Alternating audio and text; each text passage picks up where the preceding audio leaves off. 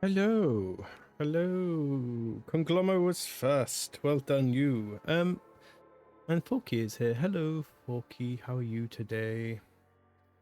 We are back with more Rise the Golden Idol. We should be finishing it today, I imagine. Because I think we're on the last chapter, maybe? Ish? What happened last time? Oh yeah, we discovered the memory stealing and memory wiggling tests that were going on with the new idol. So that's what we were doing last time. Digging, you say? So how is everyone today? I'm doing okay, I suppose. You know, I'm fine. Yeah, a fairly ordinary mood, I think. Hello, good soup. Welcome in. I'm at work once again, but this time I have time to say hello at least. Oh, nice. Well, at least you have time to pop by. Thank you for popping in. I hope your work day isn't too painful. Yeah, so we are on to more mysteries. Beach trip. A seaside photo shoot goes horribly wrong.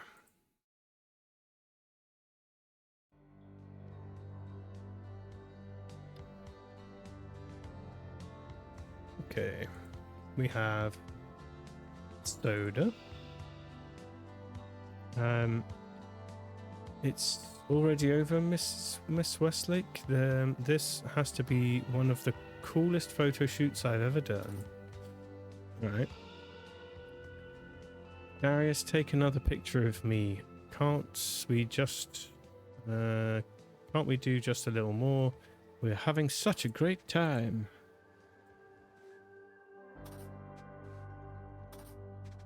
Okay, so this is the new idol machine, and it's kind of just like a big, weird dome with a crystal on it. Okay, so it's set to taking memories. Take the memories. I need my notepad, don't I? There we go. Notepad.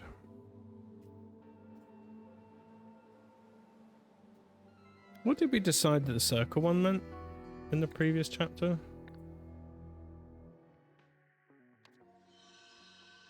One minute. Okay.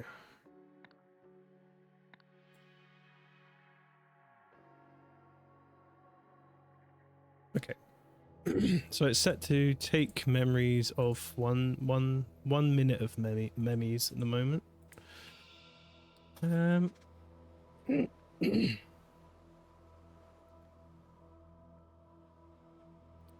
Damn, youngsters almost ruined the show. Stupid Sandra should have given us better models. She should try some genius. It boosts intellect and it's full of this saccharide. Okay. Have you tried it, Jack? Oh, I have no doubt it consists of disaccharide. And that it can boost your intellect level. I have captured what we need. I'm saving it in a disk and we can return to the lab. Okay. So I just stole a little tiny bit of these memes. Hey, the shoot is over. We're packing up. Can we drop you off? We can drop you off downtown if you like. Okay, so we've got a pack of tablets. So we know they're taking memes, but there seems to be something else going on now. O-Range commercial shoot on Thursday at Southern's Seastone Beach. Beach spot reserved for 2 hours from 10 a.m. Okay. Staff, the idiot, me, king to create visuals for the board. Okay. Noak to take care of the idol.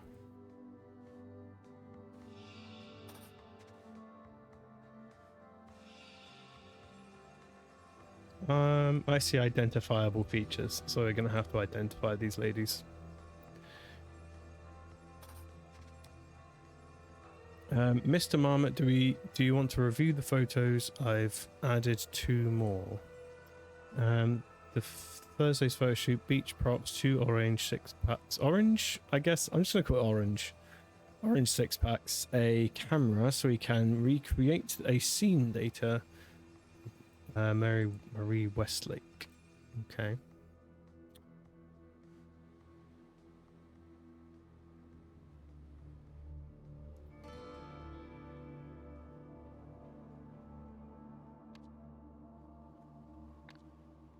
Okay. What's going on in here? Girl, you are lucky. It could have been much worse. Take this moment in and think about what you're doing with your life. Garbage like this will destroy your health. Okay. What the hell's on her head? Looks like that, like one of those, whatchamacallums, those hazmat suit helmet things. How am I doing? I don't think it's raining here. No. Maybe a little bit. But at least it's not sweltering hot. It's still 30 degrees in this room, but at least it's not swelteringly hot today. It's just the standard level of discomfort. But I swear I don't use drugs. I'm a professional actress. Ugh, I don't understand anything. My memory is fuzzy. Okay, so she seems to be doing not great. It happens, Miss Harper. The things they ingest in Seastone clubs, you cannot imagine. Oh god, that's a face. The client from OPIG wants to have final say on the models. He has a thing for blondes and beauty marks, and apparently they don't need to be big names. Send him our recent cheap but nice looking catalogue. Yeah, that works. I don't want any weird shit. I just don't want any weird shit. Okay. Thank you for your help and being so understanding. These young models can be so irresponsible. I'm furious, but glad she'll be okay. Medic and paramedic. Okay. Oh, those bags. All these. Oh, okay. So we've got symptoms and stuff. So I guess we'll have to figure out what's been taken at some point. 2L. My biggest fan, Magus. Okay, these are the ones that Marie Westlake has in her pocket. Sunnies. Gum containing caffeine and nicotine that youngsters use to stay up partying all night partying. Highly addictive. Oh, okay. It's raining there. Nice. That means you can enjoy the cool air for 5 minutes.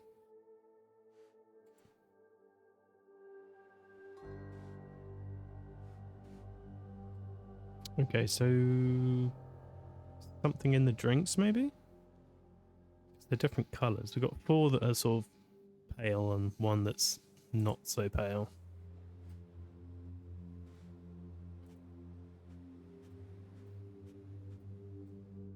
One, 2, 3, 4, 5, 6. Pale. 1, 2, 3, 4. Okay.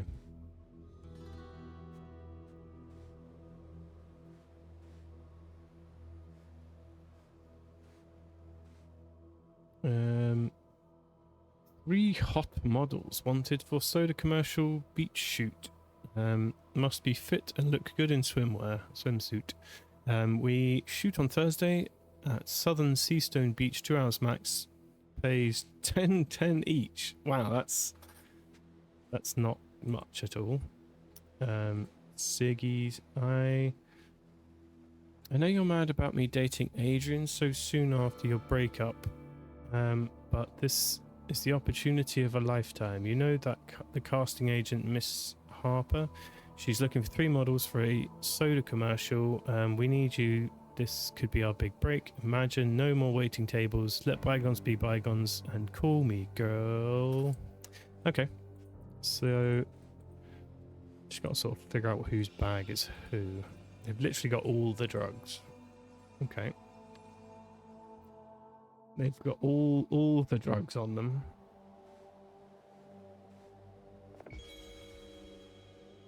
Okay. So, who had the book? There's a book in one of these. This one?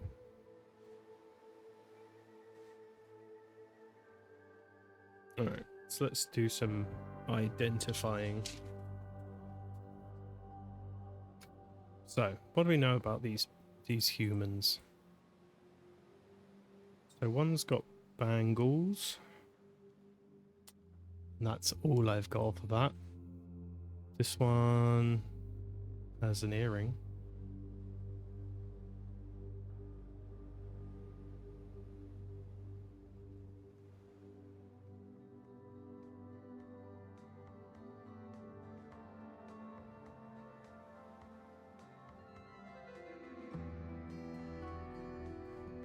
So it seems to be, yeah, it's just 3. And this one has no identifying marks other than that she is not doing particularly well.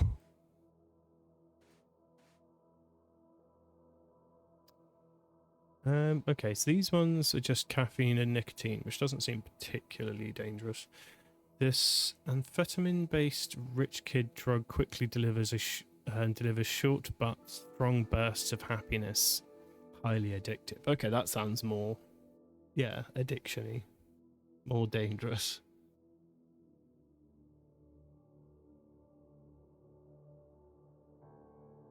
Okay, so smoking the opioid crystal causes users to forget their worries and not feel pain. Okay. Highly addictive, that doesn't sound good. Causes extreme hallucinations popular in spiritual cults. Well, it seems like this one is the one we're looking at.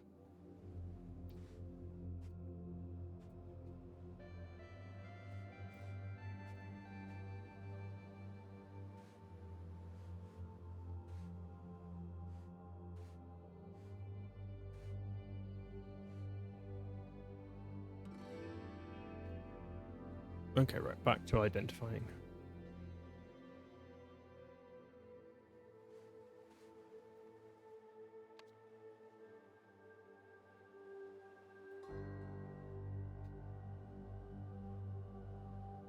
Okay, so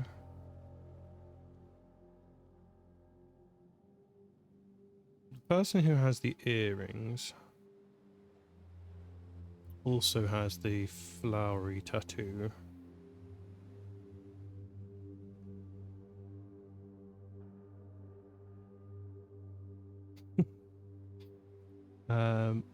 Yes, I am doodling these down as I go. Okay, so this one has earrings, tattoo, and blue lipstick.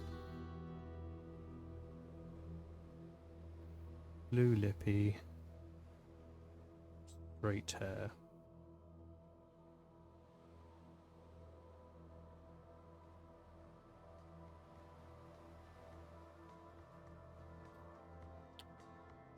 Okay.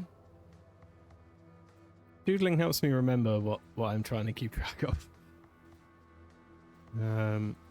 Let's try and identify blue lipstick person. Okay, so blue lipstick person is the red bag. So I'll write that down as well, because we'll have to figure that out at some point.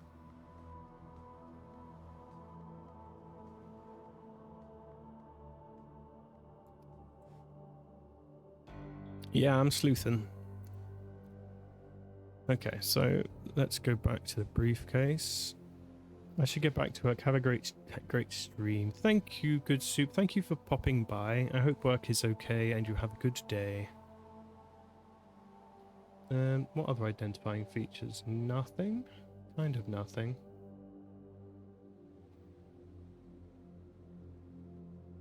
just sort of straightish looking hair.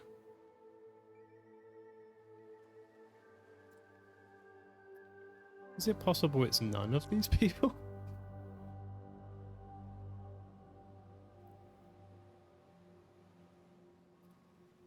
Okay, we've got descriptions in here.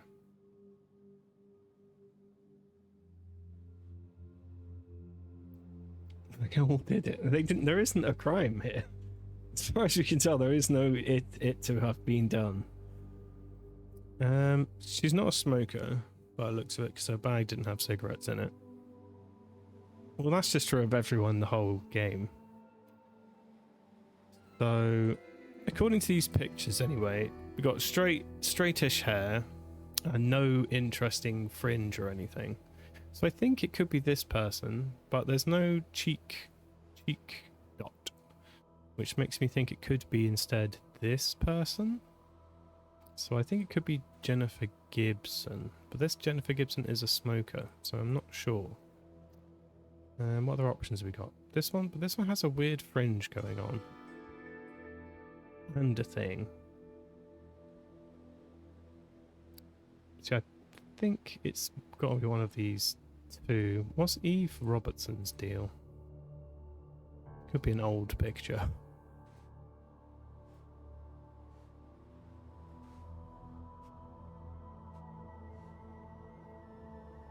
Okay, I'm going to put here suspected.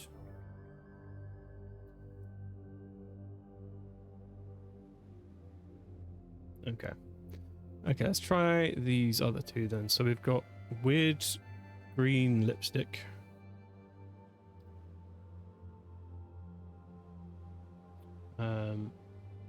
Okay, so this is Bangle person. Bangle wearing human. Bangle wearing human has green lipstick. Green lippy.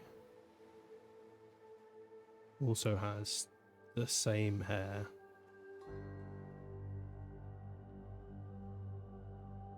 No earrings.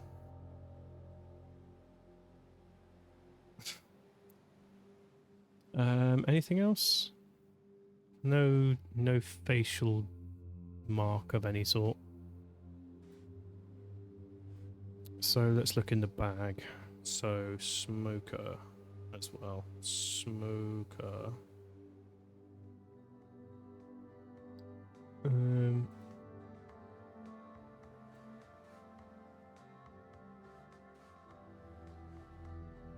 Okay. So let's look at the book. So I think this lady must be... Yeah, I think this must be this lady. Jennifer Gibson. Smoker. Yeah, okay. So I think we've identified her.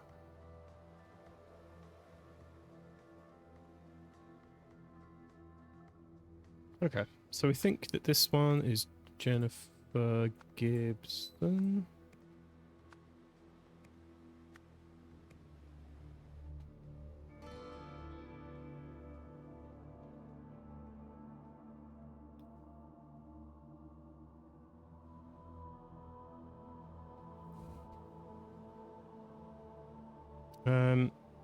They're all flat as a board.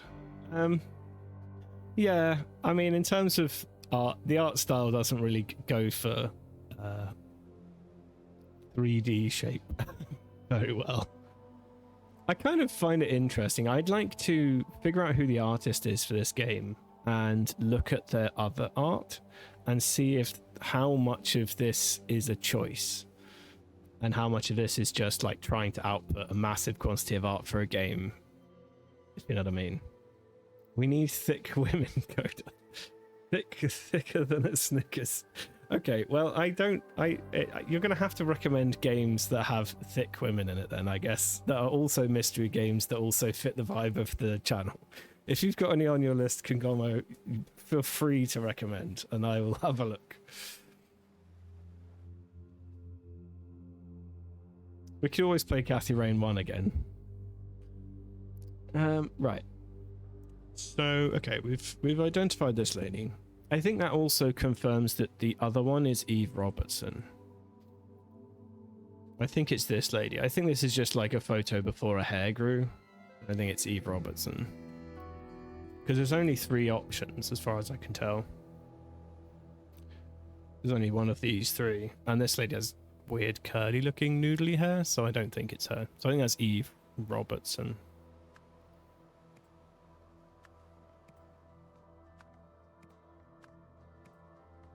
Which leaves this lady.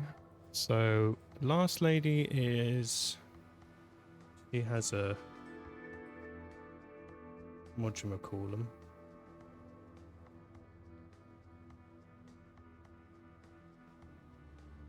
One of them thingies.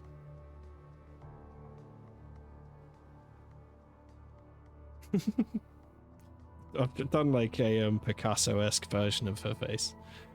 Okay, so this one has red lippy, and short hair, and that's about it really. I don't think there's anything else sort of specific to her going on. No. Oh, Miss Rain, my beloved. In the first game, in the second game, not so much. Not so much booty in the second game.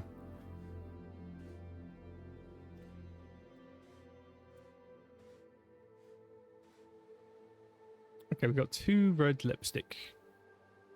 2 red lipsticks. That's not great news for me in terms of IDing this lady. Maybe the book will just have someone that fits the image.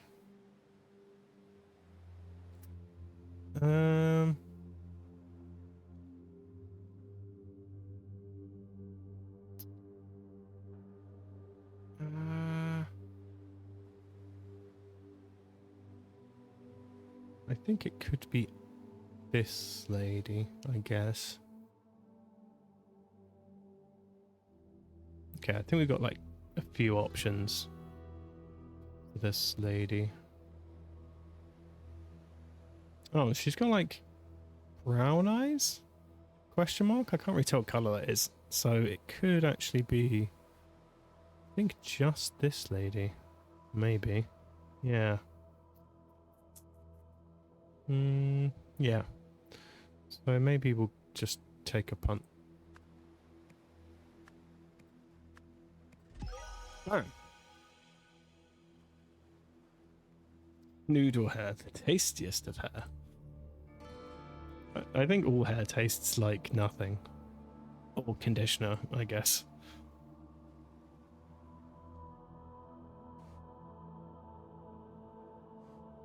Okay, so that's Bangle Lady.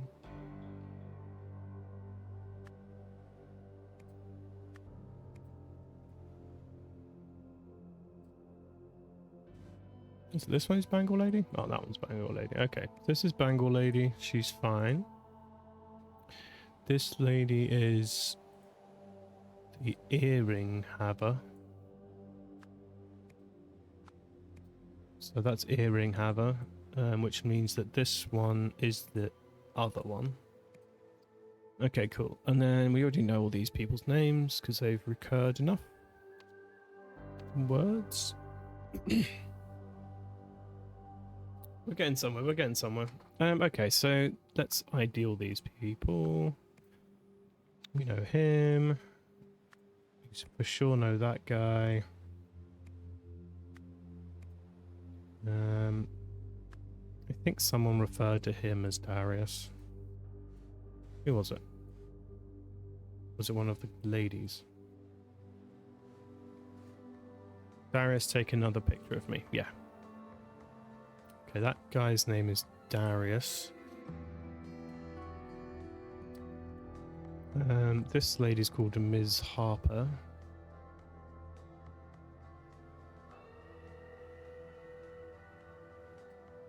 Let's hop back in here. Ridley Cano and Ellis Simpson.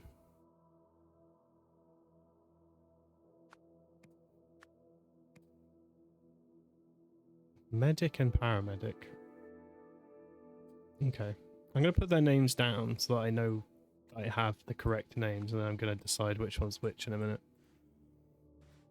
Okay, so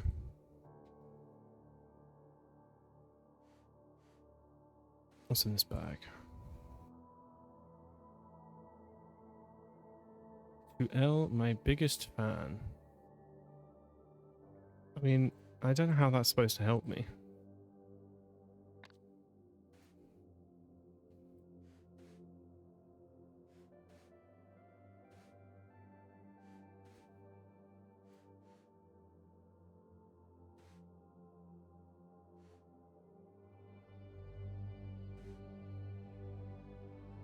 Sandra. Okay, her name is Sandra because she provided the models.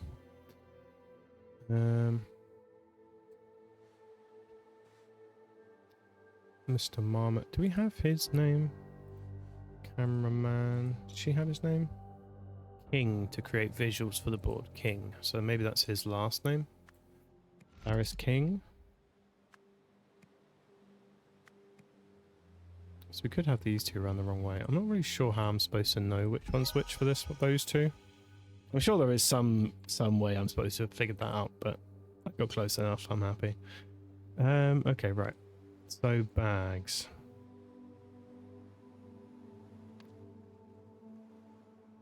So we know the red bag belongs to this person.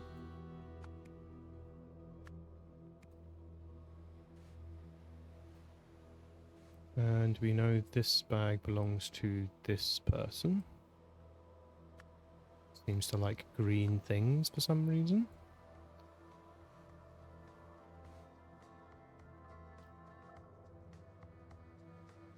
So this one is possibly belonging to this lady.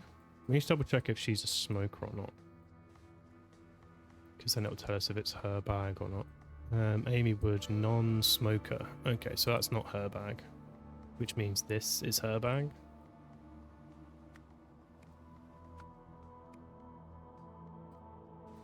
Which means this one might belong to this crazy lady.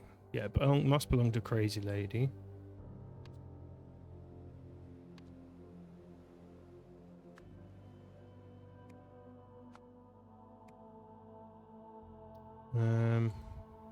This one. Blister pack of tablets labeled Genius. Okay, this must belong to this idiot, I suppose, because he's the one who mentioned that. So, and he's the one who picked the models, because he's a creep. He's a weirdo.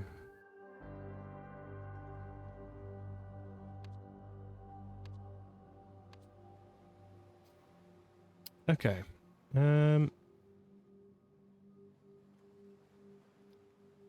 Okay, so let's figure out what happened. So Eugene Marmot hired Sandra Harper to provide models for an O-range commercial for the shoot. Sandra Harper, I'm guessing, because that's her bag and she has these in it. And those are the happy pills. Happy. Osmo isn't here, so that was a wasted Doctor Who reference, but it's fine. My Doctor Who references are only worthwhile if Osmo's here to comment on them. So before the shoot, secretly... Oh, Jazz is here! Hey Jazz, how you doing? We're solving mysteries. Welcome in. How was your stream? I saw you were playing Stardew when I popped by earlier on. Are my alerts broken? I just don't have a raid. I don't have raid alerts. I don't think. Hey Jazz, welcome. Could you give Jazz a shout out for me, please? It was so fun. We got rich. How rich are we talking here? How many monies did you make? Did you make all of the monies? Yeah, shut up, Jazz. Almost 70,000 monies. That is a lot of monies. Welcome in, Raiders. I am Cuddly Coder. If you don't know me, I play a lot of mystery games or point-and-click games, casual, chill kind of games on Fridays and Sundays. And on Saturdays, I stream with Forky over Pork's sake, who is also here. And on Mondays, I do an art stream where either I take doodle requests and draw whatever people request, or attempt to sketch something that they request anyway. And yeah, it's a good time. It's good fun. So yeah, welcome in. I hope everyone is having a good day. And anyone who was here, please follow Cozy with Jazz, who is the coziest of streamers and a good friend of mine. Right, so we were just unraveling a mystery of a weird beach shoot that went on. So a bunch of creepy scientist people are running a test on some models by stealing their memories during a beach photo shoot. And it seems like one of them is not doing so great at the moment. So we're trying to unravel what exactly went down. I think this book might be related. I think we might need this. Because I don't know why it's here. Coziest chaotic mess. Hey, it's still cozy. The vibe is cozy, even if there's chaos happening. Yeah, I heard. What happened to your spine? What happened? Did you fall off a bike, or did you just damage it while existing, like I tend to? My back tends to gain damage just by me trying to continue to live. Cold skin, loss of consciousness, opioid overdose, burning eyes, sodium hydrochlorite poisoning. Opioid overdose, cold skin, loss of consciousness, seizures, increased blood pressure, nicotine poisoning, very slow breathing, allergic reaction to amphetamine. So what is it this person has? Breathing difficulties, I guess? Maybe? Yeah, what is it that's wrong with her? I guess breathing, because she's got a weird mask on her face. I have a trapped nerve because a disc decided not to be in the right place. Oh, well, that's mean. I had a physio sesh yesterday, which helped though, but dosing up on painkillers now. Good idea. Oh, sorry about the ad, Joe. Okay, so we're going to assume that we're looking at very slow breathing, I suppose. Unless there's another breathing related thing. Cold skin, lost consciousness isn't breathing. Seizures, increased blood pressure. Burning eyes. So, amphetamines. Yeah, euphoria-based drug. Yeah, okay. That just confirms what we already knew. And that's that the Sandra Harper lady gave her the drugs because it's in her bag. Okay, so Sandra Harper secretly added euphoria. What's the name of that, right? Boop, boop, boop. Euphoria, yeah. Secretly added euphoria to the O-range to make the models happy. This worked, so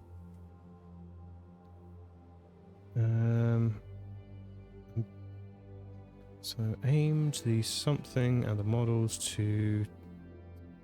Okay, right, so who did the actual thing? I'm gonna say it's probably Jack, because he's the engineer who actually does the work here.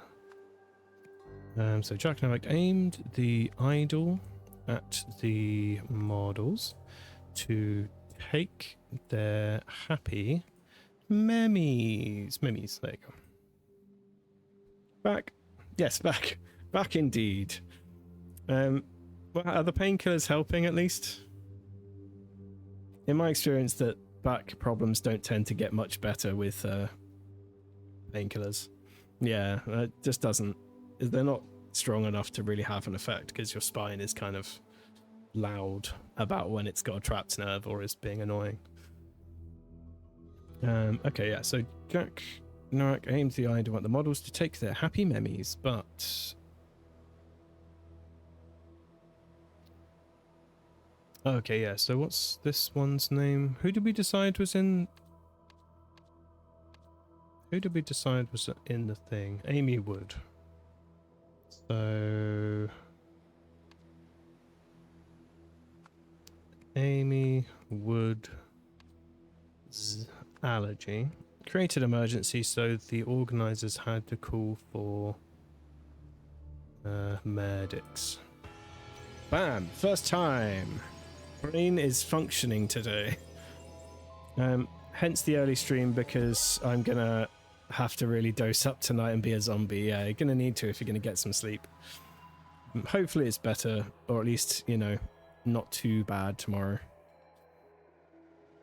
Because you've got presumably, have you got are you doing works this week, or are you off or sleeping? I hope you're off. I doubt it, but I hope you're off all week and can have a lovely week of relaxing your spine. Yeah, I have thank you for the GG. I like that I have one of those now. One day I'll have all the rest of the things, like a raid message and a raid alert. They're on the list, I just haven't got to them yet. I don't get too many raids, so I haven't felt the need, a more pressing need to go and do it, but I need to get to that. That is working. Oh, that sucks. Apart from Thursday. Oh, okay. Oh yeah, you've got Thursday off, haven't you? Yeah. You have solved the scenario. Eugene and Sandra conspired to spike the naive young model's drinks with euphoria to capture their memories of feeling immense joy. However, Amy had an allergic reaction to the drug and almost died. Okay, scene 1 of chapter 5 complete.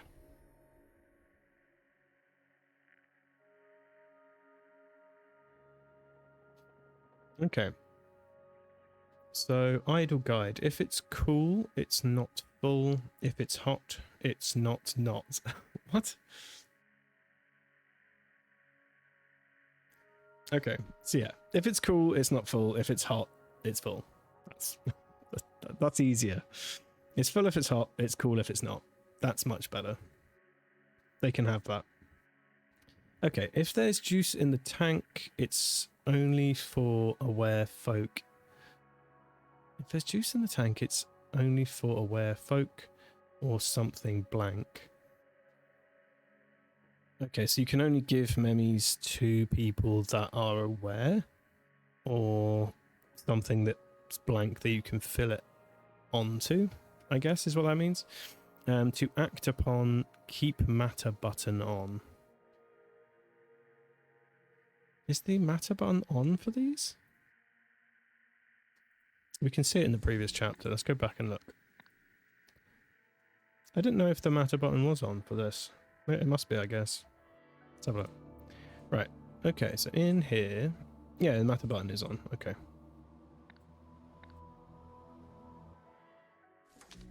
Okay, right. So this... hey, Jane. Please don't design that poster Eugene sent you notes for yet. He just showed me what he gave you guys in the art department, and... Oh, it's a napkin, I see. You guys in the art department, and while all the information is correct, he's worded it like a complete buffoon. I've got to get back at the helm and right this ship. I know I said this was a short straw project, but it's actually got interesting now. That moron's way out of his depth. Gotta love nepotism, eh? Anyway, rant over. TBC over drinks. We can trade corporate war stories and try to remember why we joined this dump in the first place. It's a very realistic sounding letter, that is. Okay.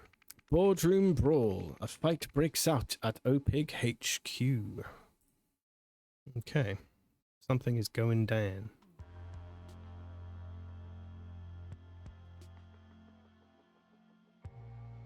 Okay. So this lady be throwing Water? A test tube? Oh! Okay. Alright. Harsh language, harsh language. Does anyone... I don't suppose... I mean, I'm pretty sure. Does anyone read manga in here? And if so, does anyone read Spy Family? I have no one to speak to about my Spy Family related information. I just read the new chapter and I got no one to talk to about it. Anyway. Right, so she's annoyed at her... ladies, please consider the big picture here. Don't you see what this means? We'll reach every home in Hesperia. Okay, so she's annoyed with her. Rigid bitch, okay.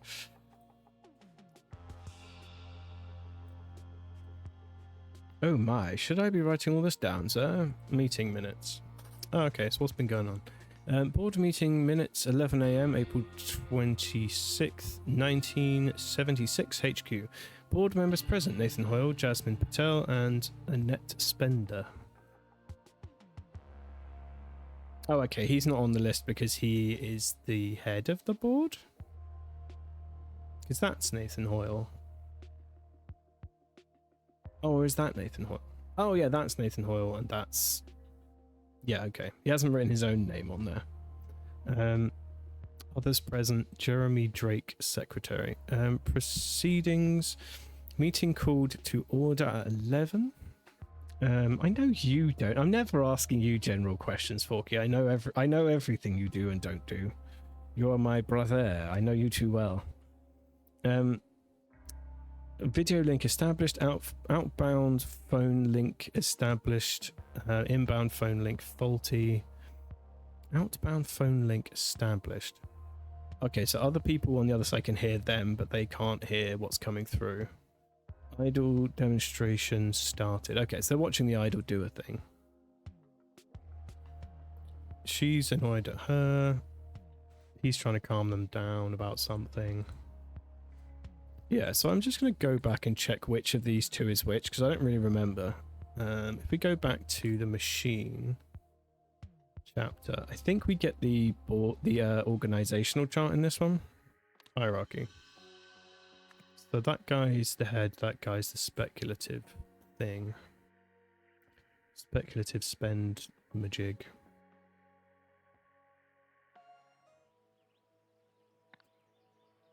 And I'm going to draw a little picture of his head so I remember what his name is. Name. Yeah, so he's Tim Spender. Because he spends money.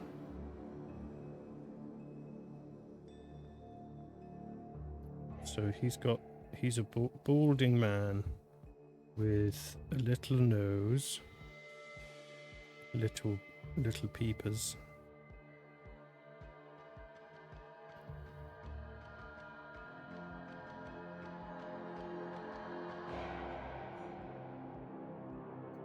And his name is Tim Spender. There you go. I've drawn a little doodle of his face. Now I will remember him. Cool. Okay, back to where we were. Sorry, Coda, I don't. That's okay. It's okay.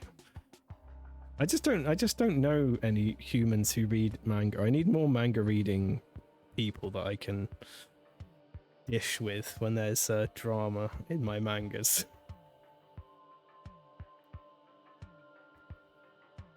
Okay, right, we're back. So, we know that this man here is called Tim Spender.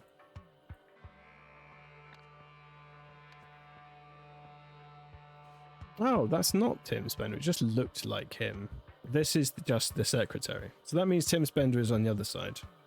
Which means this man is actually Jeremy Drake, who just sort of looks vaguely similar. And this is Tim Spender's wife. Okay, so I'm guessing from that context that Jasmine Patel, this lady, is sleeping with Tim Spender. I guess we can infer from that. Phone speaker. I suppose we should name all these people while we're here then. So this one is Nathan Hoyle. I think everyone should start. I won't buy the volume, but you can read a lot of chapters for free nowadays on Shonen Jump. Right, so that dude's called Jeremy Drake.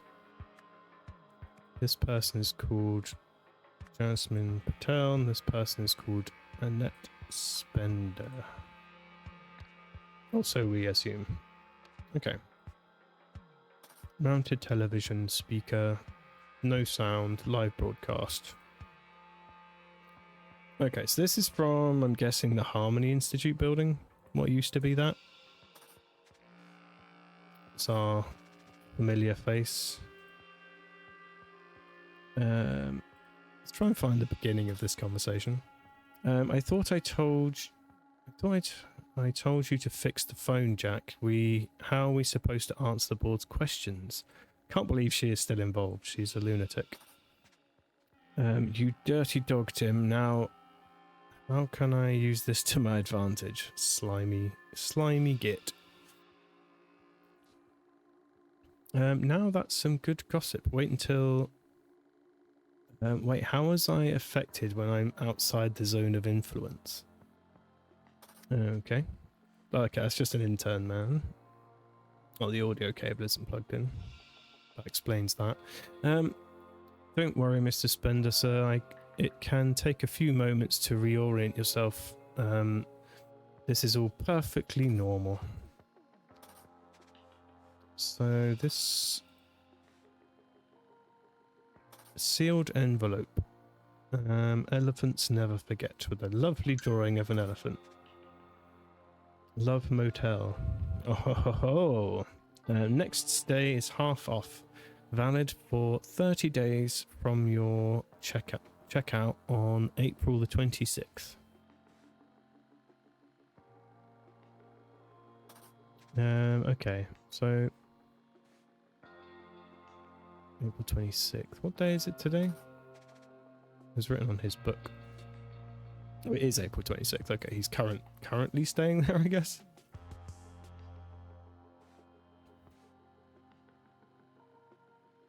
Board meeting set off. Bayhaven to New Wells is 3-hour trip. Motel check-in at 8 o'clock.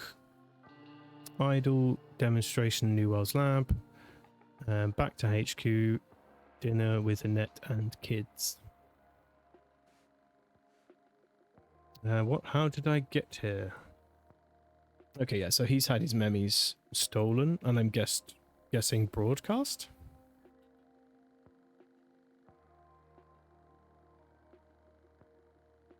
Non-disclosure agreement. Agreement.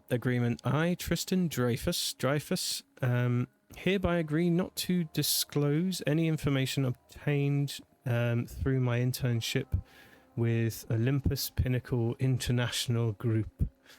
I understand that to do so result in a substantial lawsuit. So that's his paperwork, I assume.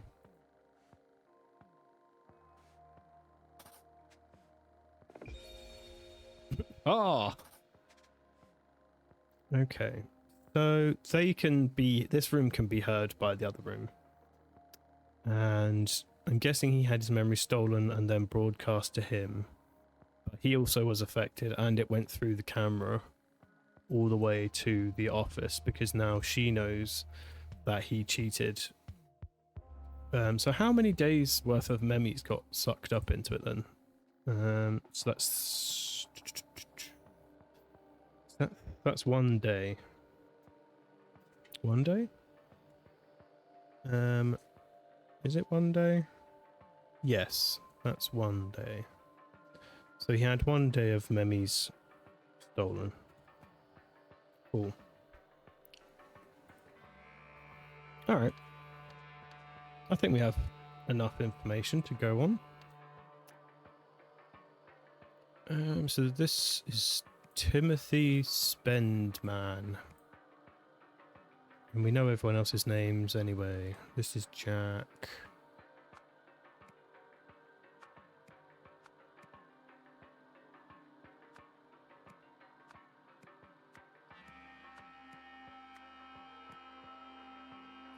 Just try and reorganize some of these names. So that's Jack Nowak. I'm already learning Spanish and Japanese. Well, you could learn Japanese by learning to read Japanese by reading manga. I mean, I tried and I am too stupid. I am way too stupid to learn either of those languages. I have tried to learn Spanish and I've tried to learn Japanese. I tried to learn Japanese a lot harder than I tried to learn Spanish. But I am just too dumb with languages to keep any of it in my brain. Eugene Marmot, Marie Westlake. This is Tristan Dreyfus. This is Tessa Navari, because we know all of these people already. Okay. Got the names. Let's go for the events. So, the OPIG Laboratory. OPIG's Laboratory in New Wells. Is it New Wells? Let's check. Yeah, New Wells. New Wells. Yeah, Japanese is really difficult to learn. It's just literally the amount of memory I would need to have access to learn it is just not gonna I'm just too forgetful. I forget literally everything. Like, to a degree that it's quite worrying. I genuinely forget things.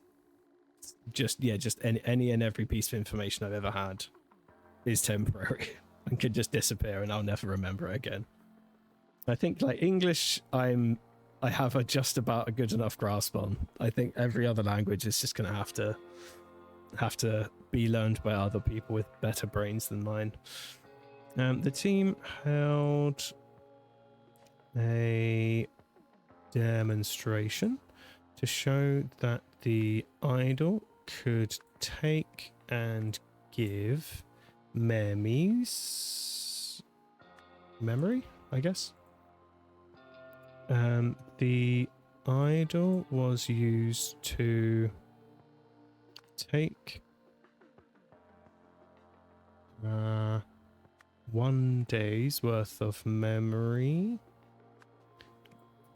from Timothy Spendface and then give it to Eugene Idiotface. Okay. This included a live broadcast. No, this included a memory of Timothy Spendface and Jasmine Patel at the Love Motel. Oh, ho, ho, ho. Everything you think is temporary. What is my name? Do you remember that? I mean, I sometimes remember it. I mostly remember you as Forky now, because I say that a lot more often. So maybe one day I will entirely forget your name. You never know. I literally forget everything. I can know people for like a decade and then meet them and be like, oh hey, it's you. I know you. But it's just gone. At the company's headquarters in what's it called? Bayhaven?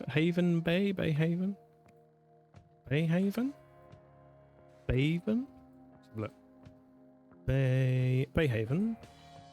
Okay, so the company's headquarters in Bayhaven. The board overheard this memory via a live broadcast, prompting what's her face? What's her name? Annette Spendface to attack Jasmine Patel. Oh, received. That's more accurate. Yeah.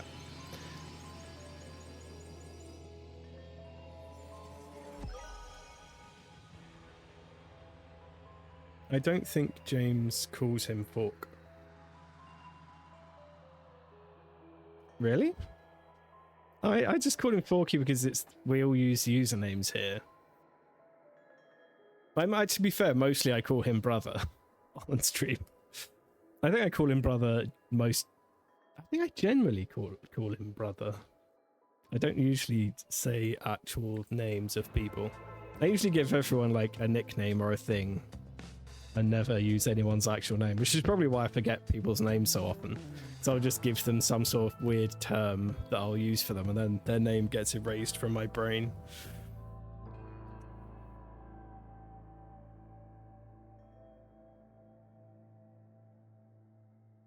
Sometimes he gives him the mum attitude when he's not cooperating. That's fair. It's you. Yeah, I do forget people's names like a worrying amount. I spent like a whole year sitting next to someone at university, and I met up with them after not seeing them for like a few months. I bumped into them and I utterly forgot who they were. And I sat next to them for like an entire year, copied off them, stole her notes. like I liked this person and had plenty of like memories of them, but they were just not accessible to me. They were just gone. They just went whoop. No idea who you are. Just like, oh, hey you, how are you? Haven't seen you in some time. Anyway, you have solved the scenario. Hoping to glean useful information, Eugene arranged to have the idol give him an entire day's worth of Tim's memories rather than just 1 minute memory. The 1 minute memory of Tim's drawing. Unexpectedly, the idol transmitted these memories not only to Eugene, but also through the camera behind him and into the minds of the other board members who had been watching the live video broadcast. So it can transmit memories over long distances through a camera, which is dangerous information to be having. Okay, we've got some memos and stuff. Okay, memo. To the lab team, by now you should all have been informed about what happened here at HQ yesterday during yesterday's demonstration. Clearly, we need to capitalize on this unexpected functionality.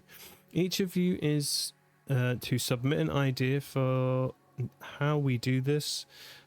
Alright, how we capitalize on it. Have your submissions on my desk by tomorrow. N. Hoyle. Nathan Hoyle. Rejected. Empathy for all. For 1 minute, I meditate on the feeling of pure empathy, and we capture my memory of this. We contact the international media, and we transmit this memory live on the evening news. Benefits. If everyone knew this feeling and could recall it at will, Earth would be a paradise. Rejected. I think we know who submitted that. Max employee loyalty. HR spends 1 month increasing OPIG employees' obedience and skill levels. In training broadcast, we then transfer these memories to every OPIG employee in every office. We optimize our workforce at minimal cost. That's creepy. The greatest generation. We pay a top teacher to spend a month intensively teaching a gifted child literacy and numeracy skills. Then we team up with a children's television program for a live episode in which these memories are transferred to all viewers. Intelligent children will no longer fall through the cracks of the education system. Imagine how many more will grow up and achieve great things for humanity. We could solve the world's problems in a generation. I mean, that one at least doesn't seem too horrific. That seems relatively okay, I suppose. Relative to these two, anyway. So, I can tell you who did this one and who did that one. I'm not really sure on this one. Because that's clearly Jack, who is annoyed that he isn't more successful given that he's got a big brain. This is Tessa Navari because she's a hippie lady. This one, customer, like HR. So this is like loyalty of. So I guess this could be Tim Spender, I suppose. Okay. Ancient artifacts. A violent display at the Museum of Lemurian History. So I guess this is where Auriel, or whatever his name is, Auriel, is going to reappear, because we haven't seen him in a while. What happened to that guy? Did something bad happen to that guy? Or has he just not entered the story properly yet? Because he worked at OPIC as their historian, and then we haven't really seen him since that like first testing place. I don't think he was eaten by a shark. He might have been eaten by a shark, but if he did it off screen where we didn't get to see it.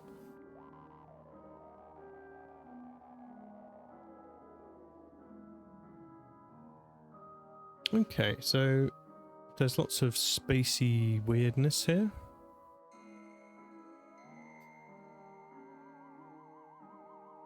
How could he do that, Jack? It's so unlike him. Unlike who? Oh lord, that's a lot of reading. Okay, let's try and get our eyes on the rest of the scenario first. Okay, so this is a little doodad. Kind of looks like a sonic screwdriver. Okay. The last one didn't require notes. This one's definitely looks like it's going to require notes. Okay.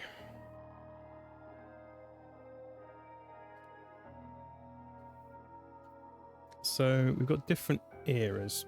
Progress. So progress era.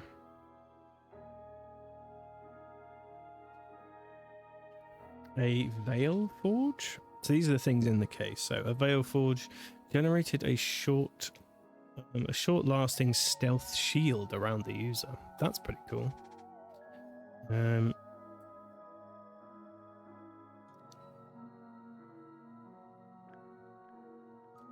Stealth shield. Can I get a stealth shield? That'd be cool. Never have to speak to other humans outside ever again. Okay, so we've got red. And that is golden. The golden era. Okay, so what we've got from the golden era, we've got Harmonite softened the hearts of enemies on the battlefield. Okay. And we've got Turmoil era.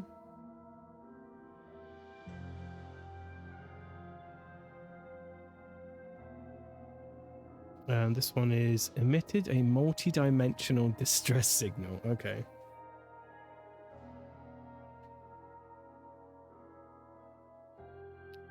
And then we've got the restraint era.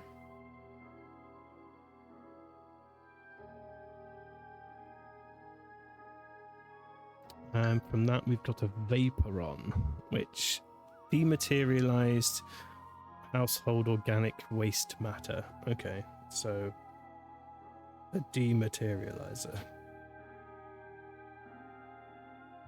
Cool. All right.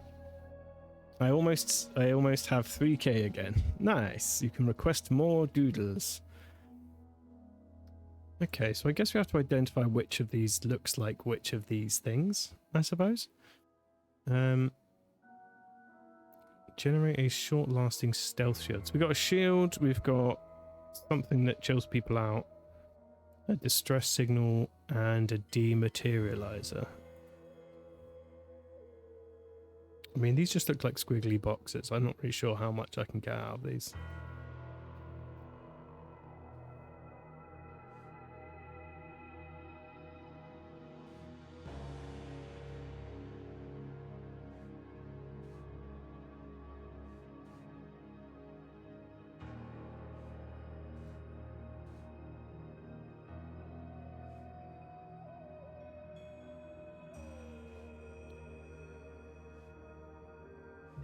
Okay.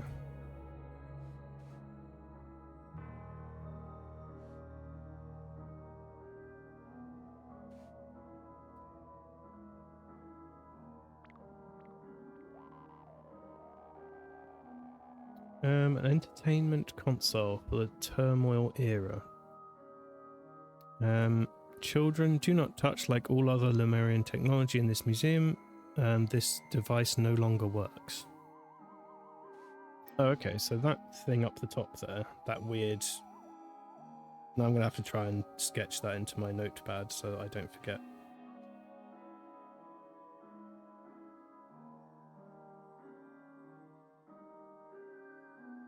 Got like a bunch of chewing gum on it.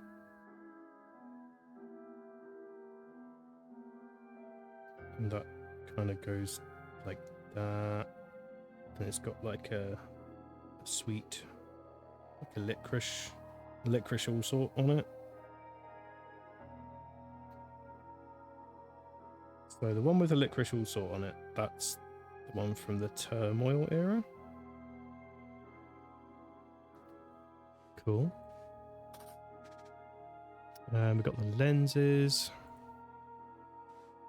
the idol. Okay, so this is all of them together.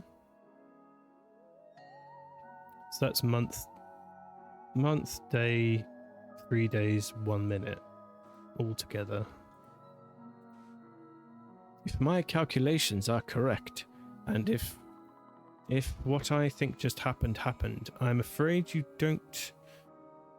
I'm afraid you don't know how right you are. Okay. Oh, I dropped my pencil. Okay, I'm back. So, I think... Okay, so that's a really big old number.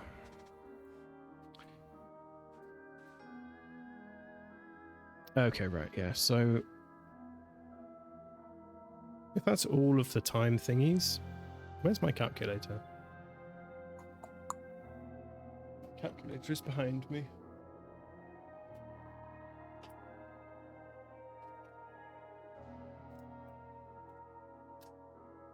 Calculator is out. I haven't used a calculator in a while. Okay, 1.22 times 1503. Ooh, we got storm. Just got a big old thunder thing happening. That's cool.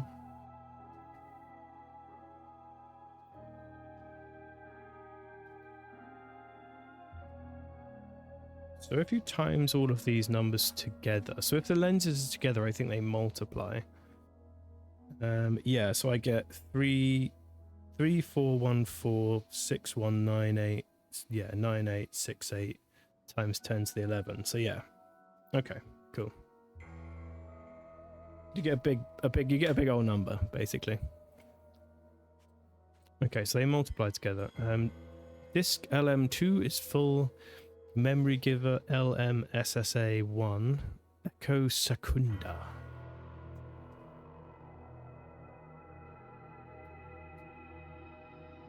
Echo Secunda. Date of experiment the June the 4th, 1977.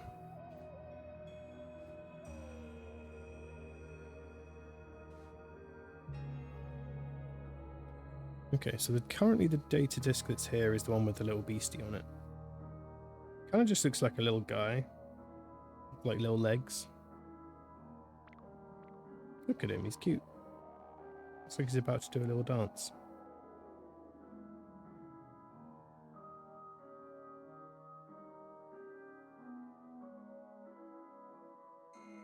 Yeah, we got thunder.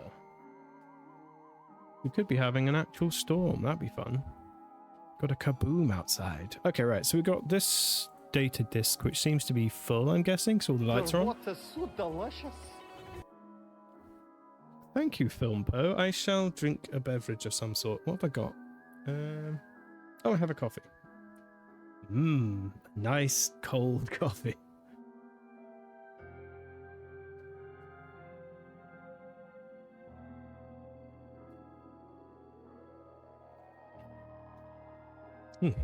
That's quite nice.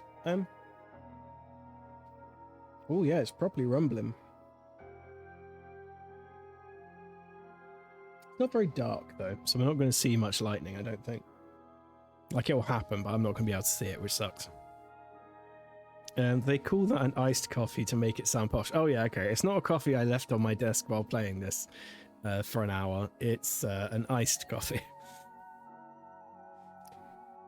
That's the lazy man's iced coffee, I guess. Okay, we got some messages, which I'll go into last, because it seems like it's going to have the most information for me to process, and I want to have the context a bit more before we read that. Okay, a law enforcement automaton from the Restraint era, commissioned by the Ministry of Order circa 800 BC. An ancient Lemurian proverb is inscribed on the figure's lips. Loosely translated, it reads, "Discipline heals societal wounds." Okay.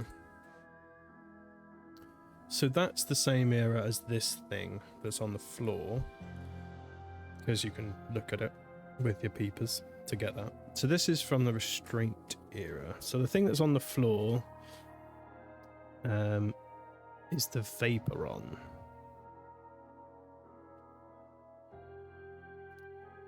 Vaporon. And it's the thing that looks like the sonic screwdriver.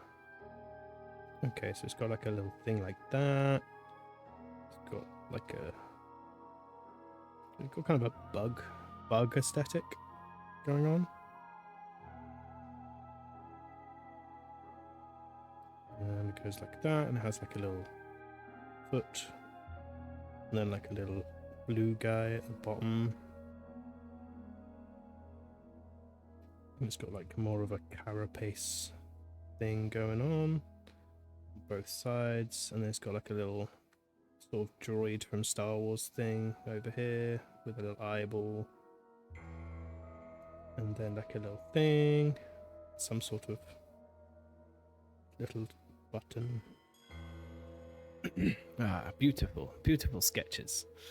Okay, cool. So that's from the Turmoil Restraint era, sorry? The Restraint era. Yeah, Restraint era. Okay, so I've identified what most of these things are. Like Warrior's Psyche by unknown artist. This abstract sculpture depicts Dustin Locke, a prominent figure in ancient Lemurian mythology. Locke was said to have had an unquenchable thirst for violence and the ultimate mind for warfare. Okay, cool. And his name's Dustin. Cool. Ultimate Warrior, sure. Ultimate Warrior, Dustin. Okay, so what about this one? We've got a tank from the Progress era. An M40 tank, aka the Blockbuster, is often blamed for the Ravens' defeat in the Lemurian Civil War, as its main gun was prone to jamming and often failed to fire at critical moments. Oh, that's not what you want in a tank. So that's from the Progress era? Progress era. Okay.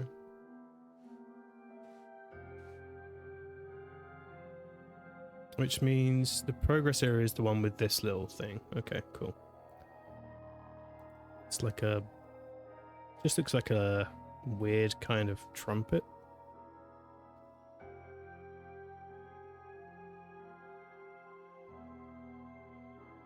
I almost managed to draw that with one line. That's pretty cool. I know that you can't see any of my doodles, but they help me think, so I apologise. And then the Golden Era, I think it's fairly obvious that it was the one that looks like the original Golden Idol from the first game.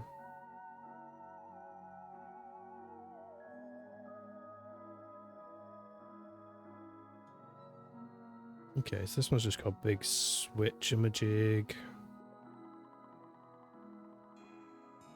And it's got a cool crystal. It's really dark in here all of a sudden, so I actually cannot see anymore, so I'm going to have to turn the light on, because the storm clouds have just come over, I think. It's getting stormy.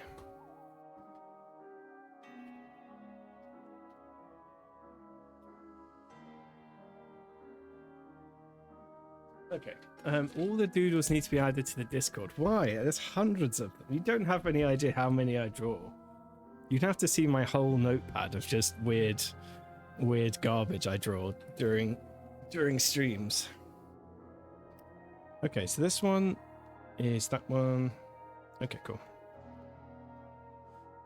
Right, now we've done our researchy bits. Yeah, so military aircraft from the Golden Era, as we expected. At the height of the Empire, Lemurian's army boasted a fleet of more than 1,000 such aircraft. When all flew together, it was they were said to cloak entire cities in shadow. Pretty cool. Oh, hello. Okay, we'll have to identify the drawings and what they mean at some point, I guess. This is security guard Rowan Doyle. He's got a taser. A Hesperian museum has announced plans to unveil an ancient Lemurian seal next week, sparking fury within the Eastern continent. The Museum of Lemurian History will showcase the seal, which dates back to around 800 BC from Monday, having brought it at auction nearly 3 years ago, which was another scene from earlier in the game, which you may have missed, but you may have been here for. But Lemurian leaders have demanded all such seals be returned to their countries of origin. Aurel Winston, the curator at the museum, said, "I don't see what all the fuss is about. History belongs to everyone. Hesperians deserve to admire these decorative ornaments too." Well, it's not a decorative ornament, is it? It's a piece of history that's also a piece of technology by the looks of it. I'm just going to have a little peek out the window for a second. I want to see if it's raining and how stormy it's looking.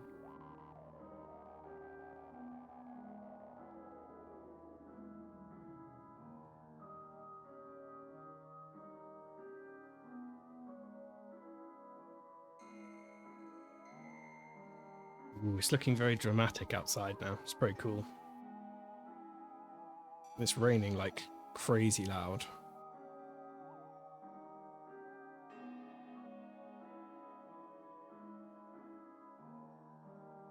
Okay. Right. A spear has pierced the man's shoulder. Well, I can see that. Have we checked everything out now, except from what these two people have on their weird tape recorders? Okay. Max lens fitted, idle, and target in position. Area behind target cleared. Ready to begin. Here we go. Extracting memories in 3, 2, 1. 10 minutes later. Completed inspections. No issues found. Safe to continue. Idle reoriented. Recipient seated and signaling to proceed. Transferring memories in 3, 2, 1. Okay, so I took memes out of a disk, I'm guessing, and then put it into a human of some sort. 10:35, the recipient reports successful transfer but says memories are incomplete once more. Tried to explain that the idle is already set to max, but the recipient is adamant. I suppose there is one thing I could try. I could get us an extra 4.01 days worth. It goes against my better judgment though. Oh, I see here. I see. So at this point he thought that the lenses would just add on, because it would be 1 month, and then was what they tried first, and then he thought that if he added the other lenses it would just be another 4 days and like 1 minute, because that's what the other ones do, but they don't actually do that. They times with each other, so it would have just given it all the full whack of memories, I guess. Okay, what's this over here then? What have they got going on? How could he do that, Jack? It's so unlike him. Aurelia, I read about your new seal display. Want to know what it really is? My colleague Jack and I can show you. Just let us bring something we've been working on to the museum after hours one night. You might just have bagged your first piece of ancient Lemurian technology that actually works. Call me and we shall set a date. Auriel Toussaint. Alright. Woman, did it work? Man, I believe so. The feeling is less imposing than I'd imagined. My thoughts remain my own, but yes, I can also see Echo Secunda's memories clearly and on demand. Well, I mean, if you gave me someone else's memories, I imagine that my brain would delete them before I had any chance to successfully use them for anything. Well, what do you see? Start right at the beginning and spare no detail. We have all night. Let's see. The furthest back memory, it appears to begin part way through a conversation. I'm missing vital context. Noak, I need you to look into something for me, please. Okay.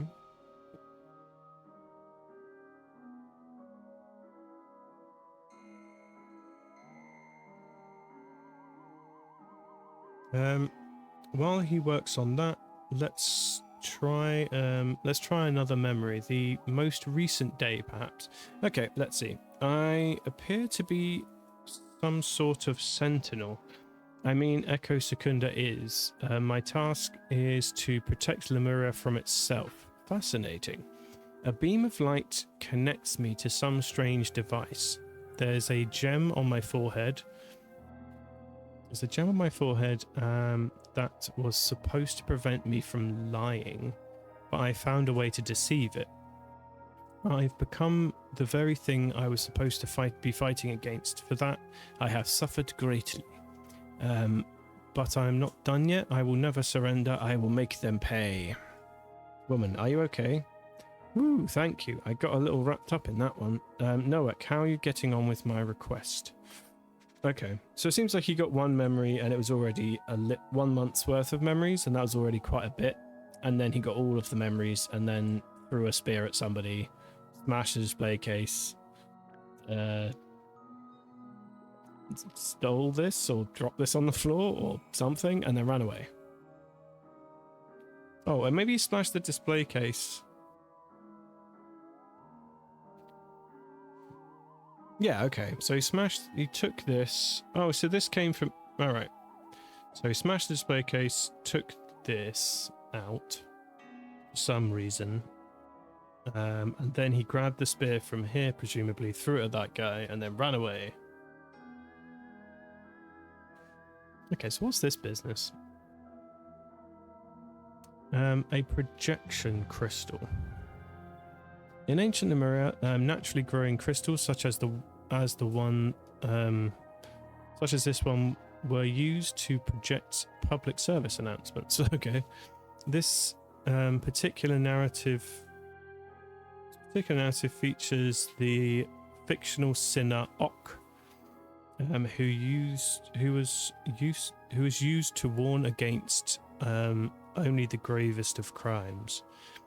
The precise nature of the crime depicted here, however, has yet to be deciphered. Okay, so I suppose...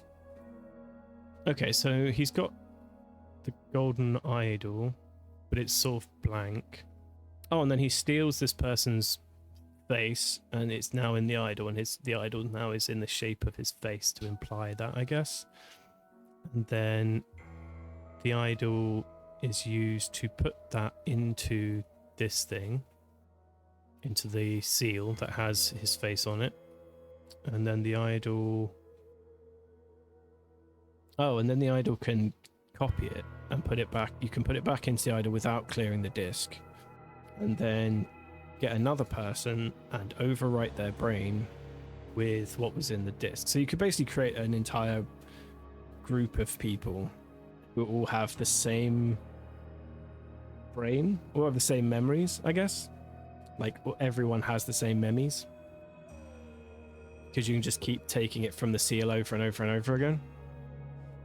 Okay, okay. I think we know what happened here well enough. Alright, so let's have a look. At the museum, Jack Noack first used the idol to take 1 month's worth of Echo Secunda. That's the person whose brain was in the seal. Took their memories and memories. Oh, from the disc and give them to Aurel Toussaint, but Aurel Toussaint wanted more, so Jack Noack used all the lenses together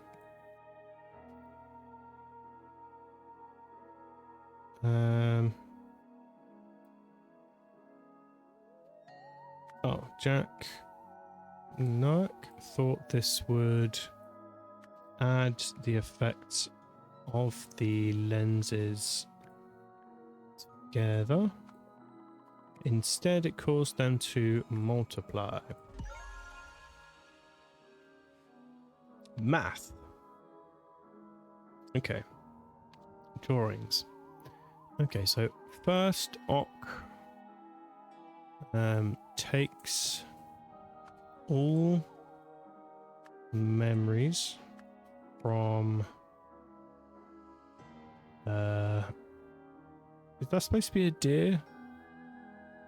I mean, I'm gonna go with deer because that's definitely a bird and that's definitely not a bird, so yeah, okay, from deer man, and gives them to a disc. Next, Ock takes all the memories from the disc and gives them to Crowface. As a result, Crow becomes deer. Yeah, that's pretty obvious. Okay. Seems like this one sewed up pretty well. Immediately afterwards, Aurel Toussaint. What did he do? Toussaint. Seems like he smashed a display case is what he did. Grabbed a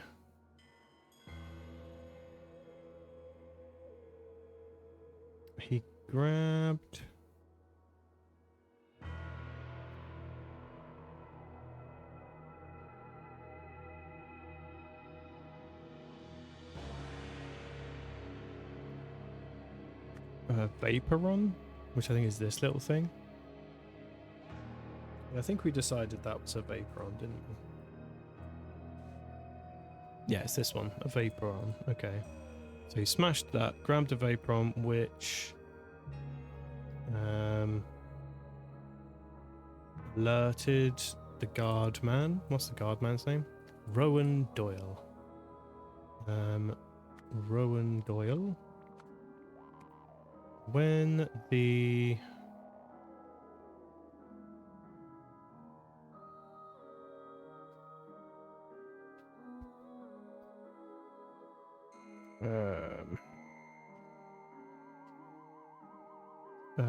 oh, I see. Okay, I know what happened. Okay, when it didn't work. That makes sense. Okay, yeah, so it didn't work. That's why he took the spear. So when the Vaporon failed to work, then He grabbed a spear. Oh, he threw a spear. He threw a spear at Rowan Doyle and then fled. Okay, so I guess we're just going to check if it's now calling him Echo Secunda instead. Yeah, it's just calling him the name of the ancient person whose memories he now has. Which makes sense, I suppose. So what era was that from? That was from the Restraint era. So that was from the final era of the civilization that's in this room. Okay, cool. Let's go.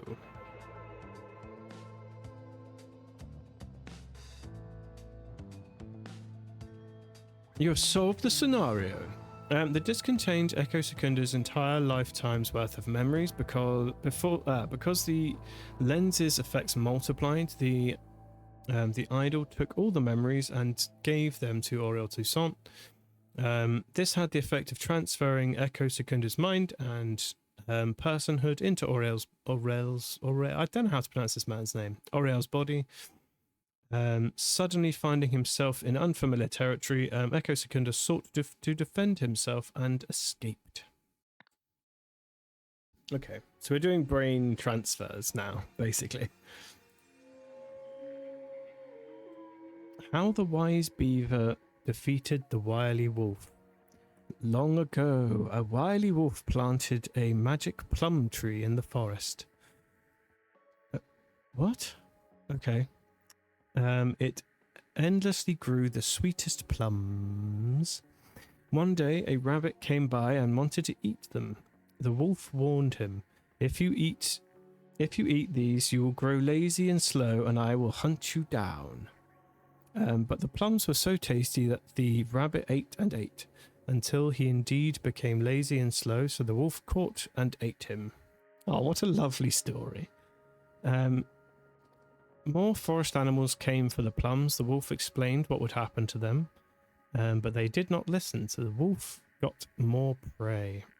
Noticing this, the beaver ran to the animal's king, the lion, shouting, "The wily wolf is tricking animals into eating sweet plums so he can hunt them." "In my kingdom that will not do," growled the lion. So the lion chased the hunter wolf out of the forest, and from that day on, the animals ate all the sweet plums they wanted. So the lesson is to tell someone who is better at punching wolves than you. That's the lesson. If someone's doing something shifty, find a lion and set a lion on them. I mean, I guess that is a reasonable thing to do. That's a reasonable way to get around your problems.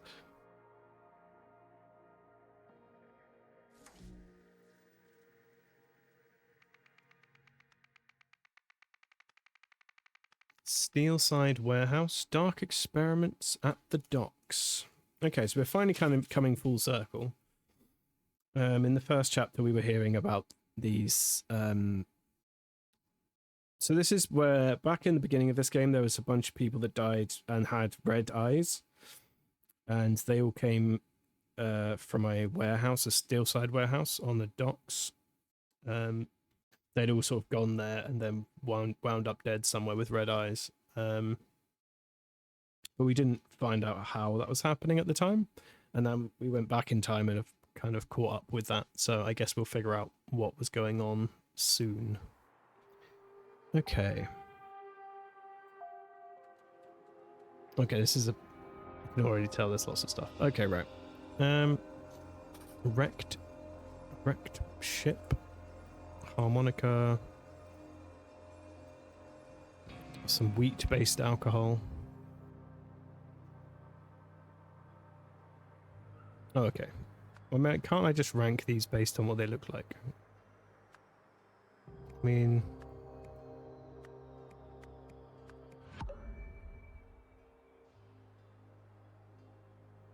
who has the nicest room?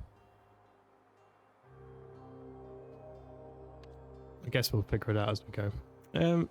Okay.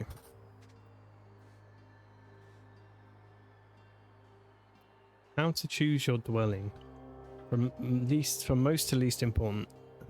Most important is warm, secure from thieves, enough space, offers privacy.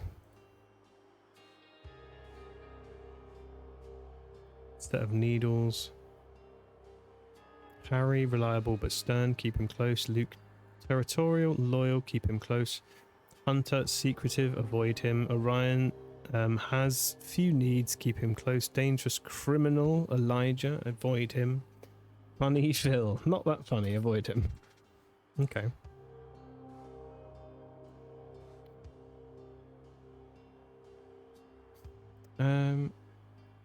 Okay, we'll come back around to this when we're trying to figure it out.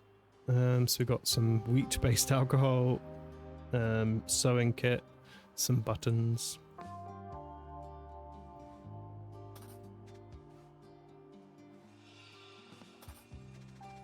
Okay, we'll come back around to all these letters when we're trying to identify everything. Right, so this turns out to be the best place, because it's in its own locked container.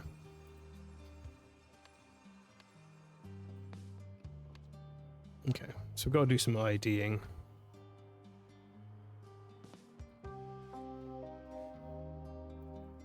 No, you killed him. I don't believe your weird bullshit.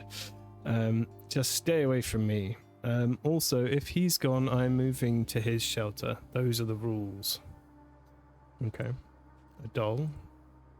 Some keys. Some recognizable keys. Haven't we seen those keys before? Oh, they all have the same keys by the looks of it. He has been elevated. Soon enough, he will come and you will see the proof that that it can happen to you too. Okay, so he's arguing with that guy. Hey, why are you insulting him? Hunter Wolf saved our asses saved our asses once already. I'm sure he's a decent man. That's fantastic, Luke. I will welcome him with some music. I hope he brings some drinks for his brothers.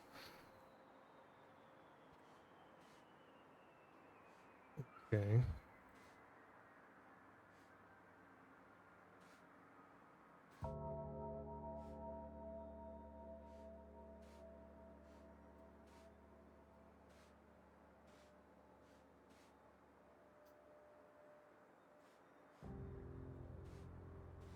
This is going to take some unpicking, isn't it? Okay, move to the docks. Harry's very experienced, William's suspicious, Luke's quiet and disciplined. The bandit appeared and wanted us to work for him. He hurt old Luke's leg real bad when he fought back. Something unbelievable happened. It feels too good to be true, but Hunter Wolf has saved us. William's suspicious, but the bandit is truly gone, and new Luke seems to be in good shape. He moved to the warehouse, so I got to move up one living space up. The container is much better. A new arrival appeared. Phil, he seems fine. Hunter has come to us with a new proposal.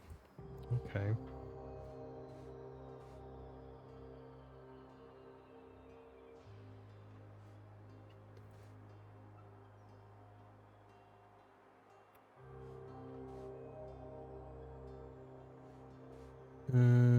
All right.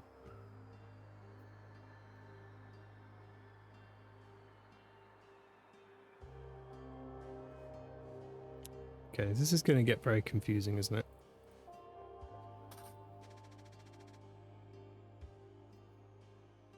Okay, so we've got Scrawny Marvin, Luke Brown, Harry Stone, Dirty William, and Orion Sky.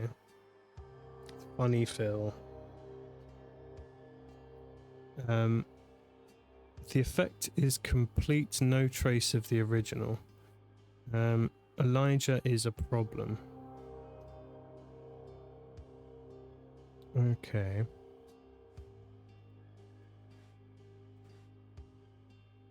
Idle range commands. So you can take memories locally, but not remotely. You can give remotely, and you can. The amount doesn't matter. So someone be researching. So January, Harry is ready. Using the idol, I have prepared him well. Let's see if he is able to achieve the goal. I have high hopes. April, he failed. How? Was he not prepared enough? No, the others must have sabotaged him. April 5th, I'm not giving up. My hypothesis is not wrong. Knowledge improves societal conditions, thus it has the highest utility. It just needs to be given to people who can influence the whole system. September, I now have the means to get better people into powerful positions. With my methods, the rich scumbags are practically volunteering to be improved. This should work. Just look at Luke. He's become the best assistant I've had. Right. Okay. I'm going to go and hop back to chapter 1 and look at Luke's face. Because we're pretty sure this dude in here, his name's Luke. So this is Luke after he's dead. So Luke Brown, he's dead with red curse disease, and he's got a blue hat. So when is this? Do we have a date on this scenario?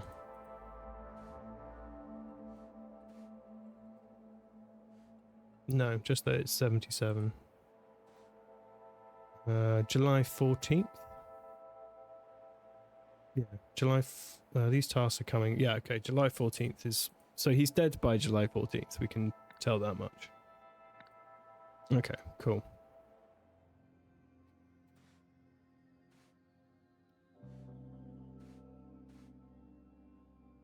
April, he failed, blah, blah, blah, blah. Okay, we don't have any notes on that time period, unfortunately. Okay, so that's where the recording, like that's where the camera is. This is the person who moved inside, I'm guessing. Don't touch if you value your life. ES. Oh, okay, that could be our... okay, that could be our alien person, if we don't have any... Well, not an alien. This could be our person from history. Our historical person, called Echo Secunda. Unless we find anyone else called ES. Apparently he smokes and has bullets, which I suppose is fine. Okay. Whose body is this then? This isn't him, is it? He hasn't got a hat on. I mean, people don't have to wear the same outfit all the time, I suppose. Well, he's got like a scraggly beard. He's bald. He's got a green jumper. Oh, that's this guy. Okay, so this is Harry. Oh, this is Lukey. This is Luke. Luke Brown. This guy's dead. I don't know what his business is.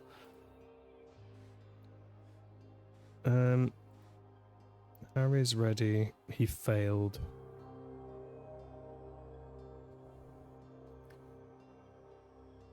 So who is dead?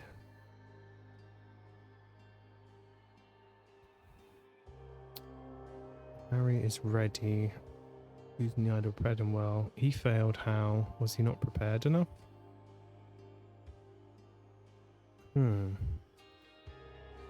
Okay.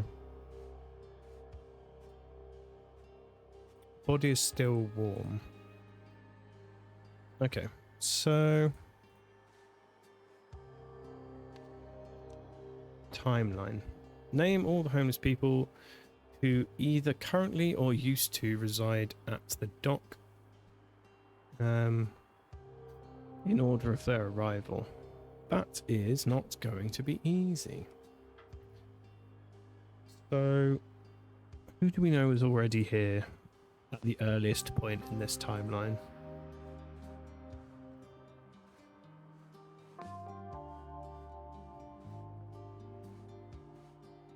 Okay, so by March, somebody moved in.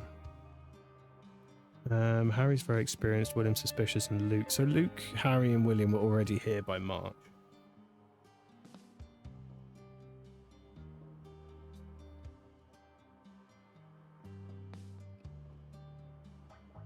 Okay.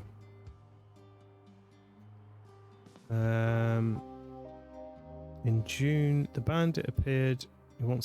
He hurt old Luke's leg real bad when he fought back. Something unbelievable happens. It feels too good to be true, but Hunter Wolf has saved us.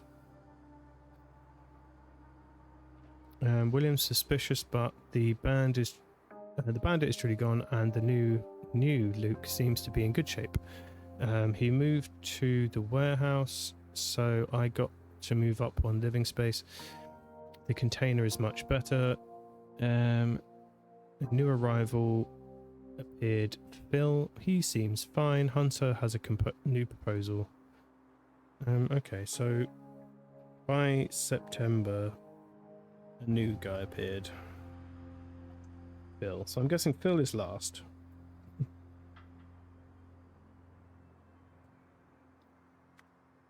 So Phil is last.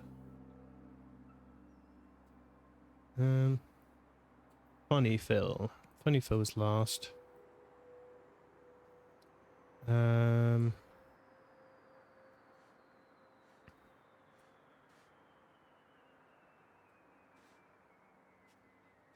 harmonica.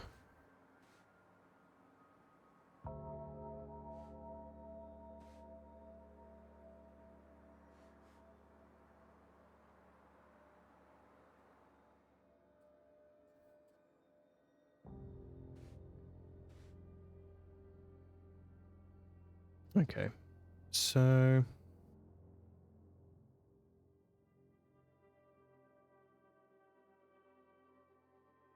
Scrawny, Marvin, Luke Brown. Okay, so we know that Luke, Harry, and William were already here when whoever wrote that diary arrived.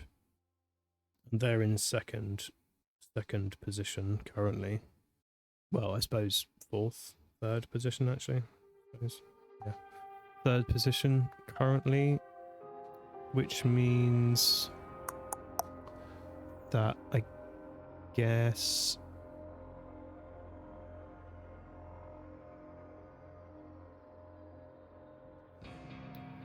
yeah, so we don't know the positions of those three currently.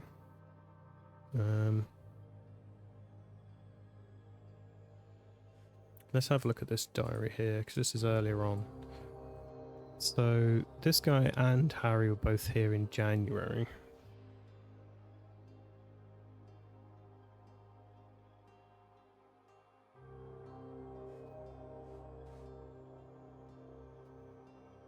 Elijah is a problem. Okay.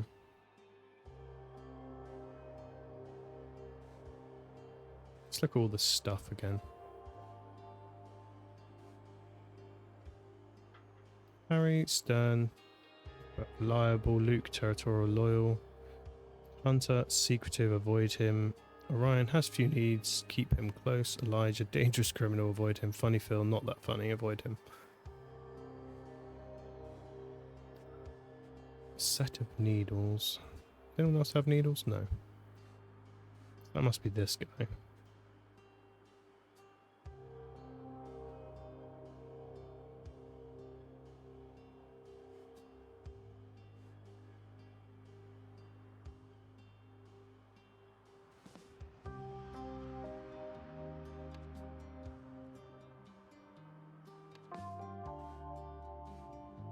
Okay, so what we got here? Summary of 76. Oh, okay, so 70, this is in 77, so this is the previous year, I guess. So summer of 76, this year has been tough. Scrawny Marvin's lungs got out. What gave out? His lungs got out. No, his lungs gave out and he died. Pity, I have fond memories of his optimism. Okay, so Scrawny Marvin is dead in 76. So 76, Marv equals dead. Cool. Scrawny Marvin's lungs gave out and he died. Pretty, I have fond memories of his optimism. On the bright side, we have the rule that says that the dwellings are distributed according to who's been here longest.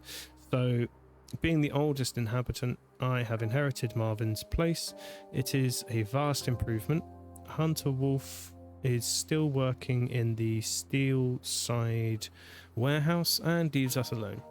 At the end of the year, a newcomer, Luke, appeared. I like him. He's seen military action and is reliable. Plus, it was a bit lonely here with just my old paranoid buddy, Dirty William.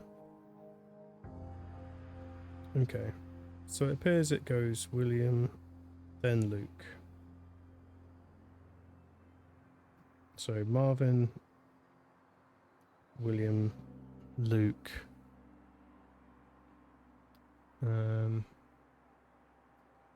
So who wrote this is the question.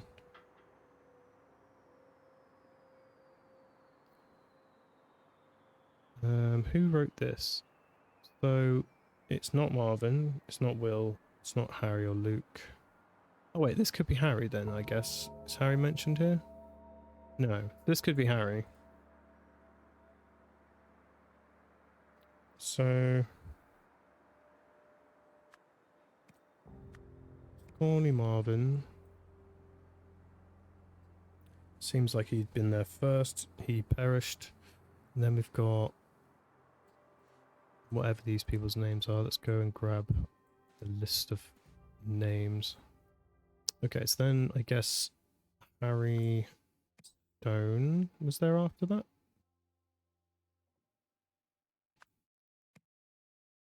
Are we winning? I don't know. We're making progress. But detective work takes a lot of reading, apparently. Okay, so Scrawny Marvin perished. I think Harry Stone was here after him. And then it mentions William appearing, but these two could be the other way around. And then we've got Luke appearing after that. And then we have one more person, which I'm guessing is Orion. So that could be the person who was writing in the previous book. Yeah! Yeah, baby!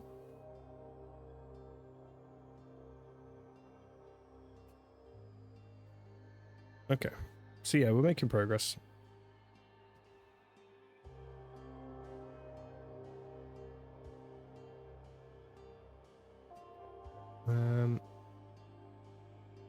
Okay, cool. Residents. So we can use the timeline to figure this out. Scrawny Marvin's dead. Harry doesn't seem to be dead. We probably don't even need the timeline for this, I don't think. Let's go back out here. Delicious. I'll finish what drink I have. Thank you, Conglommo, for thinking of my hydration.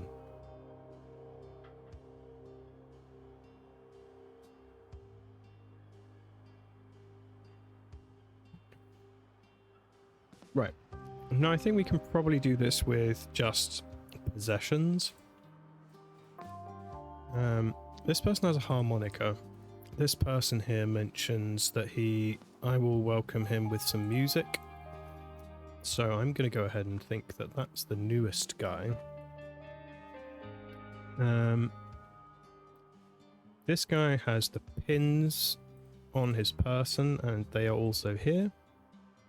Oh wait, not here. Here? Yeah, there. So I think this guy must be here. This person has buttons, and this person has a hat full of buttons. Who's in this one?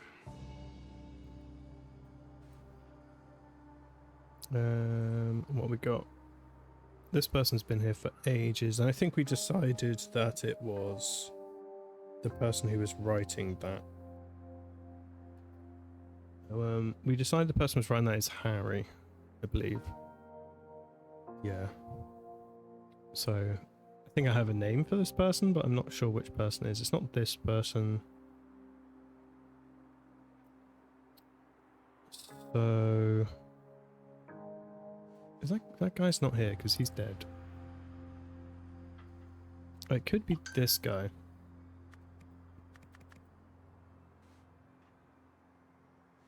Who has perished.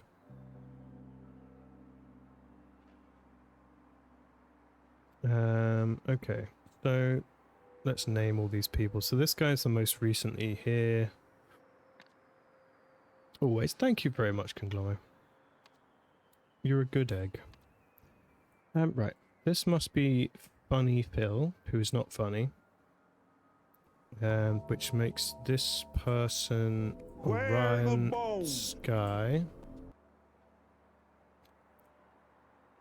Which makes this person... And makes this person... Bam! I've got a big brain. Yeah, so Phil is most recent, then Orion has a button hat. William had the pins, and Harry we figured out just from the context of the letter. And he's currently dead. And I shall stretch. My spine. Okay. Okay, now we've identified everybody over here. We will click over here. The sea breeze. Okay, we've got one of these devices and a TV. Dear connoisseur of more particular entertainment, thank you for your interest in our event and your prompt payment. To receive an authentic experience and avoid legal troubles, use the equipment enclosed to tune in at 9 PM on September 17th. You will see it happen live. You'll see it happen via live broadcast, no recordings. Okay. So basically they're setting up so they can broadcast memes to people.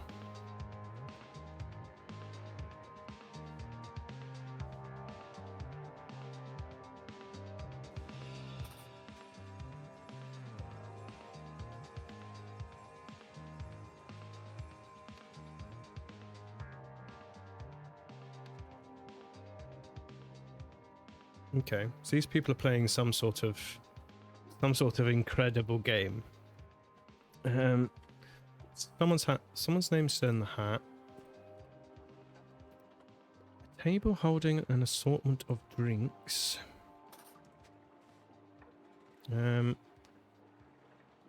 Hat's brother's estate. Does that mean that the hat belongs to this man?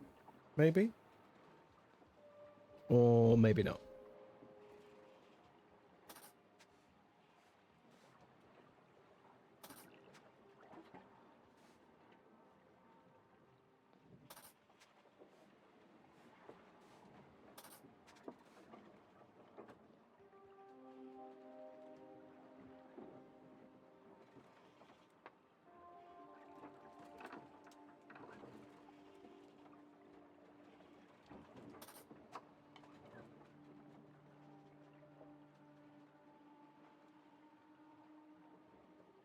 Okay, so what is the game here? What is the game? Okay, there's all sorts of stuff going on up here. Someone caused sabotage. Oh, okay, this is a synthesizer apparently. I'm not familiar with this old technology or fictional old technology. Okay, so playing some sort of game. What's the game? This guy answered as... Oh, okay, so they're answering questions as each other? Sure.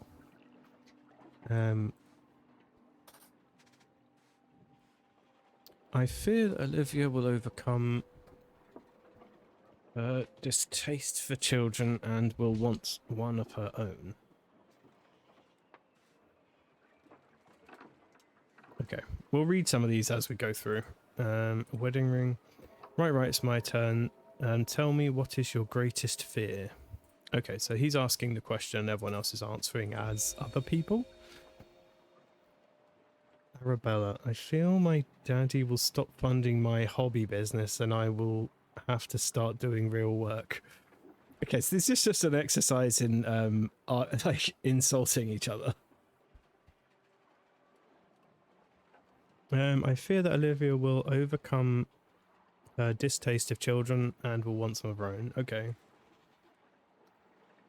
Dear Miss Prescott, please join us for in a festive celebration on my husband's birthday on September 17th at 9 p.m. We will be on Gabriel's yacht. There will be drinks, games, and for the main event, a performance by Gabriel on his latest acquisition, a rare 50 grand Quasarwave 501. Let us know if you can make it, Olivia Girard.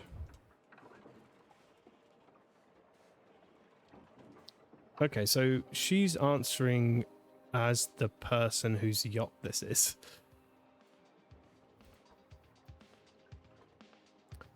Get fit without breaking a sweat. Sterling stamina fuel. Sterling stamina fuel. Okay. Answering as the other person who invited them. I fear my husband's next expensive toy will bankrupt us, and we will have to move to a smaller villa than Cordelia's. Find your inner child with Fairchild. Too stressed being a housewife and supporting your husband? Take a break and visit our 5-star de-stressing retreat. Okay.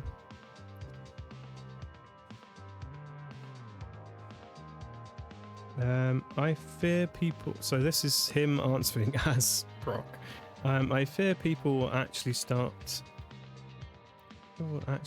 working out instead of drinking my trash supplements.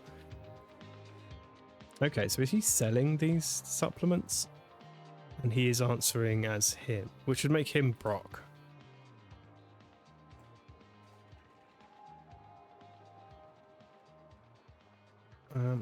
This is Arabella. This one is... Oh, it could be... Oh, this is her business, I see. With Fairchild, blah, blah, blah. Take a break at 5-star de-stressing retreat. I thought I would stop funding my hobby business and I'll have to start doing real work. So that might be Arabella, if that's her job. Okay, let's try and figure out who all these freaking weirdos are.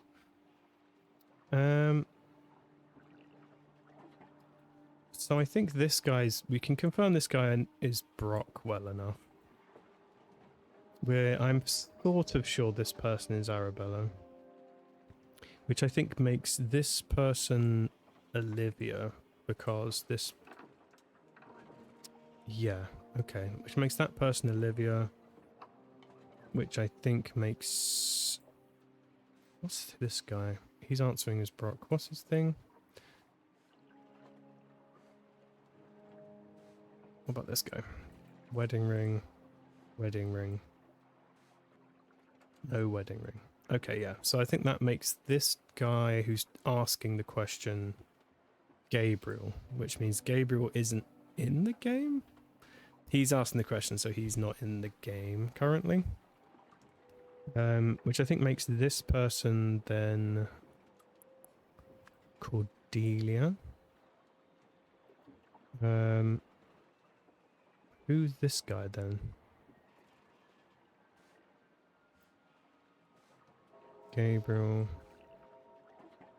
Olivia, Tucker. Okay, and I think that makes this man Tucker. I fear women I date are more interested in my looks than my real estate portfolio. I mean, is that a good-looking man in the context of this game? Does he have a real estate or portfolio? Yeah, I mean, he does real estate, so I guess he is counted as an attractive man. Okay, so Tucker Hat is his name. This man is called Brock Sterling, which is a fictional name, if ever I've heard one.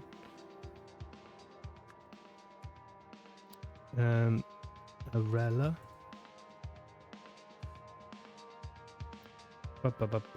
I'm guessing we can assume her last name is Fairchild. Cordelia Prescott, because it's on the letter, and then they're married, so that's her last name. Okay, so that's all the names of the people sorted. Now we just got to figure out who they were talking as. So this person was talking as Gabriel. She's talking as Rella Fairchild.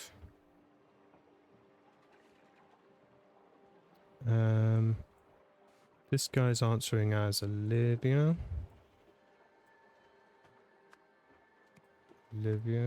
This person is pretending to be Tucker. This guy's pretending to be Brock Sterling. Kablamo! I am smashing it today. Okay. What's going on with this camera thing up here? What's this business? People came in. People be talking. People be drifting strangely towards the table. One of said people went over to the synthesizer and dropped drink on it, then walked away.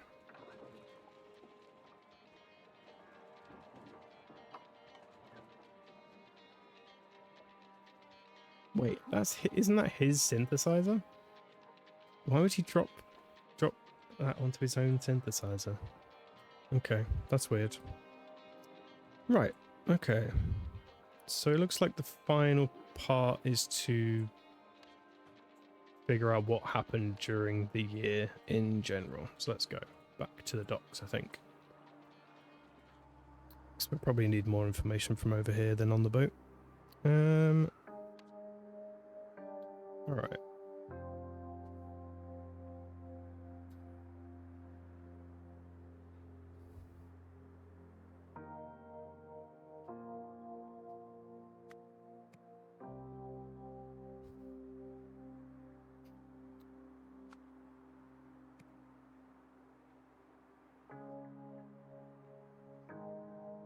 Okay, Stillside Warehouse. So someone's been experimenting in the Stillside Warehouse we're aware of. His name is Hunter Wolf.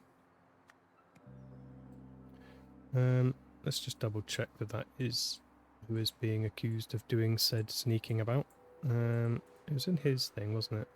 Okay, Summer of 76. Hunter Wolf is still working in the Stillside Warehouse and leaves us alone. Yeah. Cool. So Hunter Wolf is secretly experimented in the Stillside Warehouse in June, when somebody appeared and...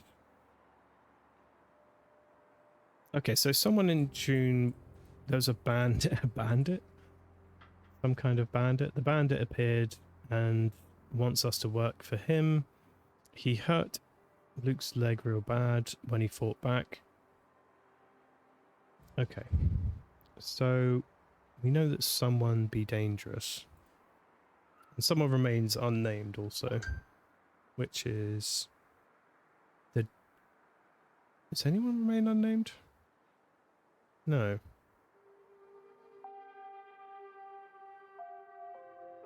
Okay. Well, we have the name of a criminal of some description. A criminal. We don't have a picture of.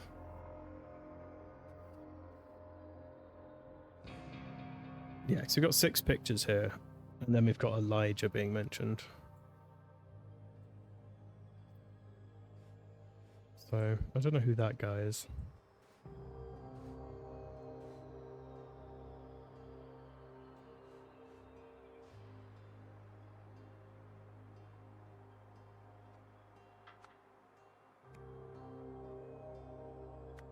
So when someone appeared and caused trouble. Who appeared and caused trouble then?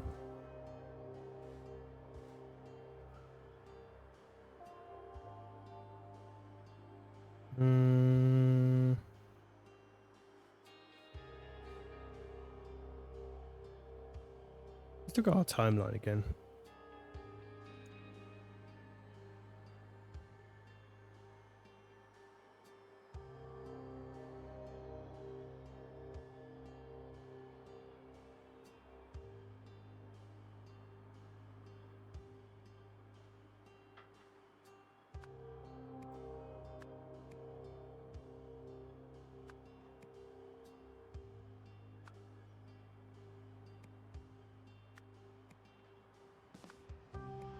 Elijah, blah blah blah, funny, Bill.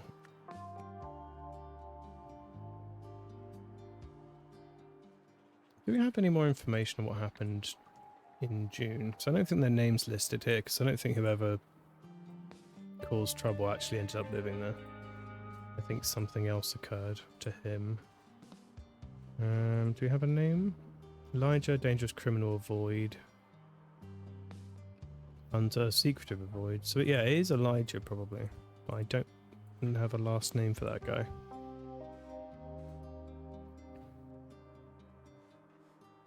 No.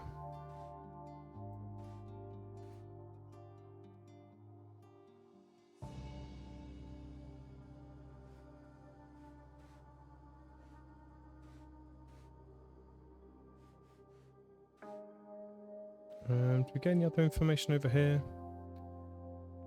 Okay, books. March, 50 grams of Euphoria, 66 and 29th. 200 grams mixed Euphoria, 2 kg Sunnies. Notes. Gang fell apart. Cutter got shot by the bastards from the 48th.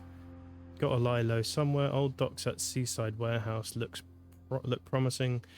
Locals are weak. Elijah Sinclair is not done yet. Ah, Elijah Sinclair is the name of this person. Elijah Sinclair. Okay. Elijah Sinclair is not done yet. I will rebuild and take revenge. I am starting a new life. This despicable body, though addiction riddled, is so much stronger. I'm starting to like this despicable body.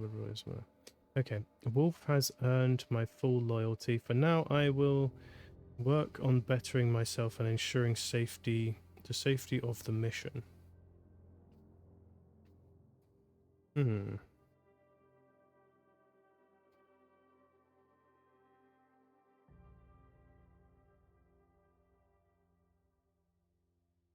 I'm confused by this.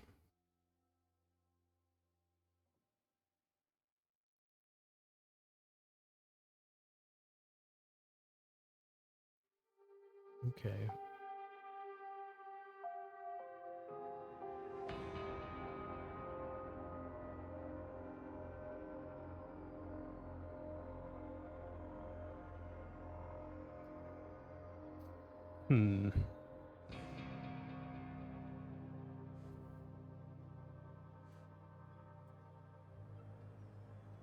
Okay, so when did this person appear exactly?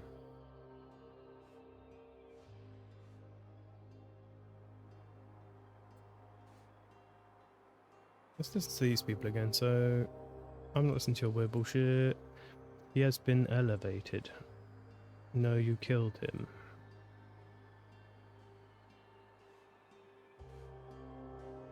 That's fantastic, Luke. I will welcome him with some music. I hope he brings some drinks for his brothers. Okay, so talking about Harry, who is currently perished. So that other guy is correct in that he is dead. Okay, right. So in June, somebody caused trouble. And then Hunter Wolf used the idol on whoever that is to take all memes, and then on somebody else to give all memes.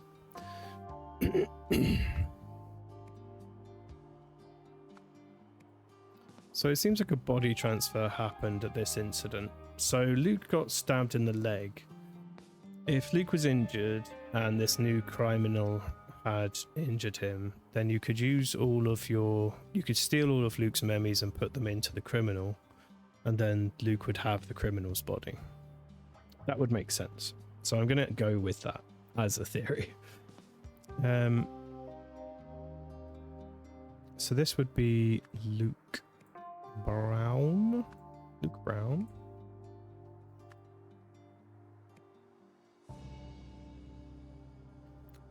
Brown's take all memories, and then on Elijah Sinclair.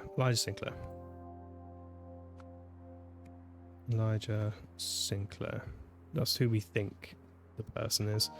So when Elijah Sinclair appeared and caused trouble, Hunter Wolf used the idol on Luke Brown to take all memories, and then give then on Elijah Sinclair to give all memories. As a result, Luke Brown got a new body and became well, we know he became the assistant for Hunter Wolf, and became Hunter Wolf's assistant. Yeah, boy. Okay, cool.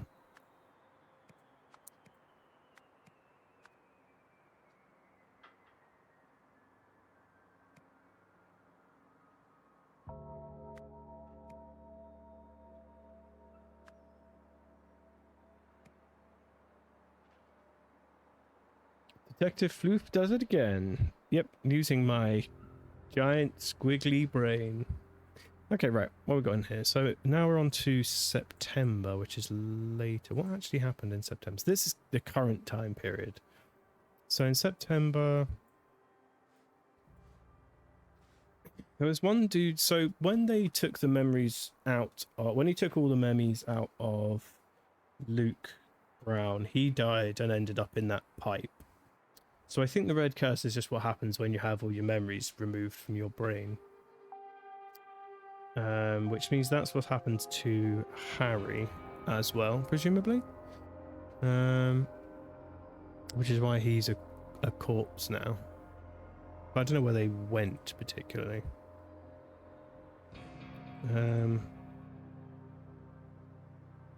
Okay, so in September, we can assume Hunter Wolf is the one using the idol. That's pretty simple. So Hunter Wolf used the idol on what's his name? Harry Stone. Harry Stone.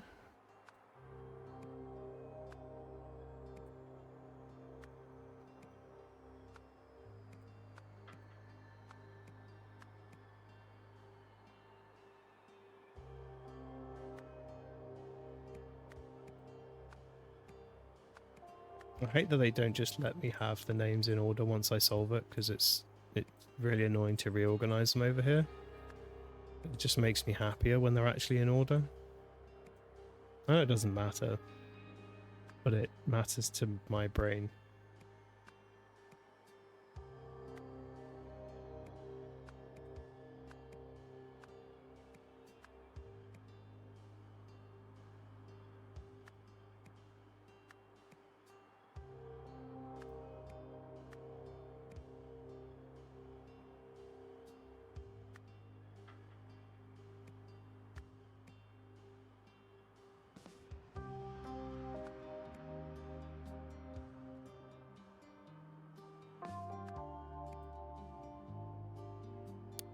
Okay, cool. I think that's most of it in the correct order. Okay, right. So, Harry Stone. So use the idol on Harry Stone to take all memes, and then on somebody else who was on the. Ah, okay. So that's what the test was. So basically, he took the memories from Harry and then gave them to one of these people via the broadcast thing that's in here. So I guess Harry Stone's memories are in the head of somebody here. So who? Right, it's my turn. Tell me, what is your greatest fear? I suppose it has to be this guy, right? But why did he destroy the synthesizer? He hates synthesizers? I guess we'll figure that out in a minute. Okay, so and then take all memories, and then on. I guess we're gonna go with that. It's the guy who owns the boat, Gabriel Gerard, who was on the Sea Breeze. Yep, Sea Breeze. To give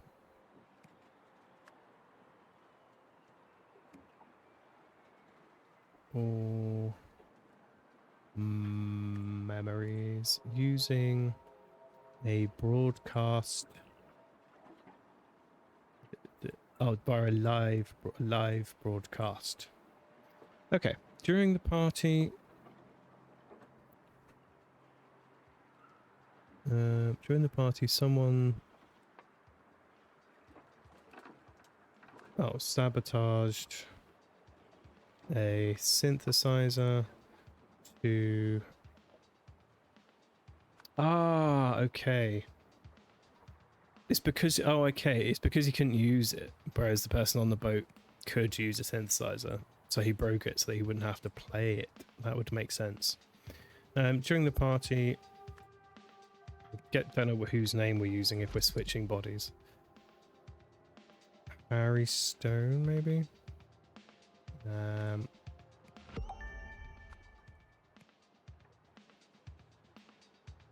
Yeah, during the party, Harry Stone sabotaged a synthesizer to avoid revealing the lack of synthesizer skills. Is that mentioned anywhere? Or is that just inferred? Drinks, blah, blah, blah. Oh, performance by Gabriel on his latest acquisition, a rare 50,000 quasar wave. Ah, that's this. Ah, okay, I see. Gotcha. Okay. Okay, so Hunter will fuse the idol on Harry Stone to take all memories, and then on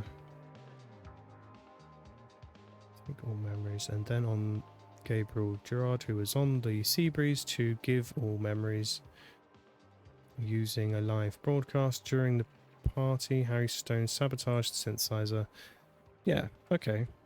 That seems fine. Maybe there's a grammatical error. There usually is. It's usually the grammar that I've got wrong, and so I've missed something. In September, Hunter will fuse the idol on Harry, take all memories, then on the thing, give all memories, bring live broadcast.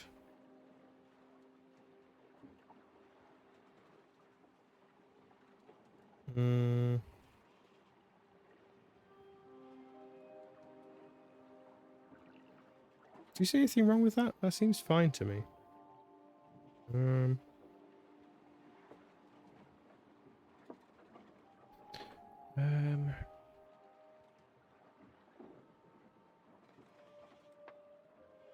What is that? Is the name of the boat, right?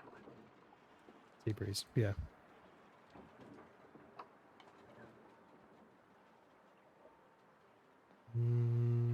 Give all memes.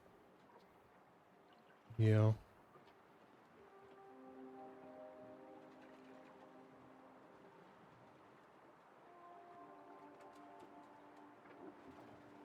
Memes and then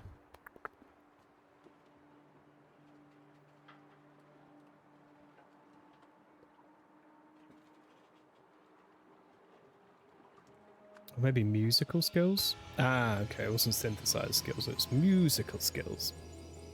There we go. A simple mistake. I beat you to its random name of Doom. I was just ahead of you.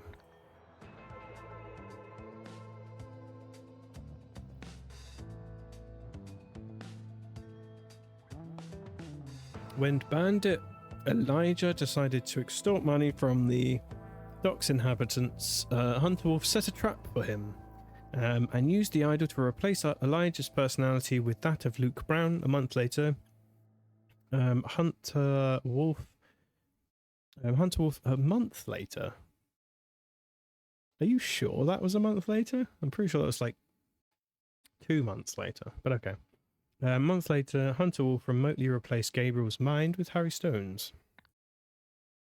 I was there first. Well, I didn't see it there before I did it, so it doesn't count.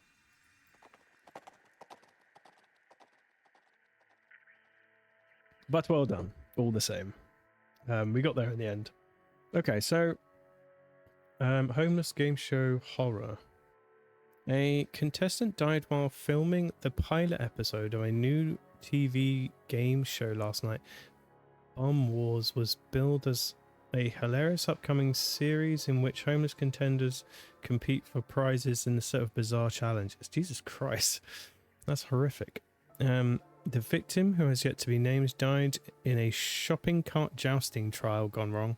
New World's TV said it had made an error in judgment by funding the pilot, but added that the show's creator, Gabriel Gerard, had a previously unblemished track record. That's what Harry wanted to be doing? That's awful.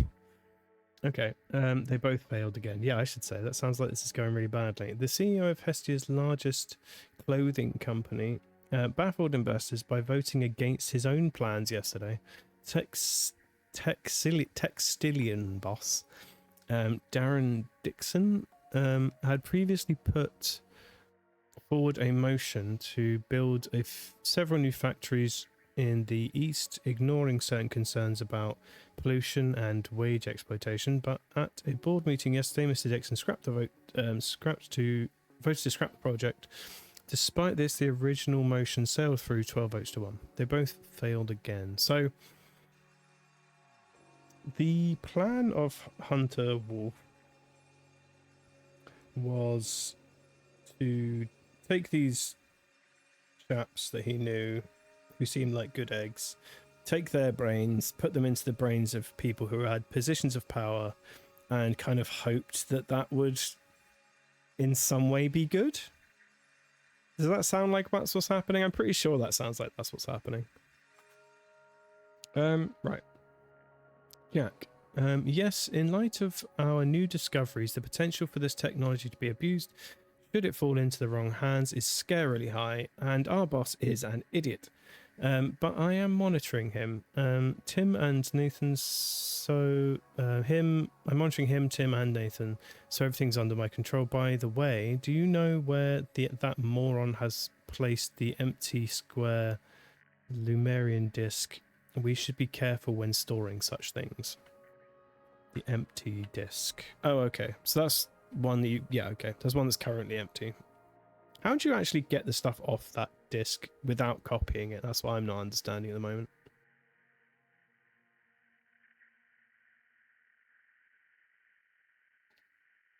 Yeah, because you can use the device to copy the memories that are on one of those disks, but how do you actually clear the disk? Or can you not? Okay, so now we're going to have to demonstrate understanding of how all this works. Great! Okay, let's do this as... I'm going to use my human brain. So that's 1 minute, that's 1 day, that's 3 days, that's a month, that's all of it. Okay, so that's give, that's take, that's matter, that's memory, that's heat. I'm gonna just try and do this quick to show my brain works. The red pips show how much memory is stored on the disk. Disks never deplete. That's all that here. Deplete. Disks never deplete. Okay, so we've got red and blue. When the crystal is red, the idle is full. We saw that in the first game as well. It's full, and the give command and the take command does nothing, is what it wants, I guess. The take command does nothing. Nothing. When the crystal is blue, the idle is empty. The empty idle, to empty the idle, use the give command on either an what was it they said? A conscious aware? They said aware person. I guess that means oh, okay, it just means awake. Oh, okay. I thought it meant like you know what's happening, sort of thing. Okay, on a conscious person, or an empty disk.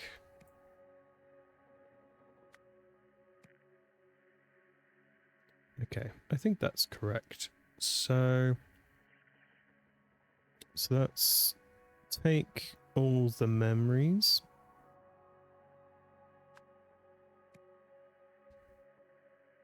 So that's before it's happened. Then it has all the memories. no memories. And then you can give food TV. So I guess we could give them different brains and then the same brains.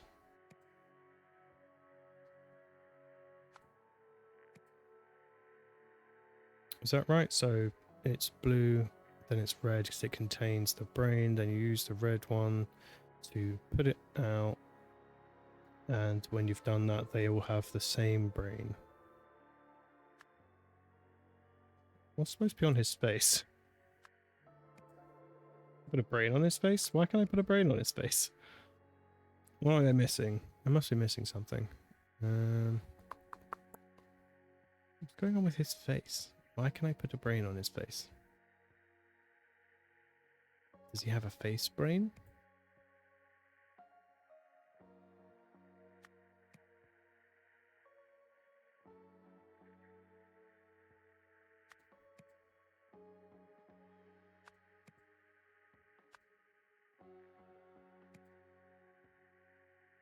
I'm pretty sure this is right.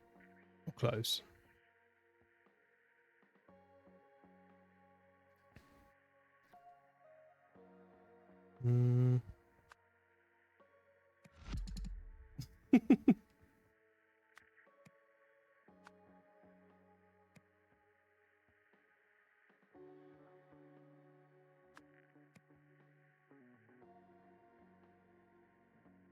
Oh, his brain into the jar?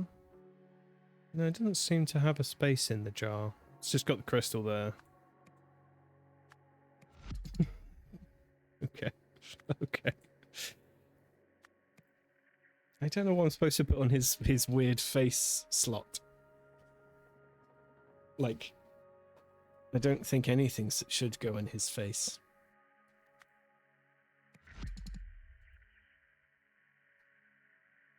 idle rules. Discs never deplete. Red pips show how much memory is stored on the disk. That seems fine. All of them. Yeah, that seems fine. Give, take, memory, heat, matter. That's all correct. When the crystal is red, the idle is full, and the take command does nothing. When the crystal is blue, the idle is empty. To empty the idle, use the give command on either a conscious person or an empty disk. Yeah, I mean, it seems pretty correct. Do we have any reason to think any of that's wrong?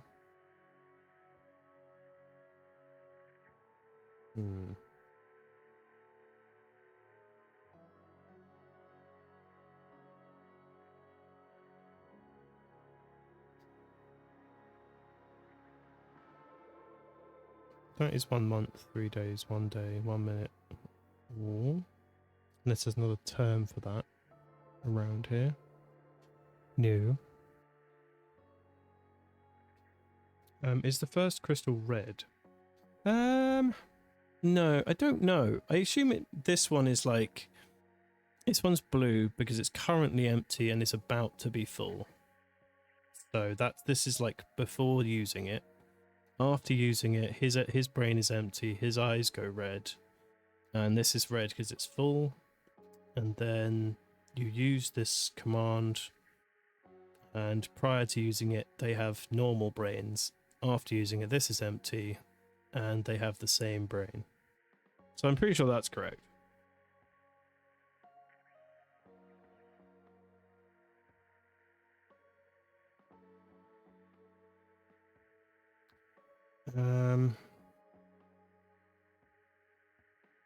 Red crystal in the idols. Yeah, I'm thinking it's probably this bit down here, most likely. I think maybe I've just worded it wrong. I think I've put is correct. I think I've just worded it wrong, maybe. So when the crystal is red, the idol is full. Yeah. The take command does nothing.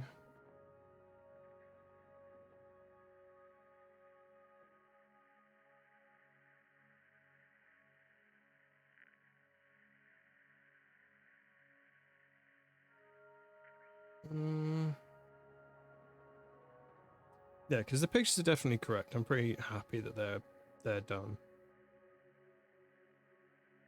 When it's blue, it's empty. That's true.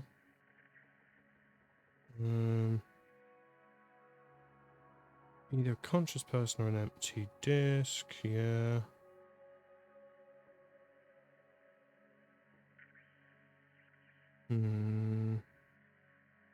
What about this one at the top? So, pips show how much memory is stored. That makes sense in context, right? And the discs will never deplete. That's because you can't take stuff off them. You can only like copy what's on them. So what is it I've got wrong? I'm pretty sure this is all correct. What have I got wrong?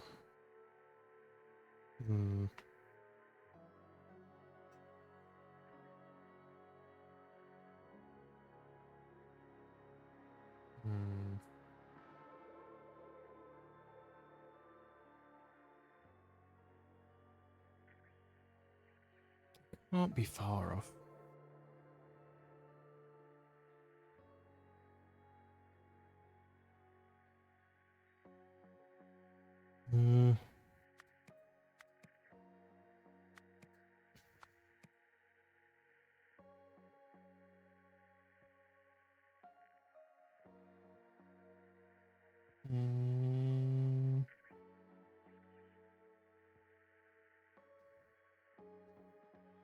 When the crystal is red, the idol is full.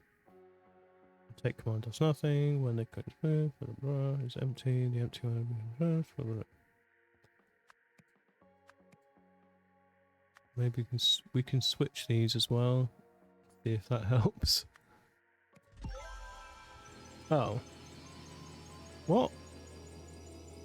Okay. Like, pretty sure I just switched those into other positions.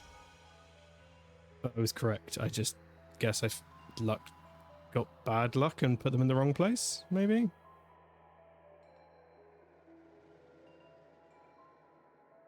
Okay, right. Let's go. With just moments to go before the Albion Kings face the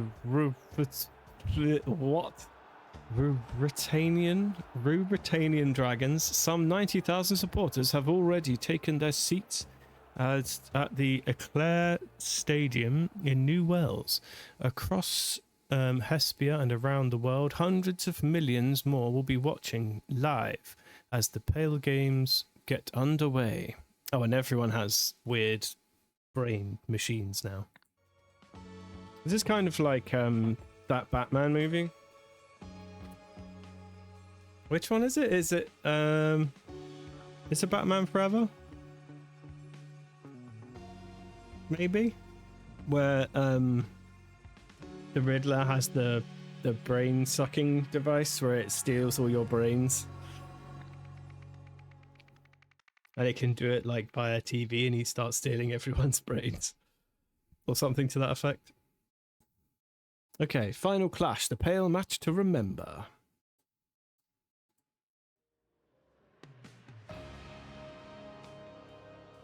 Oh, okay.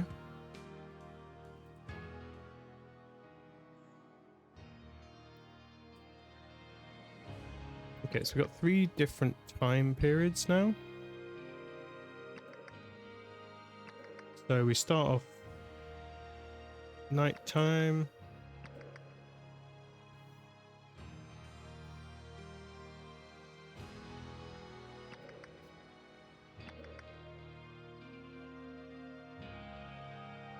Okay, yes, yeah, so this is 2 in the morning. Like nearly 2 in the morning. This is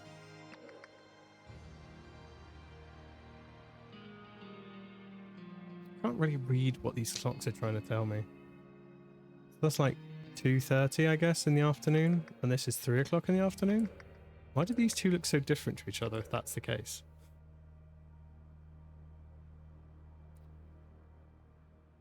Just watched that last month. Failed to send. What the heck? Well, it was Batman. It was Batman Forever. Oh, was it? I can never remember what those ones are called. Batman Forever is the one with Two-Face and the Riddler, and the Riddler's played by Jim Carrey, and that's the one I used to watch a million times as a kid. I think whichever one that is, I used to watch it a trillion times when I was a kid. And Two-Face is played by what's his name? He's great. His name will come to me. Come on, brain. You can remember things. I promise you can remember things. Nope, I can't remember anything. Whatever his name is, he's great, and he has a big squiggly face. Right. So this, yeah. So this is early in the day, I guess. I can't read the weird clocks. Oh my, that was disgusting. 15269.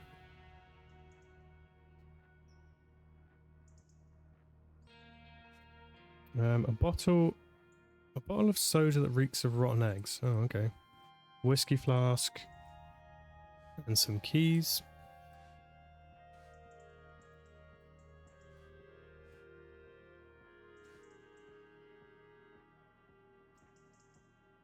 Oh god, it's really coming down out there. I can hear it through my headphones. Ooh, that'd be raining. Okay, right, so they've made the idol into a big smiley face, which is really creepy looking. Who are we talking about? I was half listening. The guy who played Two-Face in Batman Forever. Who was that?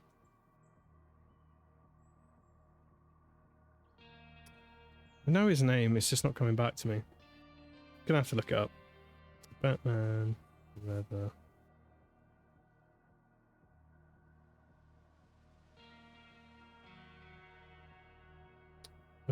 Batman Forever. Tommy Lee Jones, of course, that's his name. Yeah, Tommy Lee Jones. Yeah, he's great. Oh, so this is the user guide they actually ended up making. If the focus crystal is blue, the idol is empty. If the focus crystal is red, the idol is full. If the idol contains information to successfully give use the give command, there must be a valid information vessel within range, either a blank Lemurian data disk or a living, awake human being. For the idol to perform any function, the matter button must be switched on. Upgraded security protocol. Since the attack of the empathy cult, which followed the dismissal of our consultant, we must take every precaution to ensure the idol's safety. An OPIG certified guard should always be present with the idol. Keys to the lab are granted only to me, Marie, Tim, and the shift guard. The idol's security panel on the idol's control panel and the interior are now protected with a PIN code, available only to me, Marie, and Jack. Eugene. Okay, cool. Vomit in the sink. So that's just 1 minute that's in there. And it currently has stuff on it.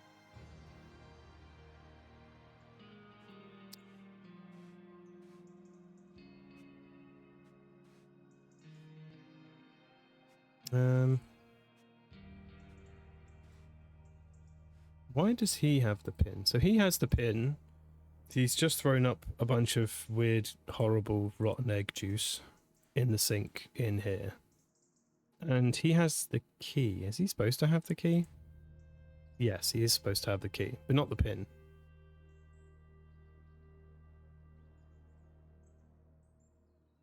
Okay. So what are these two doing? See, I wasn't imagining it. Someone's sneaking around. Anyway, we should return. It's time to start the transfer to the TV station. Happy customer project checklist. 1 minute lens installed. Mr. Marmot has filled the idol with the material. Idol's interior and control panels are locked. Those three have signed it. 2 p.m. idol red crystal handed over to 2 guards for transfer to TV station. That hasn't happened yet. At the TV station at 3 p.m. latest idol red crystal control and interior panels locked. Handed over to Jack and Eugene at the television station. Go live for commercial break during the Pale finals at 5 p.m. Okay, so they're basically using this amazing technology to transmit their drugged up happy models drinking orange soda thing to everybody during the football match.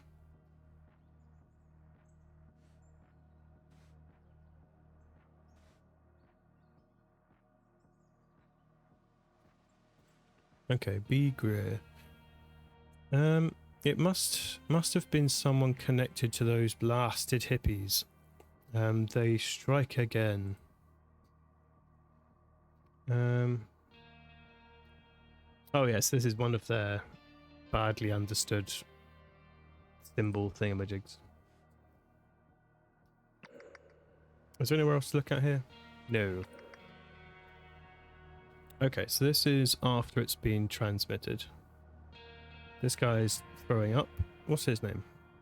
Oh, this is the guy from the other place who got stabbed in the arm. Ugh, what the hell is this? Beep boop, beep boop. Beep, boop, beep, boop, beep. Beep, boop, beep, boop, beep.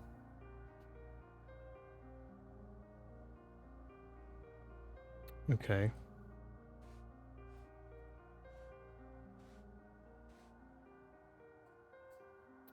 Give memory. Okay, so he's just received the memory and thrown up. Okay, so it seems like in the morning, drunk man managed to drink poisoned soda, I guess, and then inadvertently, perhaps, or maybe via sabotage, has put that memory in there rather than the happy memory, and so now they're going to make everyone throw up, I guess. That's why this guy's throwing up. Oh, okay, so there's a data disk that's full in here. Was he... Oh, okay, so maybe he was trying to switch memories? So he emptied it, and then...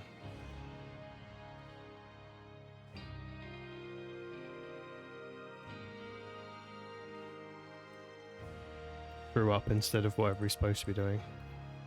I'm guessing he's supposed to be putting that in there. So is he not working for them anymore, or something?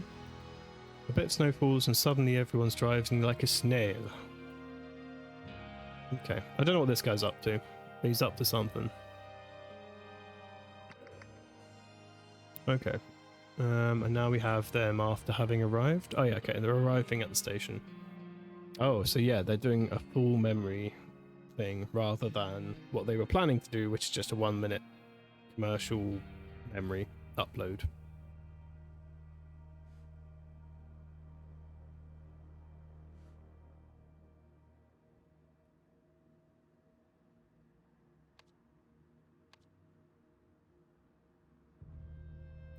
It says I've only got 31 spots.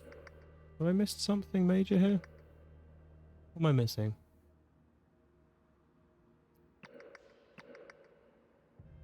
Oh, maybe I have to fill these out as we go, and then it unlocks the rest of it? Maybe?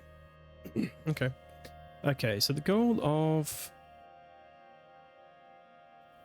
Okay, the goal of OPIG Corporation's Happy Customer Project was to give... a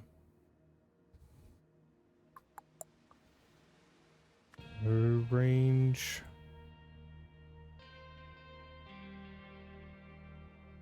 was to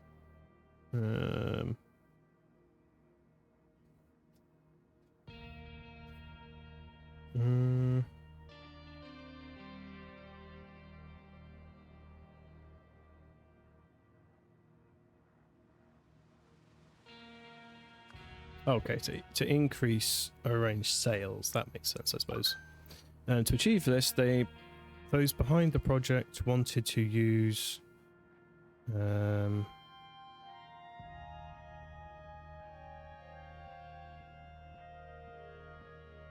use the idol to give the memories of drinking orange with the drug euphoria to millions of spectators watching the Pale Finals. The project was invented and led by Captain Dum Dum. Okay, cool. That's how far we got so far. October 3rd.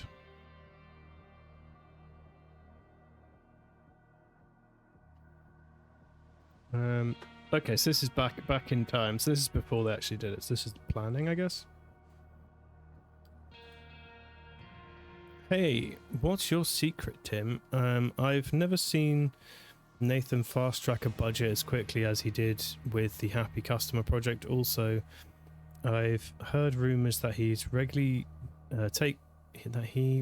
visits that lab of yours. Is that true? Because he hasn't done on-site trips like that in years, Anna. Glad to hear it. He's even titled himself head of speculative investment with me in the room. He must not succeed. Okay, so they're arguing about Captain Dum Dum. I know we've always had our differences, but you're right, we must take action. Just yesterday, that imbecile made me rearrange the lab's furniture using feng shui principles. Okay. Marie, your updated idol proposal is much more interesting now that you have placed the skills and obedience training within a military context. The army is our dream client, but the higher-ups will need to see a very convincing demonstration before they are willing to begin talks with us. I'm sure you will have a role to play working under Eugene. Grr, Eugene. Ma'am, don't make us use more force than necessary. You lied to me. You're the worst student ever. I thought you cared about spreading enlightenment, but you just want to shove and add down everyone's throats. Beware, empathy will have its revenge. That is a bizarre statement. The student has surpassed the master. Nothing can stop my rise to the top. You are fired. This is very exciting. If the new project succeeds, the implications are enormous. The consumer market is just the first step. I have much bigger goals in mind. Jack, do you think there's a distance or scale limit? Our stress tests have not discovered any limitations so far, Mr. Hoyle. I have a high degree of confidence in the project having successful outcomes. Okay. So Scummy Scummerson is still trying to rise up the ranks. She hates him now because he's trying to do that. These two also hate him, just generally. Sharing truly positive feelings about Orange with an unlimited audience. Okay, let's...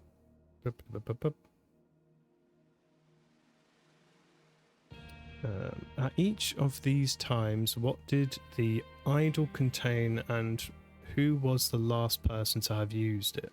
Right, okay. Time. Shortly before Eugene and Jack left the laboratory. When the idol was loaded into the security van, when the idols arrived at the TV station. Okay. So, shortly before they left the lab. The contents, idle contents.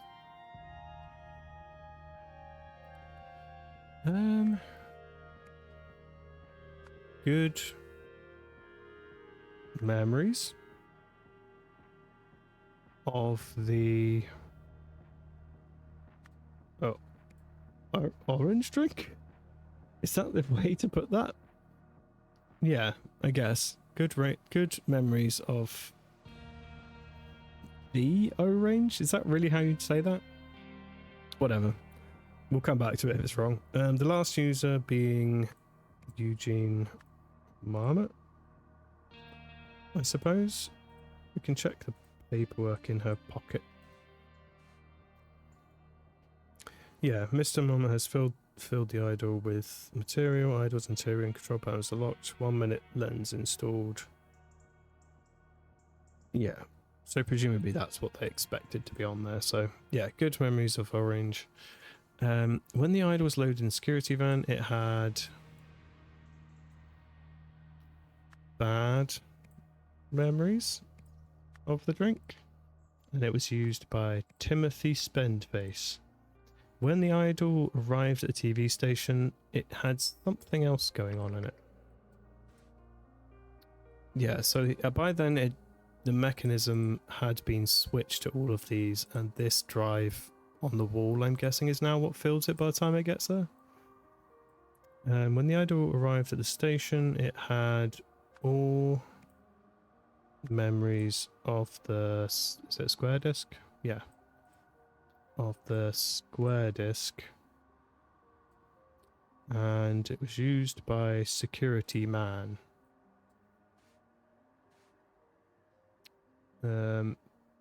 Security Man?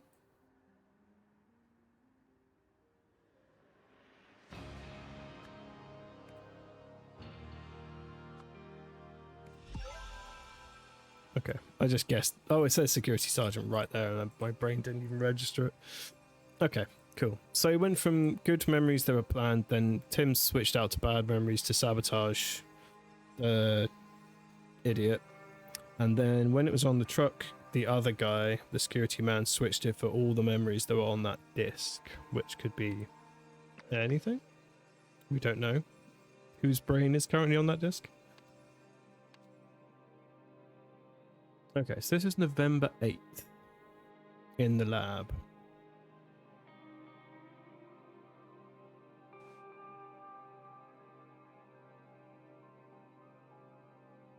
Okay.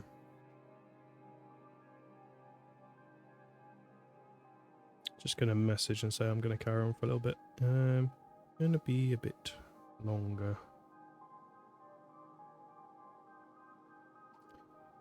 Okay. So I'd like to finish this scene and then we could do the DLC next time because there's DLC as well to play. Okay, good. You will have a very important role to play in our next step, said strange bug jacket man. Don't worry about me. I can endure anything. I'll cut the rest of the tape myself.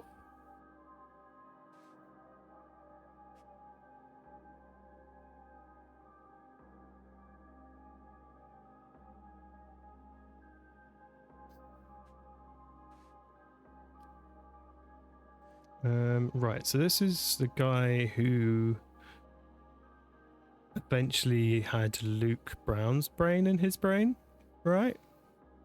Yes. This is the guy who had Luke Brown's brain in his brain, but I'm guessing now does not. Okay, so November 2nd, since William's departure, Hunter's been acting strangely, long silences. Seems confused or angry. It's worrying. Nonetheless, I will do everything to help my savior. My faith in Hunter's vision is unwavering, whatever that vision may be. The savior is back and looks filled with determination and grace. I am ready to do whatever is asked of me. I am a soldier of fate.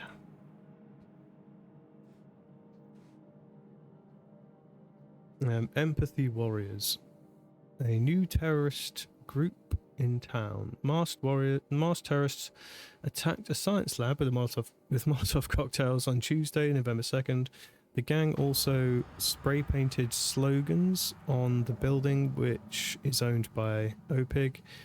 An OPIG spokesman said the extremists fled when employees threatened to call the police. However, the company declined to comment on why it might have been targeted. Okay.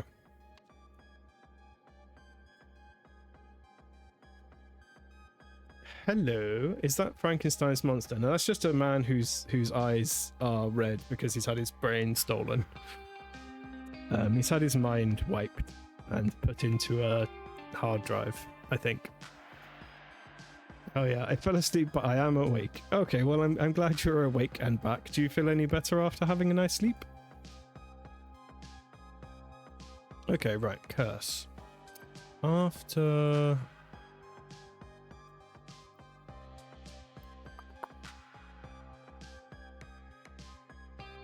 Okay, so I'm guessing it's Tessa Navarri's doing. After Tessa Navarri's attack, the security protocol changed. Consequently... somebody assisted by somebody.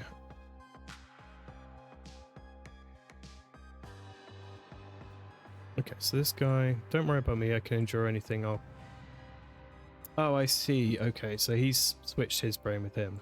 That makes sense. Right. I've been here the whole time, but asleep. I feel dead. Time to go eat dinner. Yeah, probably a good idea to have some food. Yeah, chat later. Have some nice foods. So consequently, I'm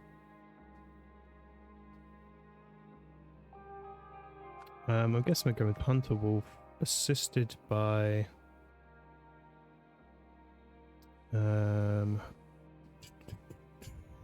where is he? Luke Brown.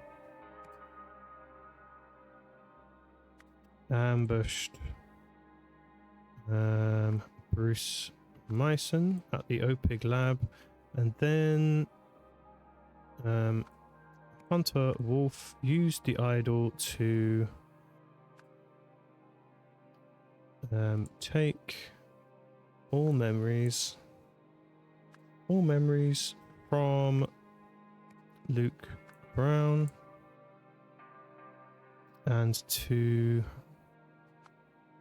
give all memories to this guy, Bruce Myson? Yeah, so he switched his brain with his brain, so that he'll do his bidding. Okay, so we've got a new time unlocked. Right. I apologize for the brief interruption due to technical difficulties. The commercial break is now over. Let's return to the second half. It is still anyone's game.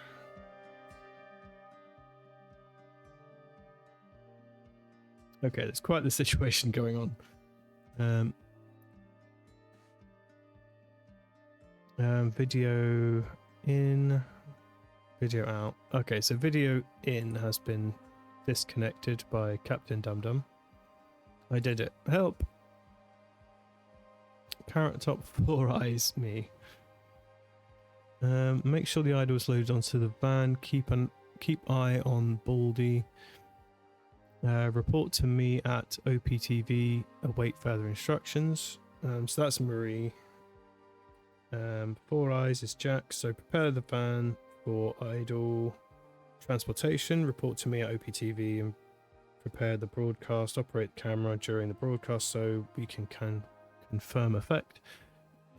Me supervise that TV station. Welcome Summer and ensure she has everything she needs. Coordinate with old Nathan. Okay. So you are the mastermind behind this fantastic project. I would really like to get to know you better. Wait for me on the roof for some quality alone time. I'll come as soon as the live broadcast ends. Strong sense of lavender. Okay.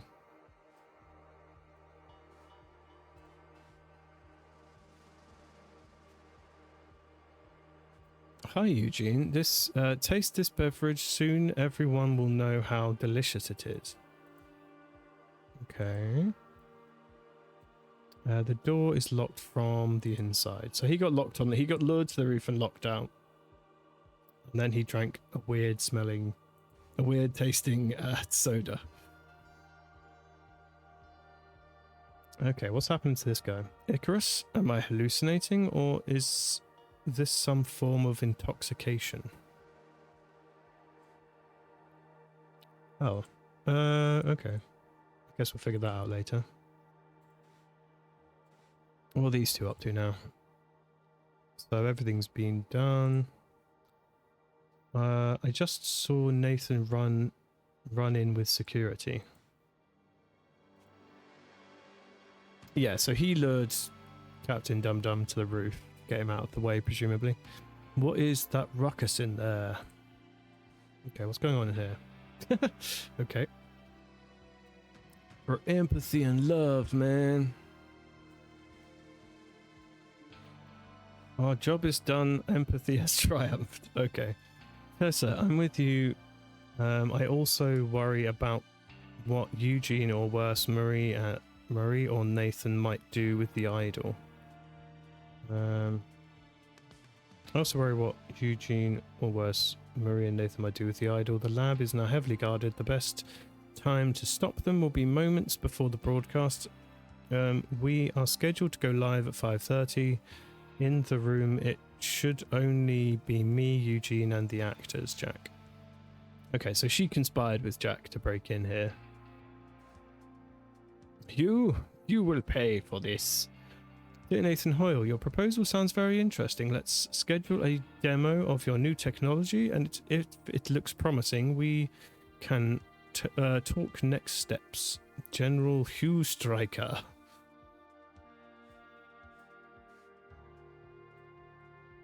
Hands up. Okay, what about this? Oh, that's Summer. We've seen her before. Okay, yeah, all the lenses are being used. So they broke in and chucked out the window, basically. Oh, and all the lenses are broken. Okay, yeah, it's definitely ruined. Fully ruined at this point. Okay, what's going on down here? This man's eyes are bloodshot and streaming with tears. Okay, they pepper sprayed that man. Okay, I think we've got full-ish picture of what happened. So it seems like it's only affected him and nobody else. Okay. So I think that makes the plan clear now of what was going on. So let's see if I can make that work with this. So at the television station,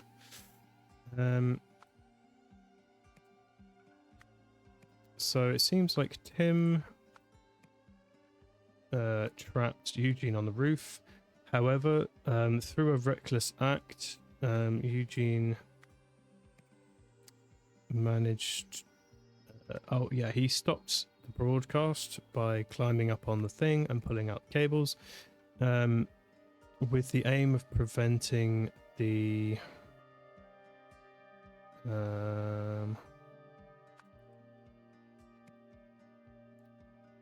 preventing spectators... oh right, for the spectators from getting bad memories of the O-range. As a result, only Jack, who was standing in the room, received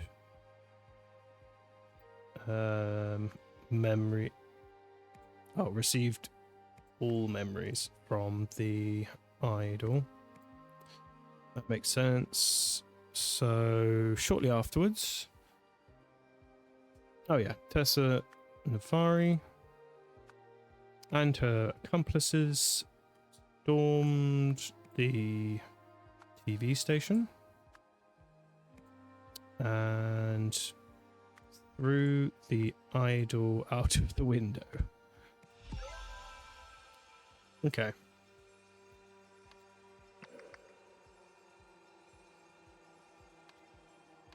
So this is our final scene which wraps everything up. It is done. Nothing should stop us now. The last thing left is preparing you and rehearsing our every step. As you said, my savior, the greatest results require the greatest sacrifices. So this is after they have just thrown the brain-wiped body of Jack's uncle Isaac, who is a cool genius man. They threw him off of a bridge just a second ago. So they wiped his brain, stole his memories, put it on the square disc, and then threw him off a bridge. That's what's just happened. And that's the first scene of the game. So this is like wrapping it back to the beginning. So November 2nd, 1977, what a disaster. I put Harry and William in positions of power and both still failed me, each in his own way. Regrettably, they were not good enough. And even if they had been, there were too many people in the world who are opposed to my goals. People who don't share my vision of how the world should be and who cling to their old ways. It's too much for just me and Luke. November 4th, I know what I have to do. Okay. So, posing as... where's my words? They're down here. Why am I blind? So posing as Hunter Wolf, Jack Noack secretly experimented with the idol. Find the best ways of using it for using it to control humanity. Maybe optimize humanity. I don't really know what he's trying to do to humanity, really. After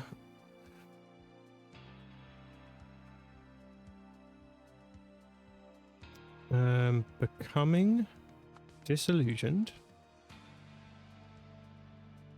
Jack Noack decided the only way was to turn everyone into a genius. To fulfill this plan, Jack Nowak tried to use the Happy Customer Project to turn spectators of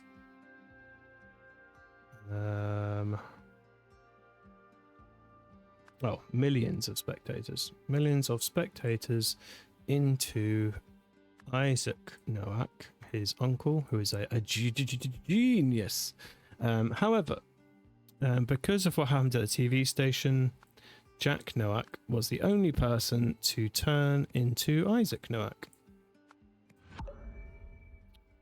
Okay, where am I wrong? Maybe it's just... maybe educate? Yeah, okay, he's trying to educate humanity. Alright, fine.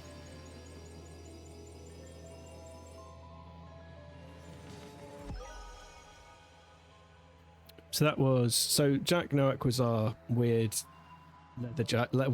slug jacket man, bug jacket man, who was Hunter Wolf all along.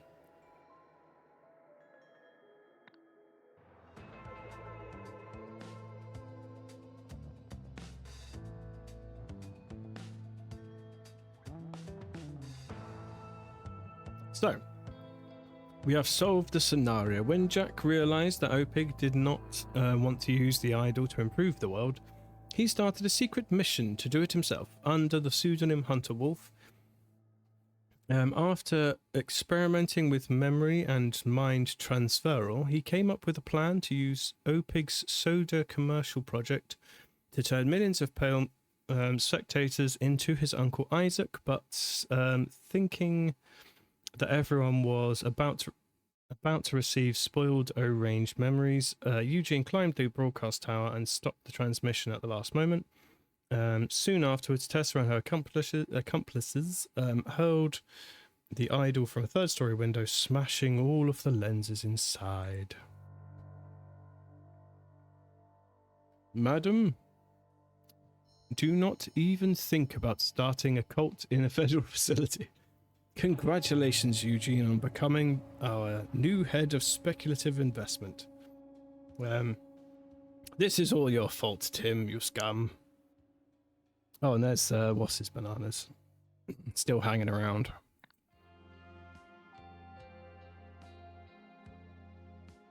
Uncle, if you're watching this, I hope you can forgive me. Please understand that I did it all for the betterment of humanity. Yeah, so he's now not him anymore. He's now his uncle. So basically, he made his uncle live for another X amount of years. So he put his uncle's brain into his brain. So that's kind of a nice thing to do for his uncle. I mean, he didn't succeed in his weird plan, but, you know, could be worse. Oh, and he's got a portrait of Hunter Wolf, which has Dipper from Gravity Falls' hat on its head for some reason. Oh, and Opig dumped the golden idol into a big sand pit.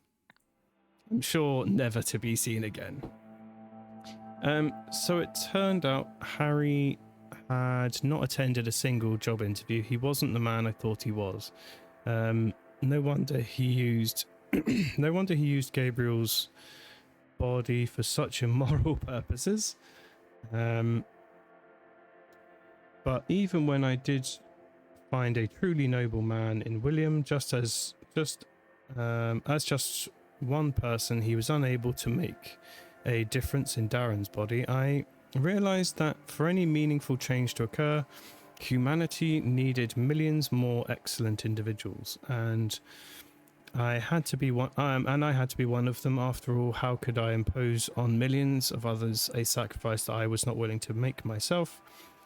All that was left was to find the most ethical, intelligent, and educated person I knew, and that's when I thought of you, Uncle. There you go. Game over. Game complete. Brain wiping, brain moving puzzles finally solved. Mystery unraveled. That man looks like Hank Hill. Yeah, you're right. Jack Nowak does look a lot like Hank Hill. I can't do a Hank Hill impression, otherwise I would.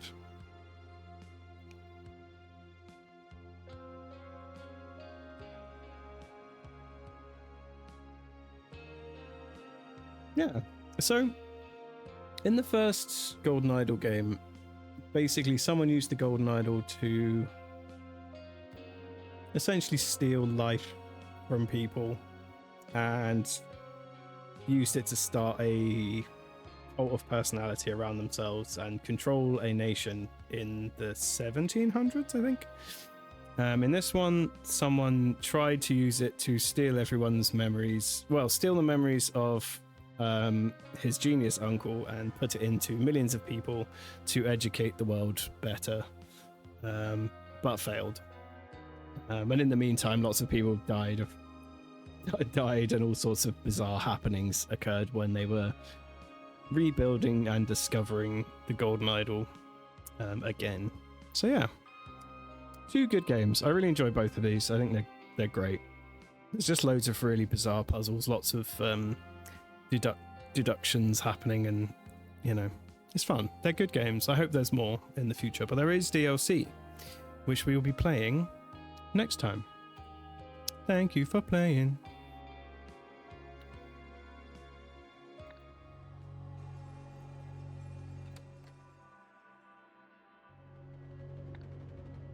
So yeah, we have. Yeah, so I have the I own the detective pass, so I'll be able to play all of these. So there's one unknown in this, and it's this guy. So Auriel Toussaint, the Lemurian historian man, he's throughout the story sort of studying what's going on. And then he receives the entire brain of Echo Secunda, who is an ancient Lemurian type. And then he runs away, goes crazy, by the looks of it, because in the very first like teaser scene of this game, wherever that is, this one, maybe? Yeah, that's him in prison, speaking ancient Lemurian and attacking this guy to try and get out of prison. Yeah, so this guy killed that guy to escape, and so we know he did manage to escape here.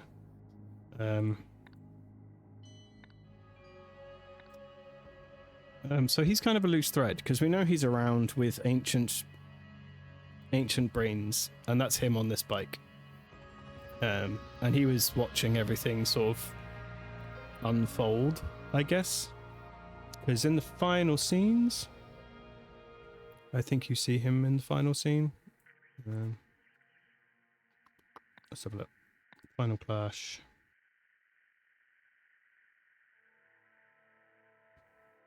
So in this scene, if you go... Oh, it's not... Is it this one? Yeah.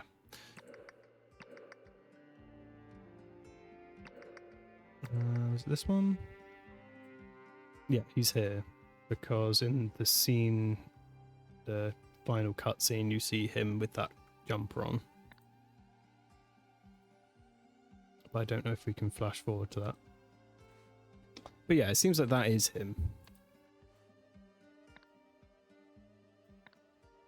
So we don't know what's going on with that guy. He's got someone's ancient brains, and he's wearing it here as well. Yeah, so we know that that guy escaped from wherever he ended up after running around stabbing people with spears and things. So I guess the DLC may be about him, I suppose. So we've got 2 to play currently. We've got The Sins of New Wells and The Lemurian Phoenix, both to play. And then we have 2 more coming later this year. Yeah, it'd be fun to see what they come up with for those, but we will see these first 2 in our next stream on Friday. Hello, welcome in everybody. Hello Forky, Osmo, Bruised. Welcome in everybody. It's horribly warm today. It's awful. But I'm here. I'm dying. I'm here So we have finished the main plot of Rise of the Golden Idol, but we have not done the 2 DLCs that are out so far. So we've got 2. There's 2 more coming out this year. But we've got 2 already. We've got one that's called The Sins of New Wells, and we've got Lemurian Phoenix. So, yeah, I guess we will figure out how these connect to the rest of the crazy plot.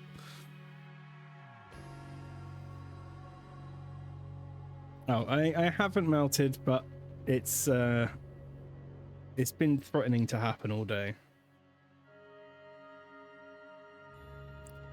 Yeah, I start now. But it's a reasonable theory that I had melted at basically any time. Okay, so let's have a start and see where we are. I wonder what time period we're in. Oh, Roy. Okay, we know of Roy. So, Roy, how are you liking here at the 9th? As exciting as your old precinct? Thankfully, no. There were some strange things there. Okay, so we're after the main plot on this one. Detective Sampson and Savia. We've got one for you. Hope you didn't speak too soon. Okay, so this is taking place after the main plot with the red curse and stuff.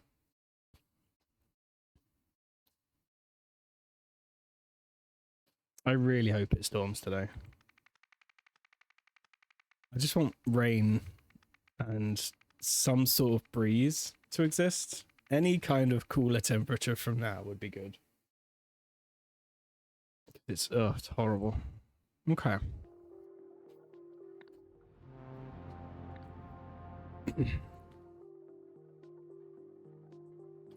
Okay. DLC 1.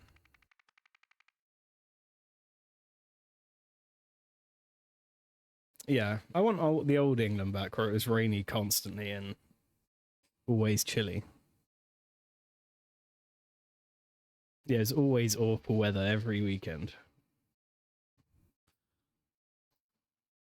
Following orders, a deadly pursuit. Alright, cool.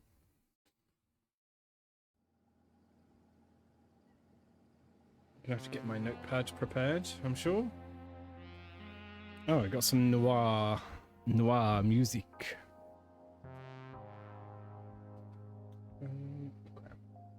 So, Joe. Okay.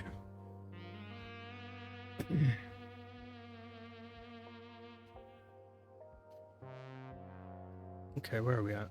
So we've got some sort of chicken restaurant. We've got got tire tracks going everywhere. Fast car, normal car, ambulance, motorbikes. It's for these people.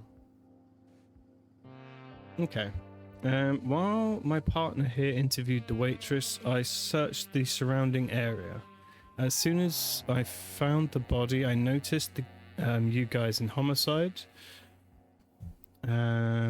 We made sure no one left the diner from that point on to ensure we didn't have to deal with anyone trying to play vigilante. Okay.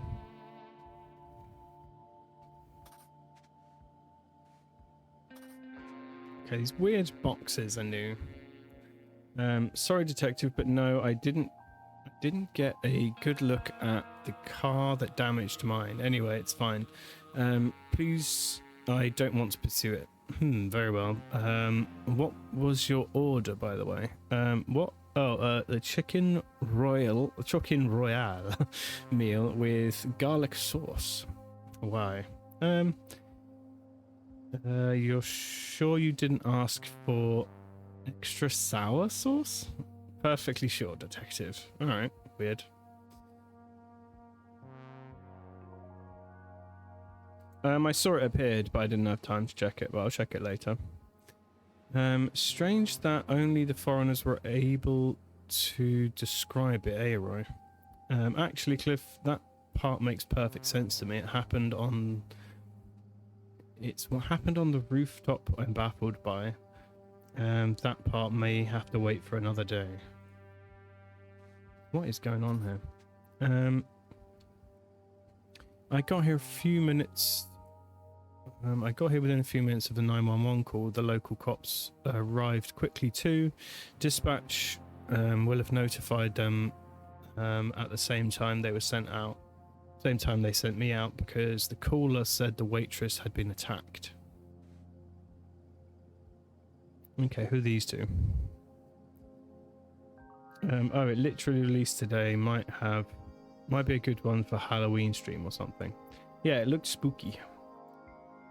Okay, I have to get back to work. Catch you later. Thank you for stopping by, Bruised. I hope you have a good day at work. We called for the ambulance right away after seeing what the brute on the scooter did to that poor waitress's arm. Very good. Now, can you describe the car that was was parked in lot 4 when all this was happening? Sorry, no, we don't remember it, do we, Sweetums? Okay.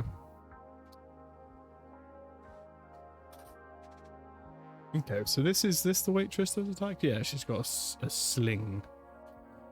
I was bringing out the order. For lot 2, when all of a sudden some bearded freak whizzed up to me on a scooter, twisted my arm, and snatched the bag right out of my hand. Do you remember what the order was for? The order, it was for a chicken royale meal with barbecue sauce. Why? No matter. How about lot 4? What did they order? 2 burger royal meals, 2 chicken royal meals, and meat surprise wrap. I don't see what. Please describe the car from lot 4. I've seen so many cars today, I can't really remember. Okay. So we got lots of testimonies from people. So a bearded man on a bike pulled up to her, hurt her arm, stole some food for lot 2, and then drove off. The detective seems weirdly fascinated with lot 4 for some reason.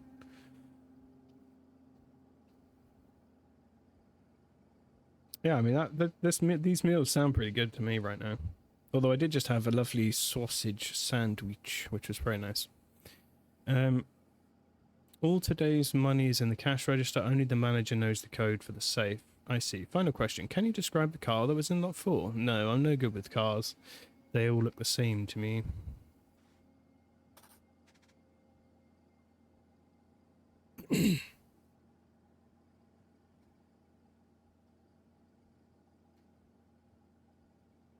Yeah, he seems oddly fascinated with everything except the person who attacked her. So there must be some reason for that. By seeking the advice of upstanding community members like my new partner on the Heritage Project, we've been able to crack down on criminals like the Andia gang. Sure, the Andeans are weaker, but their rivals will have filled the void. Those thugs in white ties are everywhere. What? Thugs in white ties? Alright. Property values are up, and we're working on working to renew historical buildings. You mean gentrification is increasing the cost of living? Crime is down, drug trade is down. Are you kidding? I see euphoric synthetic serotonin being dealt on every street corner. Okay, so some sort of TV biz. Okay. Right. Okay, so we've got to figure out who ordered what. Hey, Brightwitch, welcome in. How you doing? We are solving more crimes. Okay, how's this guy doing? Can you describe the car in lot 4 when all this occurred? Sorry, I don't remember. There must not have been anything remarkable about it. Well, how about their order? Do you remember that? Sure, 2 burger royal meals, 2 chicken royal meals, and a meat surprise. So they had 2 burgies, 2 chickies, and 1 meaty. Okay.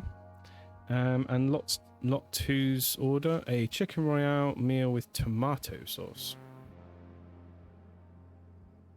So, write that down. So they had this, and lot 2 he reckons has chickie. 1 chickie with tomato. I'm pretty sure that conflicts with something someone else said already.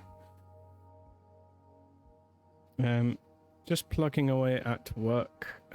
Very glad it's Friday. Yeah, Friday's the best day of the week. So didn't she say they had barbecue or something?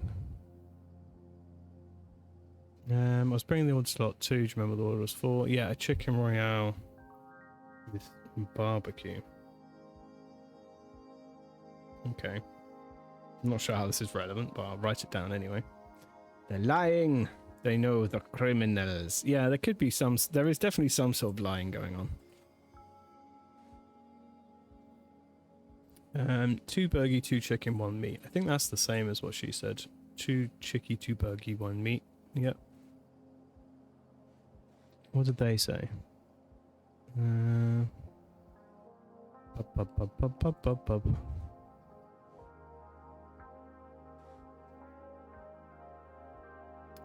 We saw the man in the red jacket speed away on his scooter. Then the cook stormed out from the kitchen and cried, "Some bearded guy just stole the extra sour sauce." Straight after, all the young gentlemen left in the most magnificent car painted like a tiger. A tiger with a lion's mane. What? Then we went back to our meals. A few minutes later, though, we heard distant thunder.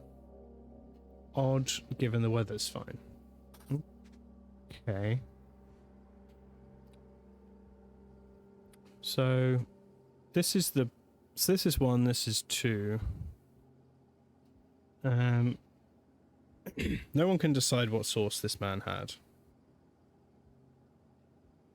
So he says it's garlic, then one says it's tomato and one says it's barbecue. So no one knows what this man got, basically. He's the most suspicious food ordering man ever to walk the planet. So she was bringing out food for this guy. Guy drove past, stole food from her. These guys, people were in there, they left in fancy car. We saw a man in a red jacket speed around the scooter. Yeah, so a guy came past on the scooter, and then the cook stormed out and said, some bearded guy just stole my extra sour sauce.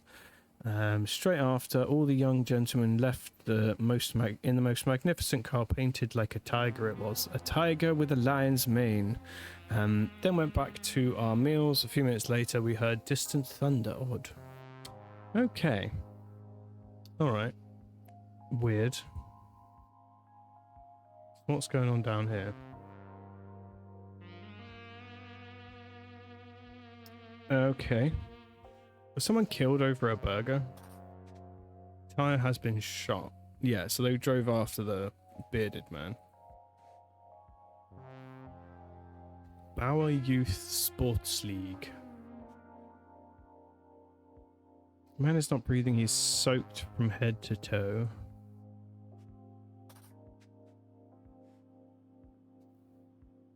Nothing too exciting, which I am okay with. How about you? Ah, nice. Nice relaxing weekend. The best kind of weekend.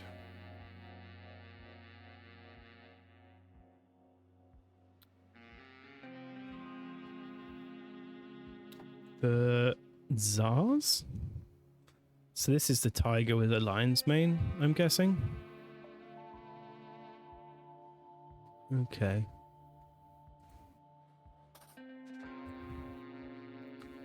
That certainly looks like a hand, but it looks like a hand with some gross stuff growing out of it. Bit weird.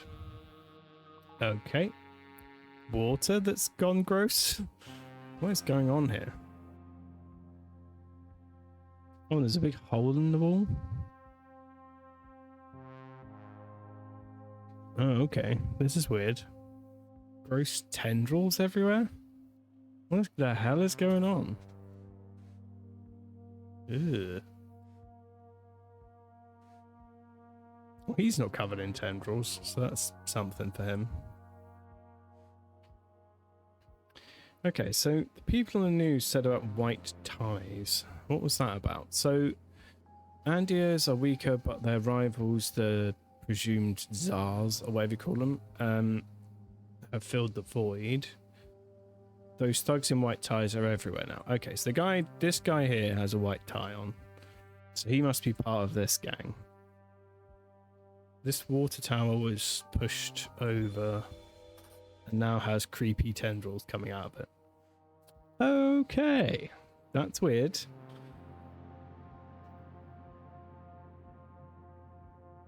Yes, I don't know how they got through locked door. Maybe an acid mutant, or maybe some sort of device that turns things into hair or tendrils. Okay, that's gross. Alright, orders. Let's go back to the orders thing then. So, we know that Lot 4 had...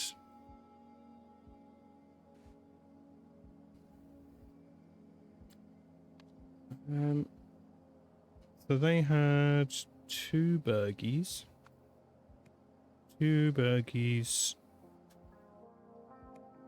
2 royal, 1 meat surprise. No, it's Lot 4. Sorry. Lot 4 had this. Seems like they had none of that. Do we have any idea if there's only swasses mentioned for these guys? No.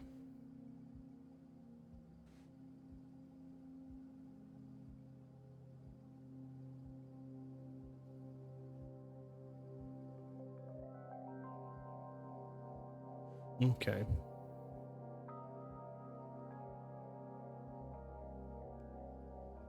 Hairy gun device. Yes, correct.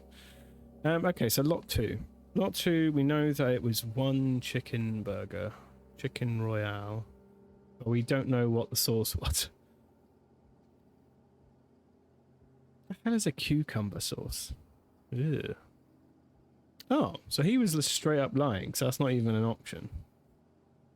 He said it was garlic sauce, which isn't even an option.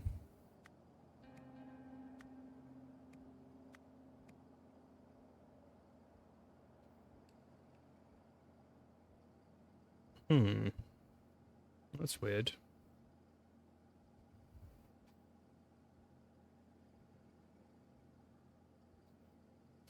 Yeah, I was just thinking that. I think if anything is referred to as like a meat surprise, I don't want to know about it. I don't want that in my day, you know? I like to be very sure of the meat, but I don't want to be surprised by it.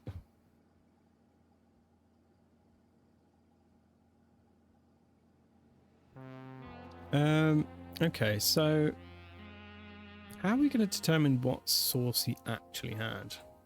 He's certainly lying. They didn't say anything. He didn't say anything. This lady said there was barbecue.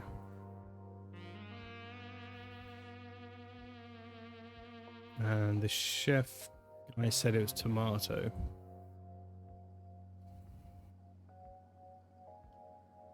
Okay, I guess I'm going to believe the chef for the moment.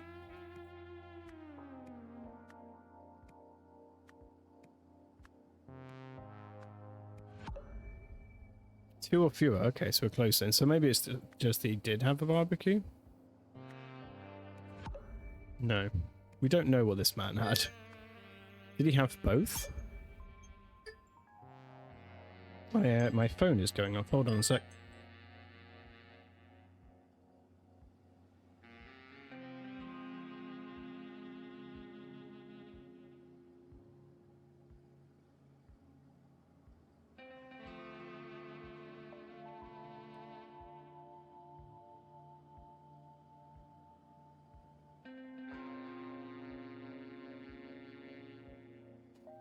It was Mama. Mama has a new tablet. Right, okay, so... Oh, that's kind of interesting. Right, so we know that one of the... So not two man, it doesn't really seem particularly relevant. Because... So it's the sources we're dealing with here. So this guy... There's green sauce all over everything, including the safe and the grill. Which could be either of these sauces, I suppose. Although it looks more like pesto than it does cucumber. I don't know how a cucumber sauce would be a thing. I guess it's just... Is that just a relish, but like flavorless? I'm sure my mum would be delighted with the hi, but she has already gone. I will call her back later and give her tech support, as I'm sure that's what she's asking for.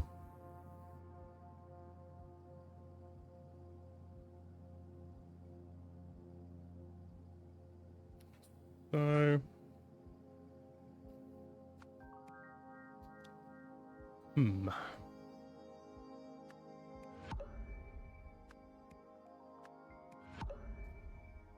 What can we infer from this image? Some burgies. He's not a very clean chef. There's green goo everywhere. That's never good. The wardeness, welcome in. How are you doing? We are solving a burger-related crime.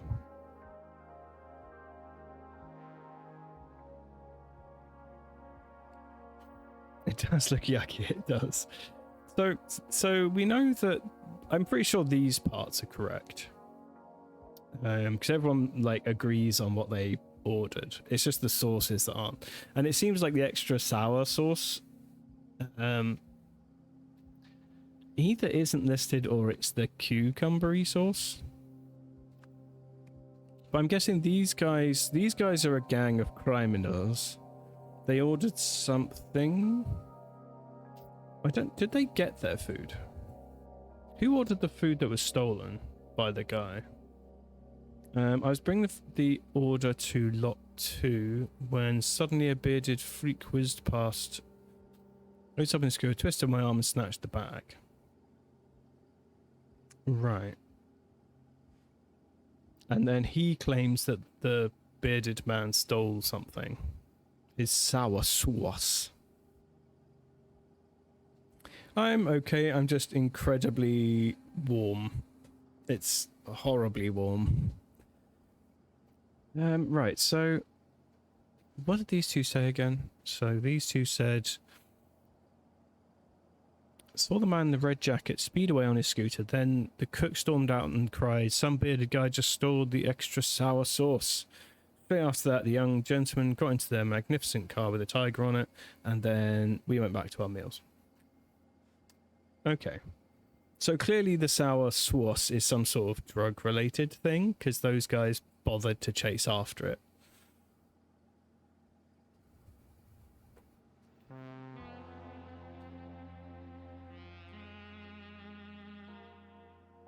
Yeah, it's distinctly uncomfortable in here. It's so humid.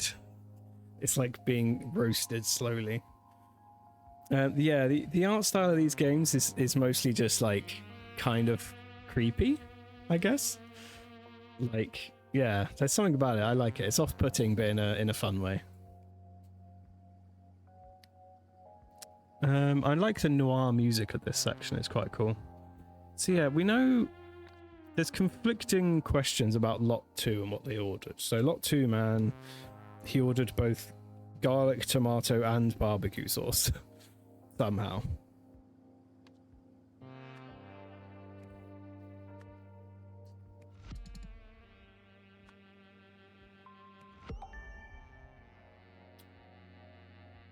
So what did he actually order? That's the question.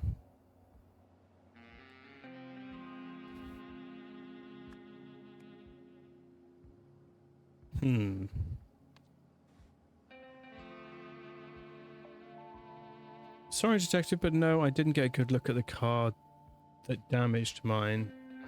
Don't want to pursue it. Chicken around with garlic sauce, why? You sure you didn't ask for extra sour sauce? Perfectly sure, detective. Suspicious. He doesn't want to pursue a crime that happened against his car.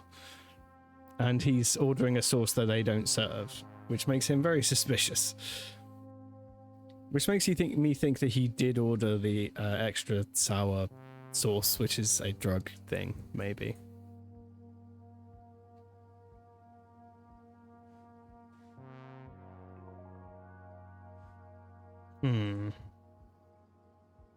See, he doesn't mention it. She does. She says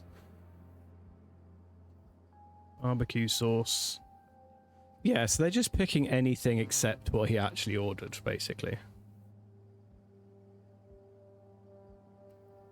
Because he ordered something off menu, as it were.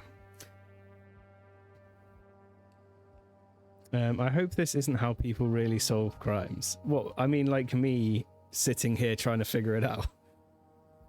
Why does it matter what he ordered? Someone is dead. Because it's the motive behind the crime. I think this is the motive. I still think this makes more sense that he ordered.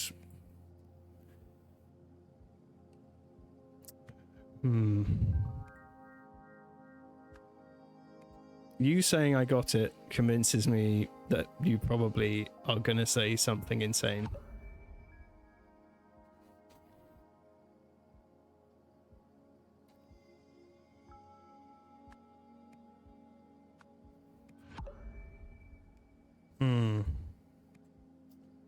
What can I do? Oh, okay. I was just clearing it, but alright. So... okay, because it's off menu, basically it means that no sauce was ordered. Cucumber sauce. Yeah, exactly, that's what I was saying earlier. Cucumber sauce is like water sauce. Like, is that even a sauce? It's just like watery texture sauce. The surprise meat is to blame. The surprise meat is that weird leaky tendrils everywhere. And when you eat it, it rips off your head. I knew it. Yeah, no. I think what happened is the guy in lot 2 ordered his chicken royale with a side of drugs, and then it got snatched by Beardman, and those guys are protecting their corner, and so they drove after him to snatch back the drugs, and in doing so, lots of weird nonsense occurred. That's my guess, currently.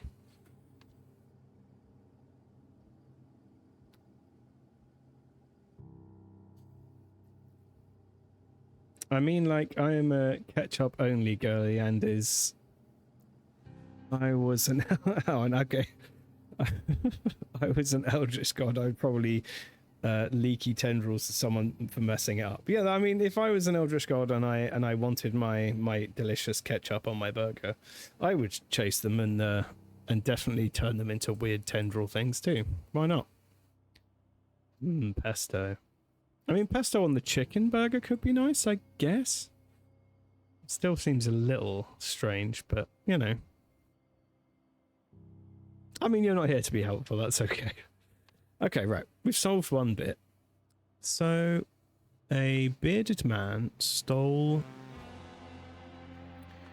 drugs and food as they were being delivered to lot 2 in a car that had been parked in lot 4. In a car that had been parked in lot 4. How many guys was it? It's like, it ordered 5 meals. 5 Bystanders, I guess. Vigilantes. Are we claiming they're vigilantes? Because I'm pretty sure they're criminals. How dare you? How dare you insult me in such a way? 5 bystanders? Did they say how many there were? All the young men. Well, they ordered 5 main meals, so I'm going to guess there's 5. 5 bystanders. I got bystander from here. Did they claim they were bystanders? No. I'm going to say it gangsters then. Gave chase and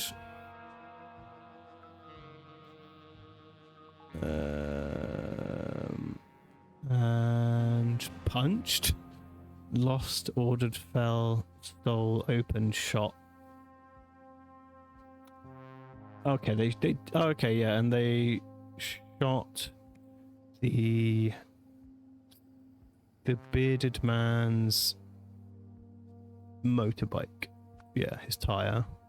Okay. So yeah, they shot his tire on his little bike. So pew pew pew. Then he got off in his weird waffle shoes. He walked away on his waffles, and then lots of people followed him. This guy died mysteriously.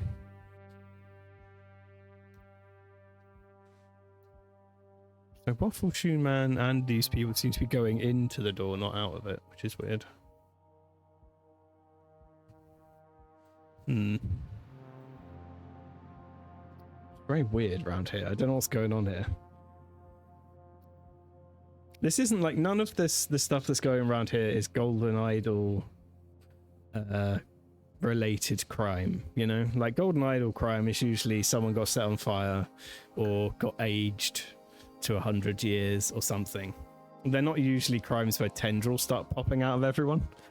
That's new. Okay, so the bearded man then ran. Okay, the bearded man then ran up the fire escape, pursued by some of the gangsters on foot. That makes sense as to why all the footprints are going this direction.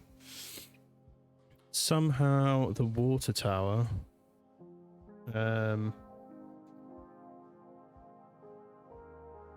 fell over, killing one of the gangsters because he's wearing the white tie, so we know he's one of the gangsters, and he doesn't have a beard, so he's not the bearded man. In the same way, the door was opened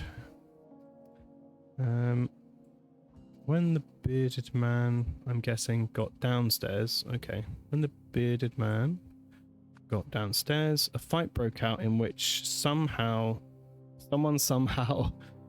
lost a hand, I guess, is what happened. I mean, that's what we've got so far. It's not a very clear explanation of what happened, but it's the order of events, I suppose.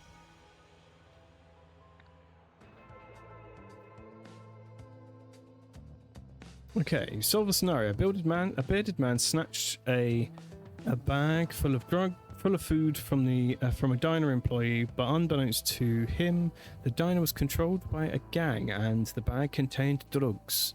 Some of the gang members chased the thief down, but he managed to incapacitate 2 of them in an unusually destructive manner. Yeah, okay. So we can surmise that the guy who was on the bike, in the grander context of the game, we can surmise that the guy on the bike, I'm going to draw a little picture of a bike on my notepad.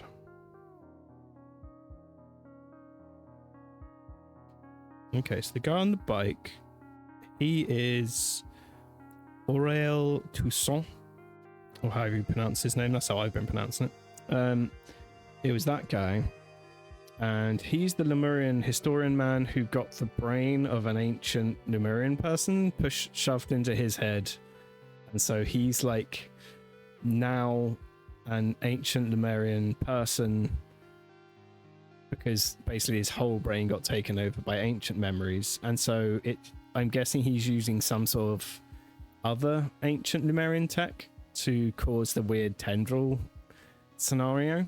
I don't know why he'd be stealing food, but maybe he's just destitute because he's, you know, a criminal, because he escaped from a sort of mental institution or whatever you call it, and he killed a guy and ran away and was hanging around when the whole golden idol fell out of the building. So I'm guessing maybe he just has no money and so was stealing food to eat, and then when these guys chased him, he used some sort of weird knowledge to cause all the weird damage that happened.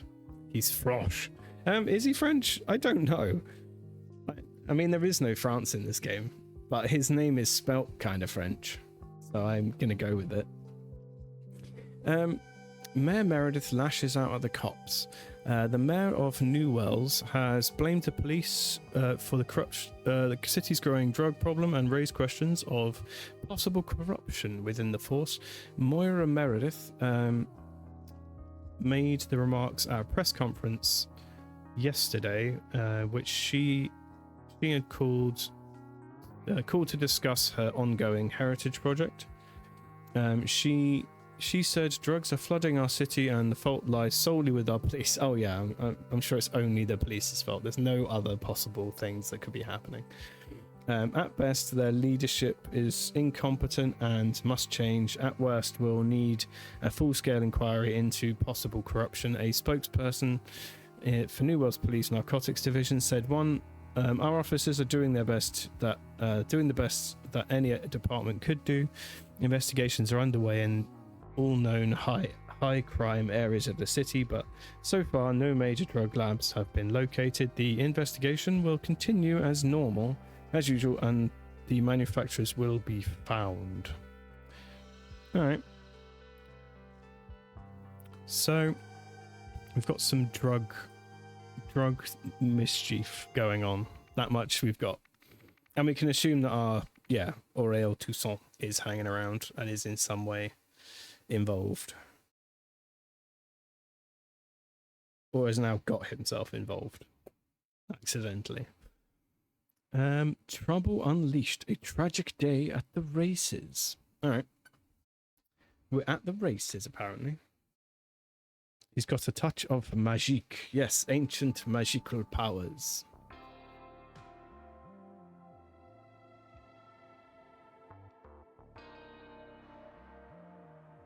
The hell is this guy?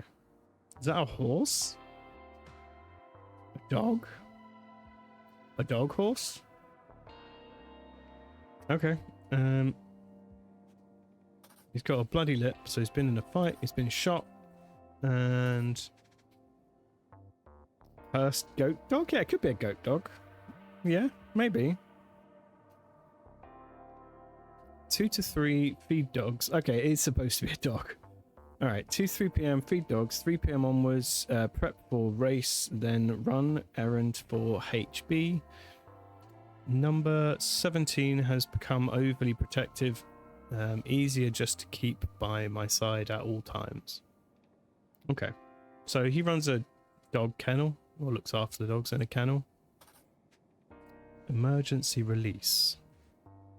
Oh, that got pressed, except from this one, which is been locked off to prevent this guy from escaping. 0. What is all this stuff? So we got a reel. So we've got like audio-visual equipment, cables, a drill, some sort of thingy. Alright. I've got lockpicks. Pistol has been recently fired. Okay, so the murder weapon is right here. Interesting, interesting. Conglomo, how are you doing? You love French, do you? Hola. Wait. It doesn't look like... Yeah, I know. It doesn't look like a dog. It doesn't look like a dog at all. It just looks horse-like. It's because of this thing. It just looks like it's got a mane on its head. Okay, good thing we got here before they could get rid of the body, find anything out, Roy. Looks like something happened at the office as well. I'll be damned. How'd they get past those two guards? I have a theory. I'll have to check some details. Anything else? How'd your interviews go? It's interesting, Cliff. They're evasive, but I'm not sensing any outright lies, except perhaps the vet business. Oh, okay. So we got suspicious vet-related business. So it seems like this is probably number 17, who is the dog that was attached to him, and was probably, yeah, bit the coat of the attacker, who broke in and attacked him and shot him, and released all the dogs. And for some reason this is here. I don't know what that's about. That's what I've got so far. Oh, okay. There's a much bigger area going on. I'm doing okay. Just got back from the pharmacy now. I'm going to feed myself and sit for a bit. Nice.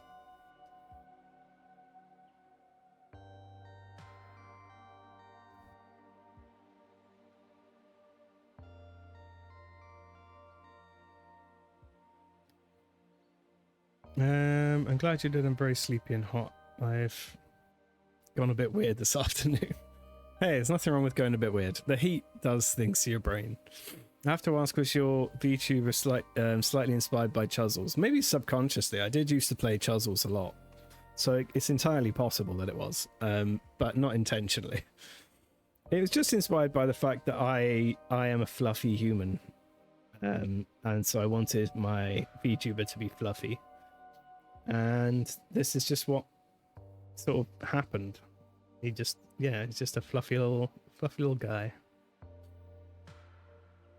In concept, I think the backstory is that at one point he was a human, and then gradually became more and more made of hair until he is now entirely made of hair all the way through. I'm pretty sure that's the backstory of the fluff at this point. I keep making Tribble references. Yeah, it's definitely not a Star Trek reference because I am not a Trekkie like you. Yeah, but he cannot. I think it also he does still have a central skull and a tiny spine, but it's right in the middle. It's just for his eyes. Yeah, I'm pretty sure that's the anatomy of him. But he can take any shape. He's malleable as a little fluff ball. Oh yeah, you can. Yeah. I'm not actually orange in real life. I am fluffy. An anatomical drawing of the fluff. Yeah, I mean, I can. Yeah, I have been meaning to do that, so I will do that for sure. That's a good doodle. Okay, I almost didn't see you up here. Do you know anything about what happened? I've just come down from the north side of town and don't know much about this place, but I think someone in a big coat entered the kennels. Well, that seems true, yeah. 3-day cassette tape is full. That's suspicious. What kind of dogs are these? These don't look like dogs at all.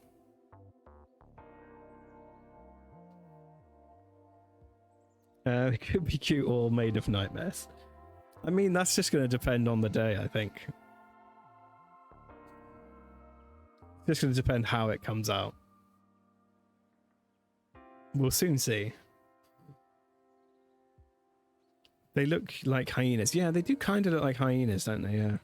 So we've got Godsend, Maggie, Twizzle, and Jess.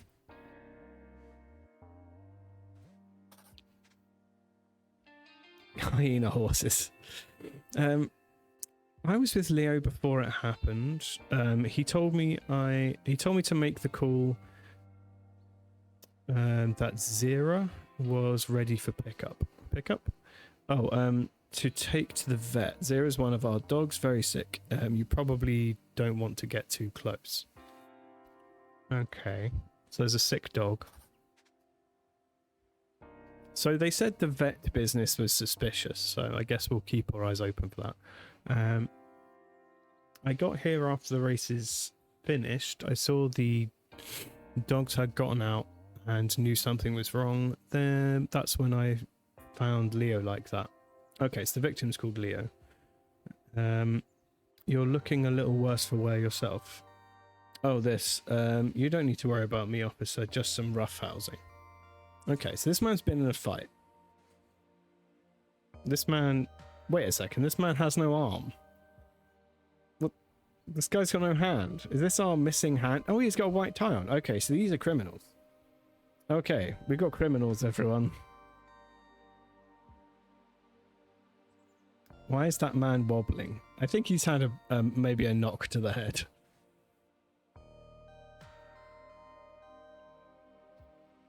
Yeah, so he got his hand removed and it turned into a tendril hand. And so he's claiming I was with Leo before it happened. He told me to make the call that Zero was ready for pickup.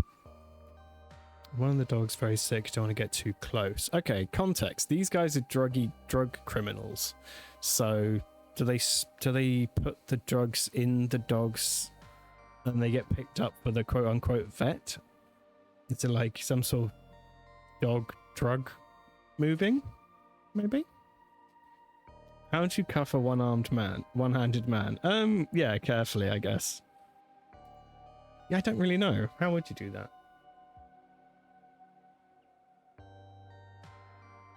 I don't know, really. I guess you just have to do it extra tight, I guess.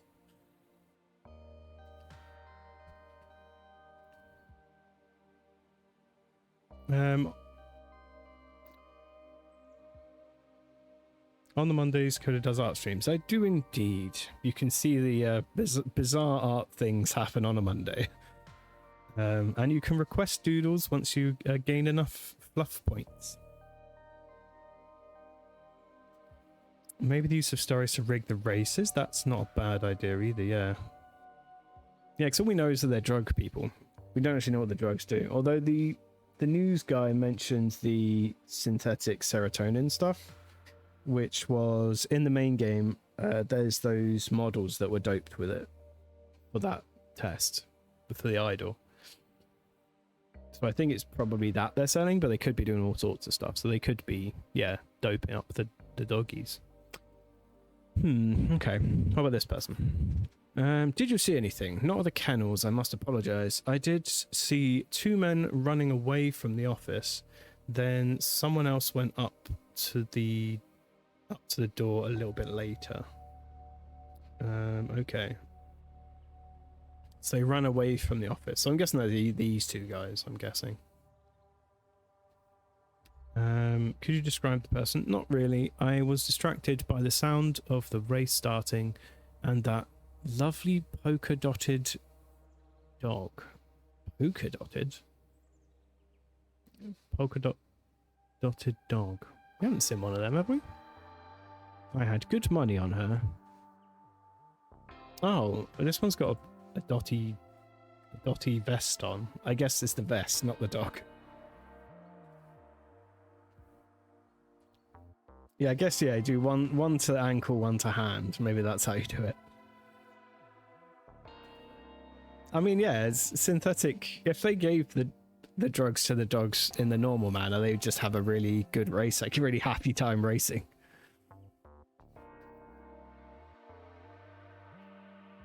I sadly missed this Monday. We are spending the day with my parents. Oh, well, that's nice, though. But if you join the Discord, you can see the artworks after the fact if you missed the stream.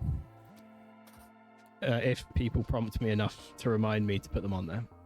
If you don't prompt me, I will forget.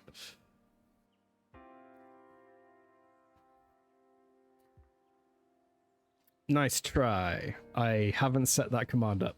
There should be a link on the page just by the little bar down there. There should be a little Discord symbol. Or someone can post a share link. Um, I took a hit from that guy. Hope he got what...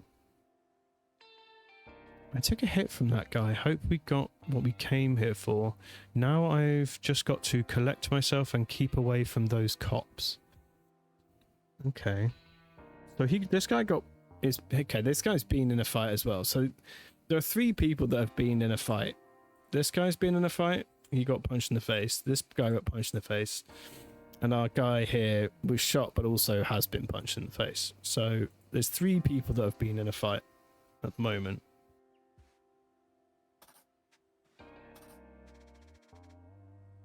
Races. Okay. We've got some math. Not math, but you know what I mean. We've got some actual thinking to do here now.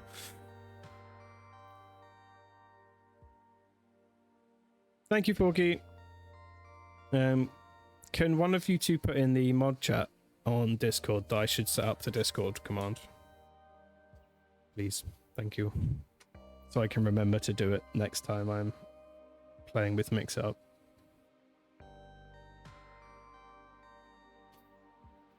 Right, so Friday races, 410, Arlec, Twizzle, Paddington, and Jess. Okay. 450, Runner, Godsend, Maggie, and Fast Legs. In reserve with Kennel Master is Benny, 17, and Blue, 27. Okay.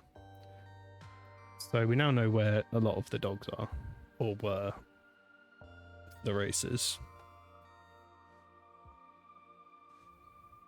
Thank you. While I was waiting in line to make my bet, some guy in a big coat shoved past, calling out for Benny. Did he find him? I don't know. He searched around for a moment, then suddenly ran off towards those wooden gates. Okay. Dig in. New Wells dog track. So this guy bet on Godsend to win for 5 squiddly diddlies. So that is so he bet in the 450 race, which is the last race. Okay. I'm only recording that in my brain because I know that at some point it's going to ask me about all these bets or something. It tends to want like in-depth information about what everyone was doing. I've been in here all day. I will say I did hear some people around the office area making a commotion. Did you hear what they were saying? One was hurling insults at about Ms. Bauer, saying she ruined their business and that she's the mayor's pet. Okay. Insulting Hildegard Bauer seems unwise and unwarranted. Miss Bauer is a hard worker and she always finds time to support her favourite girl. Okay.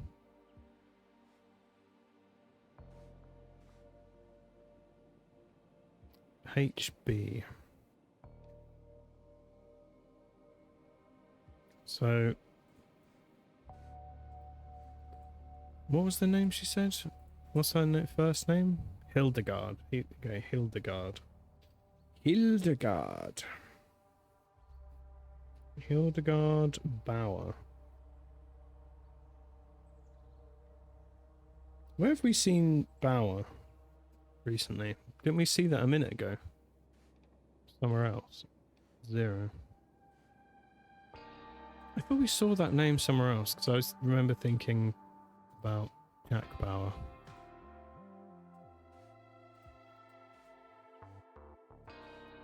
No, maybe not. Maybe I'm just crazy.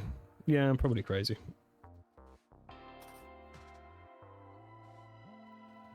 Our restoration works.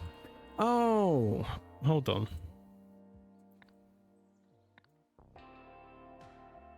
It was on. Was it on the TV in this bit? Nope.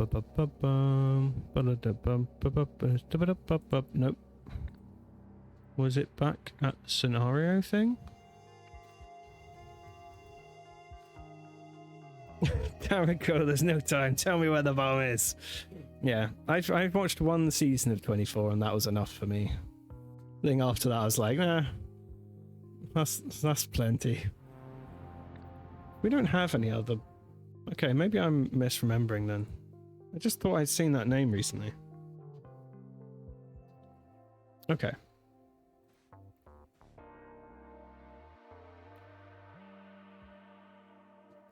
Okay, so... Hildegard Restoration Works. Not Hildegard, Bauer Restoration Works. So, we know that the mayor is trying to, like, rebuild, restore the city or something. And we just happen to find this sort of in the next scene. So I'm guessing the company of the lady who owns the dog track, maybe they've been hired by the mayor to do restoration work, so maybe that's why they were insulting her, because it risks their business because they're a bunch of criminals. Maybe that's a thing. Okay, what we got? Nothing is missing, just like last time. All they did was cause a mess. Any ideas? Any idea how they got in? No. I'm here all day. I'm in here all day and keep it locked up when I'm not. Now, could you hurry up, please, with this detective? I have all my meetings in this office, and your presence is not conducive to business. Okay, so she doesn't want busyness being interrupted by his nonsense, because she might be a criminal. No more slums. Heritage building renovation plan. Moira promises, Hildegard delivers. Yeah, okay, I was right about that. Okay, so Wednesday, meet with BRW. Gotta use those abbreviations, do you? Gotta use all these abbreviations, so I have to try and figure out who the hell these people are. Meet with BRW board RE. The Heritage Project. Ensure. Okay, so that's the company name. Cool. For future reference, because that's bound to come up a bunch. Ensure MM is absent. Great. More initials. MM. Moira. So is that a mayor, maybe?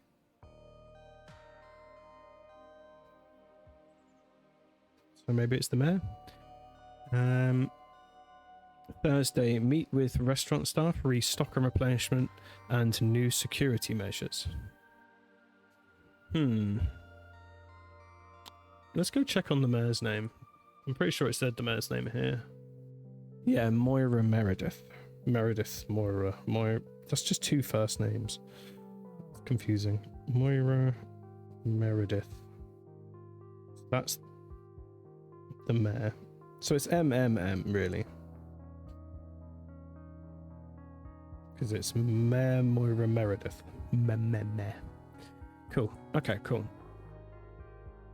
So this lady is shady and is working with the mayor. So that's some shady business right there. What we got down here? So sorry about the mess. Benny knocked over the plant, which hit the stuff off the shelf, but I gathered up all 7 items and nothing seems broken.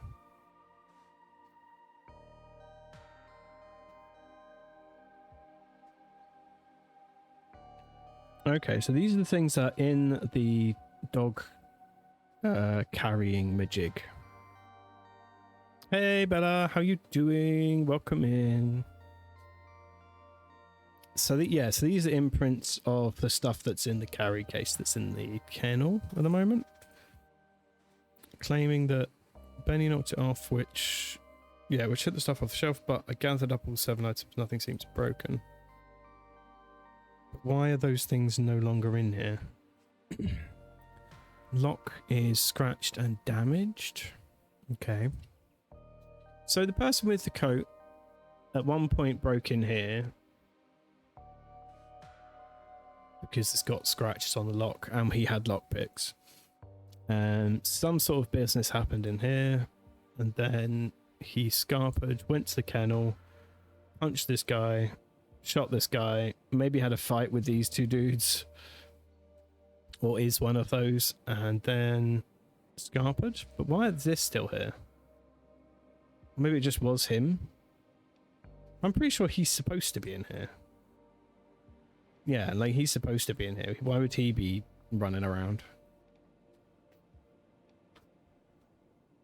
This place needs Batman.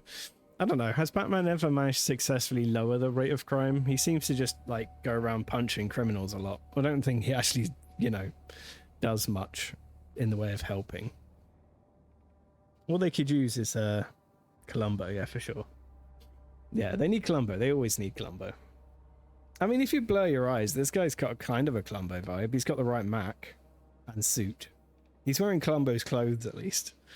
Even if his face isn't particularly Columbo-esque. I love Columbo.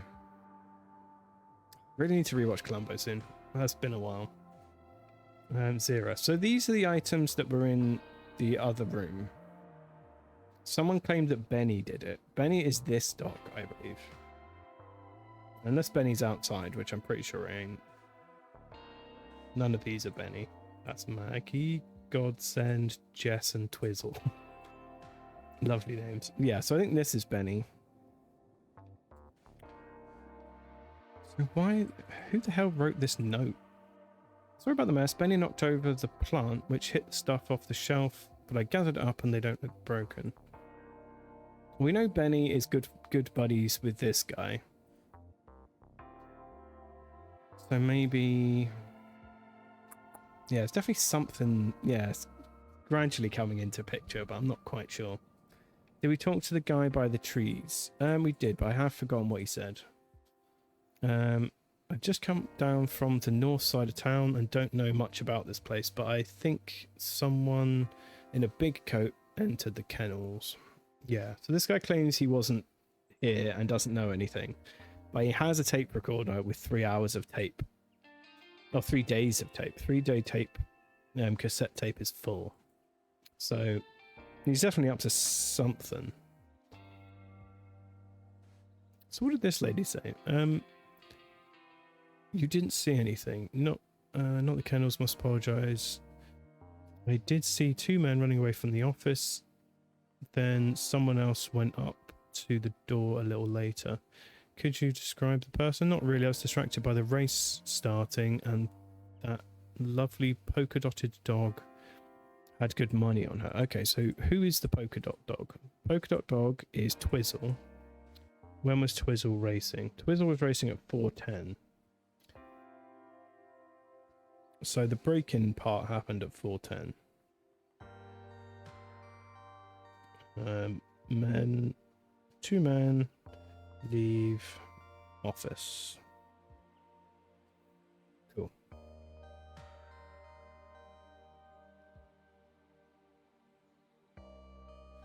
Okay, so she was so yeah, she saw them running away from the office. So that must have happened around 4:10 because she got distracted by the race after that. Okay. Have we missed anything? Oh, this guy. Oh, isn't he handsome? Keep Andias out. Yellow jackets, work in pairs, stupid jerks. Okay, he seems really bright. Okay, I've got a shipment of 6 items going out to the new asset today. The usual method should work. Let him in for pickup at 3:45. I'll be grabbing a seat. Also, if the blonde comes whining again, tell him to suck it up and keep working with the Tsar. If he can't defend himself against a one-handed man, that's his own damn problem. The Tsars have a useful part of this organization. Okay, so yeah, so we've got some criming happening. So yeah, their shipment method is basically to pretend it's a dog by putting all the stuff they're trying to give away into a dog container, like a dog carrier, I guess, is the idea. What are the other specifics here, though? So, if the blonde comes whining again, tell him to suck up and keep working with the Tsar. If he can't defend himself against a one-handed man, that's his own damn problem. Wait, but they're currently here. I don't understand the two sentences back to back.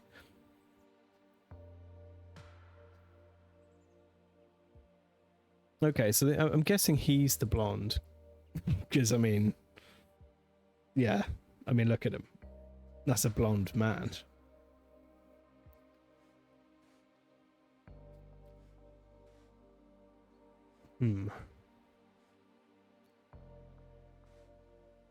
Okay, so what did they say? Only time I left my post was to chase off a troublemaker while the race was happening. Is this your usual post? It is now. We had a break-in on Tuesday night, so we're not letting anything slide. We're keeping tight watch on the office day and night. We didn't do that much of a good job of it, considering someone broke into it while you were standing there. And seemed to almost pull the door handle off. So you're not, maybe not the best at your job.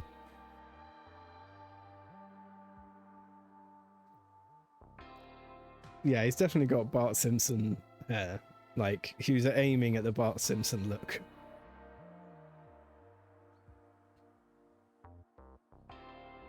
I'm dead, absolutely shattered, mate. Oh no. Better get some naps. You need naps. I'm always by Miss Bauer's side, and I don't talk to the police. Just for the record, can you tell me about the victim? Did he have any enemies? People who wish him harm? Yeah. Okay, fine. He sucks. Not a good witness. So this lady has a key to the kennels, I'm guessing, and a gold bone that says Jess, which is also the name of one of the dogs. Okay, right. So this lady is the track owner. The dead guy, I think, is the kennel master. He feeds the dogs and things. The North Sider is this guy. Favorite girl is this lady, ticket lady, betting slip lady. Bodyguard is this guy. He is a door guard. Benny is a dog. And Czar is this man. Or maybe not. Czar is this man? Maybe this man? Maybe this man? No, I'm pretty sure he is the Czar man. Okay. Favorite girl. Favorite girl is Jenny.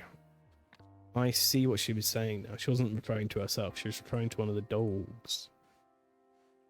So, it's Jess. Jess is the dog that she likes. There we go. Okay. Okay, so we got two things. We got theft and death.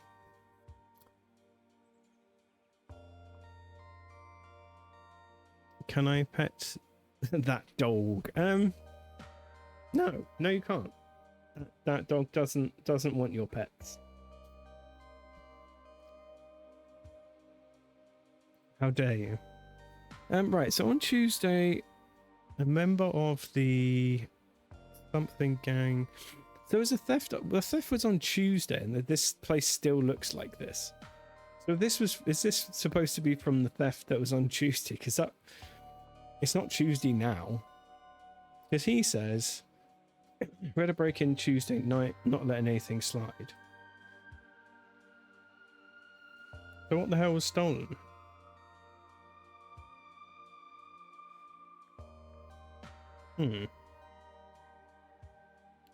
Is there anything else obviously missing other than these things? And if you were stealing stuff, why would you write a note down? Yeah, maybe they broke in and stole some drugs. But why are those? I don't understand how these random objects on a shelf come into this. What's that got to do with anything?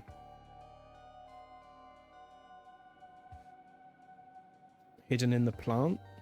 Maybe? What do these have to do with anything? Because these are the things that were on that shelf. And they ain't drugs.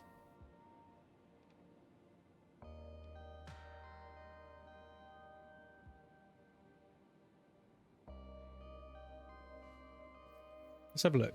Is it? Yeah, I mean the pot plant is certainly dishevelled, as well as this being knocked off.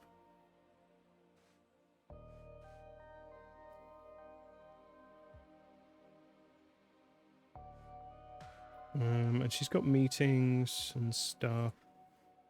Let's read that note again.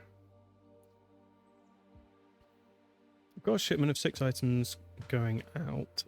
It's the new asset today. The usual methods, it should work. Let him in for pickup at 3:45. I'll be grabbing a seat. Also, if the blonde comes running again, tell him to suck it up and keep working with the Tsar.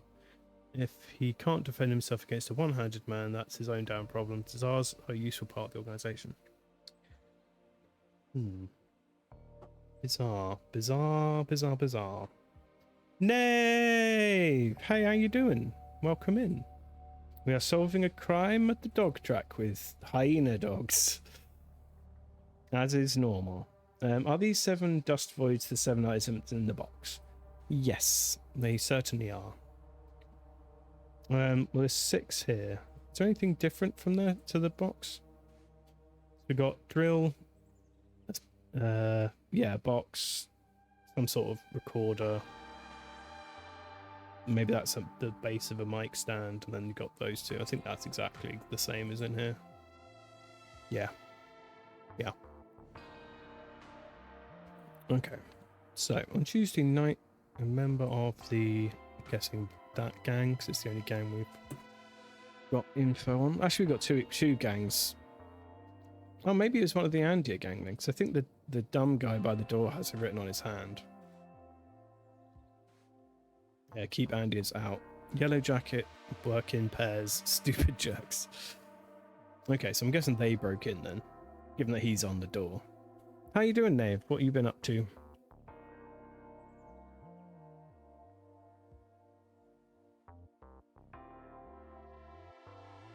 There's only 6. The note says 7. Oh, that's an interesting point.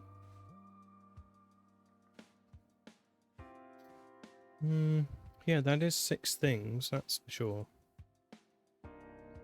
And this note says 7 items. No, it says 6 items. Yeah, that says 6 items. And that's 6 items, isn't it? Yeah. Yeah, we're good, we're good. Just finished work for the day. Ah, very nice, very nice. Yeah, also melting. It's ridiculously warm, and I hate it. I need air conditioning. I have like absolutely no money, but if I had money, I would buy air conditioning.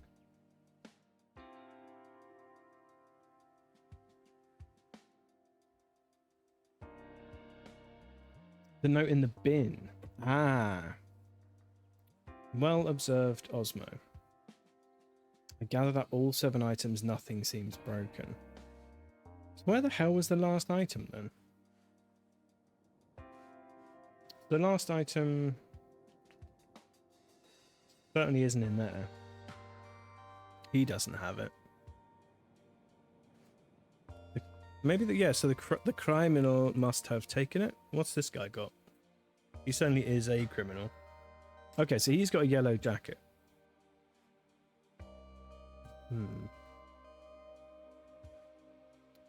This is all very suspicious.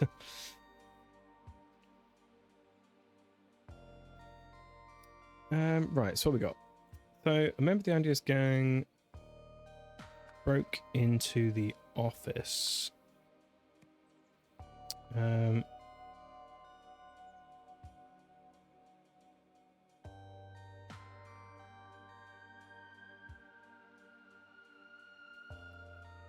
How are we supposed to tell what they did on Tuesday?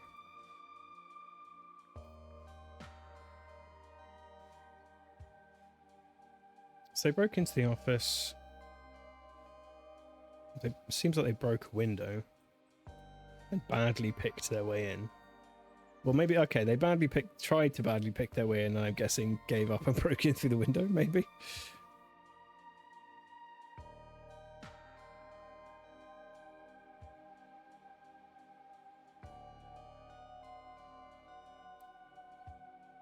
Yeah, I wish everybody here had air conditioning, but up until a few years ago, it really wouldn't have been necessary.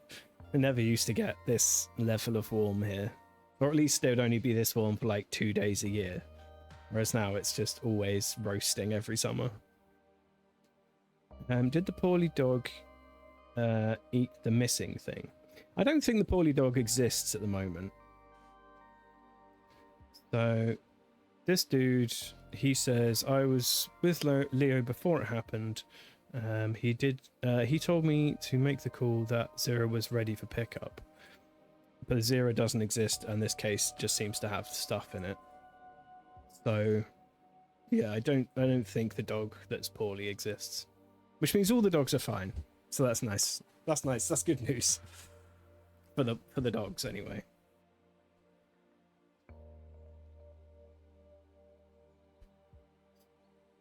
Okay, so let's have a look at Friday. Maybe on Friday we can probably do Friday, right? I don't know what happened on Tuesday. So at 4:10.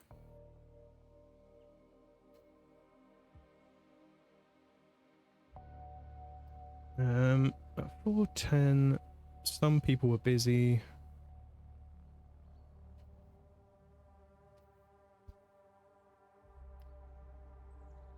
Okay, so we know that at 4:10...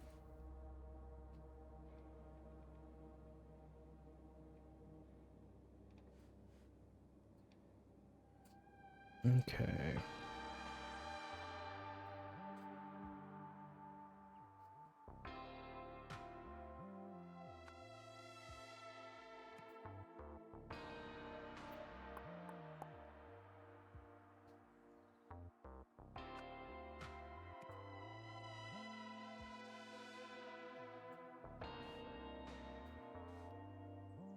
Yeah, okay. Jess was also racing at this time. So the owner must have left the office at this time because her favorite dog was racing.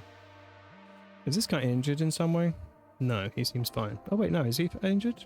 Oh, he's got a bloody lip. Okay, so he might have gotten punched.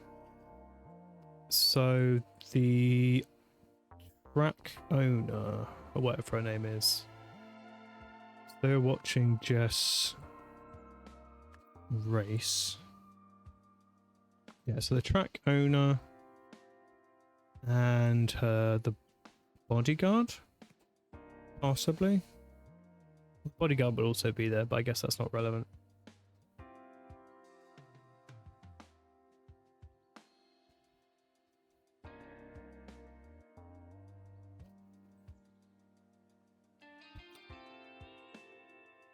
One member of the...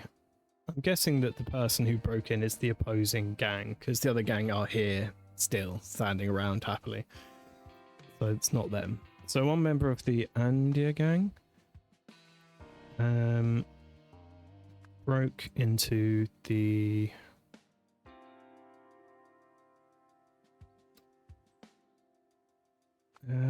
into the kennel? Maybe it's not broke into. Stole?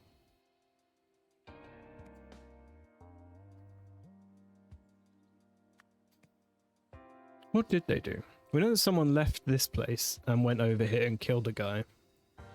And then then disappeared and his partner is out front. Does that mean it's most likely this guy? But he does seem fine.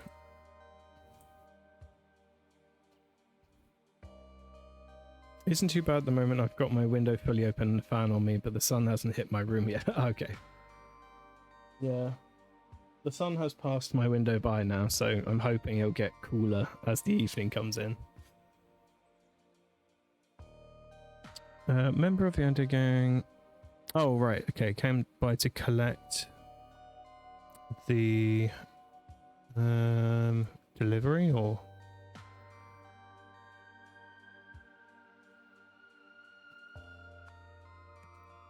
Okay, so if they're coming by to collect, then they're the ones that work with them. So, okay, one of the members of the Zygon came to collect the...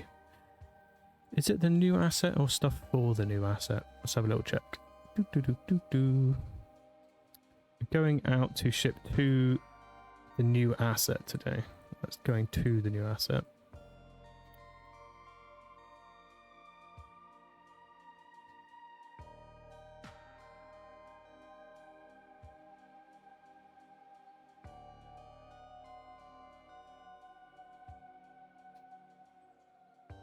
Oh, this is one the other one. Okay, fine. Take it back.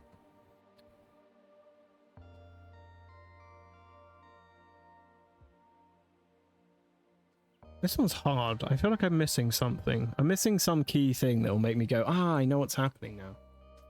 I just can't figure out what the hell this stuff's doing. Like, this is just a bunch of random crap. Like, what's this got to do with anything? Like, it's not like anything interesting. It's just a drill and a box of bullets? Maybe? 9mm? Bullets? Possibly? My eyes can't read that tiny writing. There's some bullets. What looks like a breathalyzer of some sort. Like, it's just some random crap. Why would that? Surely they're not here to steal that. And why would somebody want that as a new asset exactly?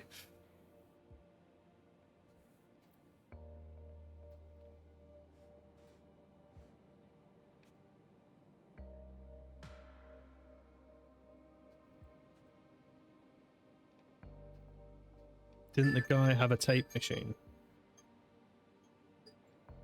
Another phone call? Digging in the entryway.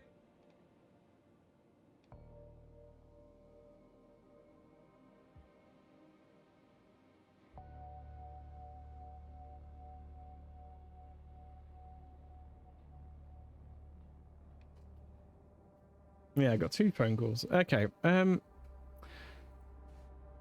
what do these guys say? Looks like something happened at the office as well. Check the details. Except perhaps this vet business. Yeah, the vet business is nonsense because that dog doesn't exist.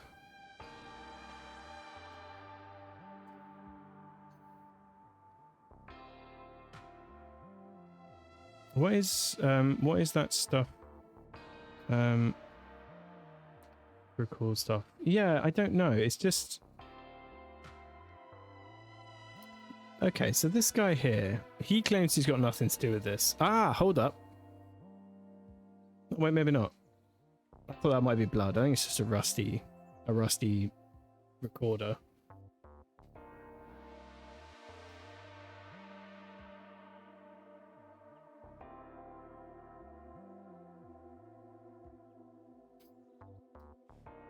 I mean, it's still suspicious. This guy has a random recorder on him.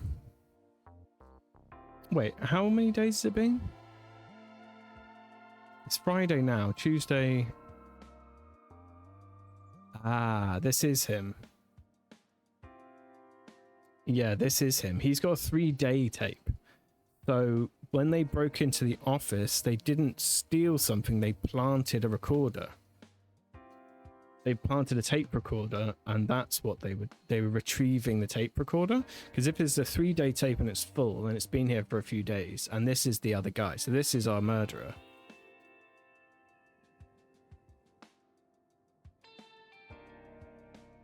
Okay, so I think that's might be what's happening. Okay. Okay, I think we're making progress, possibly.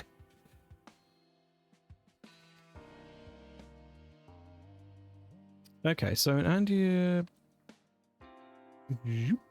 member of the Andy gang broke into the office. They...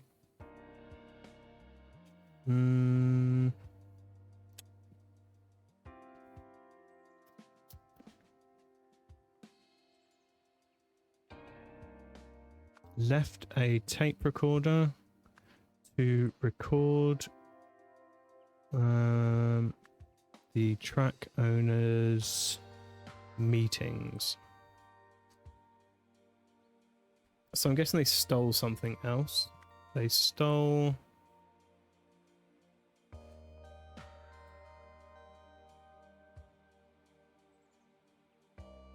I only left my post to chase off a troublemaker while the race was happening. It's Tuesday night. Let a break in Tuesday night while not letting anything slide. What day at night?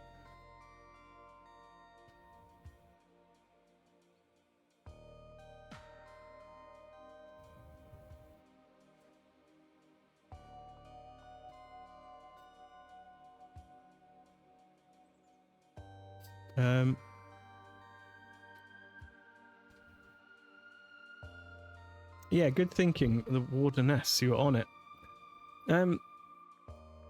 So yeah, okay, so they, on Tuesday night, they planted this tape recorder in here to record the messages, and that's why it says 7 things, because that was on the shelf as well.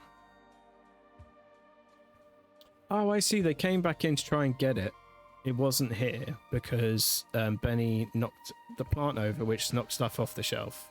And so Hoojamafluke, the kennel man, he took all of it and put it in that carrying case thing. And so that's why he went over there and ended up in a kerfuffle with him, and then ended up murdering him and stealing the tape recorder from there and fleeing off into a field. That could be what's going on. Okay, so I'm not sure what they did other than that. It definitely says they have to have done something else other than that. So I guess they stole something. How would we figure out what they did other than that?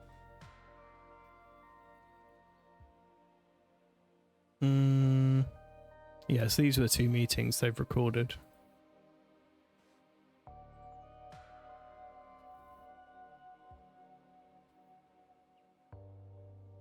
Knocked the shelf.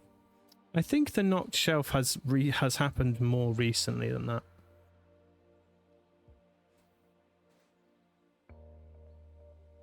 Yeah, I think that happened maybe more recently.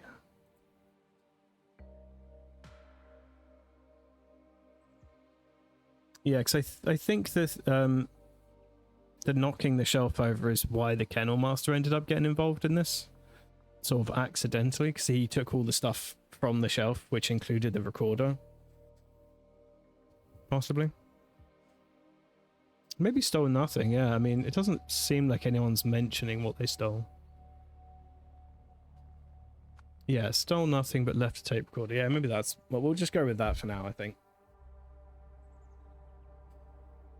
Okay, so on at 410 are the track owner and the kennel master, maybe? It says he was running an errand after, so he was feeding them, and then he said, prep for the race, then run an errand for her. Number 17 has become overly protective, easier to keep him by my side at all times. So let's go with that for the time being.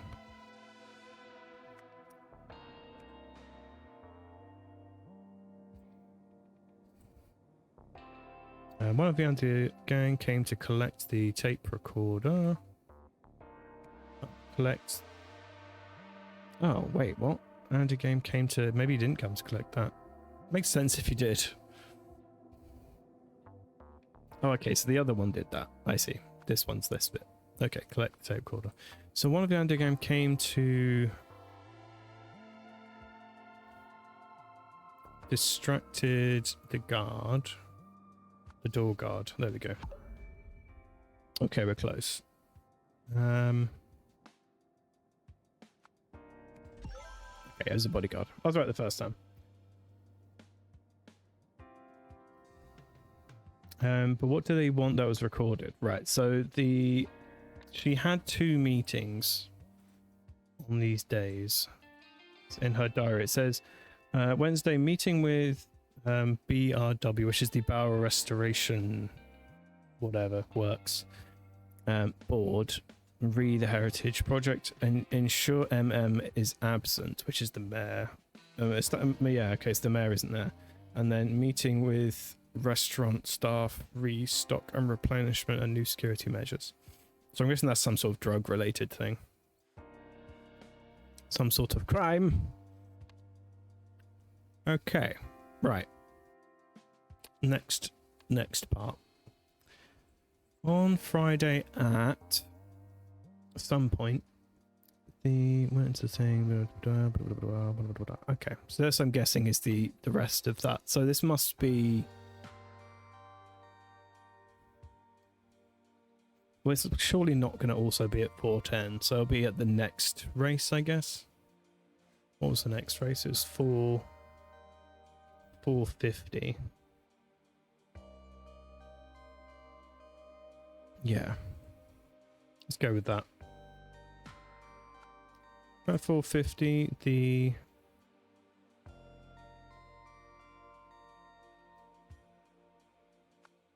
Kennel Master? He's definitely involved in this. So he got murdered.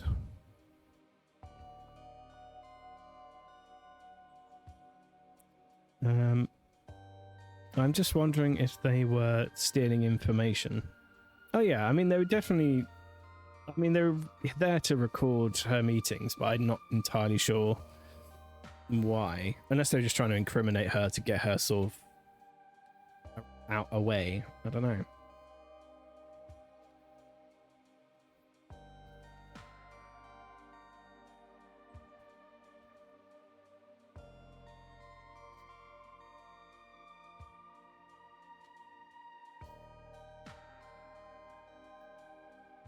Yeah, I'm just trying to figure out. 1, 2.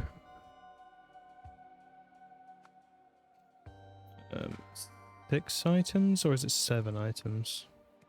7 items.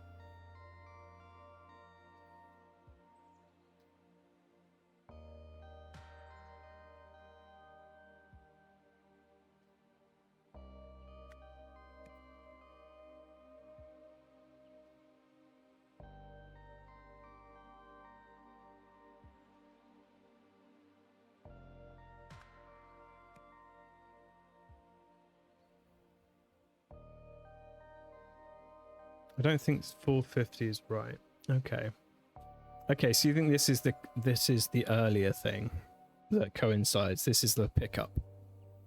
Yeah, you might be right. So we know a pickup happened at, according to this note.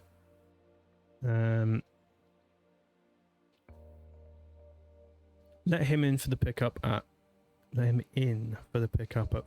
3:45. I'll be grabbing a seat. Also, if the blonde comes whining, yeah, okay. Okay. So yeah, I think you might be right. Maybe it is the like they're talking about the pickup. Because these are coming, yes, maybe this is simultaneous to the other part we just read. And that's why there's a kerfuffle.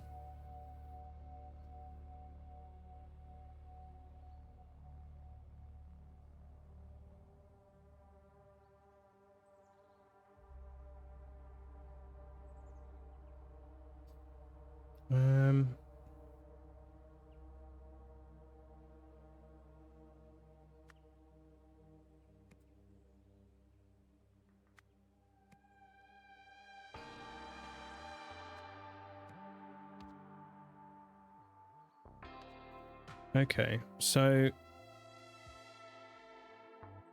oh god, it's so hot outside. Yeah, it keeps recurring through the day. My brain's like focused on something else, and then suddenly I'm like, oh my god, it's so hot. Okay, so this is the thing, right? Okay, hold on. So let's just read.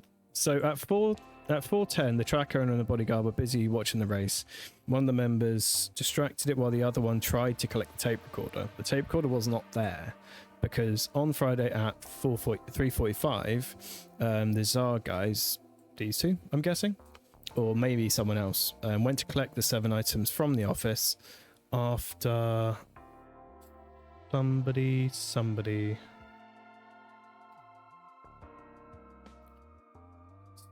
did something.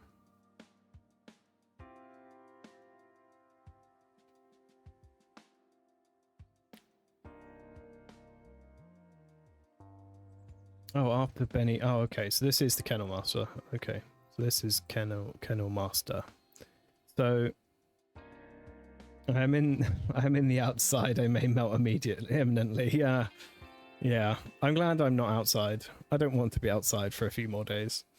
The Kennel Master went to collect 7 items from the office after Benny, the dog, knocked the shelf down, and the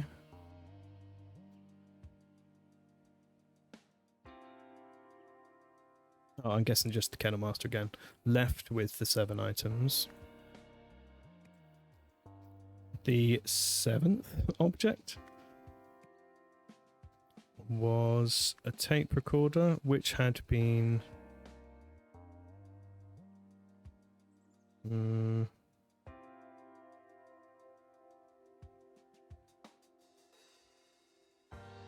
maybe not a tape recorder then. 7th object.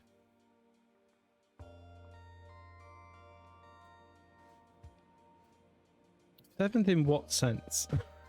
In what sense is it the 7th?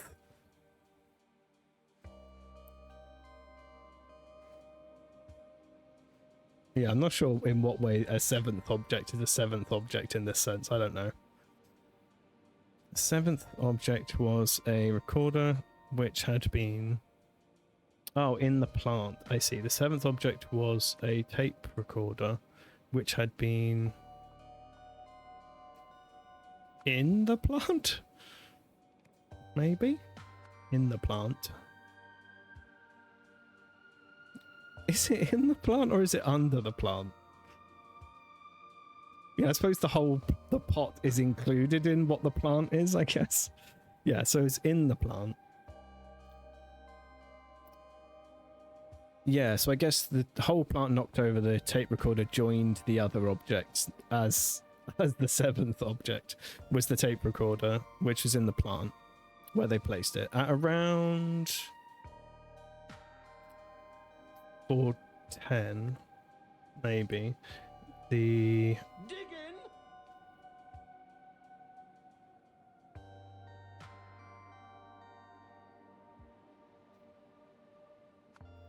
Andia, maybe, who is currently in there. So he went in and got all the stuff, accidentally stole the tape recorder.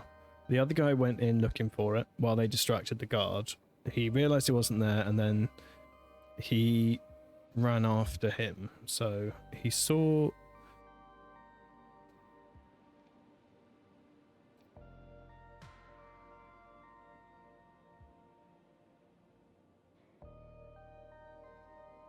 Trying to see what objects we got here. Digging? He had to dig. You're right. My God. So I'm guessing he saw him take the stuff, is what I was just thinking. I went looking for...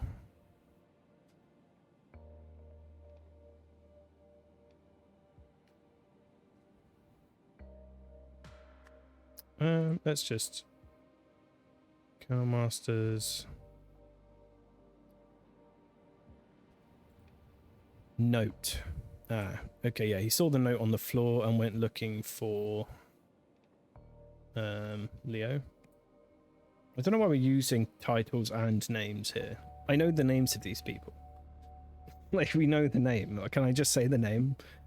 When he saw that someone was...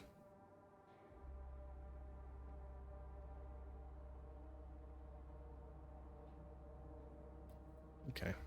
He had this realization in the office, so I guess... Benny knocked over the plant, which bit of stuff all over the off the shelf. I gathered up all 7 items. Nothing seems broken.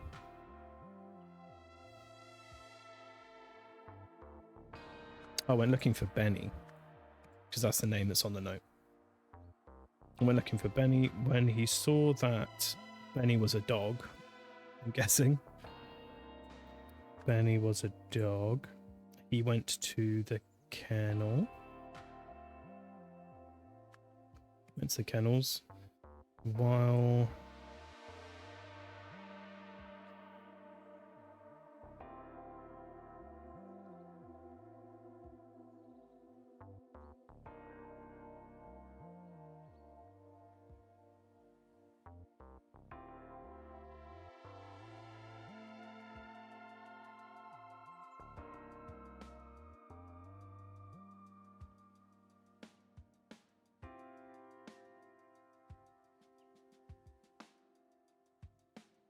while watting over the what?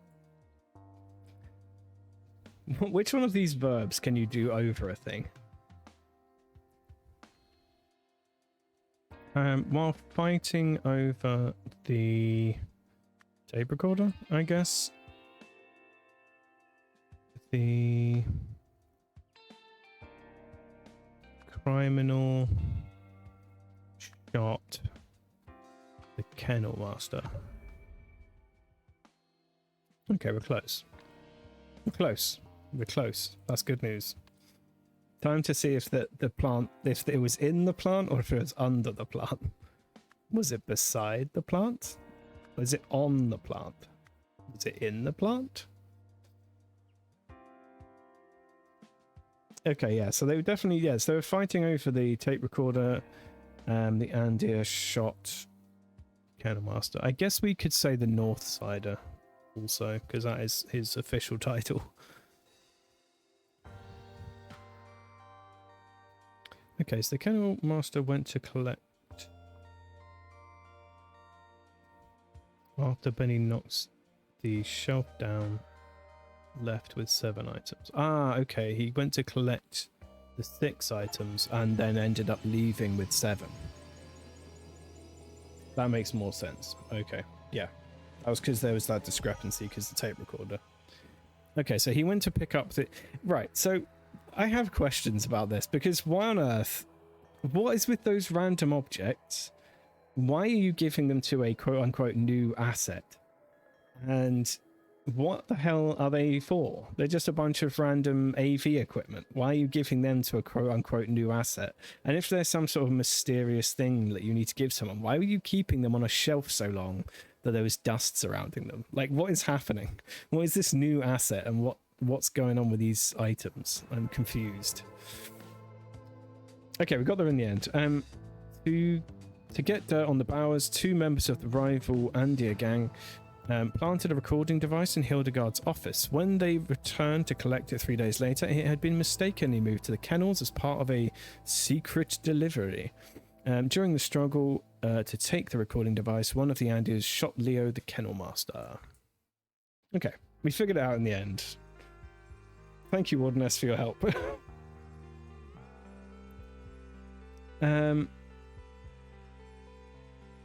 Those items could be used to record the races. That's true, I suppose. But why would you need to smuggle that? Like in a dog case thing? Because they were in like a dog carrier. And they were supposedly going to the vet. In the form of a dog. So I don't know. Yeah, I don't know what's going on there. Very weird. I'm just glad I was actually useful. Yeah, thank you very much. I appreciate it. You helped nudge me on my journey to using my actual brain. Okay, right. So, Miss Bauer, this project continues to show promise. Our new friend's offer of power seems to have been more than just an attempt to save his own life. And to think if he hadn't hit your restaurant, the Andirs may have been the ones who found him. Yeah, okay, that makes sense. Yeah, okay, so the people inside the restaurant who got attacked by the crazy man, they were her people. So if he hadn't hit your restaurant, the Andirs may have been the ones who found him. Communication has been somewhat tricky, although he doesn't look it. He is speaking Lemurian, but it sounds like some ancient version of what I speak. Luckily, his Albionian,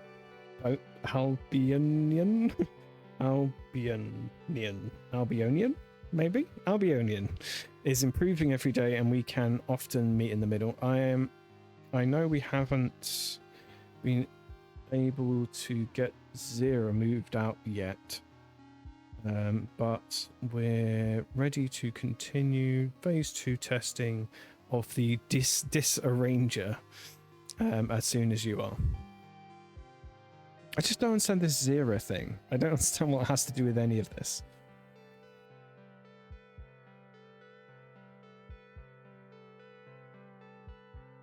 Yeah, this DLC is actually really good.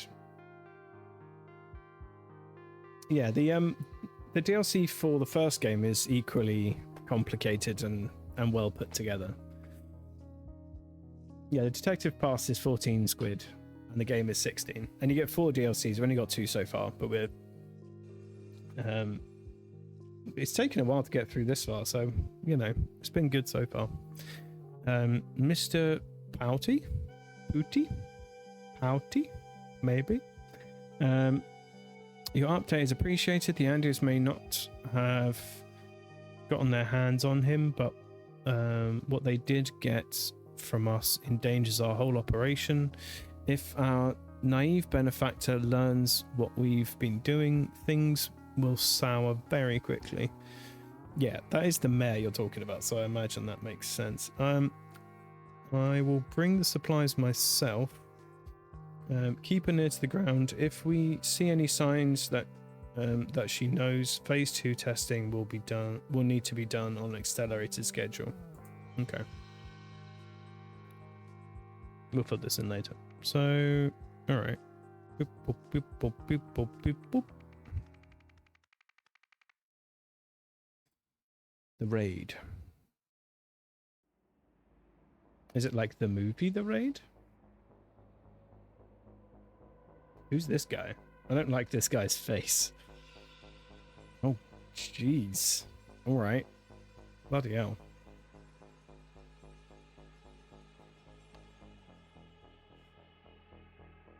Okay.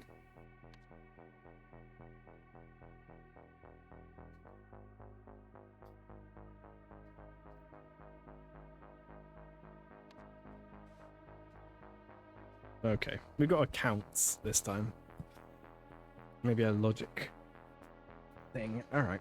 So, what happened here, Officer Martins? Where did they go? First, the angels danced on the robot's finger, and the second twin swallowed them whole. Okay, he's high. Then I liberated myself and Rip Top admired the silver string of my bow. I'm sure he did. Next, the angels were destined to pass into the second twin's bowels and to be rescued from them by an armored horse. Finally, Trip Top granted the angels their freedom, and the angels melted into the pages of an open book. I mean, he's high, right? I mean, that's like a prog rock album lyric right there. I successfully endorsed with a beverage didn't melt. I know you were all concerned. I was highly concerned that you might melt into the pavement before you made it to the pub. Yeah, this guy is high as a kite. Oh, okay, and he's wearing a wire, I guess. Moira will spill. As rumors fly, Mayor Meredith announces a press conference. Okay. Subject C testing form. What did you think of the cartoon? Divine Revelation. Describe the cartoon's 4 stages. A teardrop evaporated, so the two-headed fig-tig... Oh my god. Fig-tig found the world's edge. An orchid with tender stalks sailed over the teardrop as it drifted by. Okay. What is happening? You're gonna have to decode that nonsense. Yeah, I think that is what we're doing. Oh no. Okay. Beyond the world's edge lay a vast snowy mountain. The fig-tig applauded as it searched for the teardrop. What does that mean? That's nothing. Oh, it's a little guy.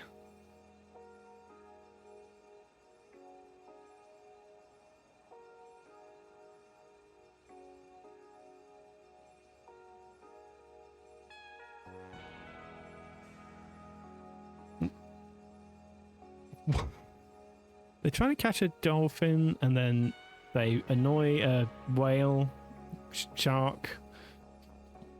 Vlad, Finn, and Dick. Is that what that says?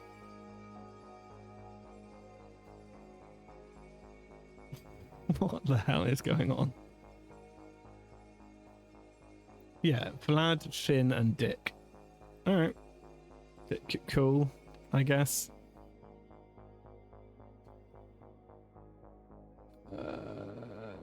Okay, a teardrop evaporated so the two-headed Big Tig found the world's edge. That's that, I guess. An orchid with a tender stalk sailed over the teardrop as it passed by. Maybe that? Beyond the world's edge lay a vast mountain.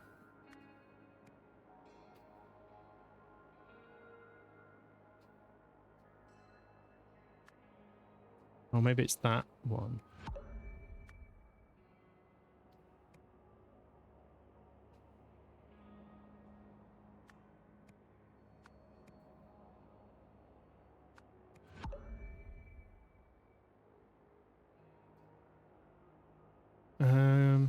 Big Tig applauded.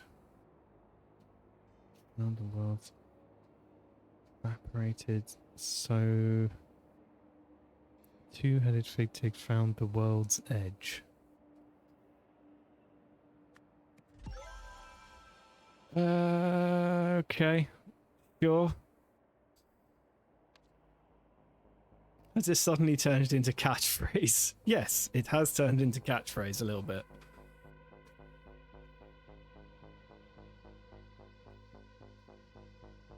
Okay. So in this guy's brain, he says it's tragic and profound. Describe the cartoon's 4 stages. A man and his wife follow an ambulance in their car. That definitely doesn't happen. A girder was shown to be attached to a bridge. What? The ambulance sped away and the car crashed into the girder. Cat ran from the ambulance. What is going on? What is happening? I thought my brain's melting.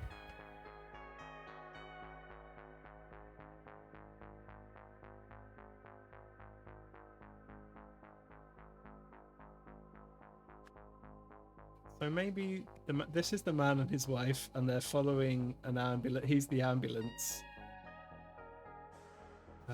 The ambulance sped away and the car crashed into the girder. Maybe that one? A cat ran from the ambulance and a girder was shown to be attached to the bridge. I mean, I don't know how that's attached. I don't know where the bridge comes into this.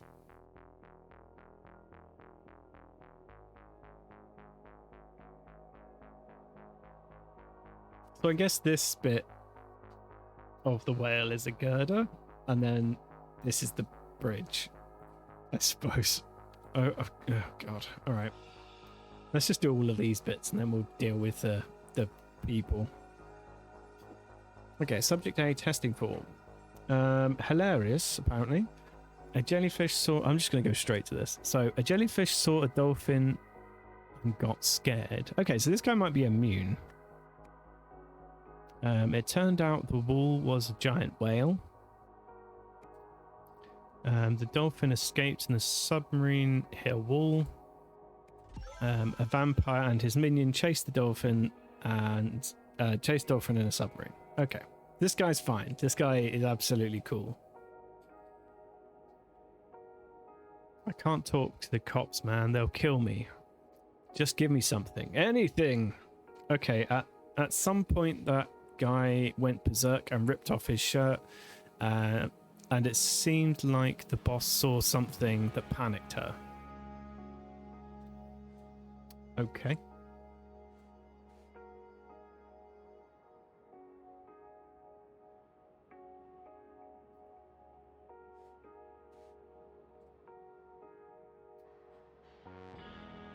think someone had to make this all up. Yeah, I know. I don't know how on earth they thought of this. This is just bizarre.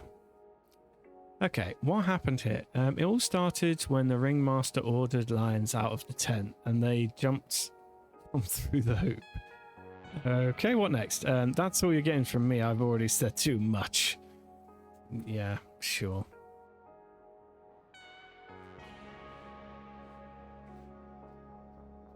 Let's take stock. What do we know? It's a strange one, Roy. We've had eyes on this place all morning. Our guys confirmed that the boss lady and her gangsters were still on the top floor as we pulled up. We secured the front doors and all the stairs, so they must be here somewhere. Okay. So they were raiding the criminals. And they found this room full of bizarre stuff. Okay. No give or take. Now...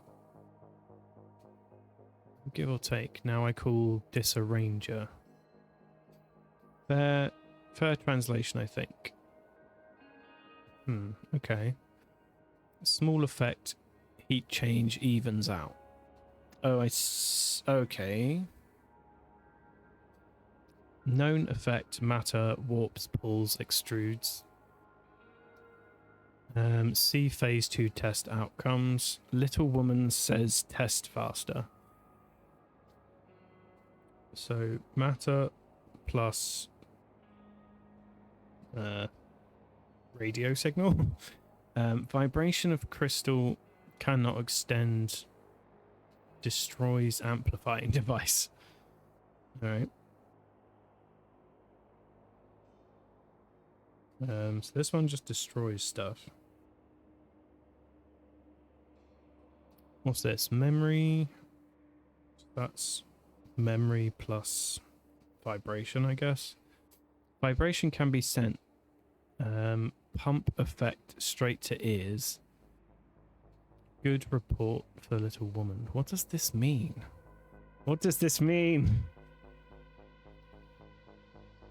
The baddie is the person who makes the least sense. That's entirely possible. Vibration can be sent. So this is vibration plus memory. How does that work? So it vibrates your brain? Vibrates memories? Memies? Question mark? Is that what we're doing here? So we're not giving or taking with this new weird device. We're just jiggling. We're jiggling things. So jiggling matter destroys the amplifying device.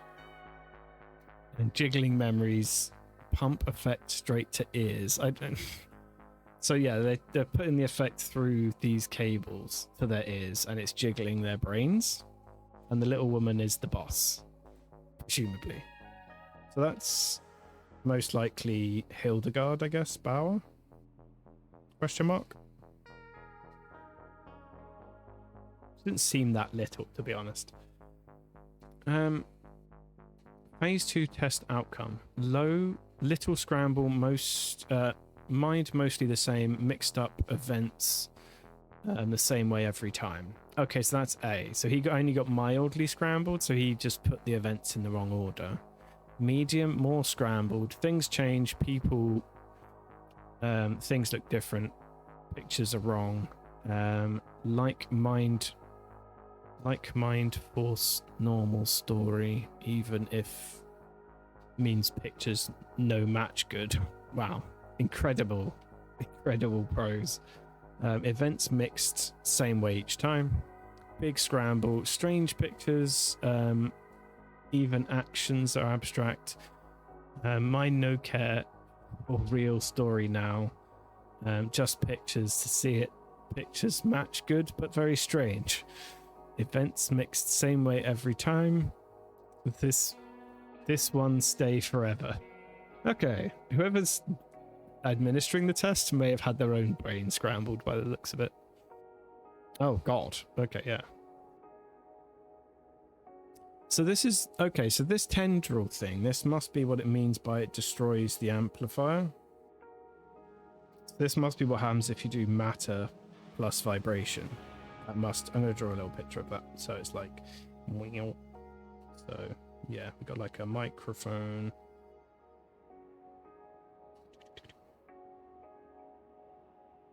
It's got like 10 drillers. Okay. Person who wrote that, this has the ADHD. Yeah, maybe. Just getting distracted halfway through the sentence and just being like, I made the point. I made the point. It's fine. Okay.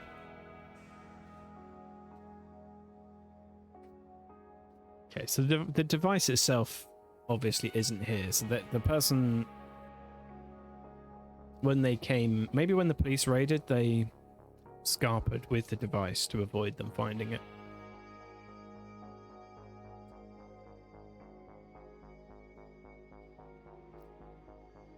Okay, so this is outside. Okay, so this is them escaping over here, maybe? Just like, meow. Oh, yeah, and that's the girder that's outside. Okay. Hoppers. Oh, yeah, okay, so where did they go? Yes, they must have gone down into the parking lot and disappeared, I guess. Don't know how the police didn't clock that. We had eyes in this place all morning. Our guys confirmed the boss lady and the gangsters were still on the top floor as we pulled up. We secured the front door and all the stairs. They must still be here somewhere. Interesting. Hey, I resemble that remark.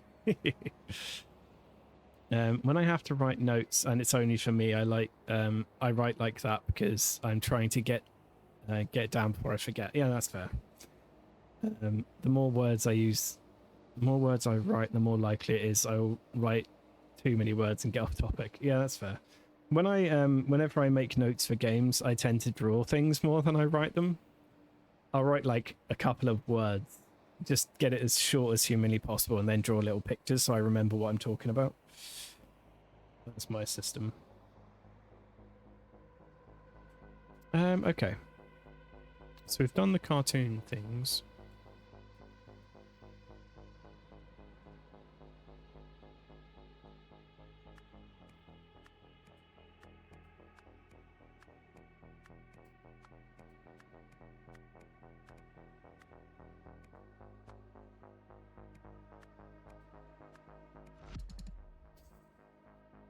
Okay, so accounts.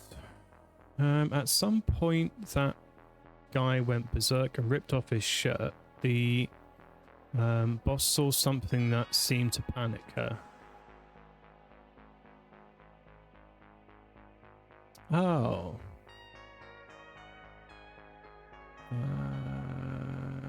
Okay. First, the angels danced on the robots. We're trying to place these two within this nonsense. Right? And I assume that's what's happening.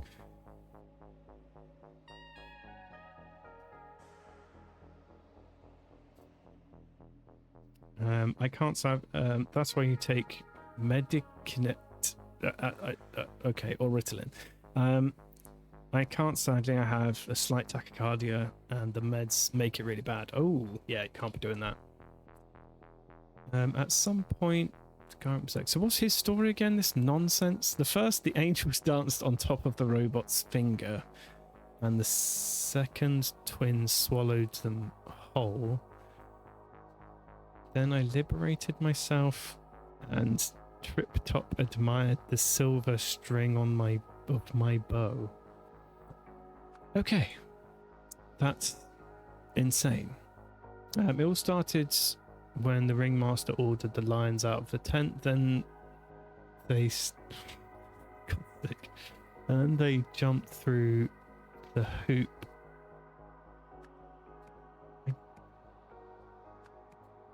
Okay.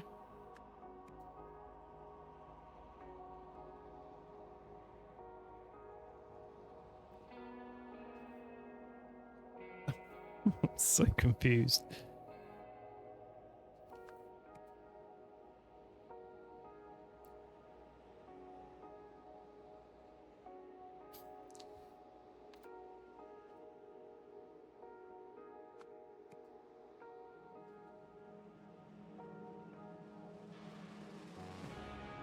What was his story?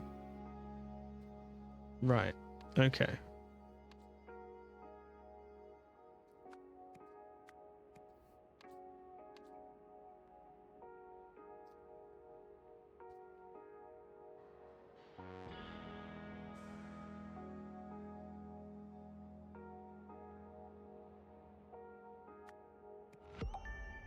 Right. Okay.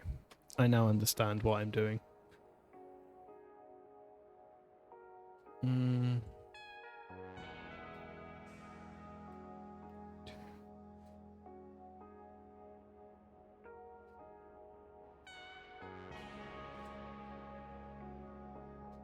At some point, the guy went berserk and... Okay.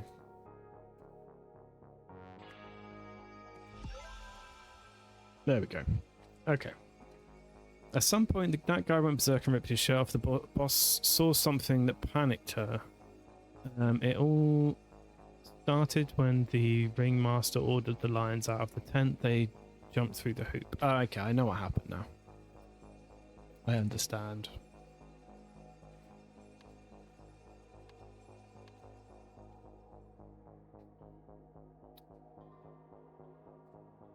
Translation. Okay. So... translation from nonsense into non-nonsense, I guess, is what we're trying to do. As long as your kidneys are okay and there's no other malfunction it's causing the elevated heart rate, I'm sure your GP can work with the psychiatrist to allow those issues to be handled. You're a doctor, Mindsluck.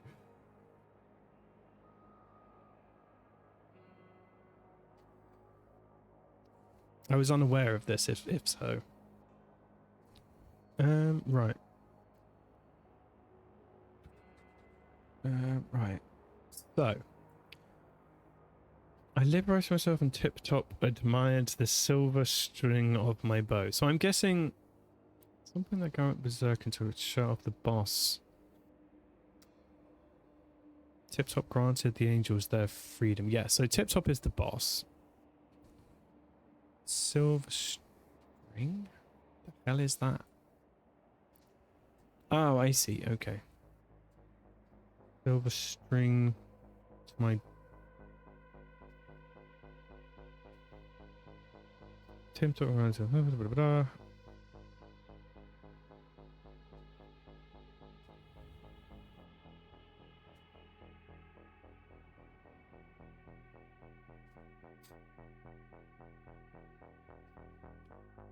no, but I went through the same thing. But my tachycardia was related to anxiety from almost suffocating. Oh, okay. Dang. I have a few options. I have other health issues.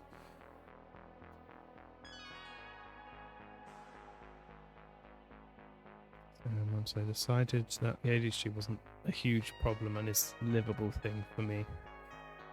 Oh, okay. Dang. Okay, so I think Tip-Top is the boss. So I liberated myself. Tip-Top admired the silver string of my bow. So I'm guessing that's the window. I'm going to go ahead and say that's either the window or the wire that's outside the window. Finally, Tip-Top granted the angels their freedom. The angels melted into the pages of an open book. Okay, so the angels are the gangsters, and the open book is the window. The robot's finger is the girder. The twin is the other building.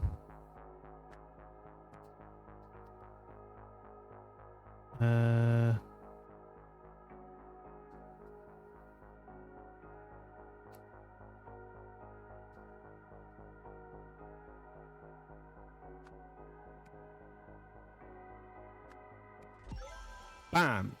I can understand craziness.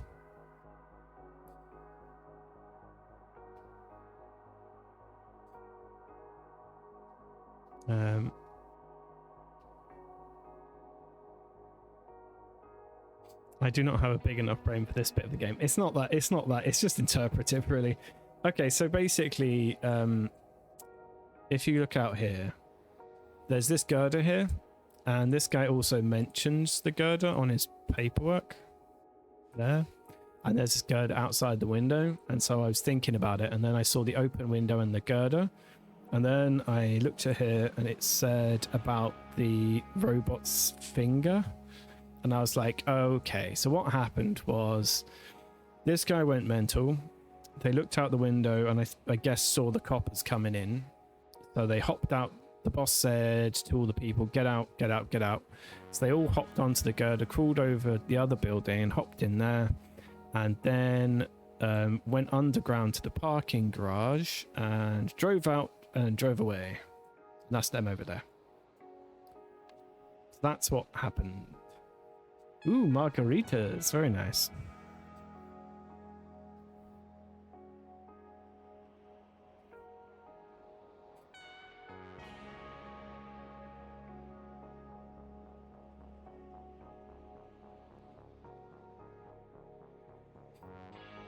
Sorry, but you never defined margaritas, so you can't increase it by 1. Yeah, sorry, you can't iterate up on that, I'm sorry.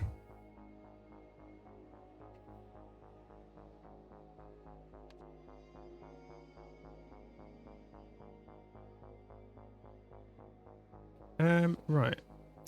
So this is just events now.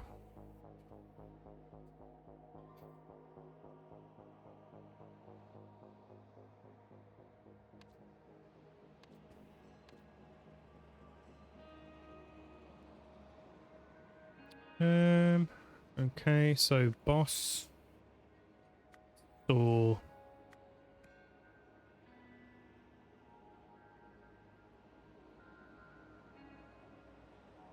at some point the guy went berserk and ripped off his shirt. The boss saw something that seemed to panic her. So boss saw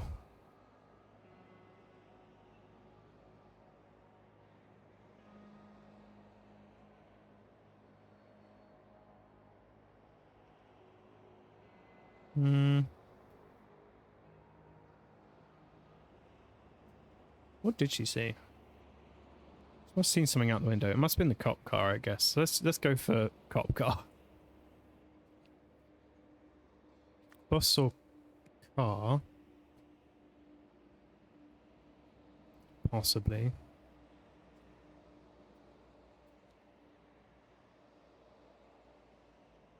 Drove, entered, exit, flew, heard, hid, ordered, removed, saw, searched, reversed. Okay.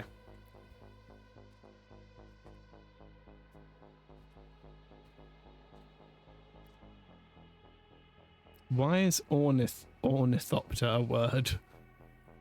I'm guessing it's this thing. This weird thing over here. Yeah, I don't know. I don't know how an ornithopter comes into this, to be honest.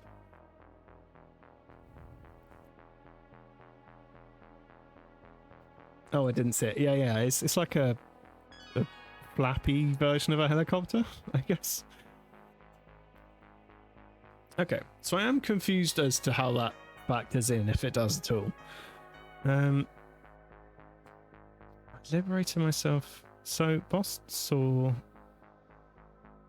So she can't have seen him do anything because he's not in this selection of words. So it's not about him, it's just so she must have seen the cop car outside. Boss.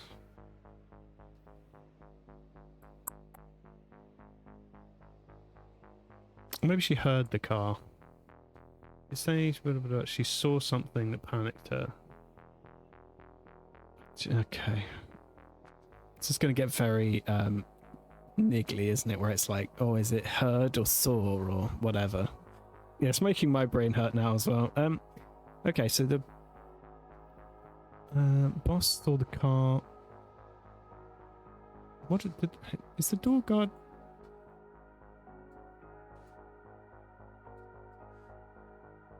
So she must.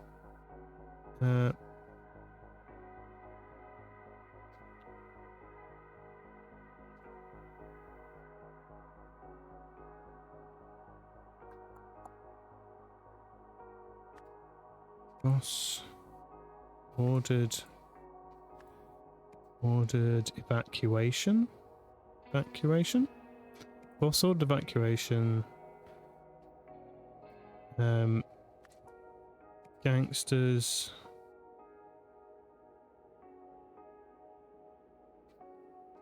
traversed girder, I guess. Traversed the girder. There's so many words that just mean very similar things here. I'm just trying to figure out which is the correct order of events. They must match up with these statements here, basically. Tip Top admired the silver string of my bow. Saw wire. Oh, yes. Now I know what's going on. Okay, right. Yeah, all right. Yeah, I totally forgot. The crazy man is wearing a wire. I totally forgot about this. Right, so the boss saw the wire. The boss ordered evacuation. Or it might have... The boss might have...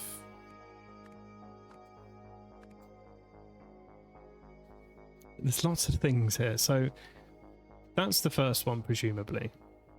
Boss saw the wire.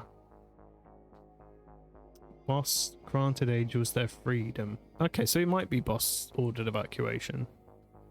Next. As that's the next statement. Ordered evacuation.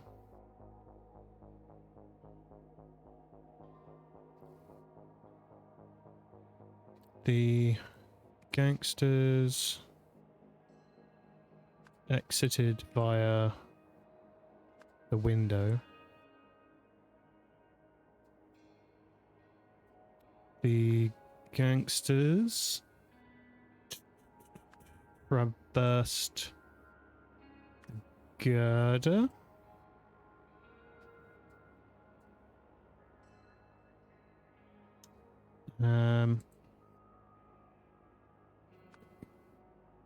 Gangsters entered building.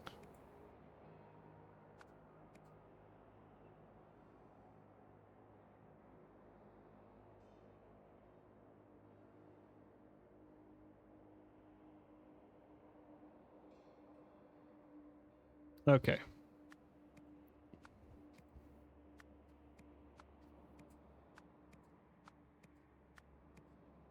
Let's move all these this way. God, this is... Why this format all of a sudden? Boss removed hair. Panicking. Yeah, maybe. Okay, so undercover cop. Removed shirt. That's the first one. So undercover cop removed shirt. Boss saw the wire. Boss ordered evacuation. Gangsters exited via the window. They traversed the girder and entered the building. The other building. Then what happened? Says the angels were destined to pass into the second twins battles. The water's so delicious. Oh yeah, I haven't drank anything in a long time. So delicious.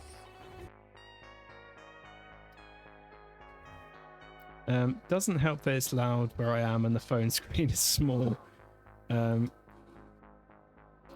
Explain it to us. How would I explain it to you when I barely understand myself? Right. Okay. So the guy who lost his brain, he's wearing a wire because he's with the cops who were outside when all this was going down. So what happened to Officer Martins? I should have noticed this, or I probably did, but then I just totally forgot. But this guy's wearing a wire. So he was watching the show, and then he thought it was a divine revelation, went mental, took his shirt off. She spotted that he was wearing a wire. She freaked out, and that's what he meant by... So Tip Top is the boss. So the boss saw the wire. The boss ordered the gangsters to leave. The gangsters melted into the pages of an open book, which is left through the window. The angels danced on the robot's finger, which is the girder. So they left across there, and then the second twin, as in the building over the other side, swallowed them whole. This last bit I'm not clear on, though. It says... Parking garage is bowels. Yeah, so... Yeah, building is twin. And then armored horse is the car. Yeah, so... Gangsters... entered... Parking garage? Gangsters... drove... car. Bam! Bam, bam, bam! There you go. We got there in the end.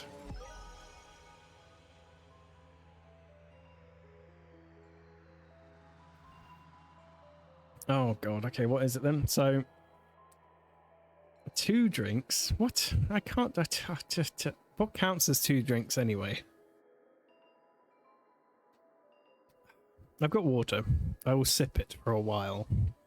Okay, so the dude request is an athletic, part metal, part rock humanoid being. Okay, that sounds fine. With blue magic veins running through the body. That seems okay to me. Swinging a magical sword at a horde of goblins. I mean, a horde of goblins can easily be replaced with a shadowy shape of lots of things that are in the sort of foreground. Yeah, okay. I could do that. That's easier than a dragon.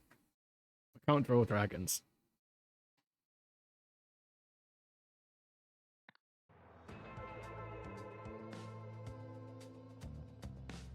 Okay. The gangsters were experimenting with a device that's disarranged people's memories. When the most affected of the test subjects revealed that he was an undercover cop, the boss realized they had to flee. With the workshop surrounded, they had the only way of reaching their car was via a girder that could get them to a neighboring building. There you go. Okay, we got there in the end on that one. Just about.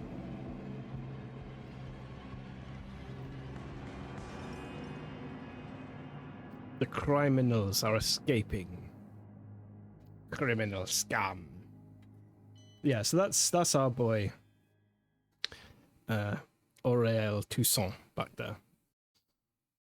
And that's how I choose to say his name. I still don't know how you're intended to pronounce any of these names from this game. It is a cool car. It's like, yeah, it's like a tiger, but with a mane. It's pretty cool.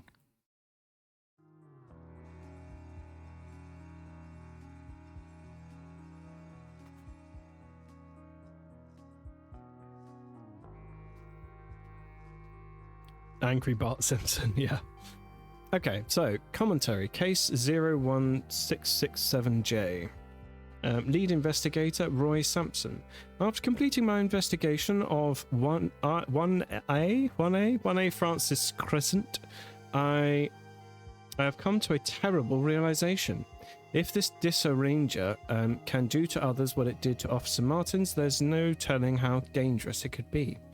Physical destruction, mental incapacitation, and an insidious method of application. In the wrong hands, it could do unspeakable things, and it appears to be in the wrong hands as we speak. I have to find out what they plan to do with it next.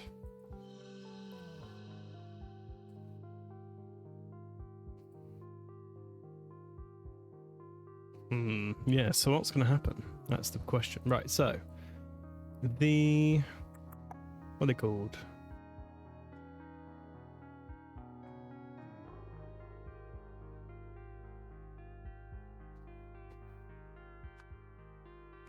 The Andia gang headed by... Is that what they are?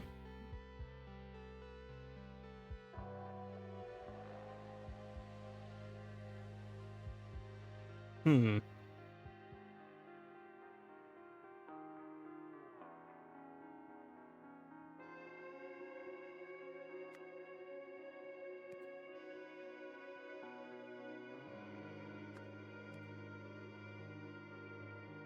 Was one of the two... Am I going to say crime families? Is that what we're going to say? Drug gangs?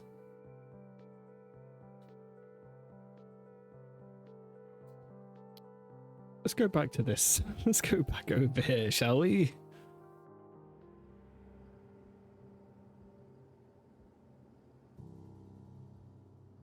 I might have doxed my location. How did I manage that?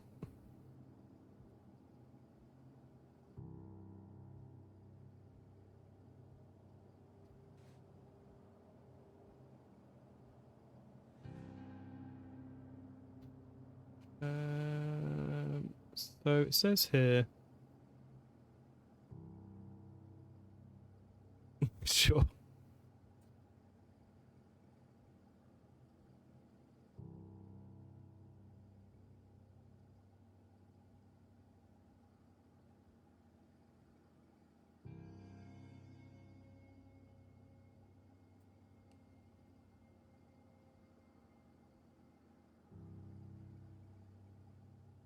I mean, that's not my location. No, that's definitely not my location. Wait, where did you get that from?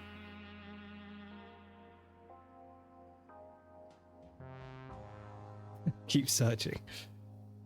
Yeah, what did you see? Because I know of that location, but that's not me. I'm not there. I know someone who may be there.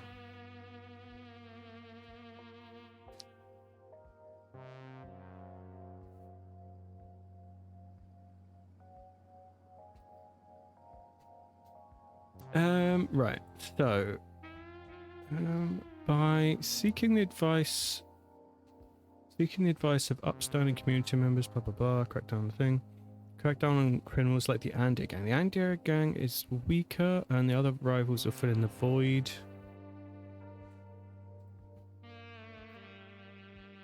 Yeah, so we have the two gangs. We know them.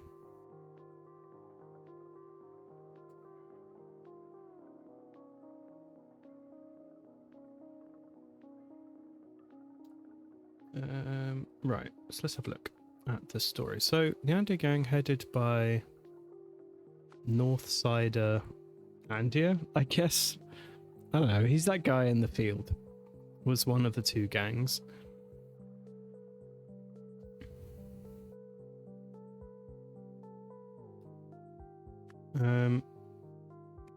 Moira Meredith gained... Oh, okay, so... Okay, yeah, so Hildegard Bauer gained Moira Meredith's favour by working on the Heritage Project and gave advice that weakened the Andia gang. That makes sense.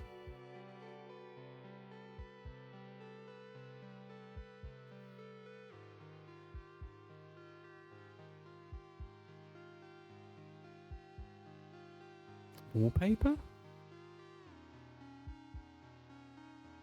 I don't know what you're talking about.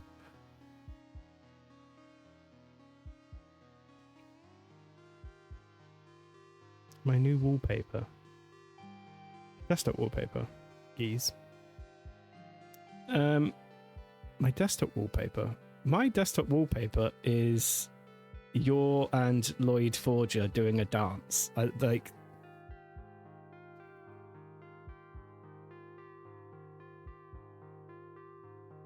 Yeah, my desktop wallpaper is just Lloyd Forger and your Forger doing a fancy dance. That's what my wallpaper is. Oh, it's Osmos that's giving things away. Oh, okay, well, that's not my doing.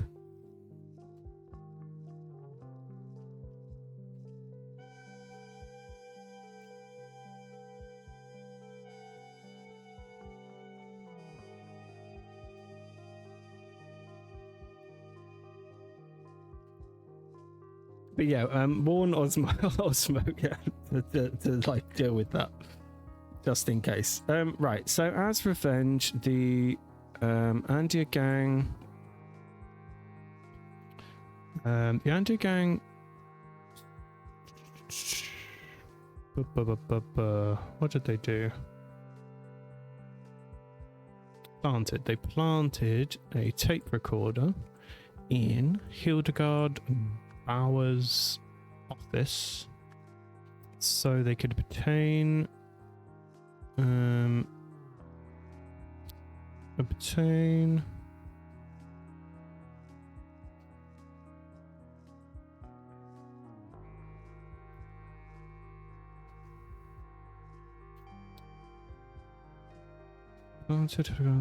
its office so they could obtain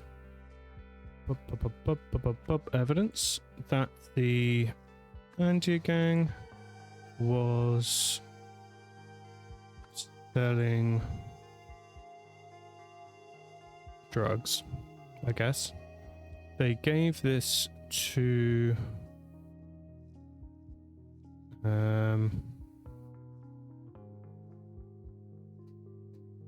they gave this tape recorder to Moira Meredith, presumably. When Moira Meredith announced a surprise press conference, Hildegard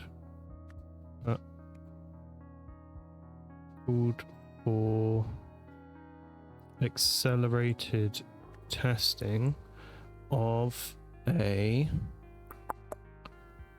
weapon? I mean, is it a weapon? I suppose so. Of a weapon that could scramble people's memes using sound? Ugh. Maybe not.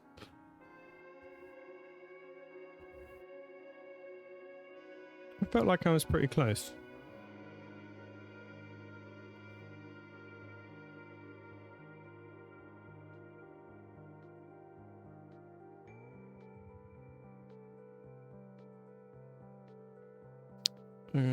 That's fine. Gained Moira Meredith's favour by working on the Heritage Project. That also makes sense.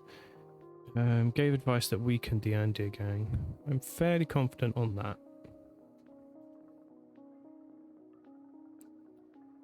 So what's been going on over here? Wasn't paying attention. Was mostly worried about work stuff.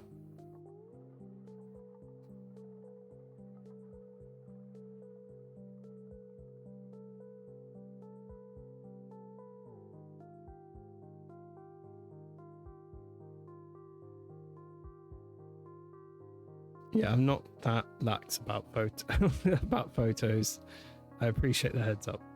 I'm back to coding and lurking. Enjoy your lurking and coding. Forgot that thing is there. What thing is where? I don't even know what the thing is. It must be on your like page or something, I'm guessing. But yeah, enjoy your luck and your coding, whatever it is you're coding. The Andia gang hated by. I'm pretty confident about this. That seems true. As revenge, the Andia gang planted a tape recorder in Hildegard Bauer's office to obtain evidence that the not these people, not that gang, the Bauer gang. was selling drugs, testing weapons. Don't know. They were doing all sorts of crimes.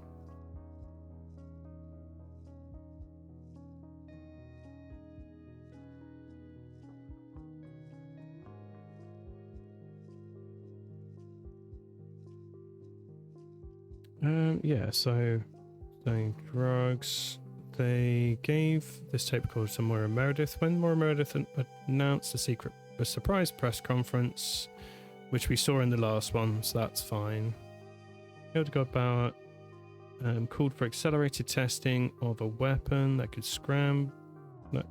wait, what weapon there? Scramble people's memories using sound. I'm pretty sure that's right. Okay, so what about this bit then? So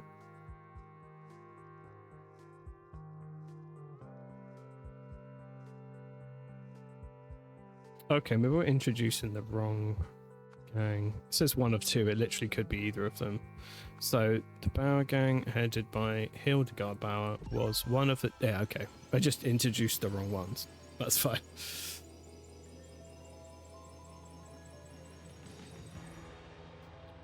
It's not there anymore. I deleted the picture, but it's a widget in the corner of the desktop.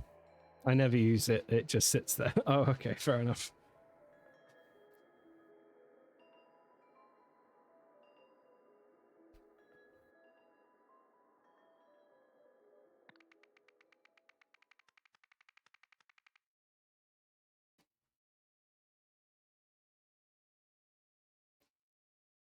Unraveling the sound of the full...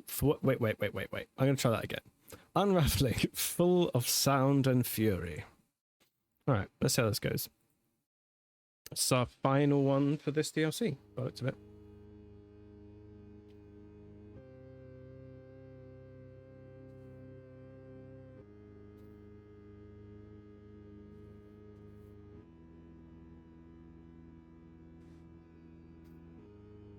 What am I looking at right now?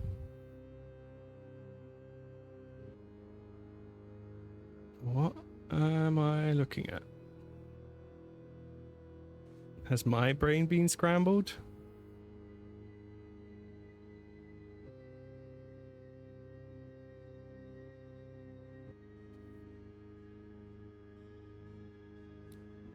It's like a 60s album cover. Yeah, it really is. It's like a Salvador Dali painting. Okay. Sure. Yeah, we might all be on drugs all of a sudden. That's entirely... I mean, it's technically possible, I suppose. Yes. Deflate her, ruin her, poison her, deflate her. Why is there a bug in... Why? There's a bug here. There's a snake with its head cut off by a laser bolt. And there's some lips with tubes.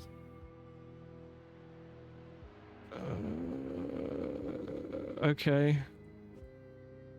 The ends of the tubes have been cut. Yeah, I mean, I got that. Oh, what's happening? Here I am, but then I go. The work bell rings. The kings arrive. The good twin must be let in. His departure creates a void. A hero is here, but is rebuffed. The void is filled by the evil twin. He hides his nature and unpicks his brother's work. The eyes and ears gather. What's happening? He looked at my wondrous scroll. Why does it make him worry? He is crazed. Oh, what's going on, man? This is insane. Even compared to the rest of the games, this is one of the most bizarre images that I've seen so far in these. No, I will not be silenced. For I won't be will not be silenced, for I am a fool. I heed no hero. It's a really interesting thing to declare, isn't it? No, I will not be silenced, for I am a fool. Fair enough. I mean, cool, I guess.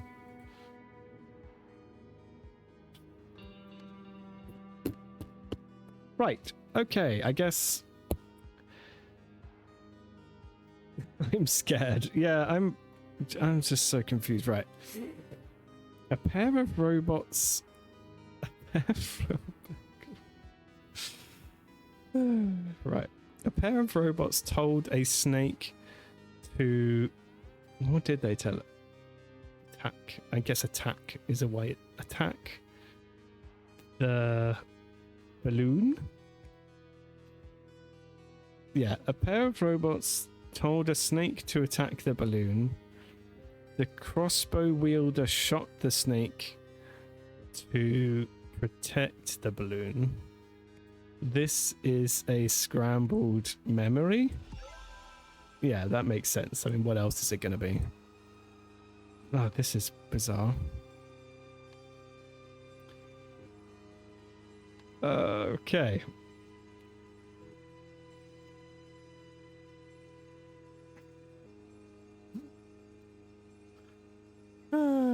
Okay. Right. Right. Let's try and...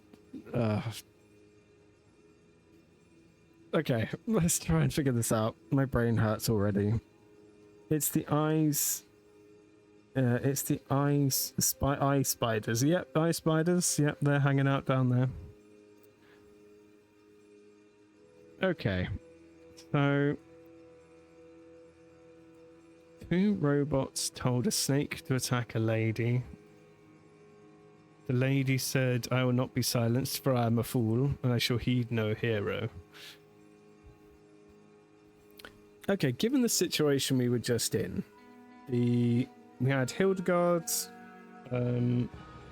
Oriel, the blonde dude, and the bodyguard dude, and they were driving away with their brain scrambling device. They know that the mayor is gonna try to stop them. So maybe the robots are the police if the balloon is Hildegard's lady, right? Or maybe, yeah, maybe they're yeah, so maybe they're police and they're protecting... Oh, that could be Moira, the balloon, and the snake... who's the snake, if that's Moira? Deflate her, ruin her, poison her, deflate her. Oh god, this is insane. So a pair of robots told to attack the balloon. The crossbow wielder shot the snake to protect the balloon. So who is the balloon? And who are the robots? And who's the snake? Oh, this is insane. Can I have some... Yeah, let's get some context, shall we? Okay. Right. Okay.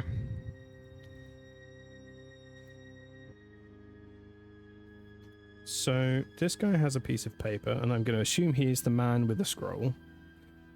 Roster of arrivals and departures. So Moira...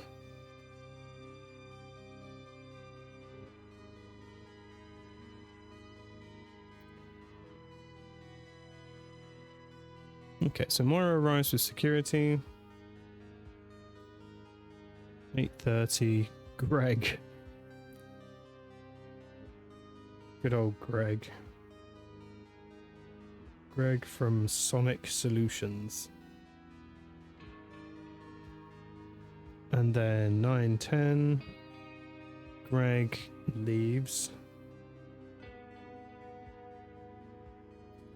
And then 9:45. Roy arrived. And then left. Sure. Don't get too traumatized by the weirdness. Okay.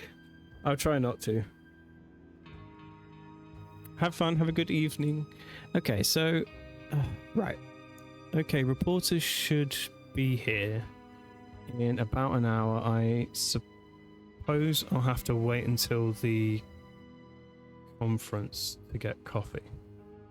Okay. The speaker is hardwired to the podium. So I'm guessing these are tubes. these are maybe the tubes. Possibly.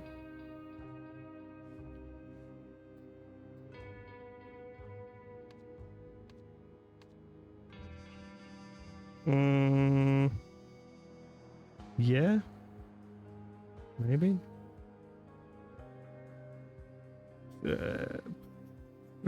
Okay.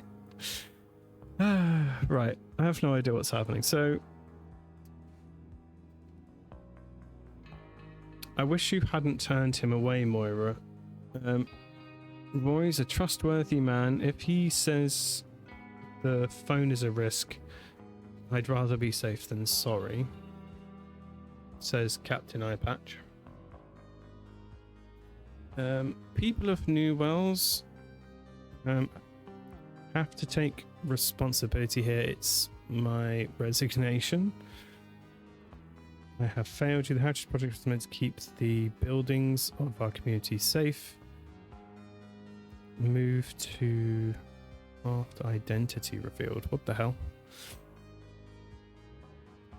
Now though, I have become an unwitting agent in their destruction, but I was not alone in this. Okay, so she's writing some sort of speech to apologize for her business doings. Class 3 labs. After cleaning of illicit materials, see drug schedule P317. Building may return to regular use. Class 4 labs. For public safety, building harboring Class 4 labs must be destroyed. That's Miss Meredith to you. And it's not just a phone. Walkie-talkies, hard wiring the speakers.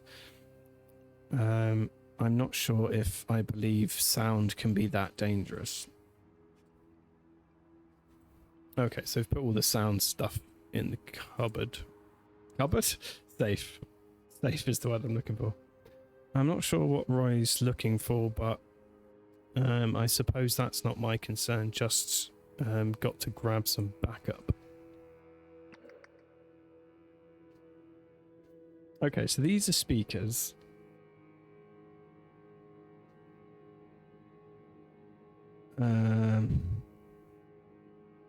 That's... which part of this is the microphone? So I guess this is the snake is the microphone? The snake is the microphone. This is the ancient device shooting evil stuff. It's to scramble people's brains. Maybe? Maybe?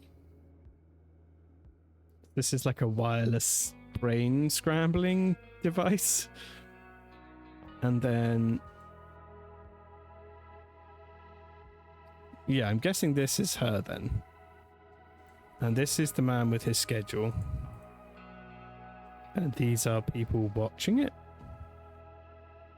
And the shooter is Roy, presumably, because he showed up and knows what's going on. Let's give that a go as a theory.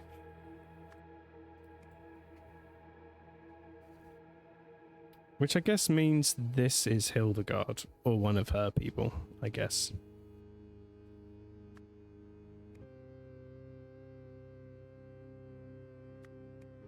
Or maybe not. This is the microphone.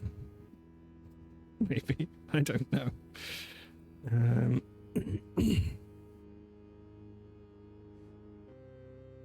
Okay, these two... if we assume these two are people, then it can only... I don't know which one's which, but it One will be Hildegard and one will be Secunda. So maybe that way around, possibly. This is the one-eyed man. Because he's got one eye.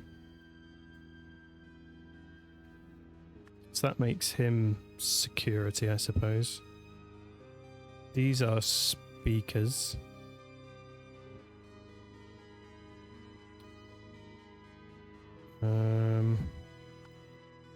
That's the roster.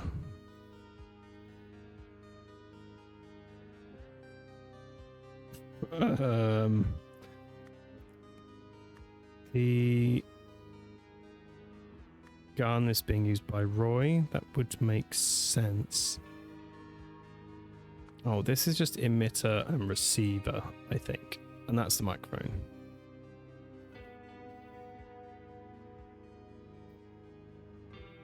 I mean, I don't know. What's with the eyes? The eyes and the ears. Who are they supposed to be? Reporters? Ah. Look at me, getting it right first time for once. Okay, so Moira is a balloon. The emitter and the receiver for the weird device are also there.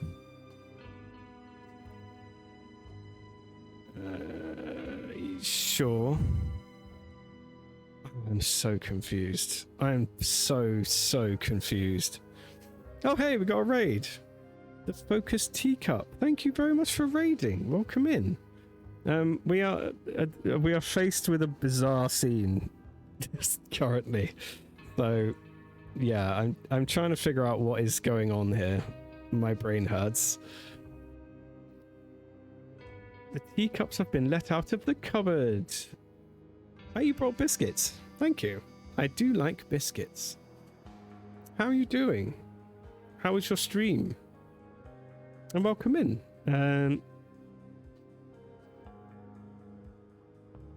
Jen? I'm going to go with Jen. Welcome in, Jen and Claire. Welcome in, everyone. Yeah, we are currently playing the DLC to Rise of the Golden Idol. We are on the trail of some people that are using a ancient Lemurian device to scramble people's memories. That's a sentence that is true. We're currently, yeah, you've joined at the most bizarre scene in this entire game so far. So we're currently looking at a scrambled memory of what happened, and we're trying to figure out what actually happened if we unscrambled the memory. Only a few bourbons. I mean, that's fine. I'm on a diet anyway. I shouldn't have too many biscuits. It was great. Thank you for having a good day. I am having a pretty good day. It would be better if it wasn't as hot as it is. But, you know. Yeah, this game is fun. It's just this is, yeah, the weirdest of scenes. Okay, so what did we figure out? So, initially, we figured out that a pair of robots told the snake to attack the balloon, which, if we translate it, means that the emitter and the receiver from the device told the microphone to attack Moira, right? So to scramble her brain? Question mark. And then the crossbow wielder, which is Roy, shot the microphone to protect Moira, and this is a scrambled memory of that event happening. That's what's going on. Okay. Tell me about it. Yeah, it's just been so uncomfortable today. I'm gonna lurk while I finish up my workday. Oh, okay, well, you have a good lurk, and thank you very much for raiding over. I really appreciate it. Did you give a shout out? You did. Thank you, Forky.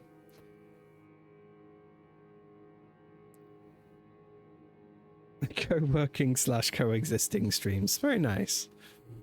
I would do those if my work was more interesting. It would just be me silently staring at code without being able to say anything. I don't think... Well, I couldn't do my actual job stuff because I would be arrested or something. But the stuff I do on the side, I could do artwork, I guess, streams. But I do that on Monday. But that's really fun. Right, so we know what happened, sort of. Right, let's go over to the real scene and finish investigating. So...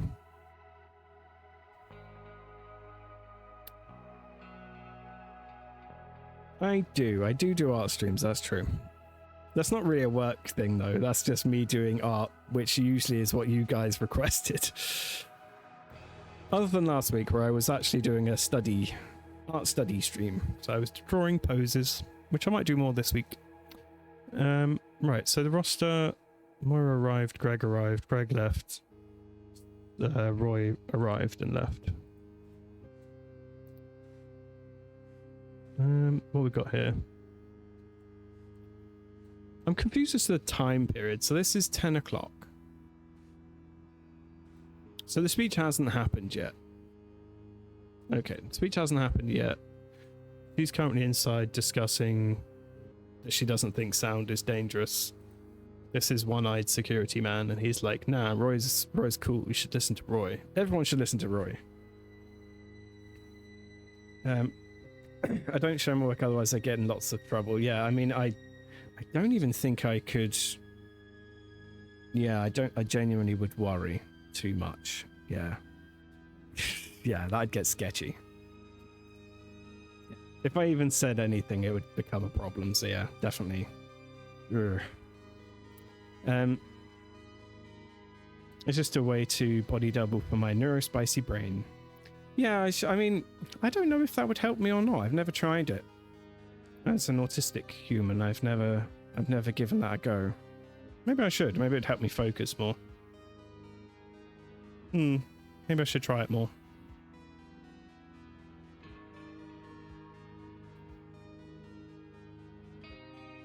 I love this style of game. Yeah, these games, the Golden Idol games, and the other one that is very much like this. What's it called? The Rue Trees Are Dead. Very good. Very fun. Helps my tism base their own. Well, I mean, to be fair, I've never tried it, so maybe I should try it. I usually hide from other people when I'm trying to focus, but maybe working with somebody else would actually help, I don't know.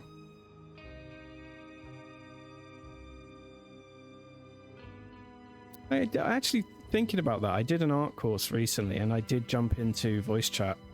I forced myself to jump into voice chat whenever someone else was in there, and I could, when I was doing artwork, and it did help me focus a bit more.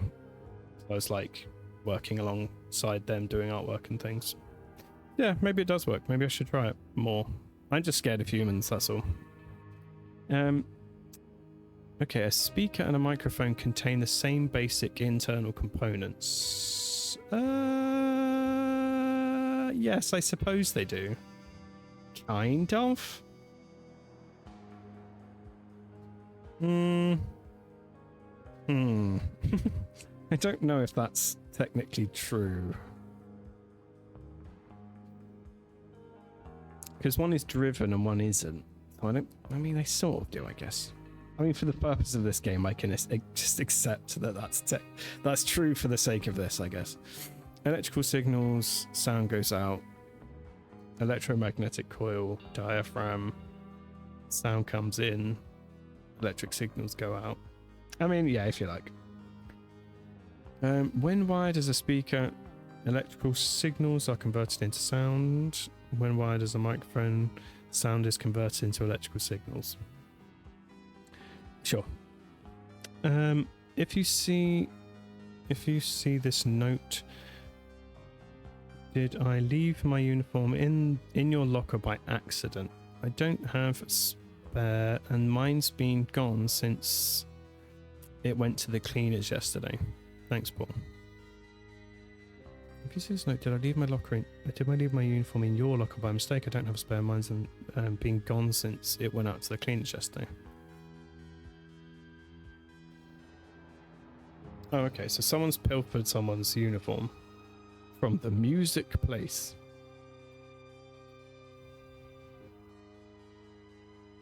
It's just being with other people doing tasks. It doesn't have to be the same task. It doesn't really... I don't really understand it, but it's effective for me. Yeah, I think I think the only reason I don't do that kind of thing more often is just anxiety, social anxiety. I just worry whenever I'm near other humans. So just generally, whenever I'm interacting with people, I get anxious. So I think I just worry a lot. But it has been effective when I have made myself like do something like along those lines. So maybe I need to venture more.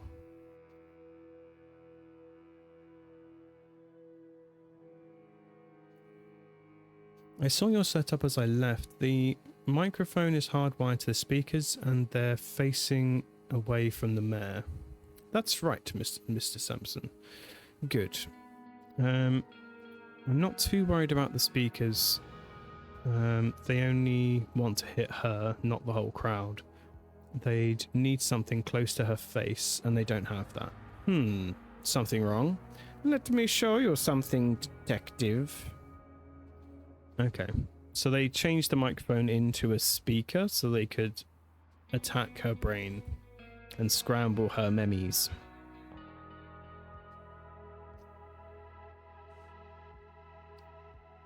Okay. Who's talking first? Arbash. I go. Ket Samal. Trust in Echo Secunda, which is his new identity since he got his brain wiped. I'm a small group person, more than 3 or 4, and I get nervous unless it's people I know pretty well. Yeah. Very much I prefer small groups of people if possible. I'm best one-on-one, then I'm least anxious one-on-one. The more people you add, the more nervous I get.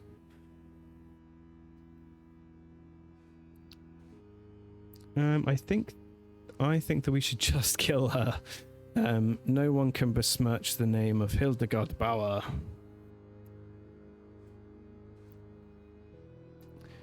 I suppose I should get moving as well. Secunda should know all the necessary details, Ms. Bauer.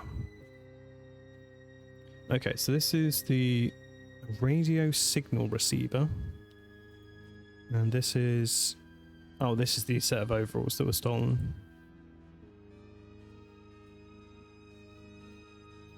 Idiot, senseless killing gets you caught. This way, we go unnoticed and no one can trust her information ever again, provided this works as well as it did in testing.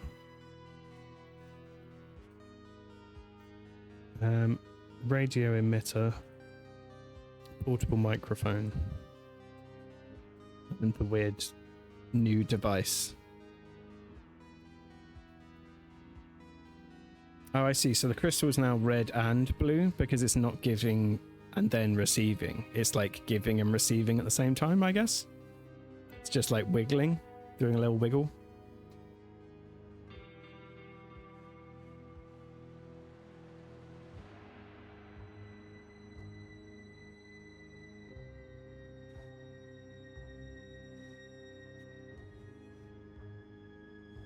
Okay.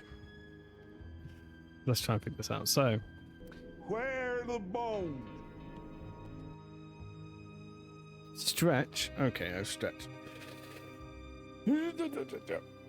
Okay.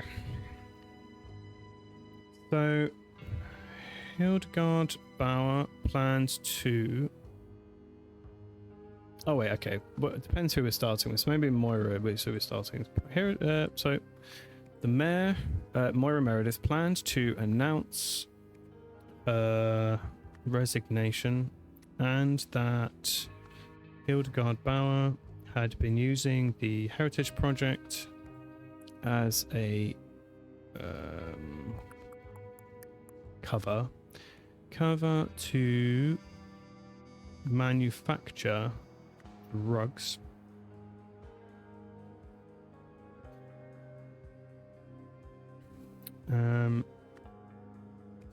Hildegard Bauer plans to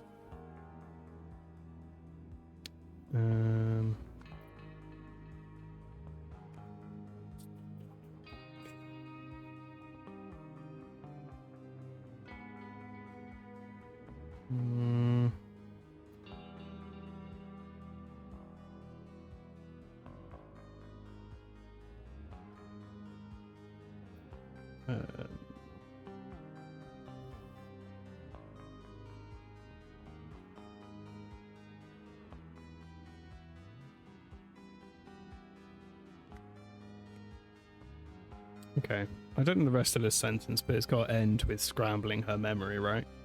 I think the ending makes sense. How do you think the new season of Dexter is going to play out? I don't know. I think the thing I'm most confused about isn't really, like, I think everyone seems to be asking about the death thing. I'm not really interested in that so much. I'm more concerned about how on earth he isn't going to be instantly arrested. Because as far as the last season went, he murdered a cop. And I mean, spoilers for the previous show. But yeah, he murdered a cop and I think was about to get... Angel was coming up from Miami to arrest him for being the Bay Harbor Butcher. New Blood, yeah. That's what was going on. So I'm more concerned and confused about the fact that he's not immediately arrested. I don't know how that would happen. Because we know he's going to end up being in a coma for a bit. But I don't know how there wouldn't be someone there just like, "Hoo-yah! In prison for you." So yeah, I'm more interested in how that's going to go down. But presumably he escapes and runs off to find Harrison in New York. But yeah, I don't know how much. I don't know much more about what's going on than that, really. Right. So plans to stop Moira Meredith by scrambling her memory. Roy Sampson warned Moira Meredith and her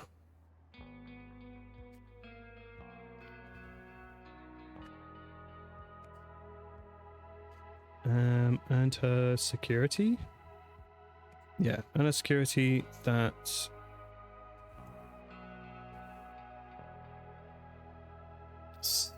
sound could be dangerous. After talking to... Oh, okay, Greg. we love Greg around here.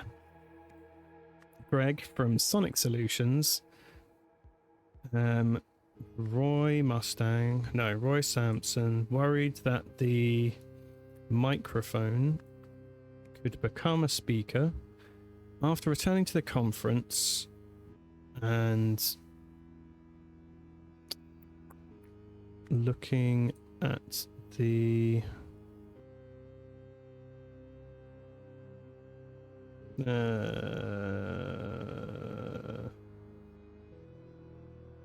microphone. Looking at the microphone, Roy Sampson realized that a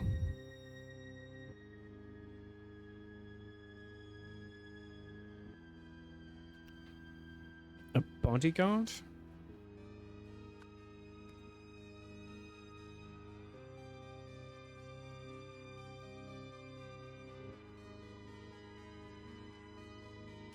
I think perhaps due to the coma, not knowing when he'd wake up, they didn't have a billion officers there. I mean, they have like 3 officers there and one of them's dead.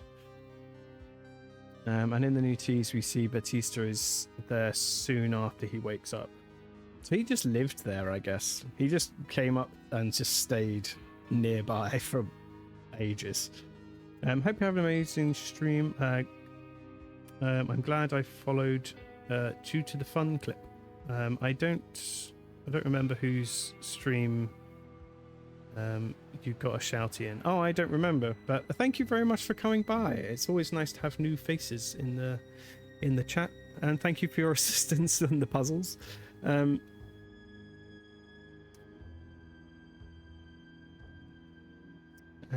Yeah, thank you very much for hanging out and have a good rest of your day. I will be finishing stream soon. I'm already late. I just wanted to finish this scene as we got to the end of DLC 1, so I kind of wanted to... I want to finish it off if I can. I'm a goldfish of a human. Yeah, me too. I remember I was in a multiplayer game, and I think it was in like a hallway, and it was kind of colourful. Oh, it was the clip of me bashing you on the head with a giant soda can. It's because we were playing that game where you can make things big by changing your perspective and then bonking each other on the head. Yeah, there's a clip of me bonking you on the head with a big can of soda.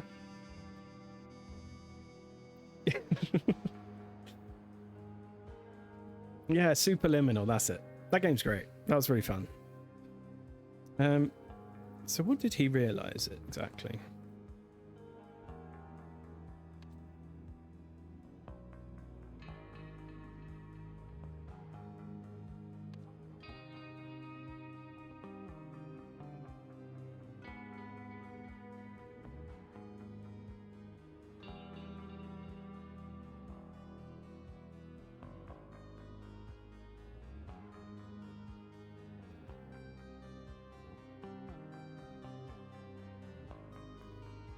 If you're around tomorrow, he'll be streaming again, continuing Baldur's Gate. Yeah, we're going to be Baldur's Gate playing tomorrow. It's going to be fun.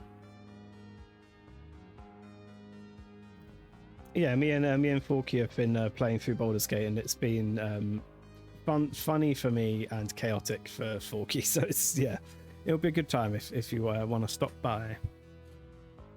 Right, so after returning to the conference and looking at the microphone, he realized that a bodyguard did something to it, I guess. I don't know what this part is. It could be... There's no other red ones that aren't just a name. A sonic microphone?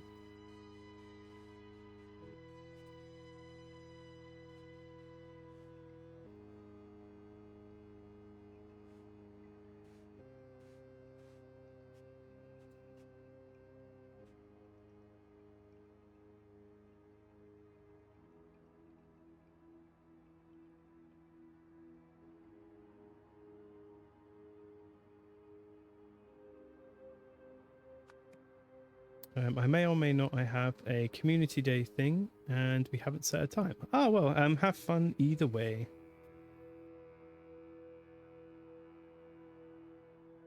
Yeah, have I given you a follow? But I'll give you a follow now, just in case I forgot. There we go.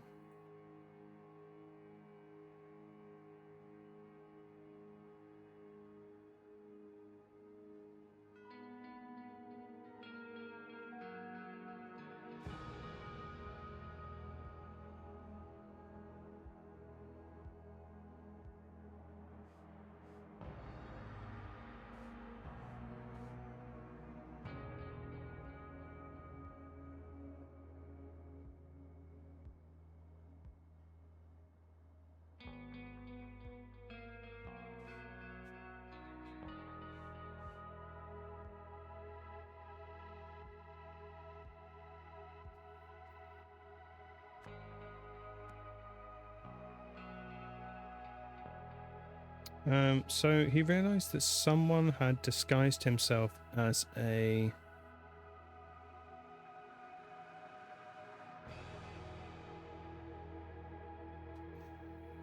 So confused about this.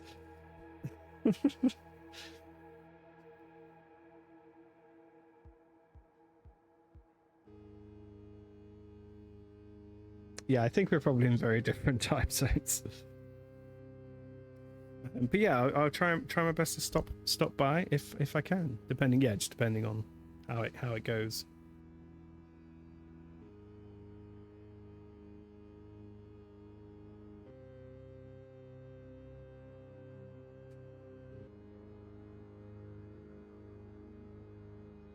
Okay, so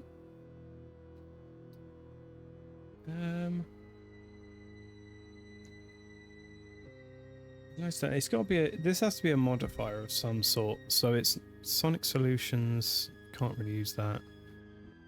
Bodyguard. Well, it's him, isn't it? He's dressing up as a Sonic Solutions man. Oh, okay, yeah. It's a Bauer gangster. So he realized the Bauer gangster had disguised himself as a sound technician and attached a receiver, maybe? Has he got a receiver? Yes. Okay, so he attached a receiver to the microphone. So Roy Sampson got the microphone. Okay, we're close. We're close. We're doing okay. So she planned to announce her resignation. We've confirmed that, I think. Let's double check, I suppose. Responsibility is, yeah, resignation. Okay. And the Harris Regiment used as a cover to manufacture drugs. We're sure on that one. Had planned to stop Meredith by scrambling her memes. Roy Sampson warned that Moira Meredith... Roy Sampson warned Moira Meredith and her security that sound could be dangerous. After talking to Greg, good old Greg, from Sonic Solutions, Roy Sampson worried that the microphone could be a speaker. That seems fine. What have I got wrong here?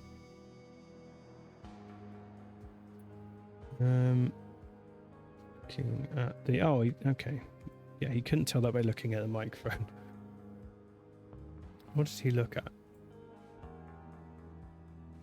Yeah, you couldn't tell by looking at the microphone. Oh, it's because that's not Greg. I see. Okay. He looked at the bit of paper. The roster. Yeah, there we go. There we go. We're nearly there now. Nearly there. Oh, God. Okay. Something has gone wrong. Where did Roy end up? He was guarding the side street. Oh, is this Roy? I hope this isn't Roy. I like Roy. That's not Roy, is it? Does Roy have a red tie on? No, he doesn't. Good. He's got a cool hat. Oh, maybe this is Roy. Unhand me. I don't know what that woman told you, but I run a legitimate business, and you have brutalized my employees. I mean, it seems like he was doing a lot of brutalizing himself. Okay, so we've got some coppers arresting the Bauer peeps. Roy stopped the Memi scambling. Okay, so he destabilized a wall, I'm guessing. Am I historian or history? Our escape, his weapon. Our hunger, my service. Yeah, I mean, his brain is all jiggled.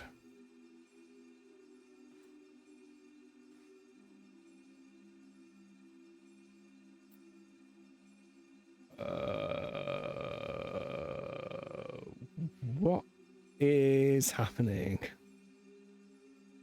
Okay.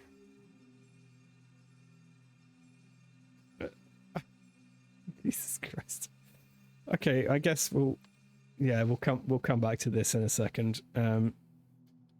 Okay, the crystal is broken. The device has been wangled. Has been thwacked by something. Maybe got pistol whipped. Or shot, possibly. So shot through the wall, shot through this wall, ran in here. Roy followed him. Our boy Roy. Against all odds, we rise not as conquerors, but as protectors of a galaxy that will remember this for... What has happened to our boy Roy? Against all odds, we rise not as conquerors, but as protectors of a galaxy that will remember this day forever. What's happened to my boy Roy?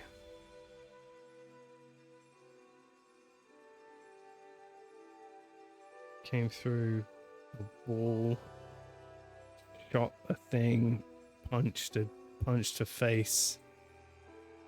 Okay, so it seems like his memories got scrambled too. So we've got to try and de-scramble some memes. Okay.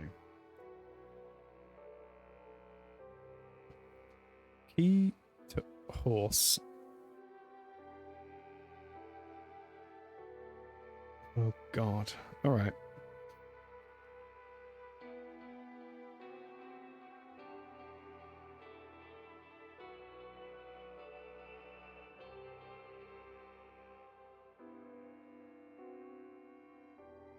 Okay. That is okay. Okay. Okay. I know what some of this is. And I don't know what other bits of this are. What is the earliest one here? Is it just getting the horse?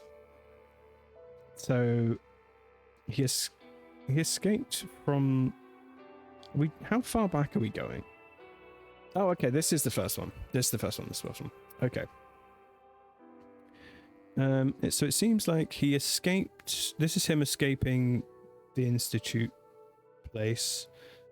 He must have got himself a vroom vroom.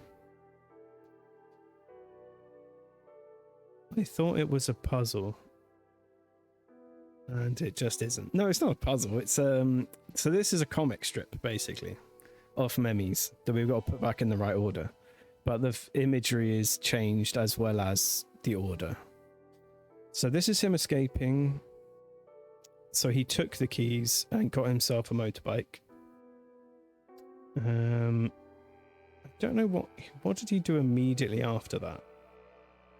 So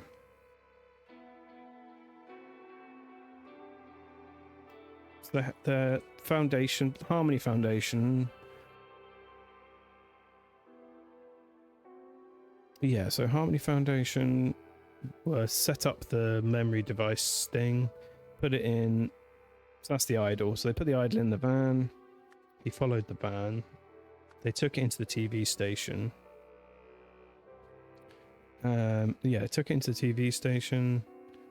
And then some people, the two attackers, went in there and threw the thing out the window.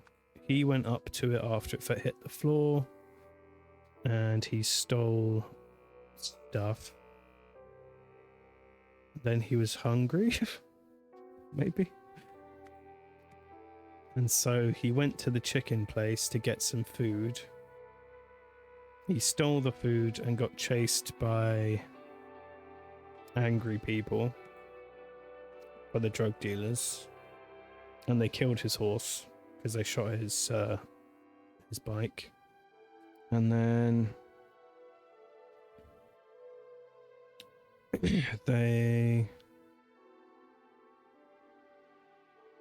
he cut down the water tower,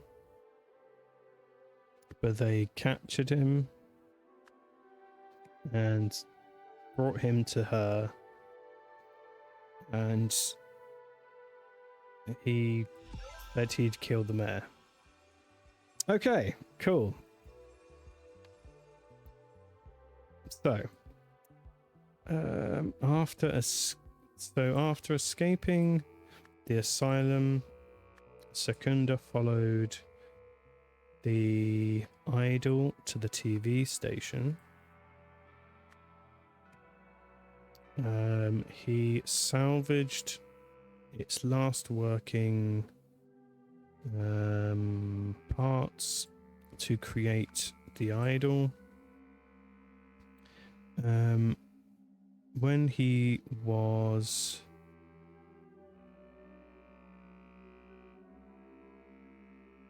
when he was captured by the Tsars, Kunda offered to help Hildegard by turning the idol into a more powerful weapon. Oh, maybe it's just the disarranger. Yeah. We're not calling it the idol anymore. Okay, that's one part of this sorted. Now what's this bit? So this is what Roy was up to. So Roy was running between the two buildings. He went right into this building, following the leggy of this man. He climbed in through the window.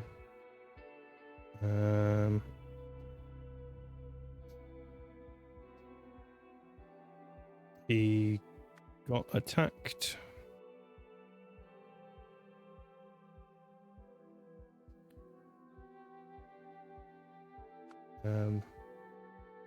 Got attacked, got disarmed. The water's so delicious. Oh, maybe I punched him in the face. Oh no, his helmet.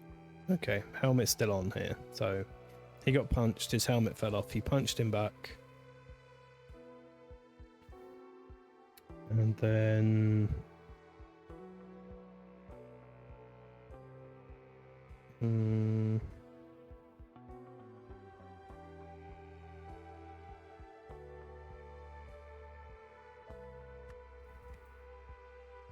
He got punched, then he got disarmed, and then...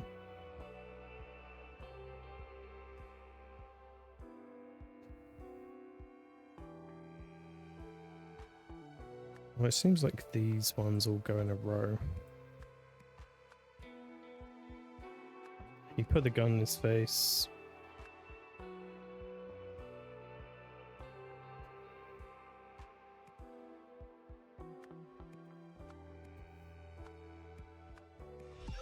Yeah.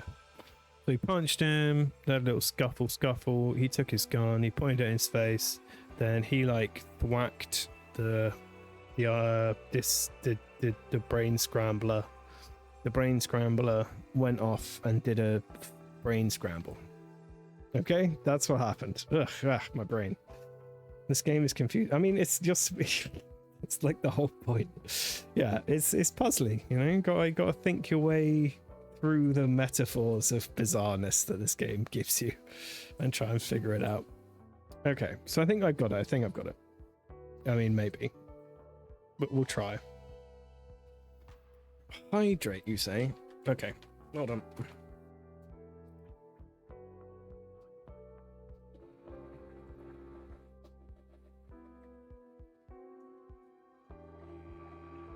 Let's get myself some water. Water required.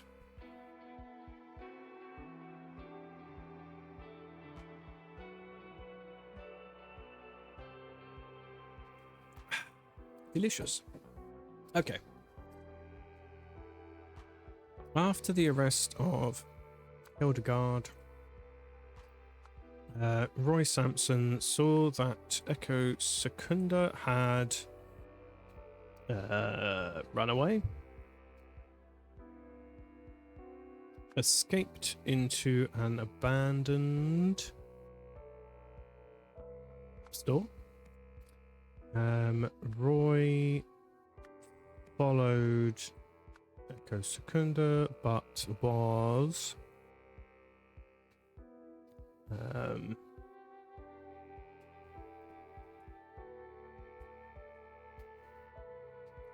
he wasn't shot. He was not killed. He was ambushed, I guess.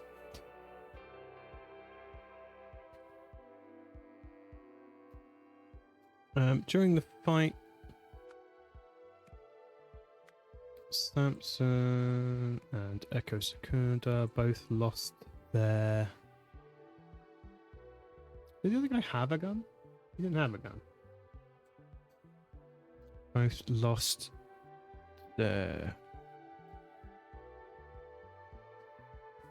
hats. Oh, earmuffs, I guess. Oh yeah, because he punched his hat off. Both lost their hat, I guess.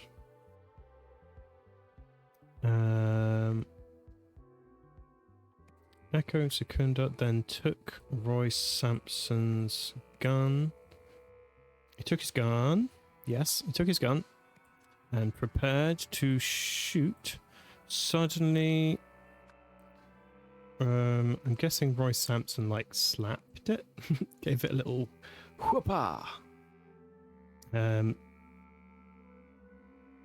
He activated the Disarranger, which scrambled both their memes. As a final act, as his final act.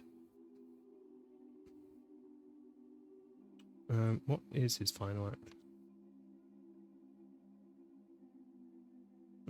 I mean, he's just sort of on the floor currently.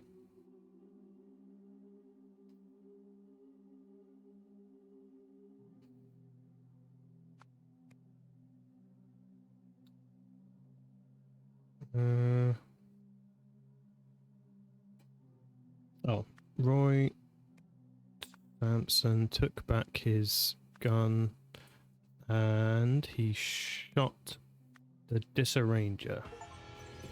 Blammo! Nailed it. Yeah. Basically, they had a fight. They accidentally activated the thing, the Disarranger, scrambled their memes. Roy got the gun back off of him and shot the Disarranger, so it couldn't work anymore. And now they're slightly disarranged, but alive at least. After saving Mayor Meredith from having her memories disarranged by the Bowers, Roy chased down Secunda and hit the Disarranger. In order to take out both threats, Roy chose to sacrifice his own memories so that he could disarrange Secunda's. Then he took back his gun to destroy the Disarranger. What a absolute legend. I think Roy might be the coolest and most useful character so far in the series. He might be the only person who's done anything of actual good.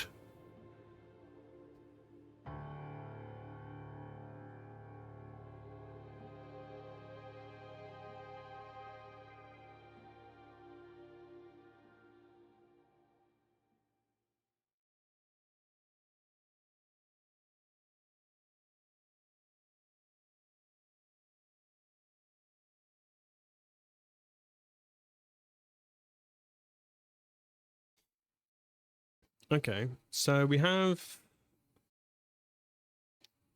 What was her name? Navari. Something Navari. So what are you in for? Okay, so she's in jail with a crazy lady. I've solved it. The Rugtum made a sauce out of this gum chewer. I can't believe we have to work with this guy. Do you have to work with him still? Shouldn't he be retired on medical or something?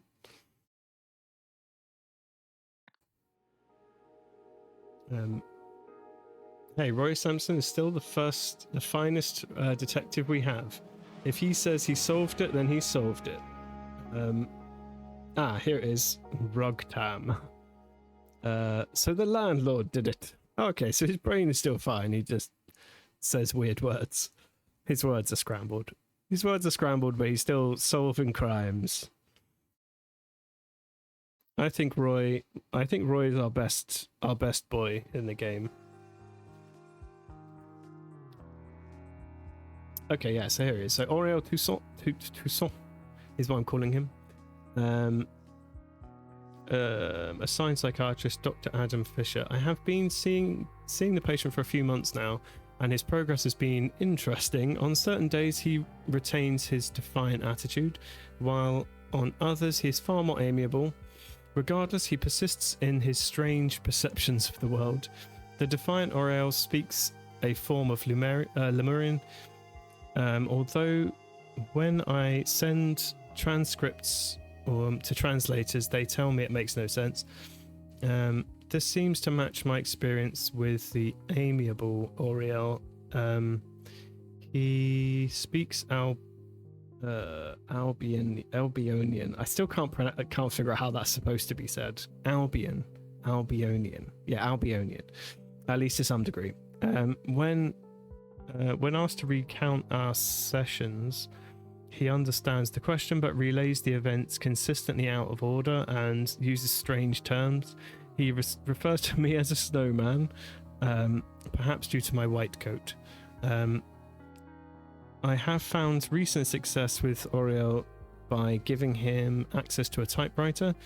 He types out large passages in Albionian and Lemurian and is compiling them into a larger work. The amiable Oriel seems excited about what he's writing, describing it as wondrous crumbs from the devil. If it can help him find happiness, move forward, I suppose I too call it wondrous. Thank you for completing Sins of New Wells. There we go. We have solved the first of 2 DLCs. Leroy Jenkins? What about Leroy Jenkins?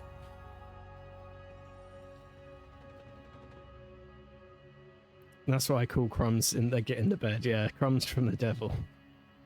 Right. We have completed one of 2 DLCs. I kind of figured we'd do both today, but it was actually a little meatier than I was expecting, so that's pretty cool. Hello. Can you hear me? How is everybody? Hello. Forky, welcome in. You have gotten the first. Is this your first? It might be your first.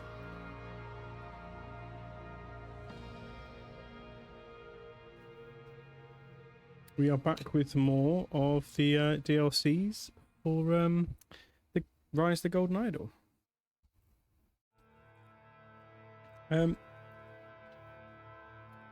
Yeah, we've got some more DLCs. We've got the second one to go.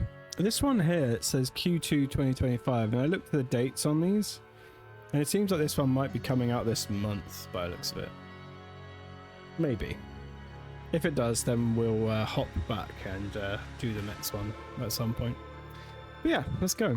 The Lemurian Phoenix.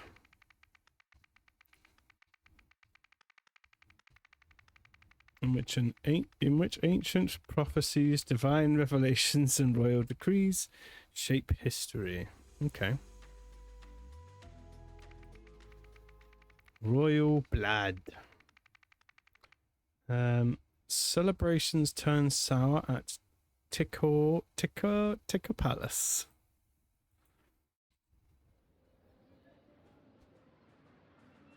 Okay. What time period are we in, I wonder? Goodbye. Off we go, driver.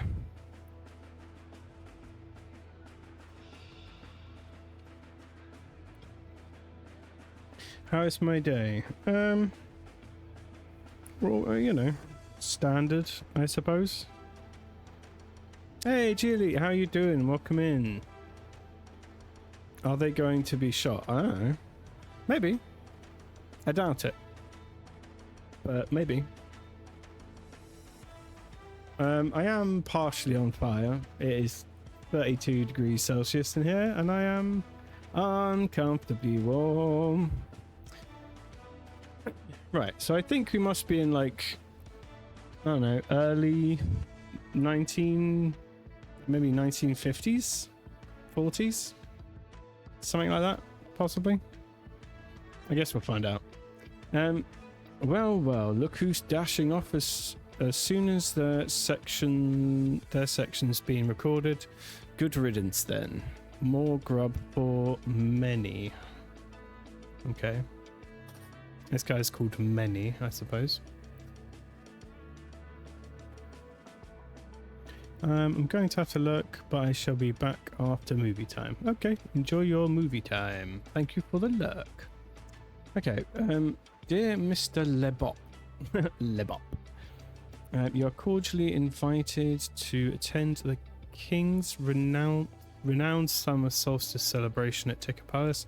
The festivities, which run for 24 hours, commencing at 4 p.m. on Saturday, with traditional dancing in the ballroom at both sunset and sunrise, and refreshments on the balcony throughout. Naturally, His Majesty will be accompanied in meetings with his will be occupied in meetings with his various advisors, fine-tuning and recording sections of his speech. They have each written ahead of the national radio broadcast. However, his two charming children will be available to represent the family. Okay, cool. So this dude's name is Many Labop. Fine. A weird name, but that's to be expected at this point. Give it a rest, sis. Oh, so she spoke first. What'd she say? The old fart edited out all of my best turns of phrase and replaced them with played out cliches. My section's going to sound so pathetic. When I'm queen, I'll give the public something to tune in for. Give it a rest. You must have a chance wearing that crown as the sun does rising in the west. I'm next. Get over it. Okay, so we've got the two royal children. This dude, presumably the king.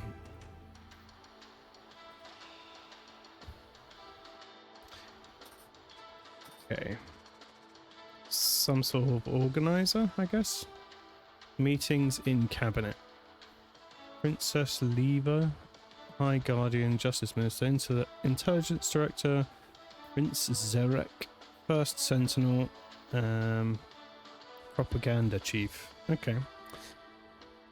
Please be patient. I am only following the orders of His Majesty. His Majesty gave me when his last meeting ended. He clearly stated that he will tell us when he is ready, and that I am not to disturb him until then. Becca, really, it's now well past my meeting time. Why can't you just let me in? Okay. Your Majesty, happy summer solstice. I hope you enjoy this fine champagne. Outside visitor protocol. Arrival. Mrs. Shabak will meet you at the outer gates. From there, she will take you up through security and into the waiting hall. When His Majesty is ready for you, he will call for Mrs. Shabak to let you into the chamber. Departure. When His Majesty is finished with you, he will call for Mrs. Shabak to let you out. She will then escort you either off the palace grounds if you are not attending to the celebration, or back to the ballroom or balcony if you are. Okay, I'm guessing this is this lady.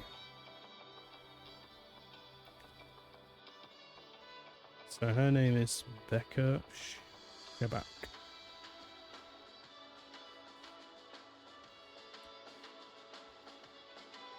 King Lutri Manzek. Nice hat. Master's probably spent more money reframing those paintings of his vanity and his predecessors than I earn in a all year.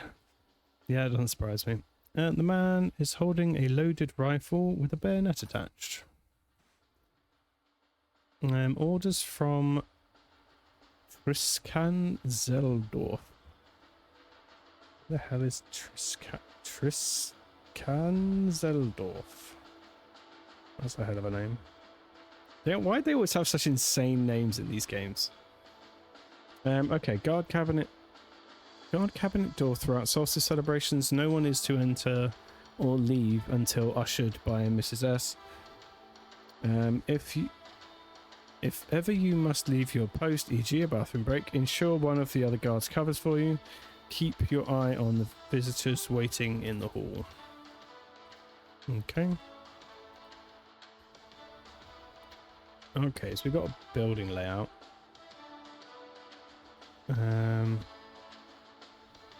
Where the hell are we?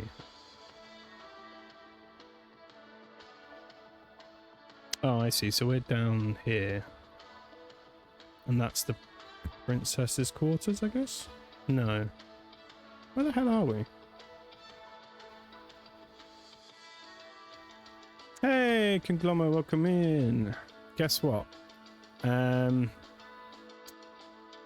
You've discovered a new type of cheese and you're going to sell it for 1 billion monies. Is that what it is?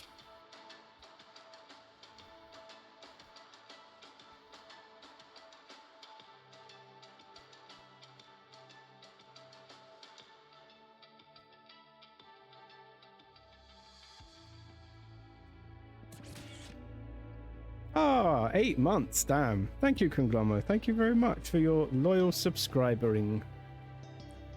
I appreciate it muchly. That is a long time. It's hard to believe I've even been doing this for 8 months, to be honest. But yeah, thank you very much. So no luck on the inventing new cheeses thing then. So we've got Lauren Manzek, Lutry Manzek. Why is this image upside down? Place gift here.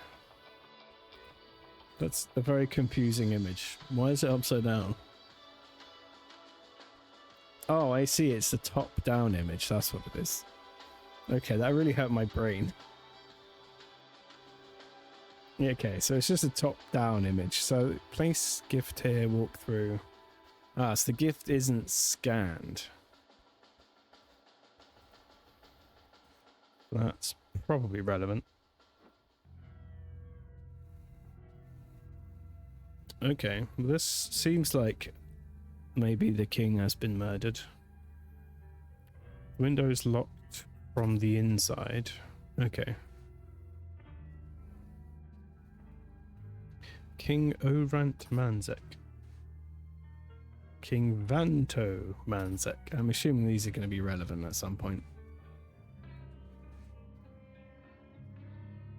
Your Majesty, here is the section I have prepared for your solstice speech. Resolve.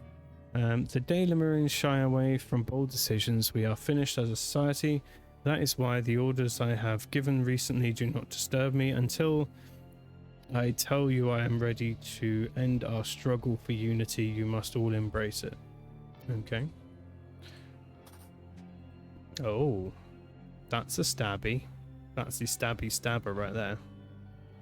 So we've got a dagger, we've got some yellow twine, and we've got I don't know what you'd call that.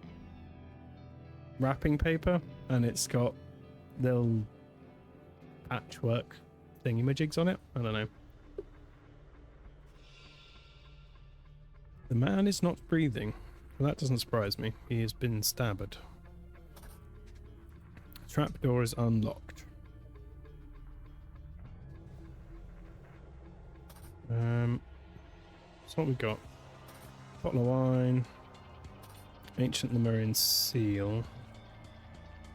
A bejeweled ornamental frog. I mean, that's pretty cool. Look at this little guy. A small vase.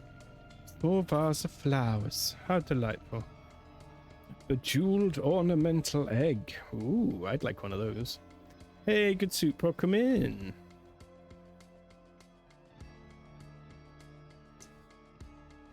Thank you very much for the luck. I appreciate that. We got a bronze statue of some sort. Some more flowers. Some more flowers. Okay, so he's been murdered. It seems like he was stabbed maybe over here and then walked over here and sat down in the seat. Tea and crumpets. Very nice. Delicious. Okay, so he's having tea with someone in this room and they've escaped somehow.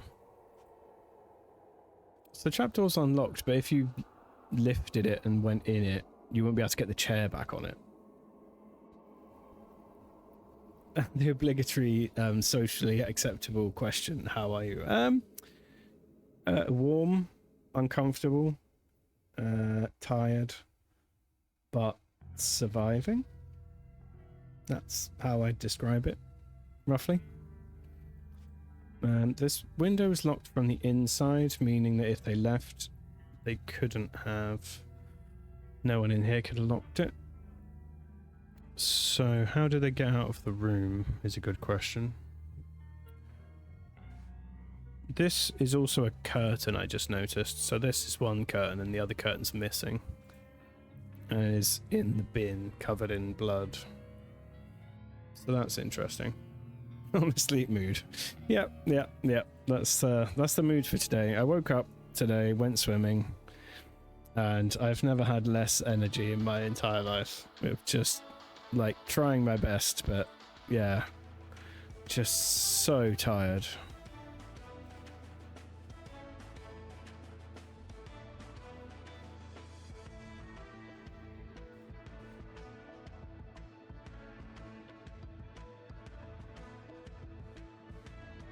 So it seems that this guy might be our murderer, given that he's leaving, but I would have thought someone would have noticed if he'd never left the room officially, if you know what I mean. Your king loves you. Don't forget to tune in to 104.9 FM for His Majesty's Solstice speech on Monday. These guys are all wearing polka dots, and he's wearing polka dots. Yeah, they're all wearing polka dots. As is this dude. I'm not sure if that's relevant, but it feels like it's probably going to end up being relevant. Okay, so let's figure out who everyone is. So we know this dude.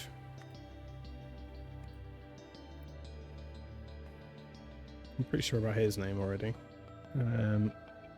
We know this lady's name. This one? Her name is Becca Shabak.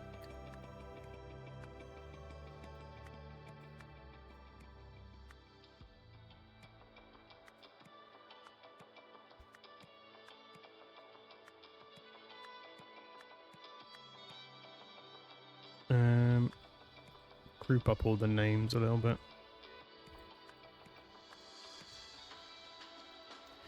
Okay.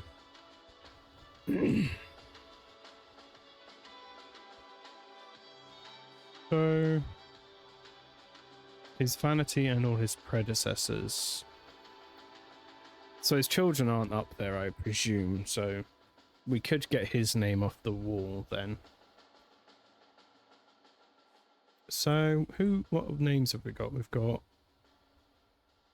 Lauren Manzek. Are they all Manzeks? Lutri,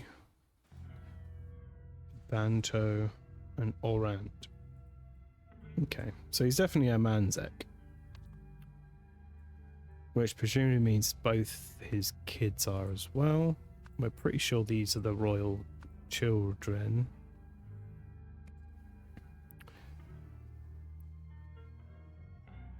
Okay.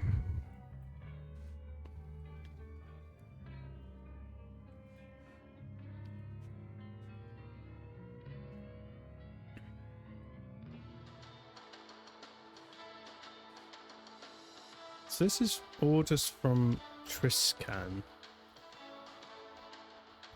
So it says guard cabinet door through solstice celebrations. No one can enter or leave unless she's there. If you must leave your post, get someone to cover you.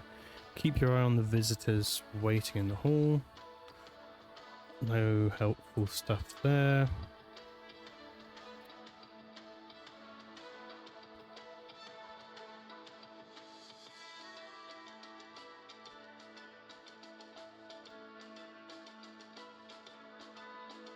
Okay, so we're sort of here. So I guess this is us, maybe? Or maybe that's us.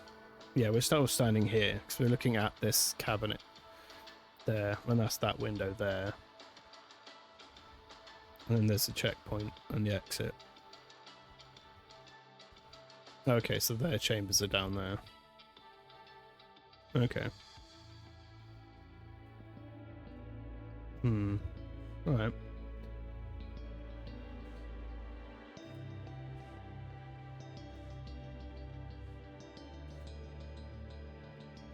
Okay, so what meetings have we got then? So we've got...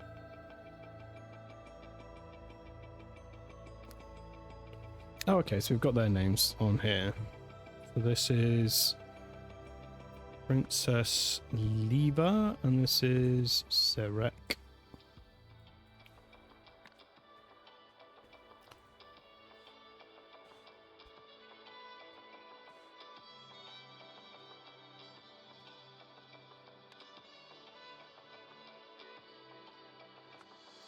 He is Triskan Zeldorf. So who's the old guy?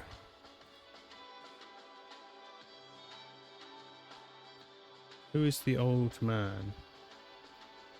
I hope you enjoy your this fine champagne. Oh, okay, so he brought the champagne.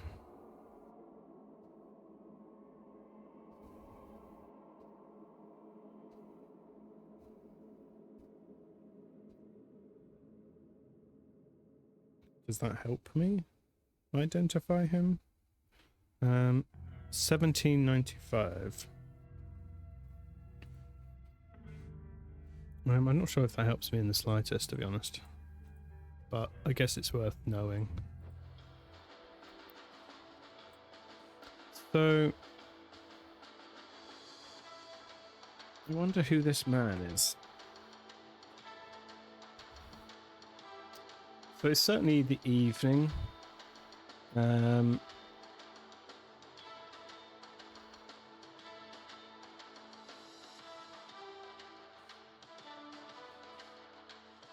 Please be patient when you're following your orders. He clearly stated he will tell me when he's ready and not to disturb him until then.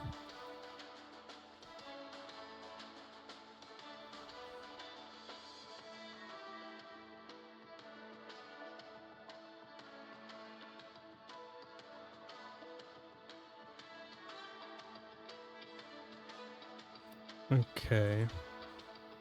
Doesn't seem to be carrying anything that's helping me identify this weird old man.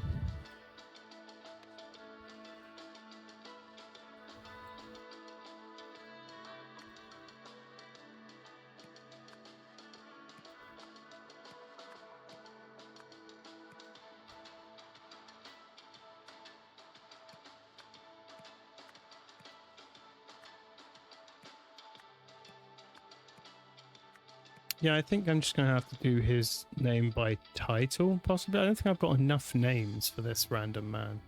So I think... it's clearly not midnight.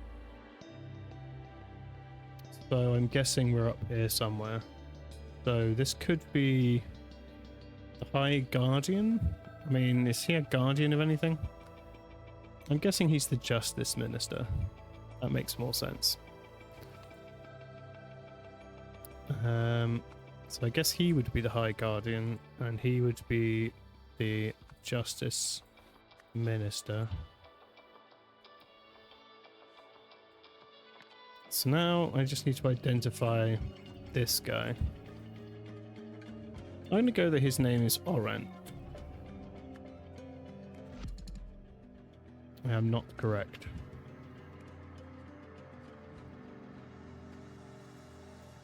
Okay, let's go and see if we can figure out what time of day it is and confirm. So I suppose it could be the morning. Doesn't seem very morning-y, but it could be. Well, look who's dashing off. As soon as this section's been recorded, good riddance, more grub for many.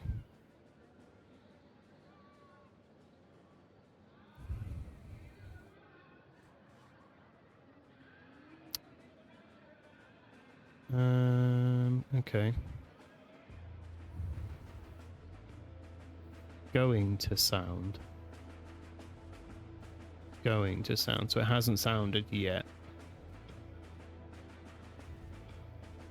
Oh, so it's featured on Monday. Okay. So it says the festivities go from 4 PM on a Saturday. So they go from 4 PM Saturday and they go all the way until...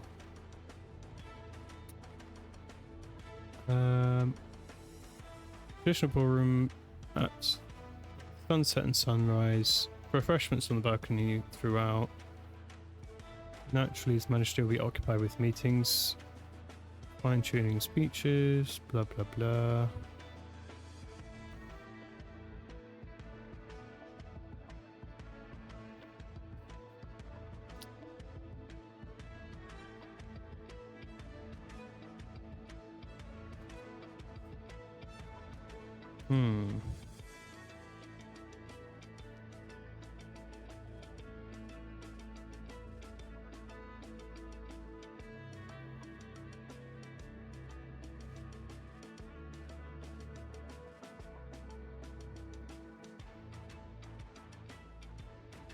Why are they inviting this man?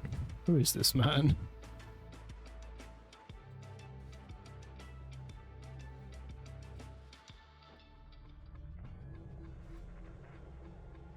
One, two, three, four. 1, 2, 3, 4, 5, 6, 7, 8. They bring the gifts in for the meeting, so presumably that means there's been 8 meetings.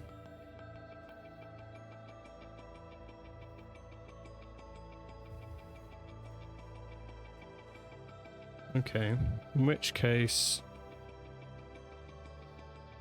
oh, okay then. Oh, in which case, this could be the last meeting then. In which case, this is Propaganda Chief. This is not High Guardian, but First Sentinel instead. And I'm still going with that guy. Okay, we're much closer apparently. So if he's First Sentinel and he would be Propaganda Chief, that means, yeah, as we thought, the guy outside did do the murdering. So if he did the murdering and then left, then that kind of makes sense for these guys. So whose name have we got wrong other than them?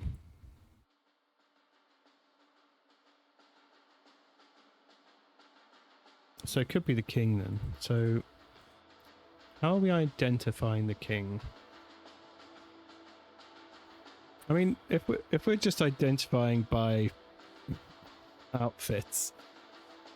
Oh, okay. So we've got a little bush, big tree, medium tree, medium tree, big tree. Oh, okay. It's this guy. His name is Loot Tree. There we go.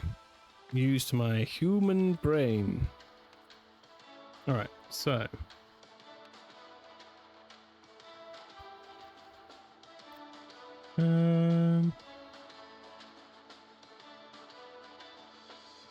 As Loot Tree Manzek recorded his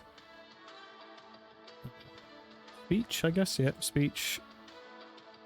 We have First Sentinel, who we suspect at the moment. Brilliantly deduced. Thank you very much, and welcome in, Jatilas. Jat? Welcome in. Welcome in. How are you? Okay, so while he's recording his speech, because we know he was stabbed over there, so he stabbed over here. He walked over here, had a little sit down, stopped being alive.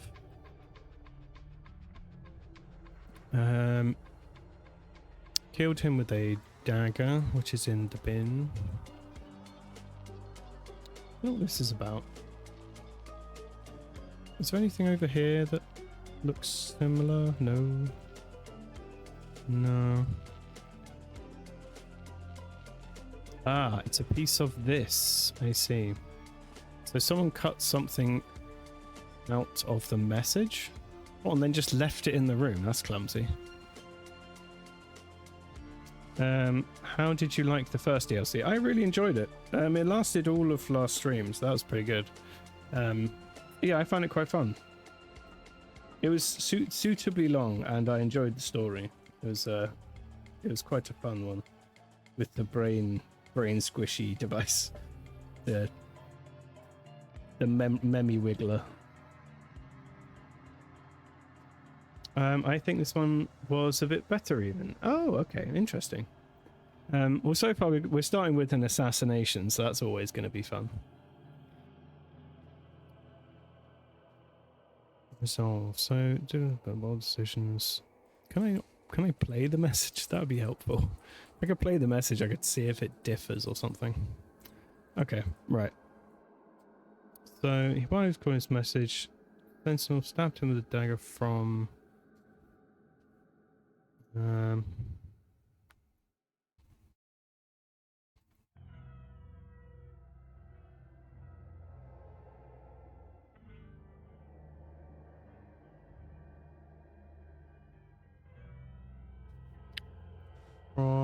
A statuette. So I'm guessing the dagger was in the hand of this thing.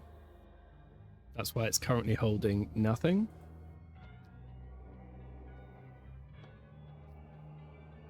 Yeah, if there's one thing a bit off with Rise compared to the first game, there's a surprisingly small amount of actual murders to solve. Yeah, it gets more involved, I think, than the first game. It's a lot longer and there's a lot more like complex scenarios where there's just loads and loads of stuff happening. But I think I always enjoy a good murder solving, but I quite enjoy the what has happened ones as well, where like a weird occurrence has happened and you just have to sort of figure out what on earth it is. Which I think makes up most of this game. Okay, so to escape. How did he escape? So this is locked from the inside.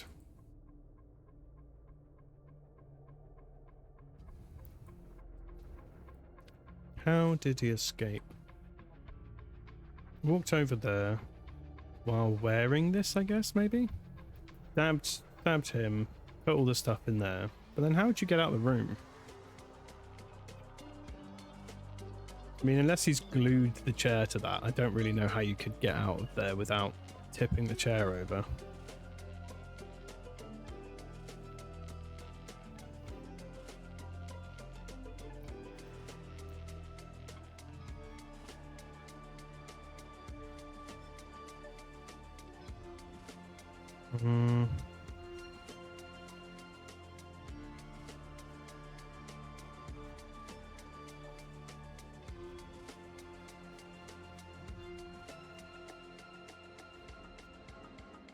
Windows locked from the inside.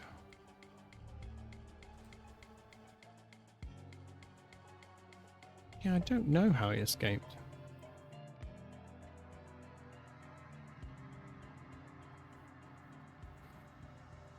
What can we think of? So there's 3 exits from the room. Dig in? The water's so delicious. Fine, I shall drink something.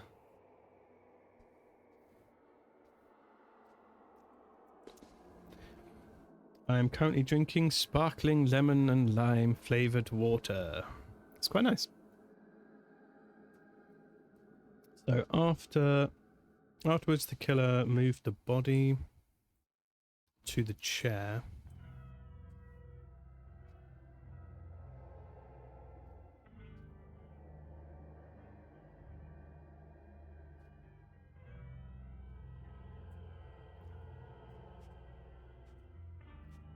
Tea and crumpets. I mean, that is not a crumpet. Whatever that thing in there is not the color of a crumpet, I'll tell you that much. Thank you very much for the follows. The follow, ooh, singular. Thank you. So to escape, we can assume that's who's going there. First Sentinel.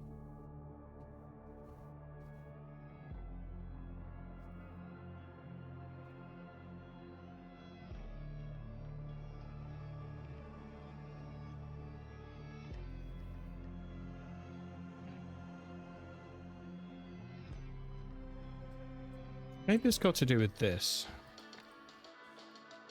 So it's quite a detailed in and out scenario in here. So this must be relevant, otherwise it wouldn't be here. Departure. When His Majesty is finished with you, he will call for Mrs. Shabak to let you out. Ah, I see. She will then either escort you either off the grounds or to the ballroom. Ah, okay. Finished. So is that in here? Finished. Ah, I see. Right, so he used the recording and played it through the speaker so that she'd let him out. I see. So edited the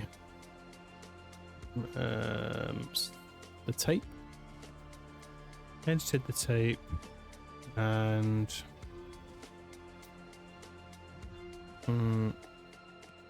played it for, what's her name? Becca Shabak, who then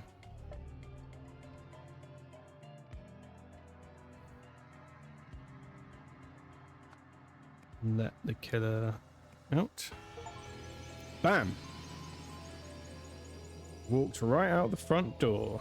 That is a Hitman level murder. That is a tiny little dagger, isn't it? Look at that.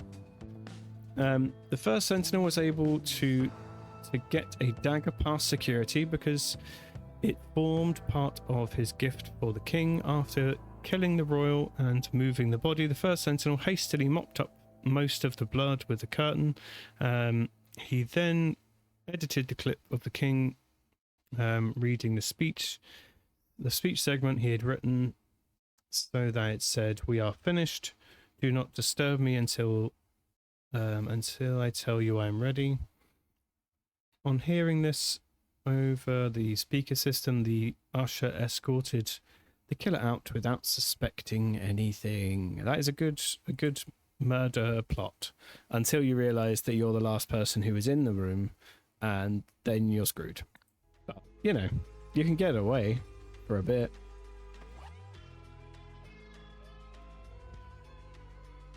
Diplomatic security.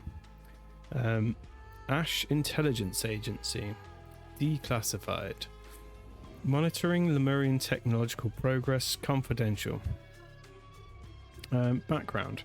Around 8800 BC, the High Guardian Trifal Ozol. Ugh, these names, man. Trifal Ozol ordered the burning down of universities, libraries throughout Lemuria. His goal was to restrain technological advancements which had spiraled out of control with something. At the same time, the Lemurian Empire's various territories united under the current flag. To reflect this, they also adopted the following national motto: "After the inferno, only one shall rise, bearing the mark of the universe." Okay. Because of the information lost during this period, the modern population is largely ignorant of this history. Many believe the motto to be an ancient and spiritual prophecy. Okay. That explains somewhat where all their magical technology went. Eternity's End. A spiritual leader meets an unexpected fate.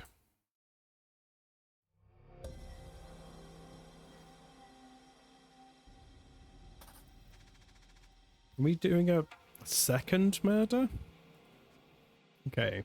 Mint, jasmine, chili powder, cumin, coriander, mustard. Damn, we got a tasty dish coming up.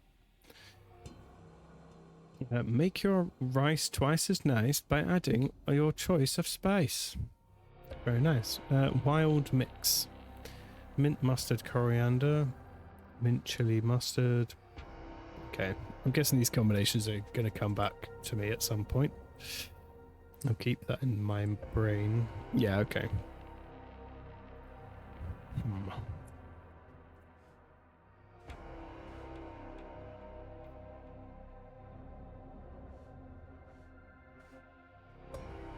Oh, I guess that's what my notepad is for.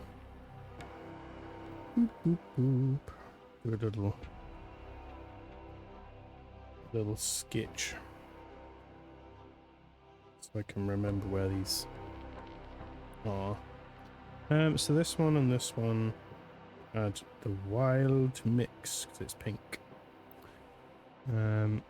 These two had the brown one. Earth mix.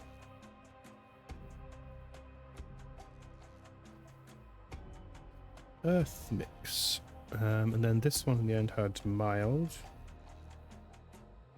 And this one over here had the fresh.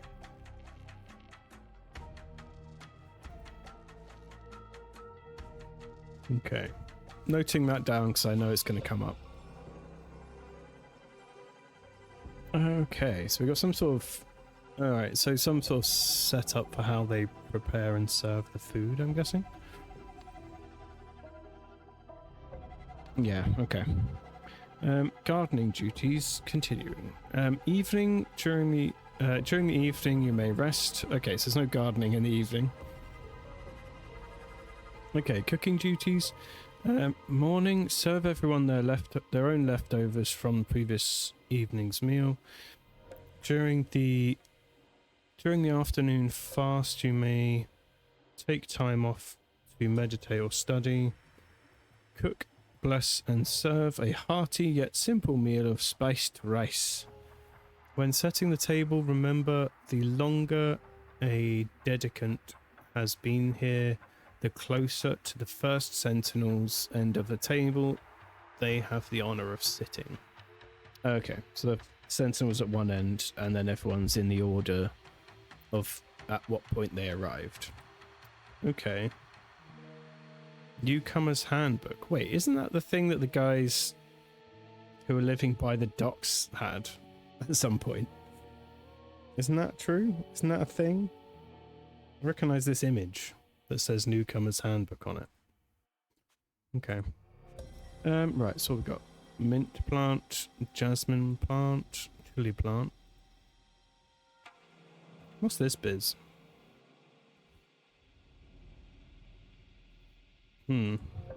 Just a weird spinny stick. You shouldn't feel sick or sad for that matter. You should feel nothing in particular.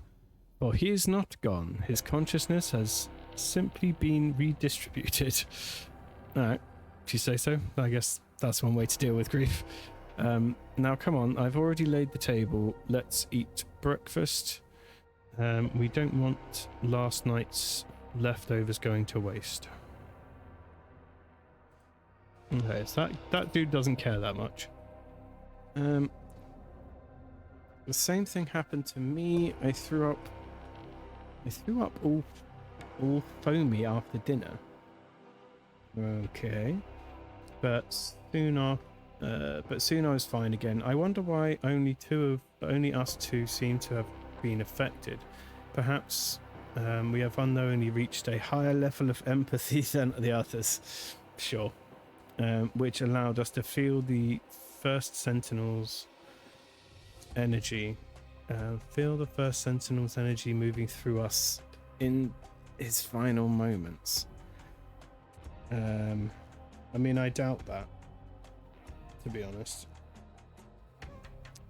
So 2 of them felt it, as did the first Sentinel. Okay, that's interesting. So 2 people were affected, but the Sentinel died and they didn't. So it means that there must be a spice that was not as strong, but was in 2 of these meals, and was stronger in the Sentinel's meal, and that therefore killed him, and didn't kill them. So that would be my guess.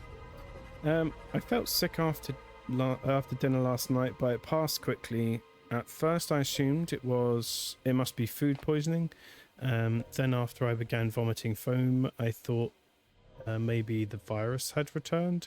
Now though, I finally understand. My body knew something was wrong with First Sentinel Nagasai. Nagasai. Okay, cool.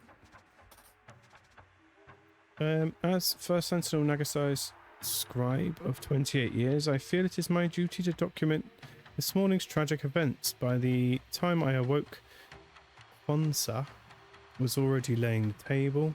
When I came outside, I saw her knock for the first Sentinel Nagasai, but no one answered, so she let herself into his quarters.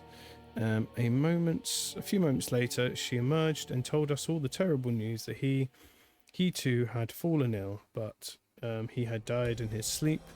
Ori and Koi have now been allowed in to see their father, while the rest of us wait outside. Gresto. Hey, Gresto. Okay, so this man is Gresto.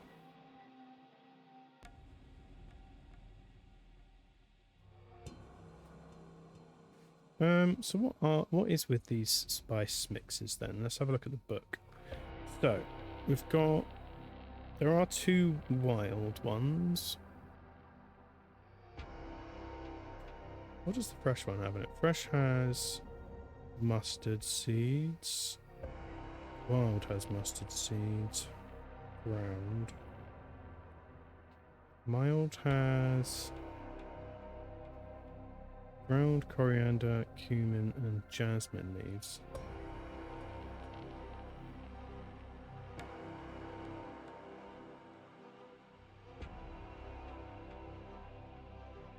So, do these have anything in common? So, if we assume that he is sitting... I'm assuming he had the mild one.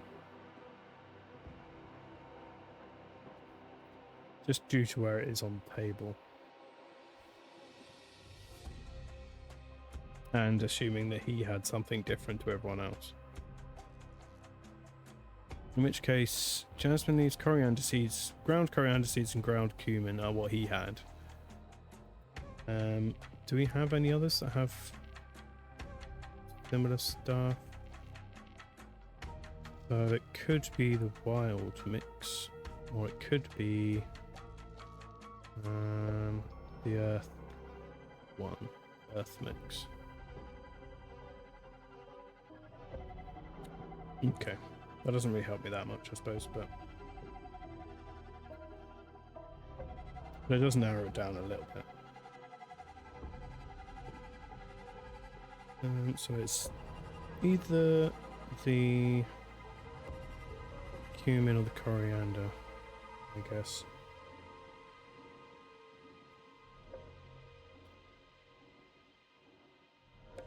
If he did indeed have the mild mix. Okay.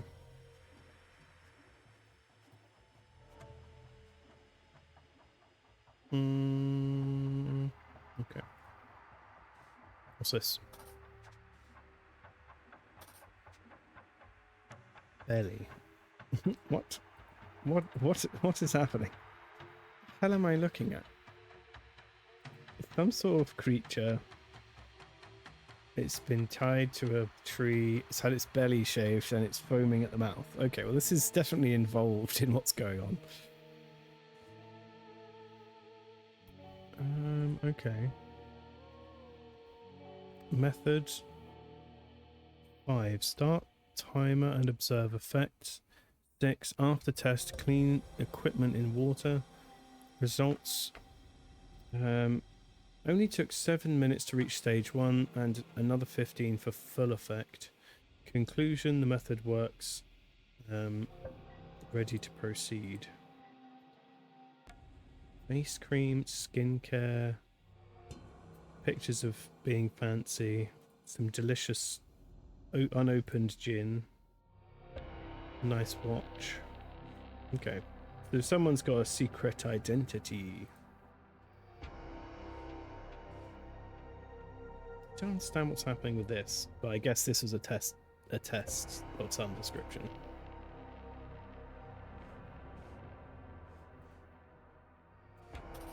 So, yeah, sounds a poison test.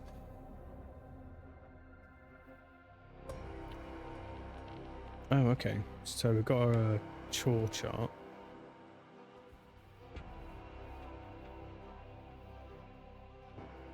Oh yeah, I keep my gin right next to my face cream. The moment I've completed a murder, it's time to break open a bottle of gin. Okay, so we've got a bunch of names.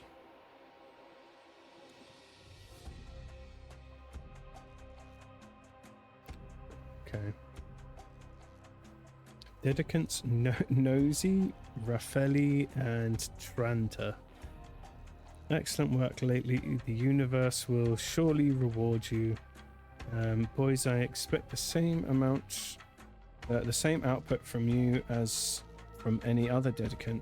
Raise your standards. Okay. So, Nosy, Raffaelli, Tranta. It specifically says boys, so I'm guessing these are ladies?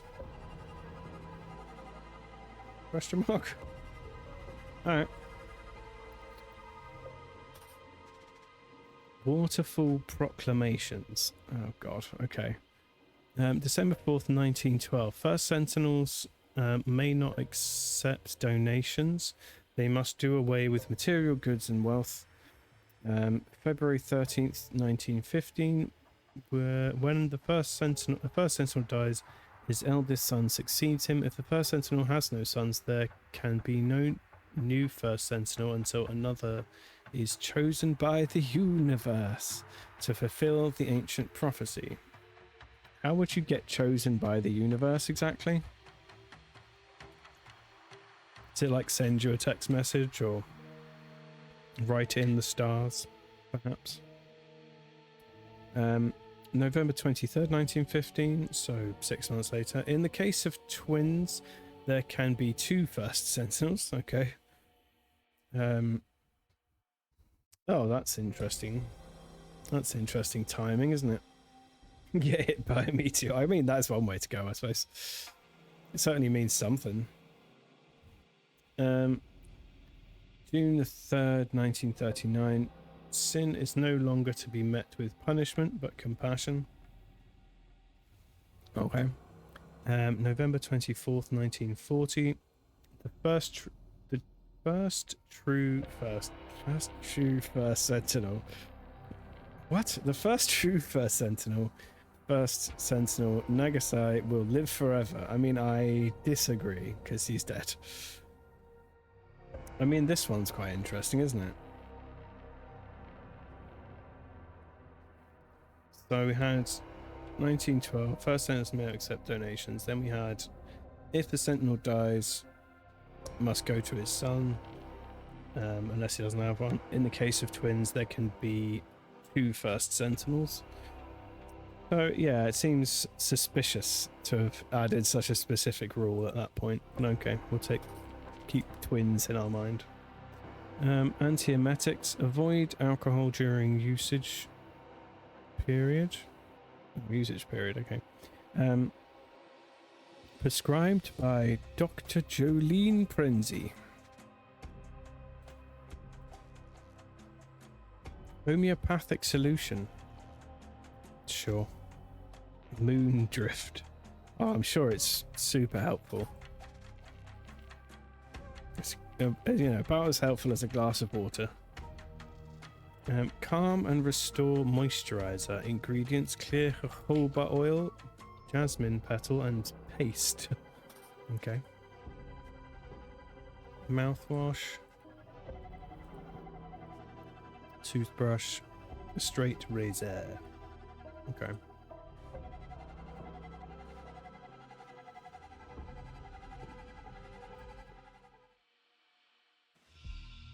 Okay, so he's pretty dead. Okay. From what everyone here has told me, it sounds like the virus you all had a couple of years ago is going around again. Surprising though. I'd have expected you all to be immune from getting it a second time. It's also strange that Mr. Nagasai succumbs to the virus, while the others who caught it again seem to have shaken it off. We'll need a full autopsy to get to the bottom of this. Okay, makes sense. Patient history. Okay, so his name is Pravi. His initials would be PN. Known conditions. Okay, so suffered severe burns as a young man. Otherwise remarkably fit and healthy for his age. Ongoing conditions. Cover burn area. Oh, recommendations. From cover burn areas from direct sunlight. Moisturize burn areas. Burn areas each night before bed. Okay. Could be relevant then, I suppose, because if that... Okay. Just note that down.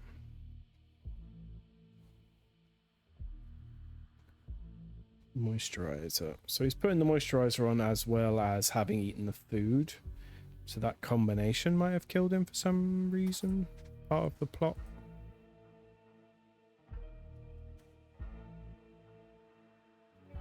Okay, copy of notes from previous appointment. November 10th, 1940. So we're in 1940-ish.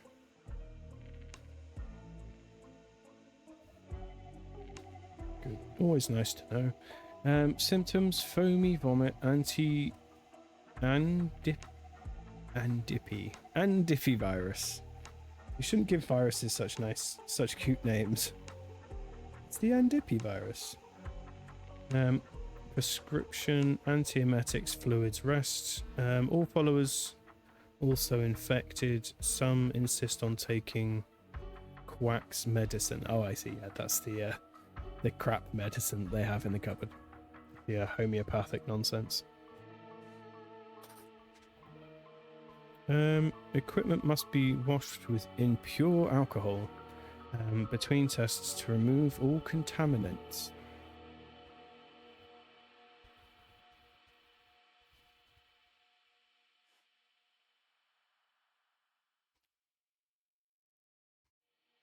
Oh, okay. Oh, I see. So he's got like face burns. He was on fire in a box. Then the waterfall did a little dance and put the fire out. Then he was okay, but he had a burny face. The man is not breathing. Yeah, I kind of gathered that.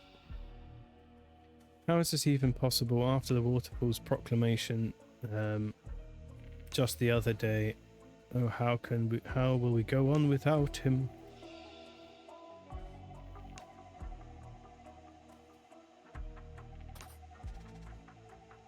Don't you see it's as I've been telling everyone for over a year now. Our father never truly understood the waterfall's proclamations. Clearly it is his spirit that will survive eternally. Now take this and pass it around outside once you're done. Ah, this seems like a murderer. This is murderous activity over here.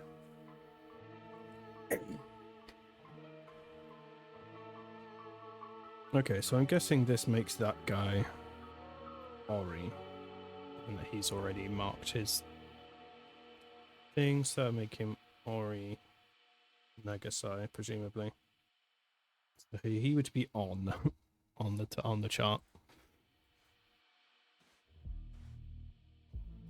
Lots of these brown notebooks lying around. I'm starting to think they just didn't want to draw new notebooks. Okay, so Friday. Today is my son's 25th birthday, making them the same age as I was when I fulfilled the ancient prophecy and took on this mantle. 25. Okay.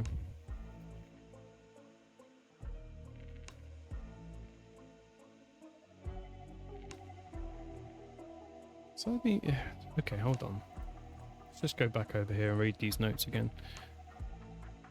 It sounds like the virus you all had a couple of weeks ago is going around again. Okay, so we're definitely in... So we're in 1940. We're probably around December 1940, I guess. Okay, good to know. Right, so it's my son's 25th birthday, making them the same age as I was when I fulfilled ancient prophecy and took on this mantle. Kwanzaa is concerned that our boys are not worthy of their destinies. I must admit I am too. Her intuition has developed impressively since she first arrived here. Oh, has it now? Also suspicious. Her intuition has just arrived here days before the second proclamation. She has become a fine mother. So she arrived here days before the second proclamation. And this person's called Kwanzaa.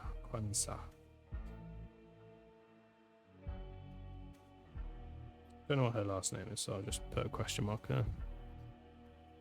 So she appeared second rock.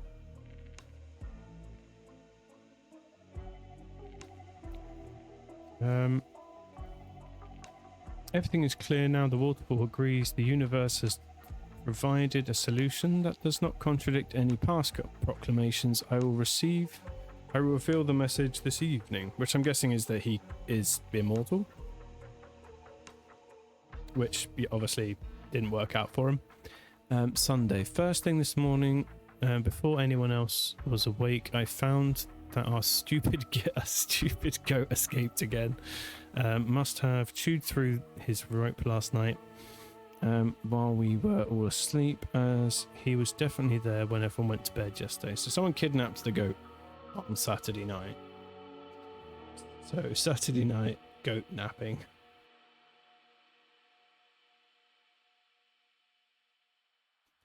Okay. So that's nearly all of the information hanging around. Anything left?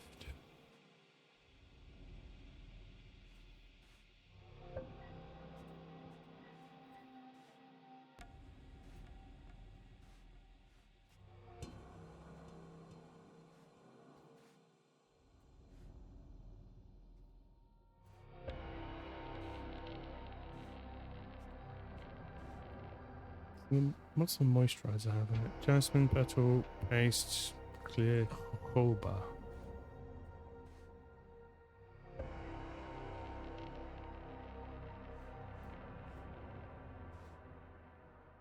What am I missing? I must be missing something. I have a few more spots to click, but I cannot see them. Where are you?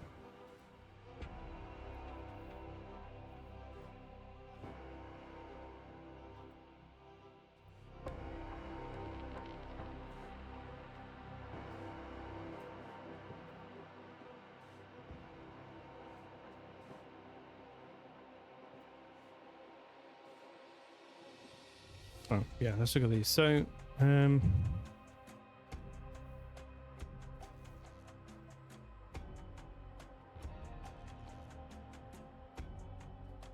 yeah, so they must have been born in November. Yeah, so that's when they were born then, basically. So yeah, he magically had a proclamation come through the moment his sons were twins. That's handy for him. So they were born in 1915. And the Lady Kwanzaa, she must have appeared around February.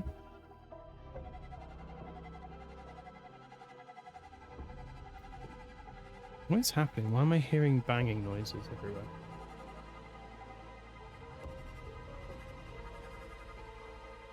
What's going on?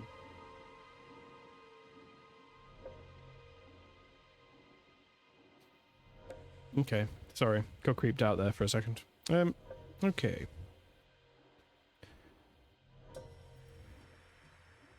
What am I missing? Oh, it's this person. Patient history, private anxiety, blessed with mark of the universe, age 25, destined to live forever. Okay, so this is the quack doctor. Get plenty of sun on your face as a sign of respect for the fire that marked you. So the opposite treatment. Embrace rather than treat the marks with which you have been blessed. Okay, so this person is not a doctor. Previous appointment, foamy vomit. Diagnosis, solar plexus chakra blockages. Oh, that sounds correct, yeah. Homeopathic solution 104. Oh, yeah. That'll sort you right up. That fixes loads of stuff. All followers also affected. Some are so arrogant as to favor Western medicine. Sure. Repeatable testing. Proof. Who would be so arrogant as to want that? Like cures like. Sure, it does. Illness, hay fever, symptom, sad eyes. Alternate cause of symptom, onions. Homeopathic cure for illness, onions. What? Insomnia makes you stay awake. What else makes you stay awake? Coffee. Give more coffee. Well, that's great. That will fix everything. If a certain substance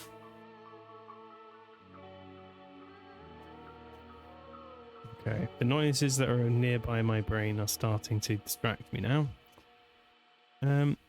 If a certain substance normally causes a particular symptom, a homeopathic remedy made from a substance will cure the illness. Oh, sure. That produces the same symptom. Okay.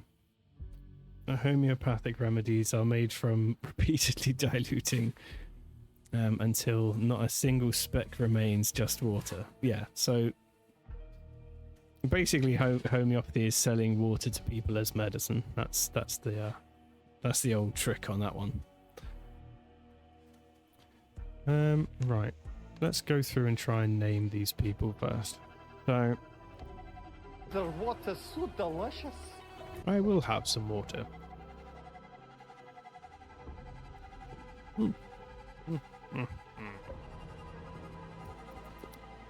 Nice. Okay, so which one of these two is which one of these two's faces?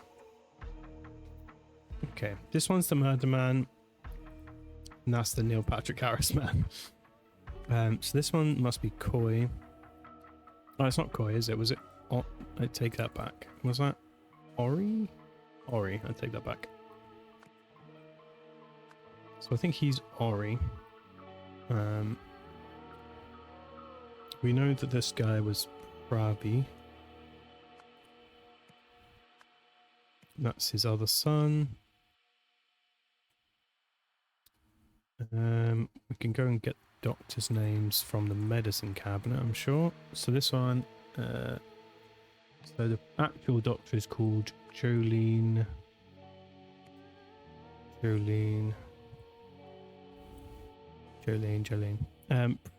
Prenzi. Jolene Prenzi. And the quack is called Rallo Krish. Sure.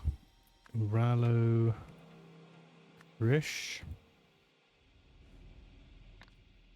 Okay. So what about these people? Blah,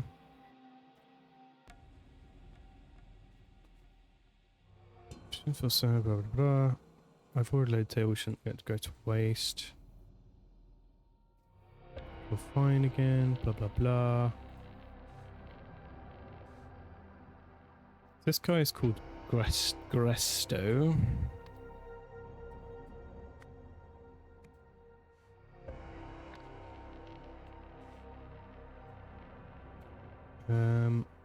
We've got a bunch of other first names here, which could help us out.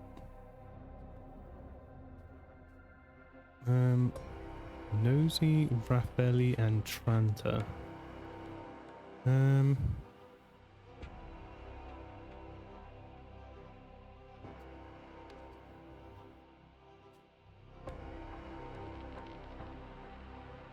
Oh, so they must be last names, I suppose? Yeah, they could be last names, I guess.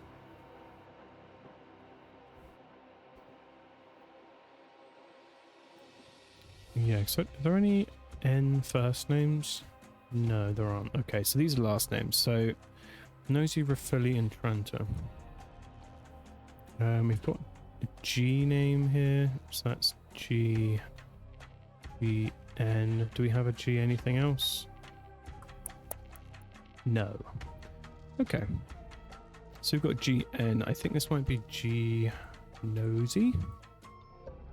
And we've got Raffaelli and Tranta. So there must be these two people here. I'm gonna stick them on there in whatever order, and then try and figure that out later. So R. So we've got QR, which would make Kwanzaa the mother figure, and then we've got AT, which is Ania, which makes this guy Koi. So I think maybe these two are just running the wrong way.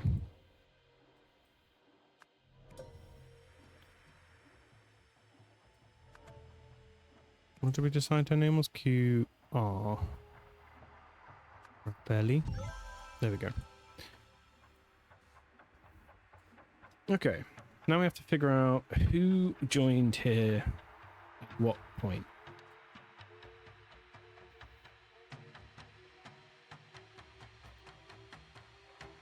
So...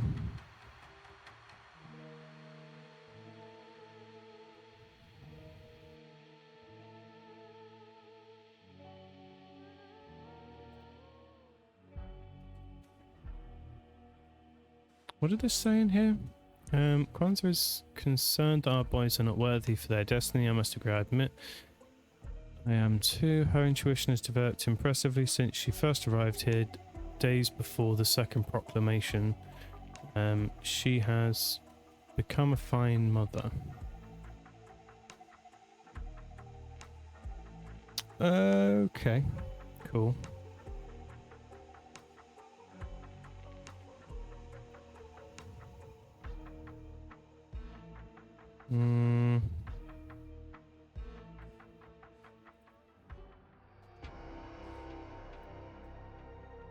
So in terms of timeline, first Sentinels may not get no blah blah blah. When the first Sentinel dies, he sees his son, blah blah blah blah. And then in the case of twins there can be two. So we can assume they were born then. If she got there first, is that confused to where these children came from exactly? But okay. So I'm gonna guess he was there. These two could be the sons, because they arrived at identical times, so they would sit in line with each other, perhaps. The longer a dedicant has been here, the closer to the Sentinel's end of the table they have the honour of sitting. And then we've got these three.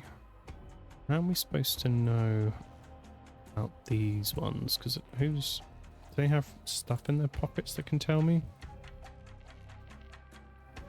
Okay, so as First Sentinel Nagasai's scribe of 28 years, I feel it my duty to document this morning's tragic events. Oh, in which case the table doesn't look like that then. The table must look the other way around, maybe. If he's been there 28 years, he's definitely here. Which means that this person is before them, this person must be here, and this person must be here. Okay. There we go. So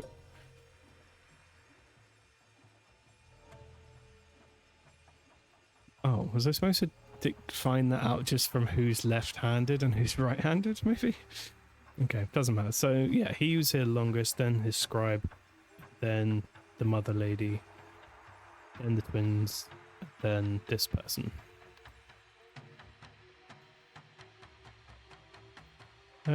Which recipes caused sickness and which didn't? Okay, so who got sick is the question.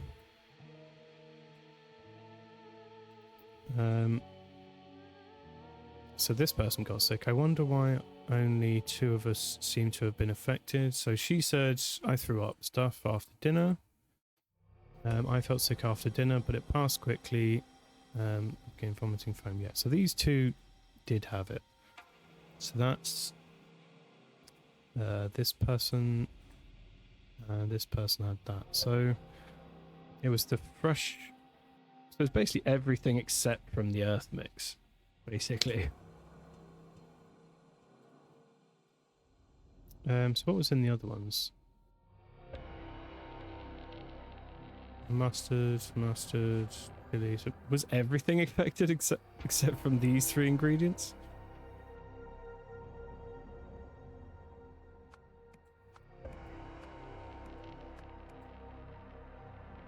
Therefore, what must have been contaminated? Oh. Oh, I see. Interesting.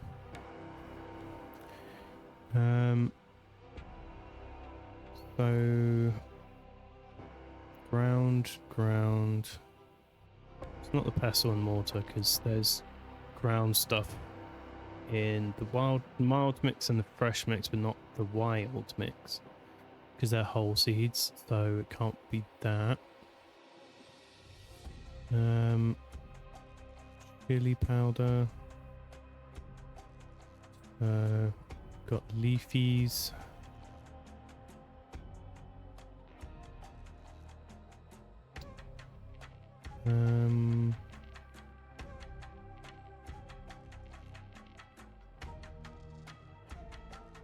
Interesting.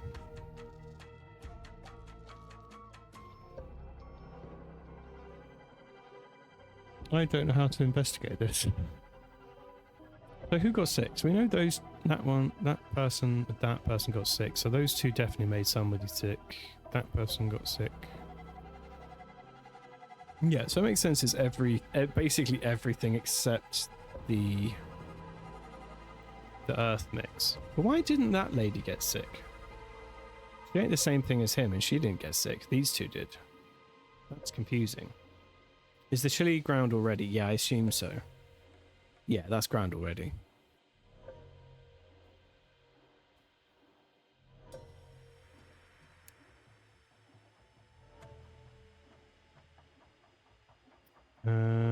So if these, so basically these 3 are safe.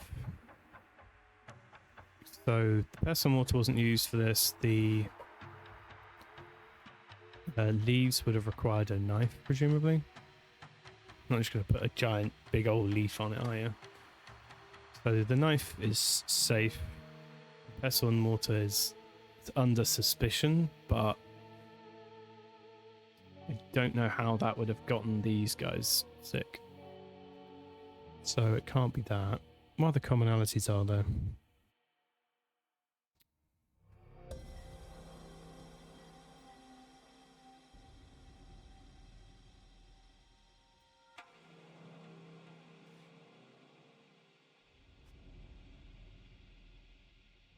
Yeah, so that's already powder up there. Coriander seeds, cumin seeds, mustard seeds, mint, and jasmine.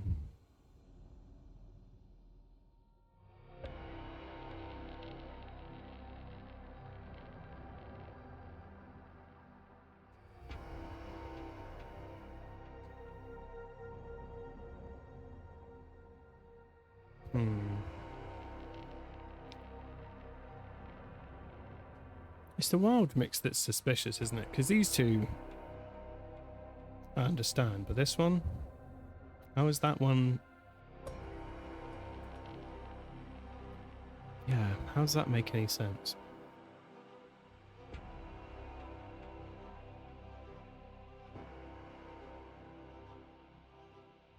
You shouldn't feel sick, sad, or for that matter, you should feel nothing in particular. For he is not gone, his consciousness has simply been redistributed now. Come, come on, I've already laid the table, let's eat breakfast. I don't want last night's dinner going to waste. I mean, I wouldn't eat that if I had already been poisoned by it once.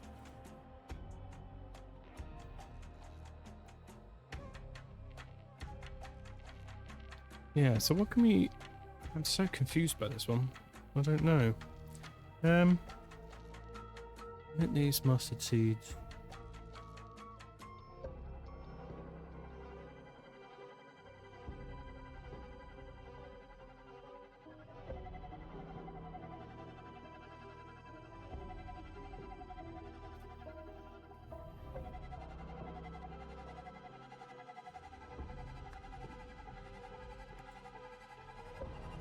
What was contaminated, damn it?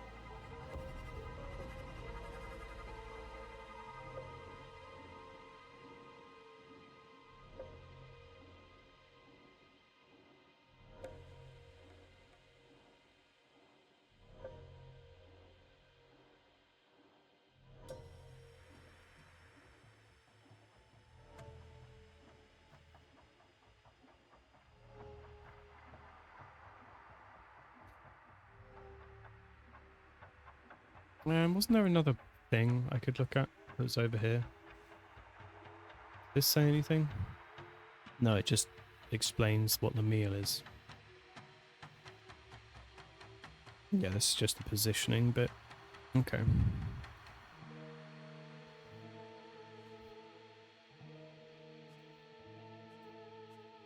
Oh, but they do grind the... Okay, they do grind the chili previously then. So they do grind it generally. But just not necessarily that day.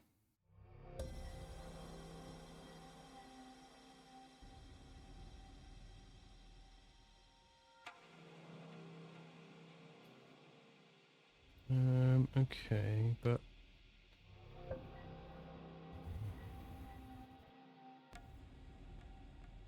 I'm baffled. I am baffled.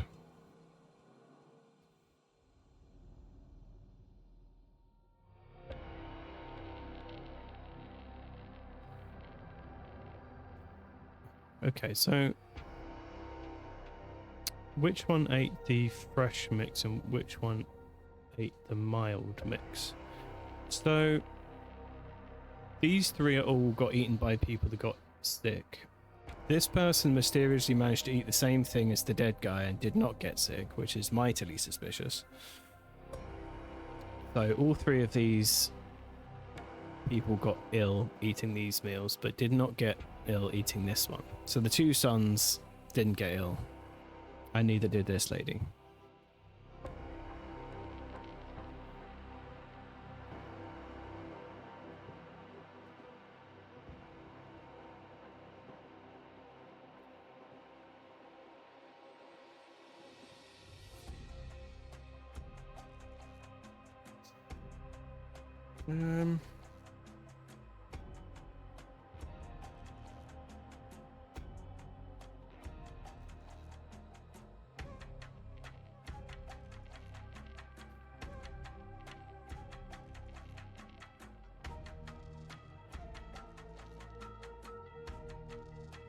I'm gonna just go ahead and accuse this, but I'm not sure it's correct.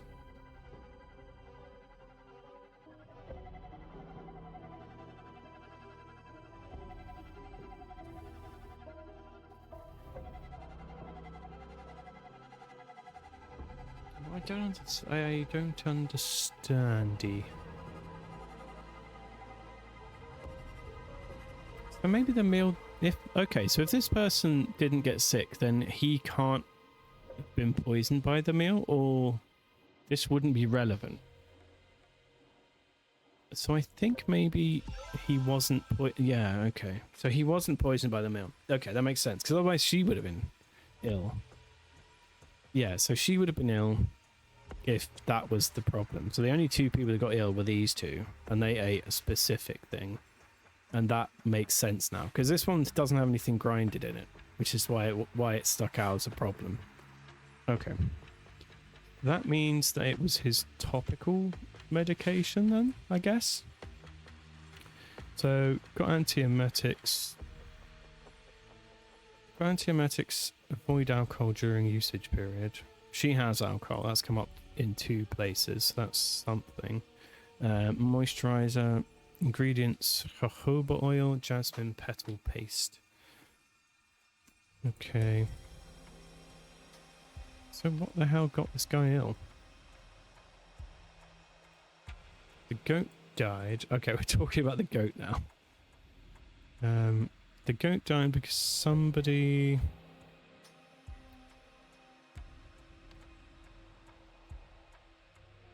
Well, the fish are also dead. So someone's poisoned the water around here. And left behind a marigold. Like all professional murderers do.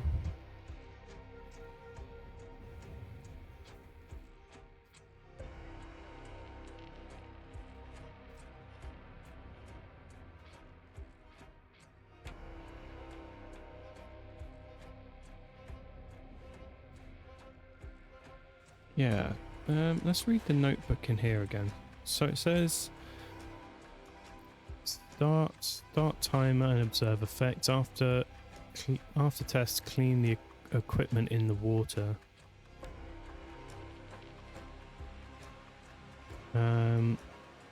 Only 7 minutes to reach stage 1, another 15 minutes full effects. The method works. Ready to proceed.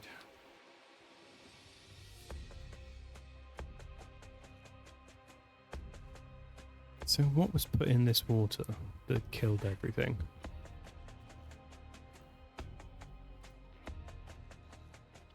Go down because someone poured something into... I'm going to say they poured something in the water. The goat died because someone... Someone sprinkled poison into the water.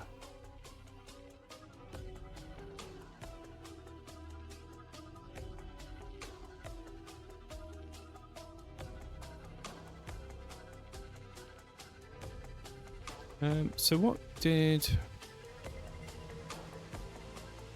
So we know that the pestle and mortar got involved in this somewhere along the line.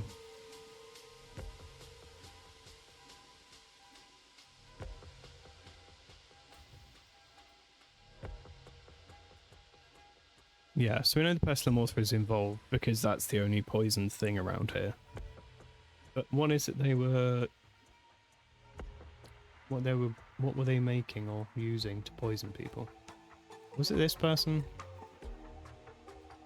This person seems crazy. They might do something weird.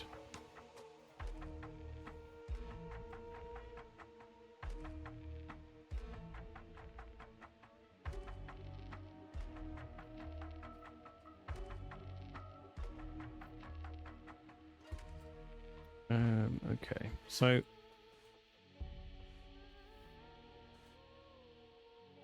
we've got these seeds around, these red seeds with weird plants. Got some little cute little plants around. Cute little plants. Okay. Those plants don't appear to be over here either. So...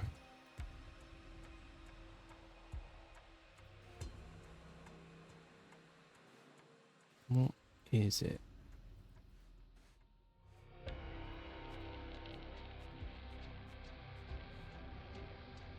What am I missing?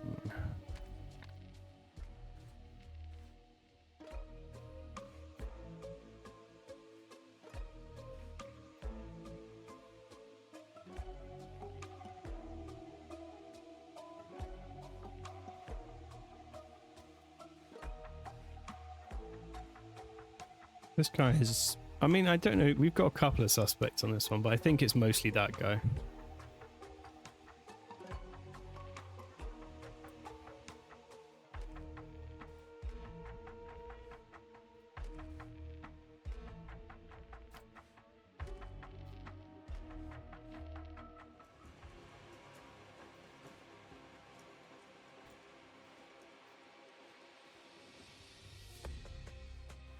What am I missing?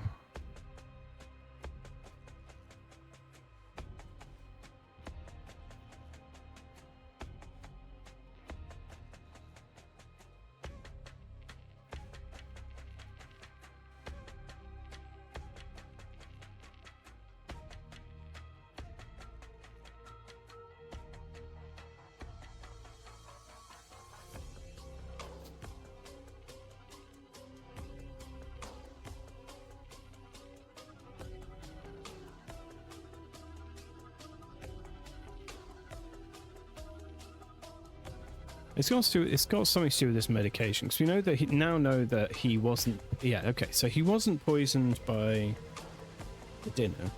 We can tell that much. But the pestle and mortar was contaminated with something. The other people ate it and they got a little bit sick, but it was only like a trace amount, so they were fine. So these are medications he's been using. We've got weird homeopathic thing that says Moondrift. We've got moisturizer, skincare, the shaved goat. Yeah, that's what I was thinking. So it seems like it was like a test. So they stole the goat, shaved its belly, put something on it, and it killed him. Doesn't really explain why the fish are dead, but I guess maybe they're just dead fish. I don't know. I mean, that seems entirely normal. That doesn't seem particularly interesting. And also a doctor did that. So let's look at this one then. So Moondrift. What is Moondrift? So according to this thing, Moondrift, I guess, will cause whatever symptom it is that he was trying to cure, which I'm guessing it's like Bernie face syndrome. So I'm not really sure how that would work. Ah, okay, so these flowers here, they are Moondrift flowers, because they look like the ones on the bottle in here. So maybe that's the thing. Okay. So these flowers were maybe, yeah, so these have been like harvested around here. And then put onto the belly of this goat, and then goat died.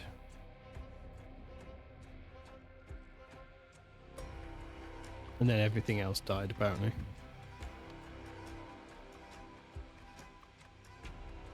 Okay. So I don't think it was poured. I think it was rubbed on, I guess. Someone. So we know it was ground up. So ground up in the pestle and mortar. So it must be that Moondrift into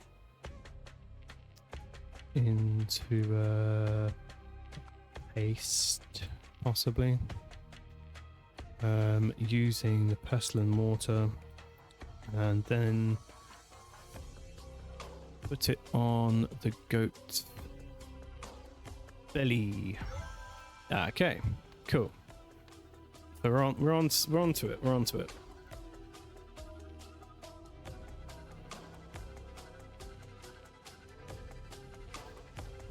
Okay, so that means that, yeah, so he puts this stuff on every day from the doctor. So I guess if you were to put the paste in this stuff and then he puts it on, he like explodes. So that means Ravi Nagasai died of, what would you call it? Moondrift poisoning? Is it a poisoning? Is it a poisoning if it's rubbed on your skin? But it had to be like ingested for it to be a poison. Anyway, it doesn't matter, whatever. So he died of Moondrift poisoning because someone put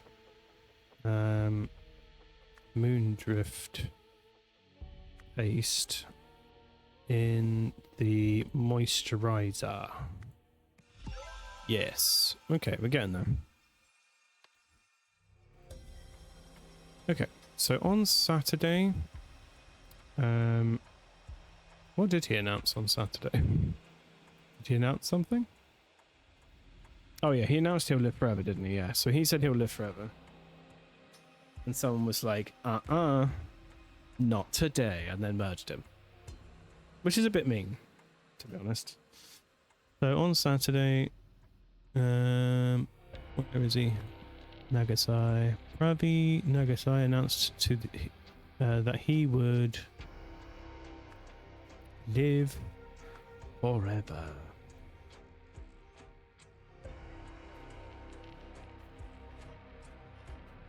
Later on, while on...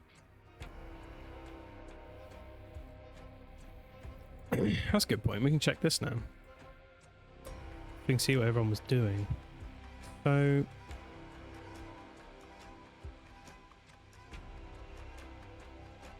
got overnight watch.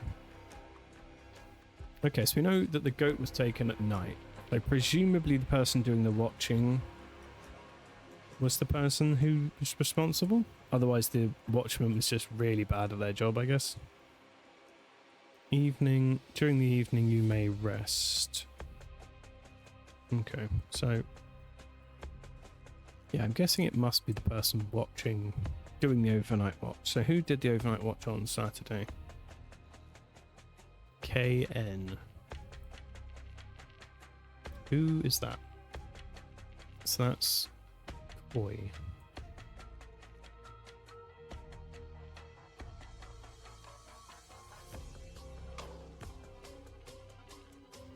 Isn't he crying?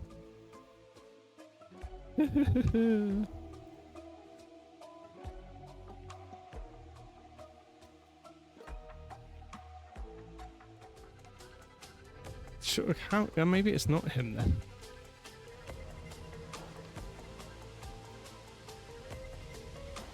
Because we know, let's double check the diary again, just to make sure I understand this. So, Saturday. Everything's clear now. The universe has provided a solution and does not contradict any past proclamations. I received the message this evening. First thing this morning, before anyone else awoke, I found that our stupid goat escaped again. Must have chewed through the rope last night while we were all asleep. He was definitely there when everyone went to bed yesterday. Yeah, okay. So it kind of has to be whoever was on overnight watch. So I'm guessing it's the... yeah, so let's go with that. So overnight watch on Saturday would be AN.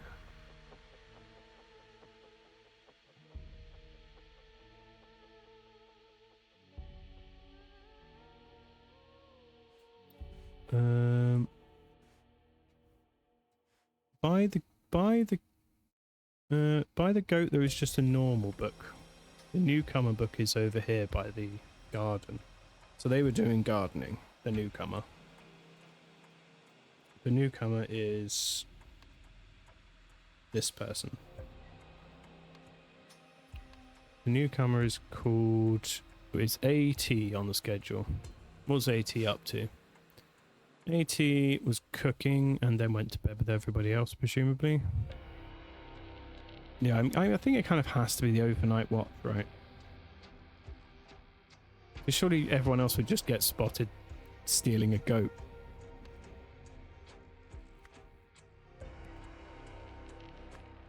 So we're gonna j'accuse this person. Okay, so while on overnight watch duty, saying Koi possibly did this, took a...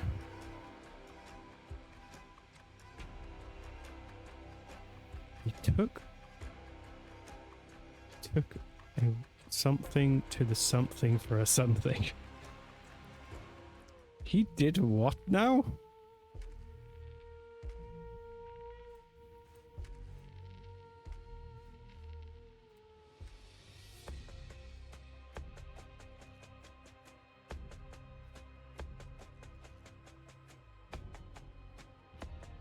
Okay, so I'm guessing that he took a goat. Took a goat to the... Do we have a name for this area? To the pond? Yeah, it could be a pond. For a test. Possibly. After it was done...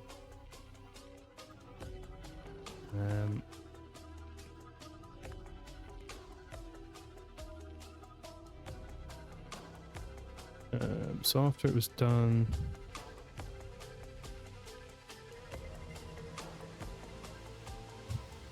Embraced, washed, live.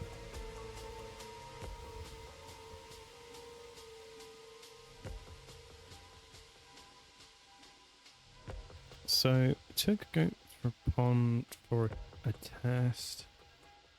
It was done. Koi, Nagasai. What did he do? He must have. He's sure he didn't sprinkle it.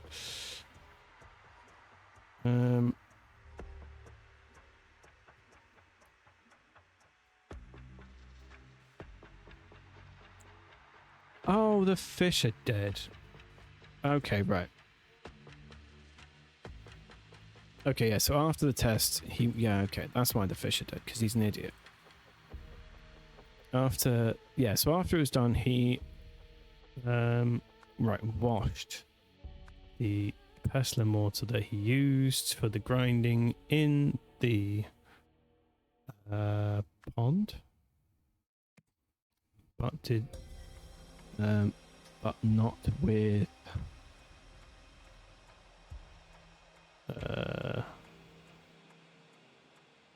alcohol. Oh, that's why that tool cleaning thing is mentioned. Okay. Therefore, when the pestle and mortar was used to prepare Sunday's dinner, it made people sick. That night, Pravi Nagasai used the moisturizer, which leading to his death. He was murdered by his son. But it was the weepy son, not the suspicious son.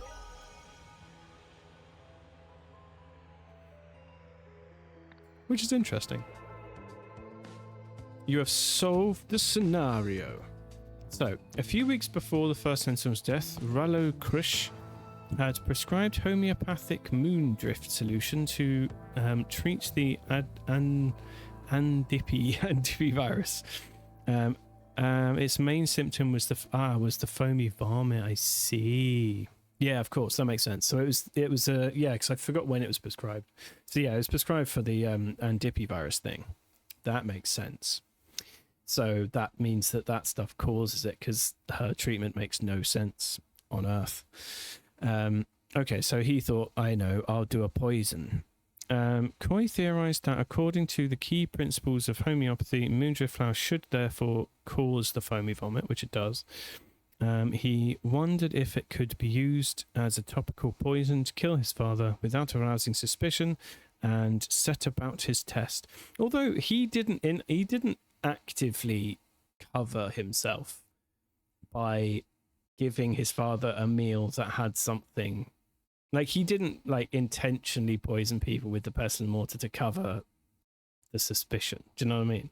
Like, he inadvertently blurred that. He could have easily ended up being it could have been very suspicious.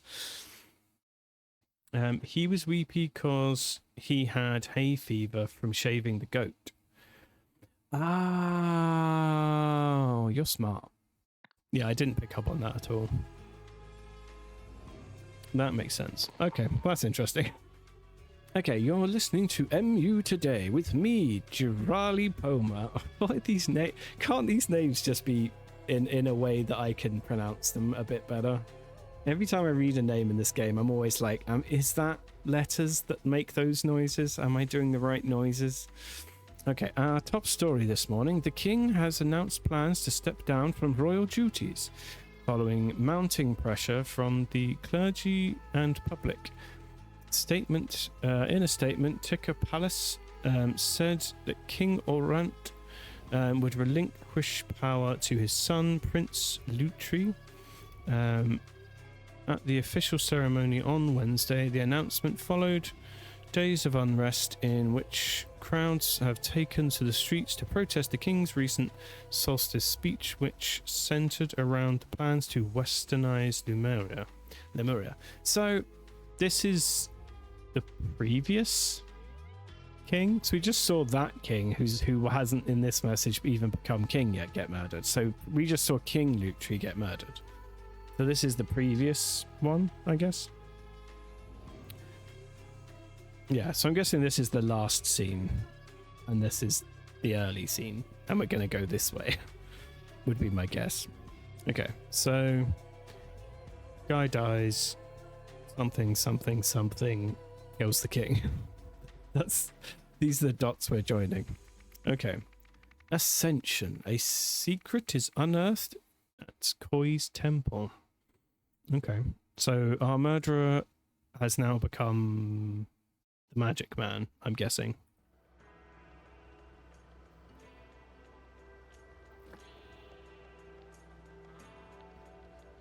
Okay. So this is 3 o'clock. And that is 8 o'clock, but... Okay, so that's the stone we've already seen.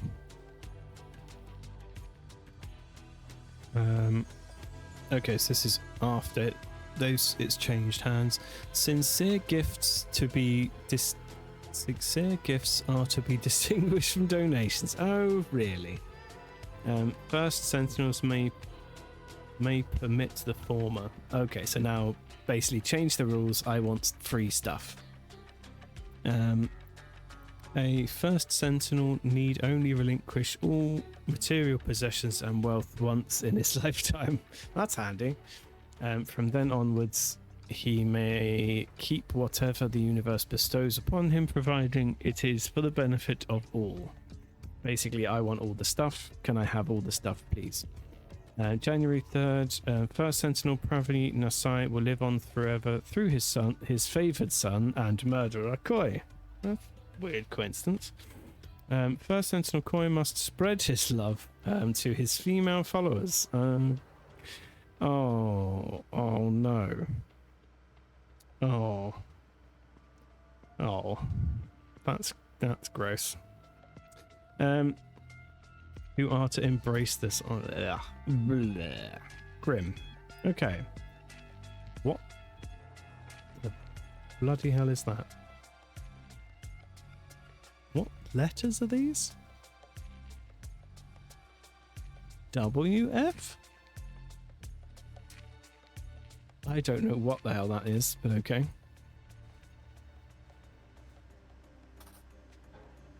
Dump truck, excavator, and a forklift. Okay. Okay, so this is a building layout. That's it. That explains the discrepancy. I'm going to have to talk to him about this. It has to stop. An inhaler. Okay.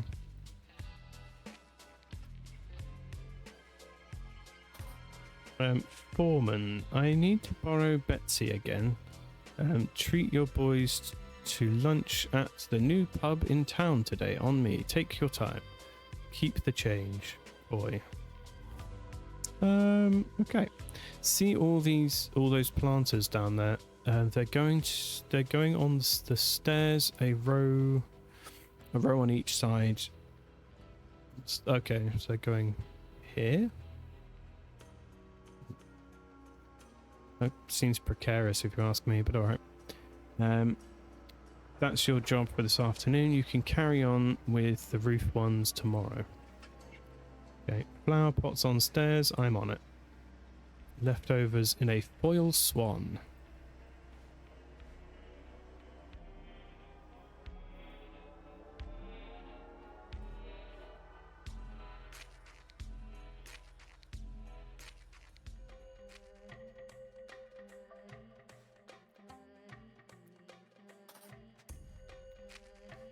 Okay, so we've got a flying man.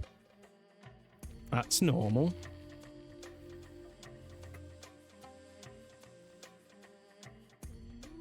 CO2 fire extinguisher.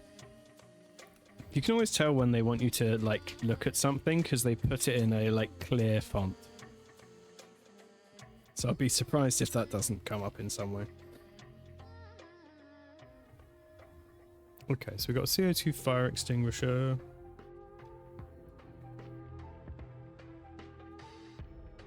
And the pressure valve thingy is up in the green.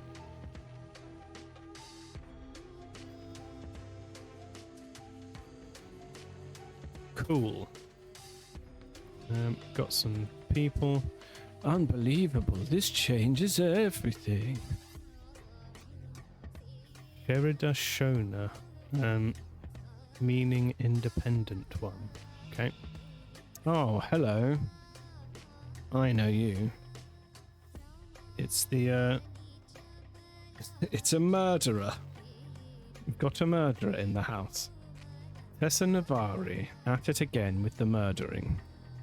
Probably not. I don't think she's murdering anyone today. What an honor it is to witness. Oh my goodness, this person's illustrated in a way that's almost appealing and not horrifying.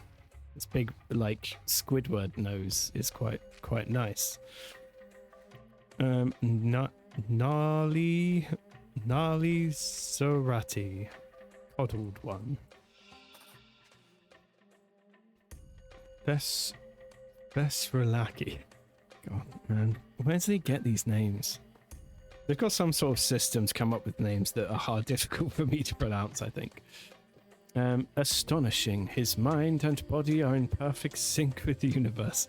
I think just being in sync with the universe, does that mean you can fly? Is that what that means? Is it? What's it say? Sounds of chanting and drumming blasting from the speakers. We've got an idol sitting there. We've got our murderer having a nice floaty time. He has... I guess these are supposed to be keys for fancy cars, because the keys look ridiculous, so I guess that makes them for fancy cars, maybe?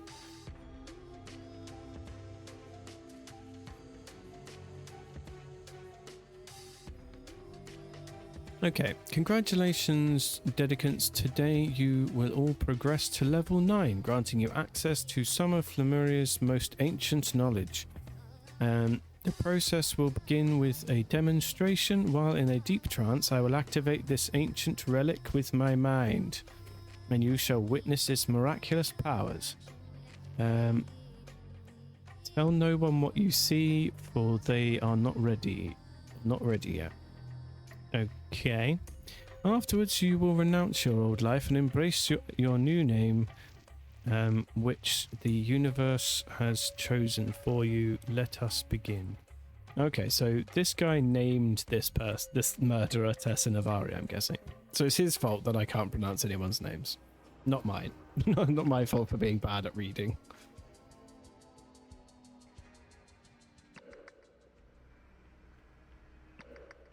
Okay, so just by looking at the outside, the plant pots have been sorted out. And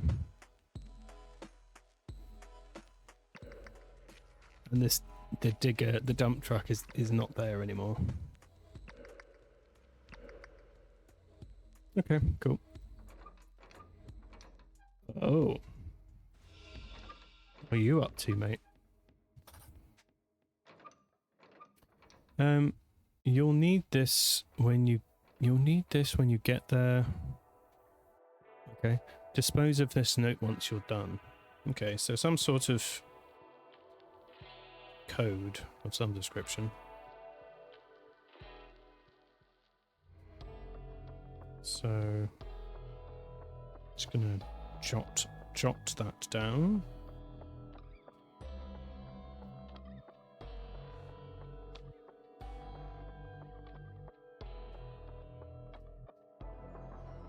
Oh, okay. These things have weird symbols on them. Okay, last night I was once again haunted by my dark secret in my sleep. While Will this recurring nightmare never cease? As so often before, my father's spectre entered my room when darkness fell. He lifted a finger to his lips and whispered, "You will pay for what you did to me. A life for a life." Okay. JP has permission to leave the compound walls until 11 p.m. KN. Okay, so I'm guessing this means this is JP. We know KN already. The glasses man is KP. It's JP even. JP. Glasses man.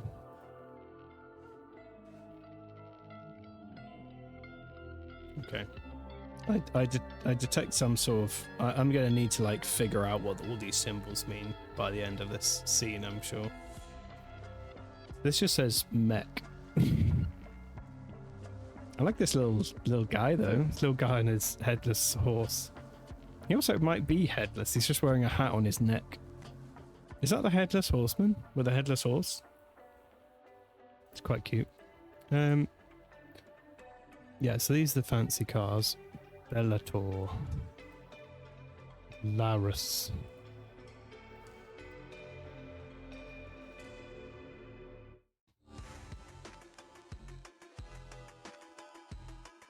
Okay, so he's trying to wind up this mobile to get rid of whatever the hell that is. Oh, it's one of these. That's the same thing, isn't it? It's like pink, green, red, teal, and beige.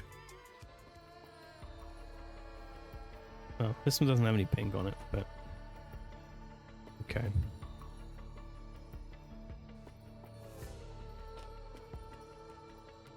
This one has been... Okay, so this one's been disheveled. And its pressure is low. This one's been used for something. Or damaged in some way.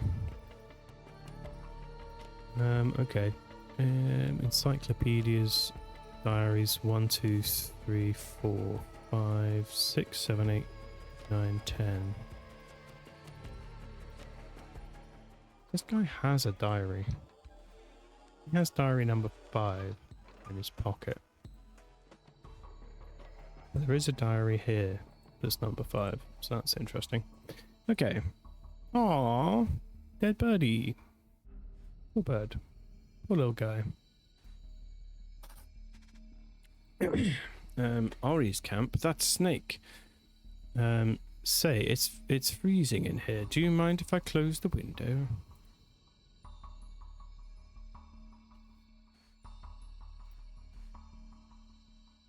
Furniture expenses. Bird cage with cover, 200 quid. Spring range.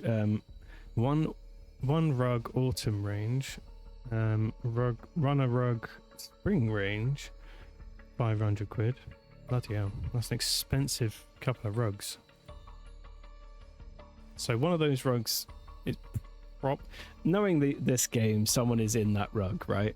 I mean, someone's dead in that rug. Ordinarily, I guess you'd assume that it's just a rug, but you know, in this case, not so much.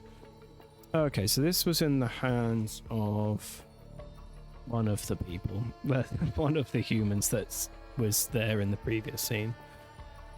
I guess we could go find out who that is by either using my incredible basic memory skills, which are lacking, or I could go look it up.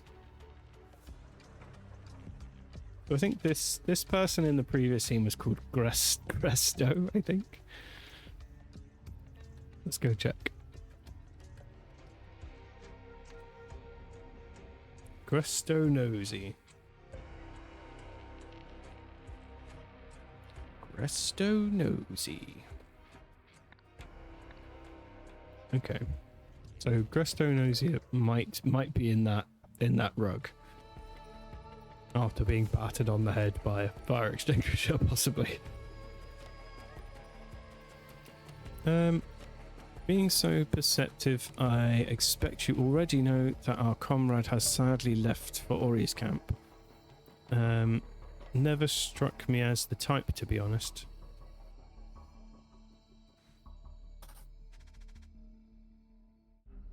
Helen Martin, desperate to shake Mummy and Daddy's little princess image, responds to flattery. Oh, this is so creepy. Okay.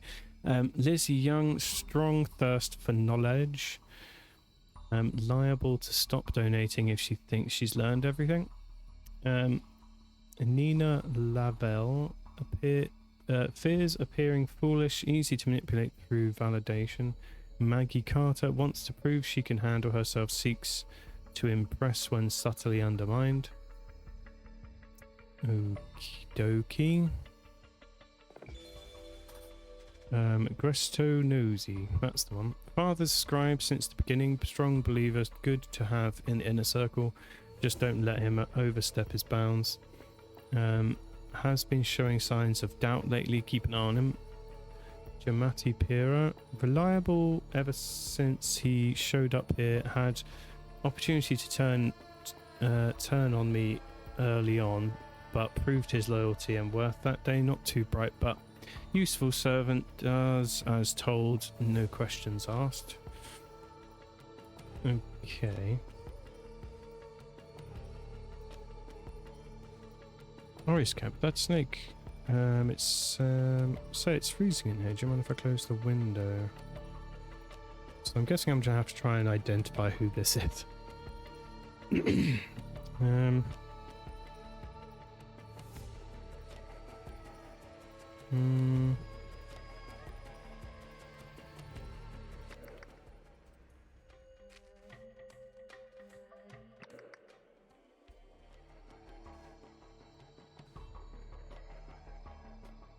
Okay.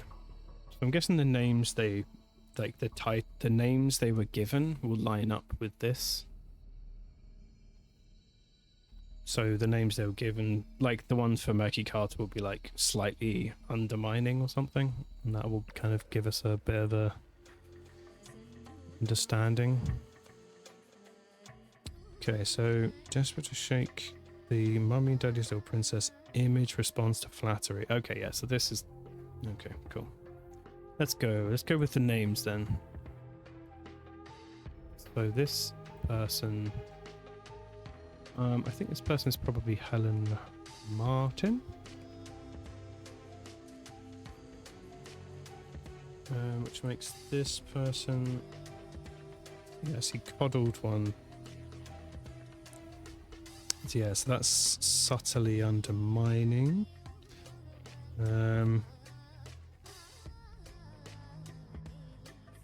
So let's go with that and say this is Maggie Carter. This person, wise one. Okay, this makes this person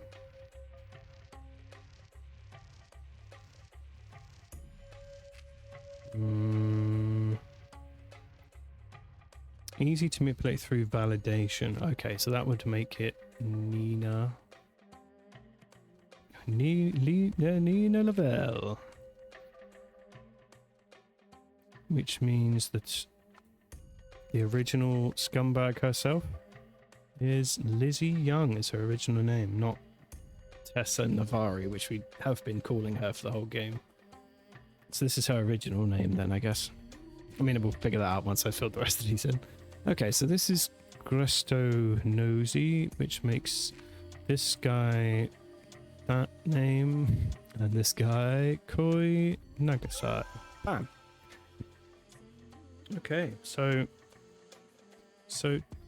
Tessa's real name, the hippy dippy murderer, her name is Lizzie Young.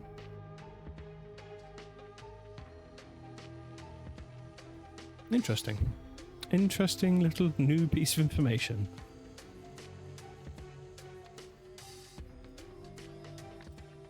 Okay, so we've got our names. So what is it that he discovered exactly? That's it. That explains the discrepancy. I'm going to have to talk to him about this. It has to stop. So what is this discrepancy he's going on about? He certainly discovered something. What is it?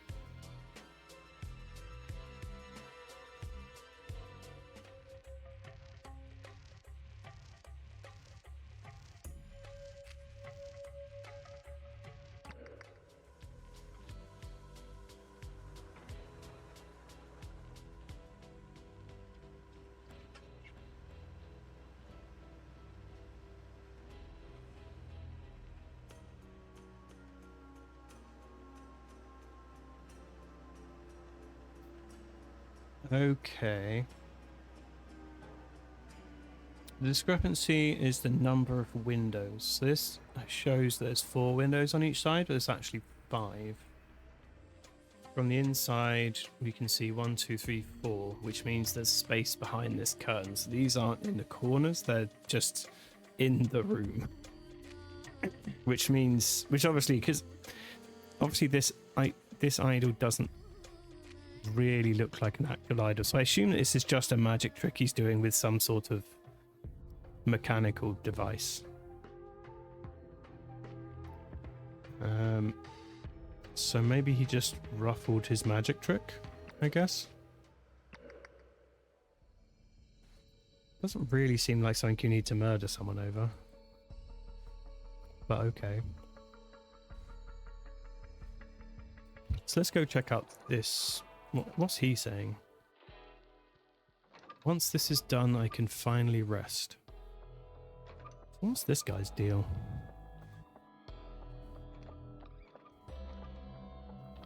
You'll need this once you get there. JP has permission to leave the compound walls until 11 km. Okay.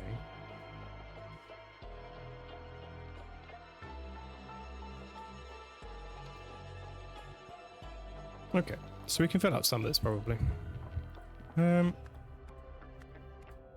So Gresto Nosy discovered, being nosy and all, discovered that Koi Nagasai was being lifted by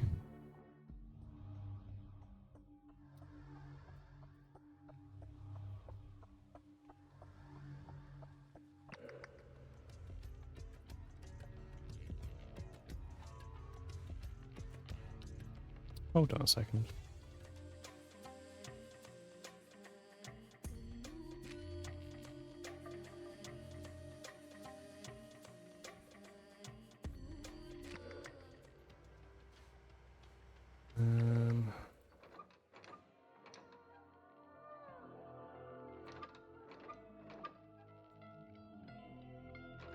Oh yeah, these trails just go straight up to the wall. Yeah, so if you're coming through here, that backs onto that room. So these panels must come off, and then you can drive a vehicle in there. Wait, so he's just... what? He's just using a forklift? You can't use a forklift to do, like...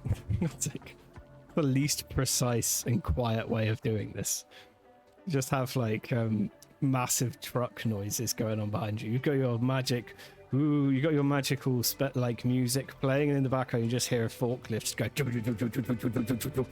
Like, I don't think I would believe that if I was listening to music and then just hearing a chugging engine. I might get suspicious that maybe he isn't floating. So he's just sitting on a forklift being lifted up and down. Okay. Yeah, so that makes sense. So that's... yeah, okay. So he discovered the discrepancy. Conglomo, welcome back. I've returned. I took my work to the roof to bake the head of solidarity of the flu. What? What does this mean? What riddles are you speaking? Gresto Nosy discovered that... Wow, holy typo. I mean, that was like poetry, like cryptic poetry. I couldn't figure out.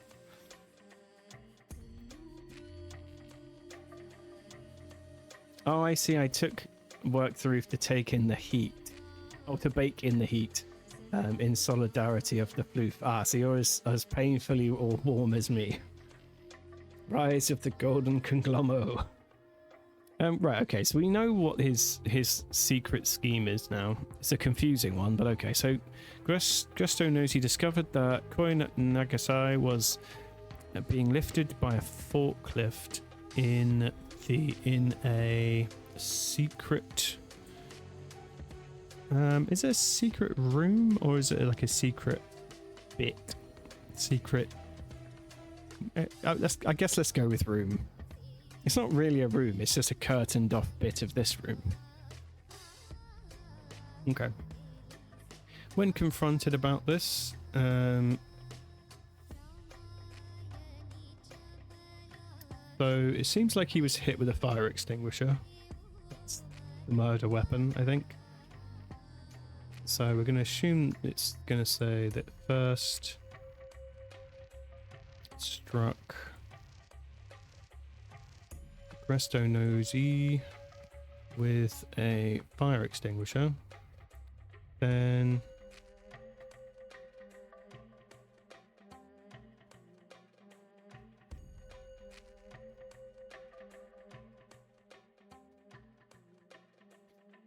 well, then he hid him in one of his weird rugs. So then he disposed of Cresto Nosy with the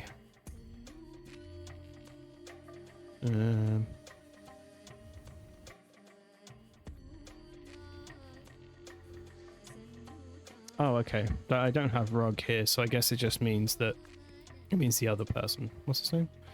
Chamati Pira disposed of him with the truck. What is it? What vehicle does he use? Whatever the hell this thing is.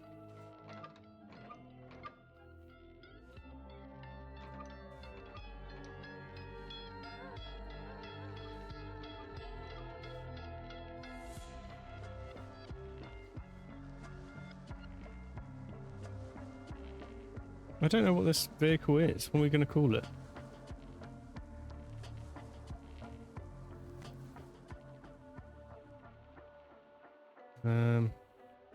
Dump truck? I don't know. I don't know what happened after that. Oh, so maybe he's just getting rid of... I'm so confused now. I was kind of sure as to what happened.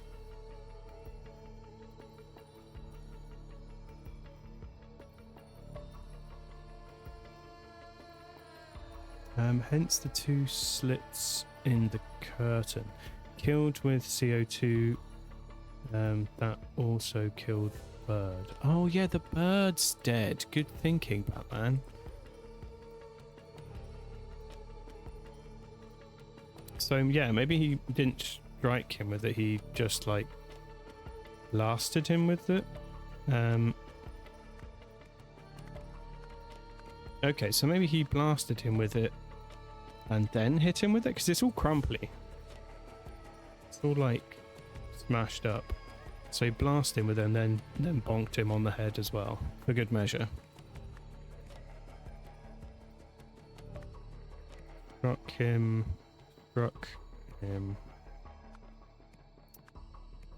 Mr. Nosy with the fire extinguisher. Maybe he did like a sprayed his face, killed his budgerigar, and then mashed him on the head with it. Afterwards, Captain Murderman, he ordered that the body be disposed of by Jimati Pira. Okay, cool. So he sprayed him, he bonked him on the head, and then got that guy to get rid of him. Cool. We got there in the end. I don't think that's how CO2 looks, but okay. When Gresto revealed that he had figured out how Koi's levitation trick worked. Koi feared Gresto might expose him as a fraud.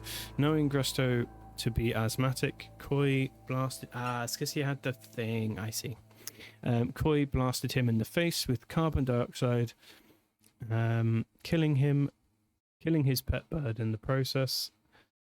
With Gresto debilitated and gasping for air, Koi bludgeoned him over the head with the heavy fire extinguisher, killing him instantly.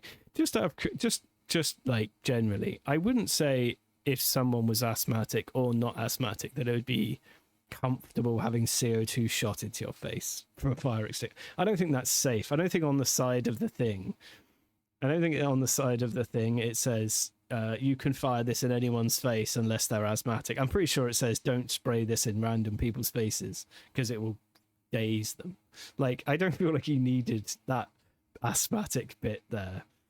I saw a couple of people complaining about the game because inhalers were not invented at this time.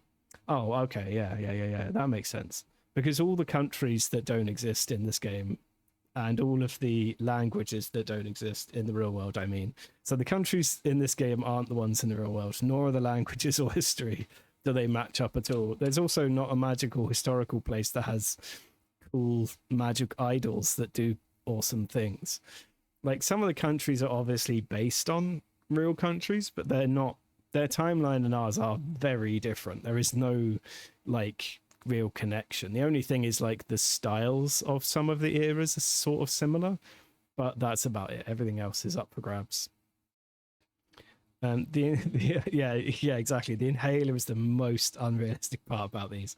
Yeah, well, because magic golden idols that can like transfer any kind of brain, like your memories or heat or, you know, matter, things that can do that exists in real life for sure. But inhalers in the 40s, that's crazy talk. Right, noble citizens of Lemuria. My father has brought great shame on the Manzek family.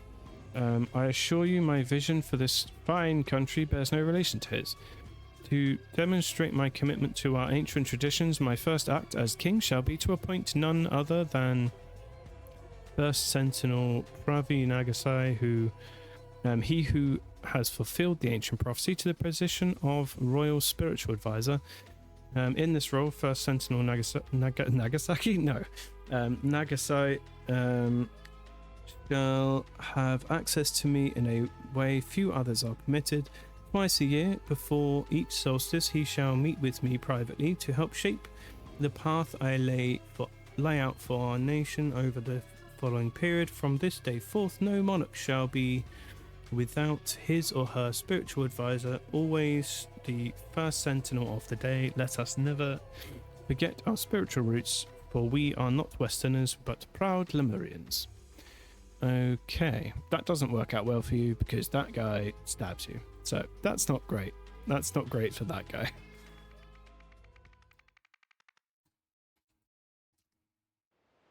Although, to be fair, I don't know if we actually know that he did it. Thinking about it. Because we never see his face in that. He's just in the room and does a stab and then is leaving. So do we even, you know? I'm guessing we'll have more context for that scene at some point soon. Okay, what we got? First Sentinels only, keypad 1594. Okay. Cool.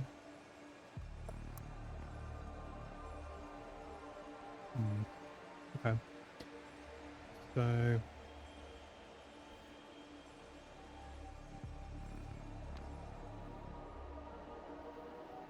not filled. Okay, so we've got some shapes. Some nice shapes to figure out what they mean. Okay. We don't know this guy, do we? I think so. Is this a new guy? Yes, blessed one. I have heard your words and have recorded them faithfully. I will relay them to my dedicants immediately. By your command, I shall be known. It shall be done. on the date you have given me. Okay. Okay. It's super easy to understand. Very good. Okay, so we're trying to transcribe what this absolute nonsense means. Great. Great, love that. That'll be nice and easy. Not a problem at all.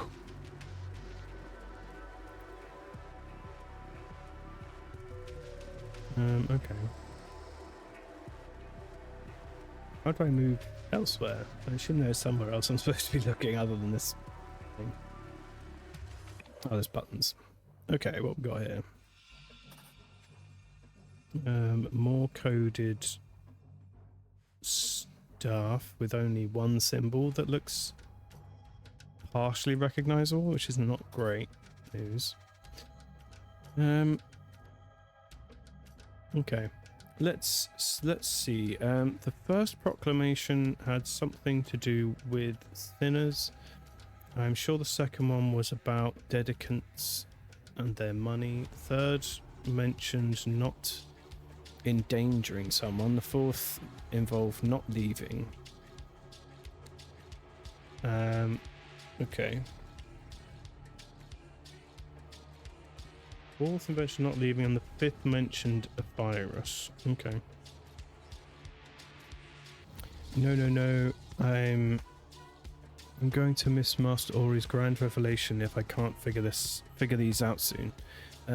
His words shape our very purpose. Okay. So this is the brother, isn't it? This is murder brother.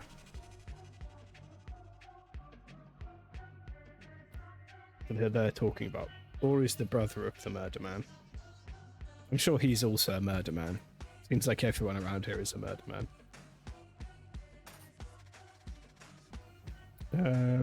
Okay. I can't wait to hear what the waterfall has told Master Ori. I wish I could hear its voice too. We're so lucky to serve the one true chosen leader. How could such a perfect figure be brothers with a blasphemous fool like Koi? I mean, that remains to be seen, to be honest. What the hell is this book? It looks horrible. Children shouldn't be reading this book. Okay. We've got some transcribing and translating to do, I suppose. So this little thing says, you must help your mother.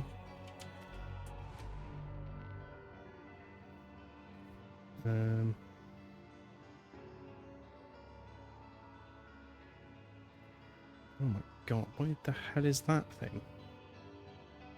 It's like a little... It's like a bug.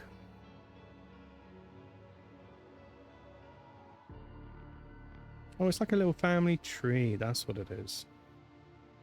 Yeah, it's like a little family tree. Okay, cool.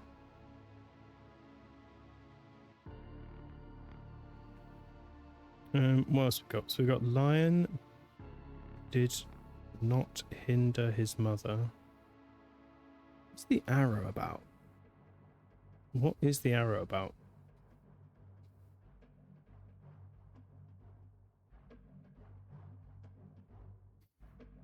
Okay, so this is a lion. This little hat.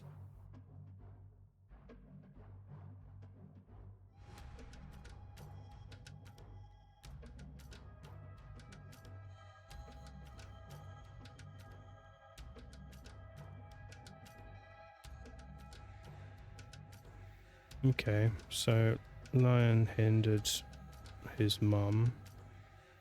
God, they come up with so many like codes and languages in these games. Like, I can't even imagine how you'd come up with these things. So this next one has like an X thingy. So waterfall did kill lion. So the waterfall killed the lion. Sure, okay. I'm confused by the arrows and their wiggliness and direction I don't understand how that factors in. Waterfall kills lion.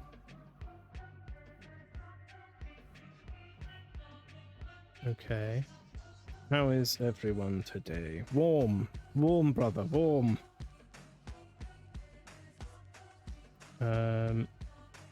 We've got a circle with a cross in it.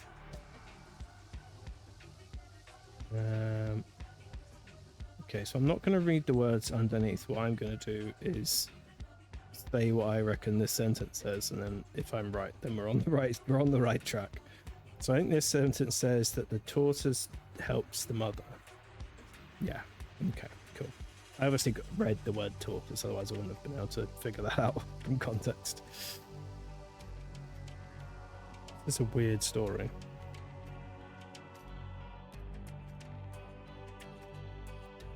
Waterfall did reward tortoise.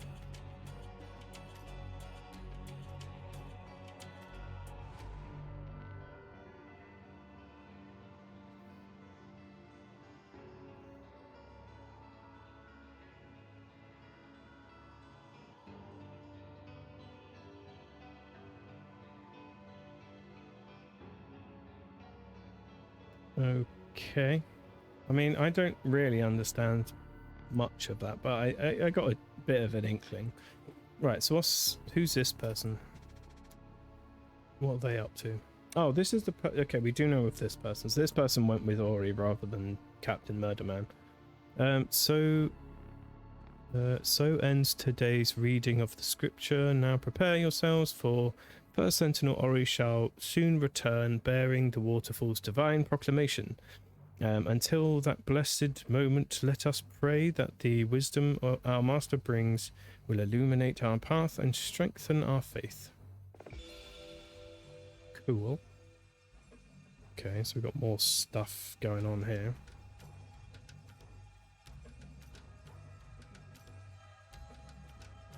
So we've got some familiar things. In box near waterfall. Flaming box near waterfall. Splashy waterfall, stop fire. Burny face. Burny face. Okay. Cool. So that's all I'm getting, I guess. I guess we'll just do this from context.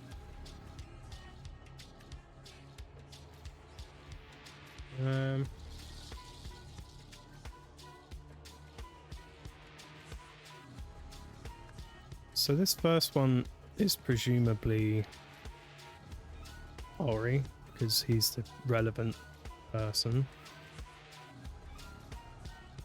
What's this little lump?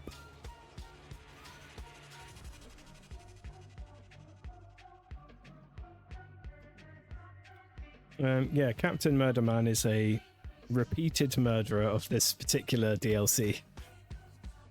He has done at least 2? Yeah, he's done 2 murders already, as far as we're aware. So Ori gets in a box. That's fun.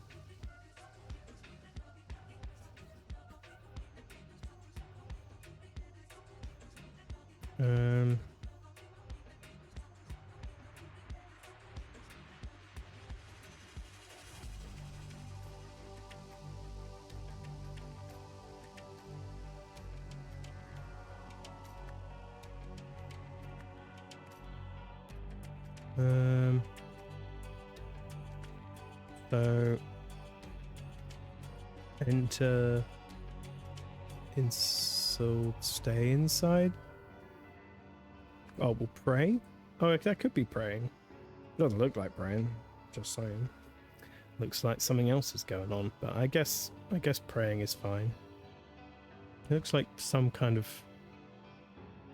I don't even know what it does look like. I don't know what position a human would be in to do. But I guess that could be praying.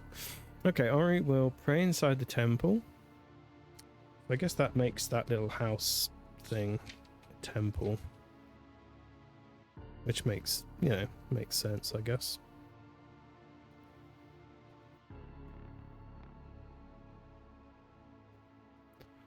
Um,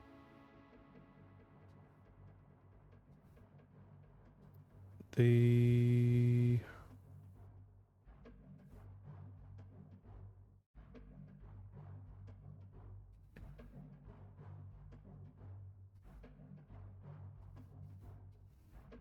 so if someone's setting fire to this temple,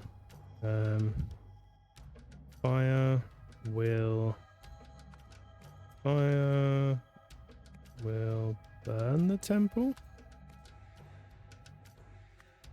Burn temple, maybe. Yeah, cool. I just realized you don't have streaks. You don't have streaks either. How interesting. What do you mean? What you talking about? Right, and then we've got waterfall. We know that one. Waterfall.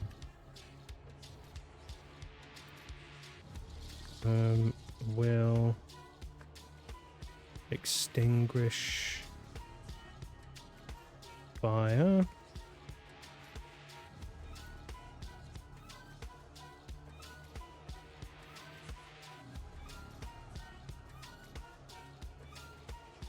I know that's die.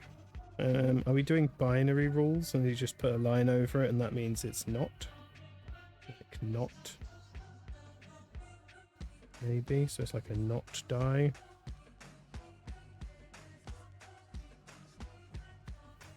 Ori will not.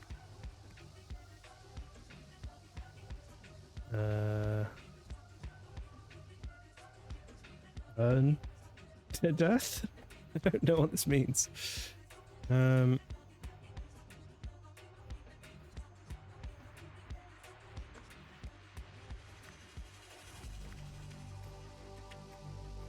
So, you know how some streams you can grow a stream streak? You don't seem to have it available to you, nor does Jilly. Oh. I guess I never really thought about it.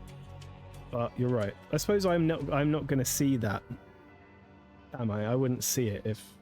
I only see it if people post it, so I just kind of assumed no one bothered, I guess. I just thought no one was thinking about it, or just didn't really notice. Yeah, I just noticed. Yeah, I don't know. Maybe I have to turn it on somewhere, and I just never knew that. Right, I'm going to go down here for a quick sec. And compare... I can't have these two open at the same time, you absolute scumbag. So the first one had something to do with sinners. Oh yeah, they're little demons, that's cute. So don't reward sinners? Not reward. Someone did not reward sinners, I guess. What was the second one about? Second one is... the second one was about dedicants and their money. So... Dedicants...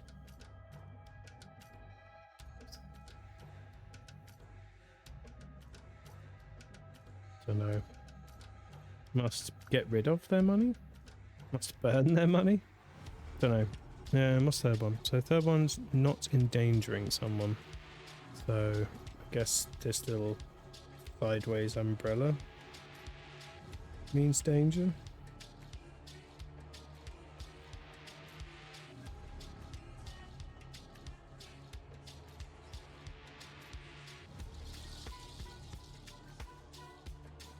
Okay, and the fourth one is about not leaving.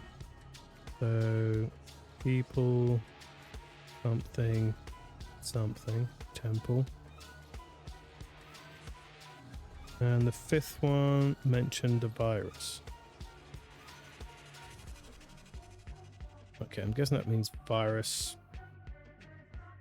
kill someone. I don't know. Okay. It was worth a look. I didn't know how useful that would actually be, to be honest, but I thought I'd give it a go. Right. So this means...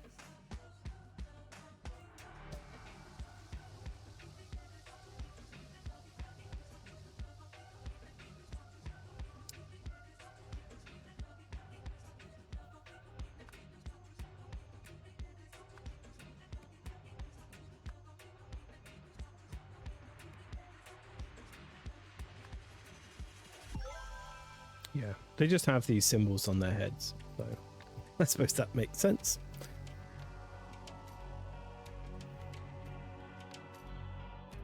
Oh, which means I suppose that means that. Oop.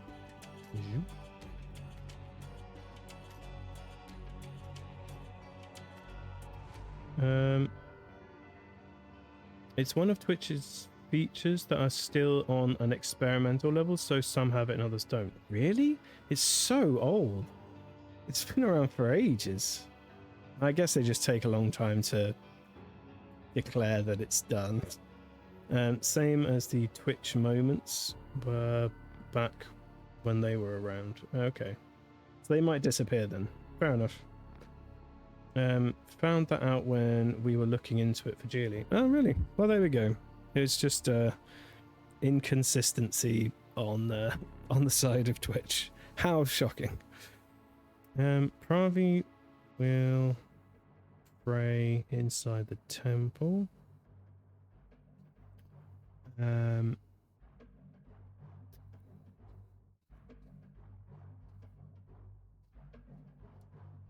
Fire will burn the temple.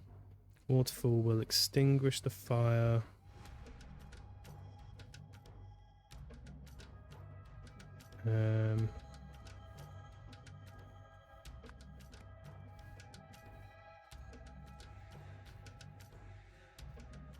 Okay, so this is fire.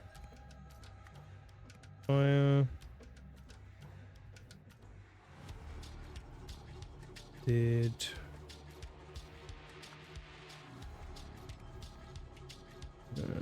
not kill Ravi. Fire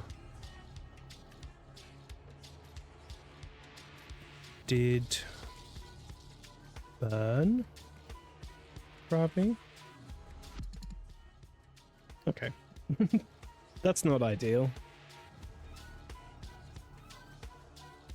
The problem with having more than 2 wrong is that you really don't know how far off you are. This grammar is quite odd though, so I have to have a little think about it.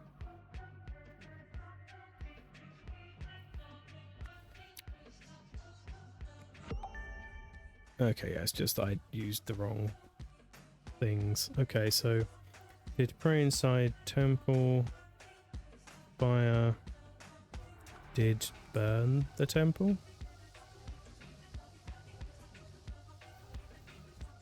Waterfall did extinguish. Yeah, okay, cool. So I just didn't need these two in this one at all. Okay. Monument. Okay, so let's try and figure these out now, I suppose.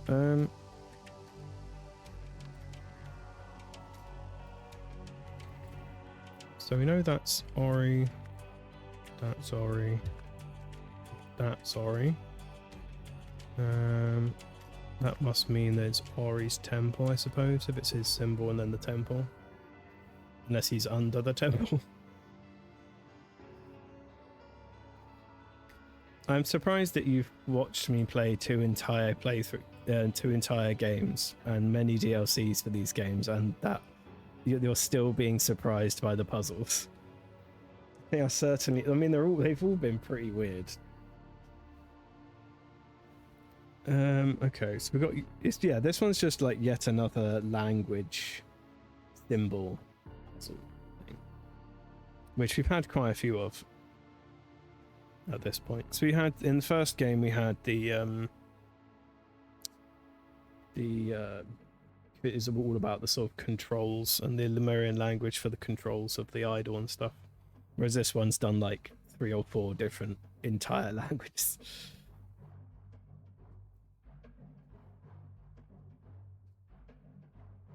I think my favorite out of all of these was the one where you had to figure out the ancient Lemurian dance. Oh, that was great.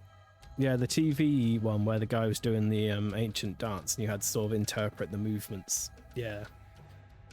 Yeah, they've thought of like very innovative and strange ways to make you decode things. And that's a really good one.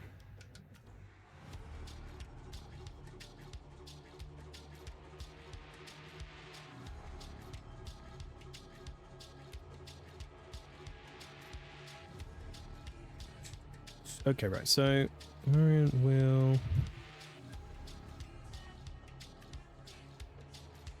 So help and hinder, like help or not help, just has a dot above it. So Ori. So this one with the little, looks like a little guy, little starfish. That one I think is reward. And then there's like a little bunch of devils.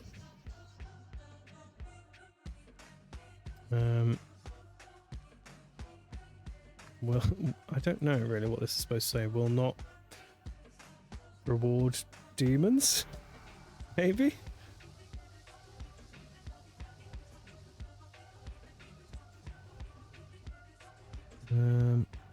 Reward. Dedicants? Maybe? Maybe it's just that he won't pay you. Which, you know, is expected, I think.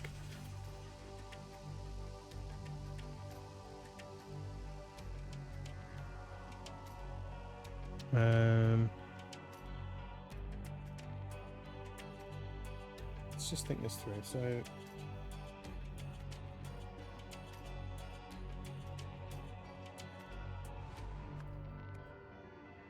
you're right, sinners. That makes more sense. Ah, okay, right. That makes this make more sense as well. Okay, yeah. Okay, so we'll punish sinners. That makes sense, I suppose. So we're pretty sure this one means burn. So,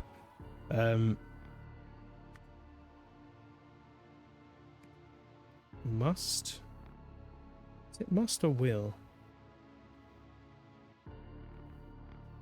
I'm so confused with these ones. I just must, will. I'll just change them from one to the other, basically. If it gets to the end and says I'm wrong, I'm just going to change all of these from one to the other until I get to what I need to get to. Okay, so these three dots are just normal people, I guess, because those are sinners and these are not sinners. So these must be dedicants, so we can fill those out.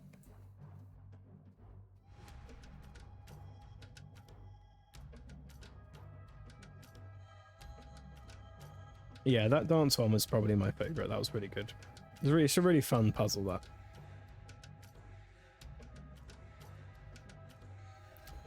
So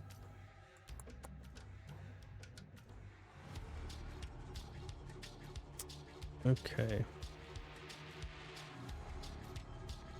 I think what I like about these is that, like, if you get to the end of a puzzle by basically you get to the end of the puzzle and you're confused essentially, and you're like, how am I supposed to figure that out?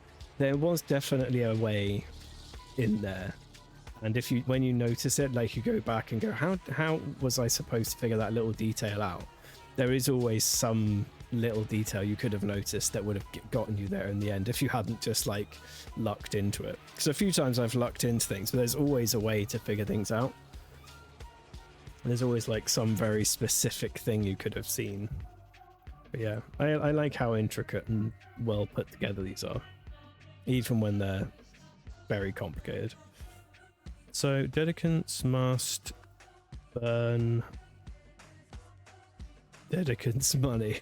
Okay, must burn their money, I guess. I don't know.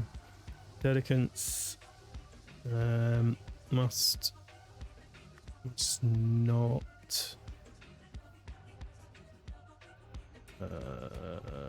in danger. Ori? We know this is danger from the what the lady said. It's a little umbrella.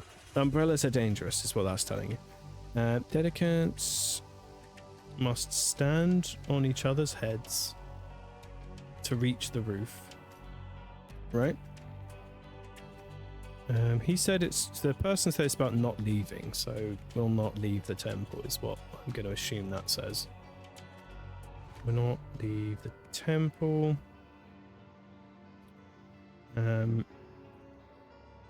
Virus kill Ori. Okay, virus must not kill Ori, I guess. Or will not kill Ori, even. Nave! Welcome in. How you doing? We are solving... I don't even know what kind of puzzle this is. Like a language puzzle, I guess? Hope you're having a nice Sunday. I'm having an alright Sunday, I guess. I'm sort of so uncomfortably warm and tired and stressed that I've gone kind of past... I've gone past the maximum, so now I'm just like, I've chilled out again. I've kind of lapped it, and now I just like don't care anymore. My body's been like, whatever. You know? Just like, you know, I've given up. So yeah, but I'm having fun with this, so that's good. Right, so we'll not leave the temple, and we know this is about the virus, so we're going to go ahead and assume that the first one is virus. Where is that? There it is. Virus. Oh, wait. Virus. Must not kill Ori. So he still believes the virus killed his dad, I'm guessing. So let's assume these are musts then, because they are commandments, right? There we go. Nailed it. I'm good. Counting down the hours until the heat wave ends. Yeah. Yeah. It's horrendous. I hate it. I'm not designed to be in this temperature. It doesn't... I can't do anything correctly in this temperature. My brain doesn't function right. Oh, Nave's been playing Clair Obscur. How have you been finding it? I did not finish that game. I will go back to it at some point, I'm sure. But I abandoned the game after one very long play session. I just never came back around to it. Started yesterday. Ah, nice. Nice. Okay. Okay, let's go. So this is virus. Will not, did not, or must not. These lines must be to do with this section, right? And I'm just not seeing it. So let's go and compare them in the previous ones, and maybe that'll make sense. So these ones... So arrows from left to right. This one means must. And then in the previous story, they all mean did, I guess. Sure, whatever. Did.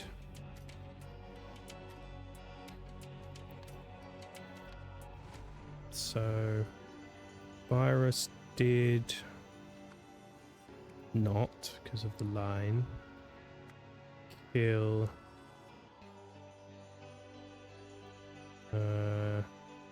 your father. Oh wow, the waterfall is telling on you, telling on the murder man. Okay, so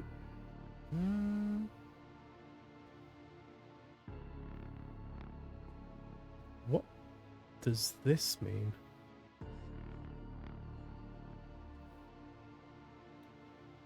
What the hell is this one? So you got like lady, guy.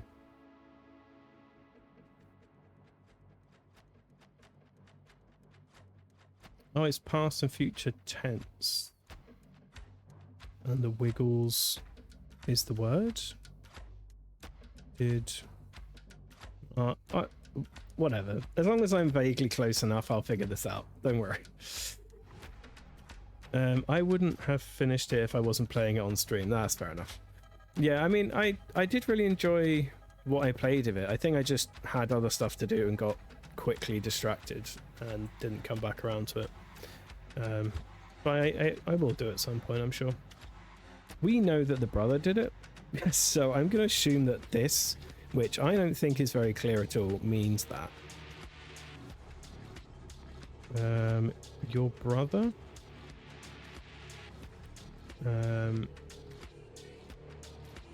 Did kill your father? I just don't understand this one. I don't understand how that means brother. Because what's this one doing here? What's this mean? Doesn't make sense. Yeah, you're a busy human. I am technically a busy human, yes. Sometimes I feel more busy than I am, and other times I feel the other way around, you know. I certainly have a lot of things I'm supposed to be doing all the time. So, you... what did we decide this pile of humans means? Pile of humans in the last one. So in this one it meant must not leave. But it doesn't have a line, it has a dot.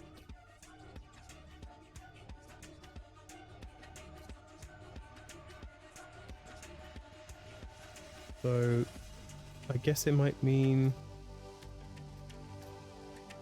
So must not leave. In this one it might be the opposite of leave, must go.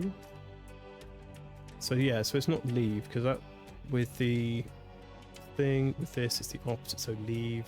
Yes, so that's leave. Okay, so you must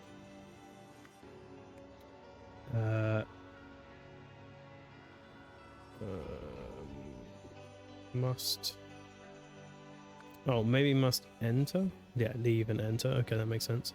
Must enter Koi's temple. That's his thing, isn't it? Yeah, must enter Koi's Murder Man's temple. So must go to Murder Man's temple.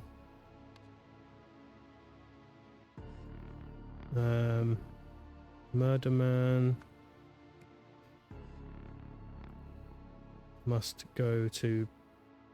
Wait, what? Isn't he already in his temple? Must enter Murder Man's...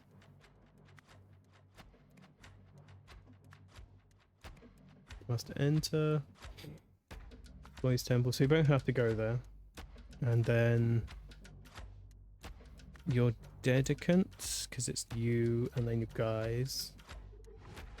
Okay, God. Okay. This is straining my brain's abilities today. Okay, so your dedicants must burn Koi's temple. Koi's dedicants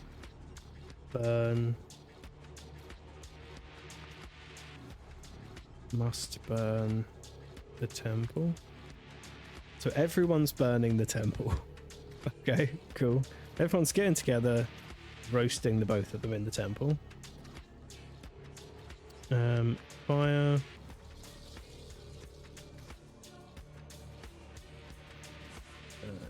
It's this.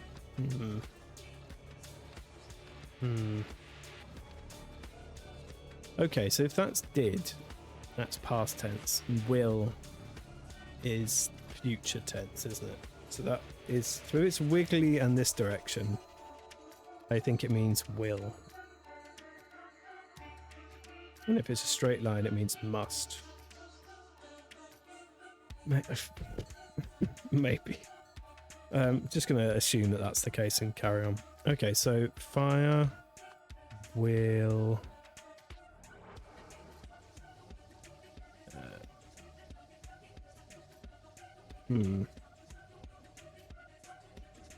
Oh, fire will not.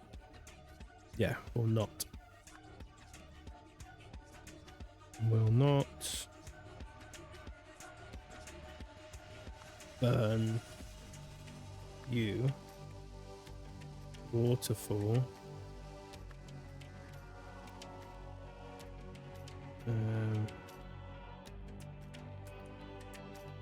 Will protect. Protect? Yeah, endanger. The opposite of endanger is protect, so protect. Maybe that's why it's an umbrella. There we go. Umbrellas protect you from the rain. So the waterfall will protect you. So waterfall protect you. And the last one is fire will kill your brother. Oh! Bam. I used all 4 of my brain cells and we got it together. There you go. This language, I just figured out these symbols. They best come back at some point in the future, so I didn't just learn all of that for one puzzle. I want these ones to come back at least partially, alright? You've solved the scenario. Ori received a message from the waterfall that revealed Koi's dark secret, instructed him to see that both brothers took part in a deadly ordeal. Dang. That waterfall is demanding a lot.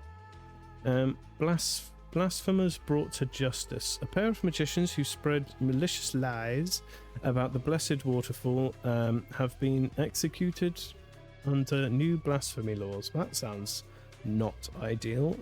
At a public cinema screening yesterday, husband and wife Shastai and Danizi Akai were overheard questioning the veracity of the miracle that saved Pravi Nagasai.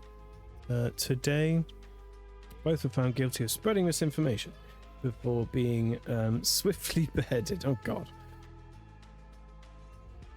The ruling and sentencing were given by His Majesty King Lutri Manzek, with guidance from his spiritual advisors, First Sentinels, Koi and Ori Nagasai. Okay. Cool.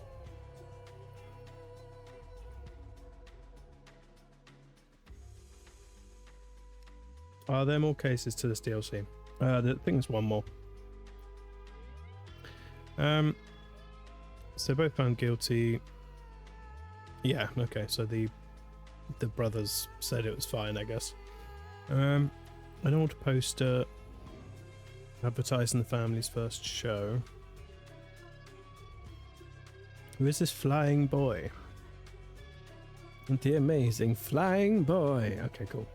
King Lutri's public approval ratings are an all-time high, thanks largely to his firm religious stance that new polling suggests. Okay. Sweet.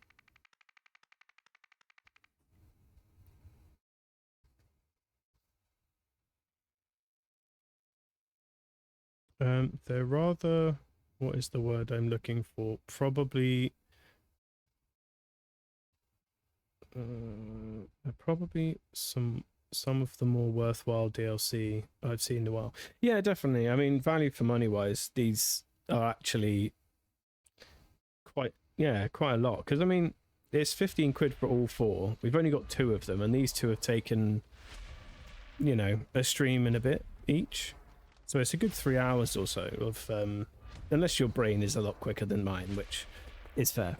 But you know, it's at least a few hours of extra stuff and history and puzzles and murders and what have you. Okay, so this is the burning time. To think they nearly left you in there. You're coming with me. Thus begins her obsession with collecting idol stuff. Okay, so he was trying to twist this and burned his hand a lot and has shackles. Cool. We've got a belt that's melty belt.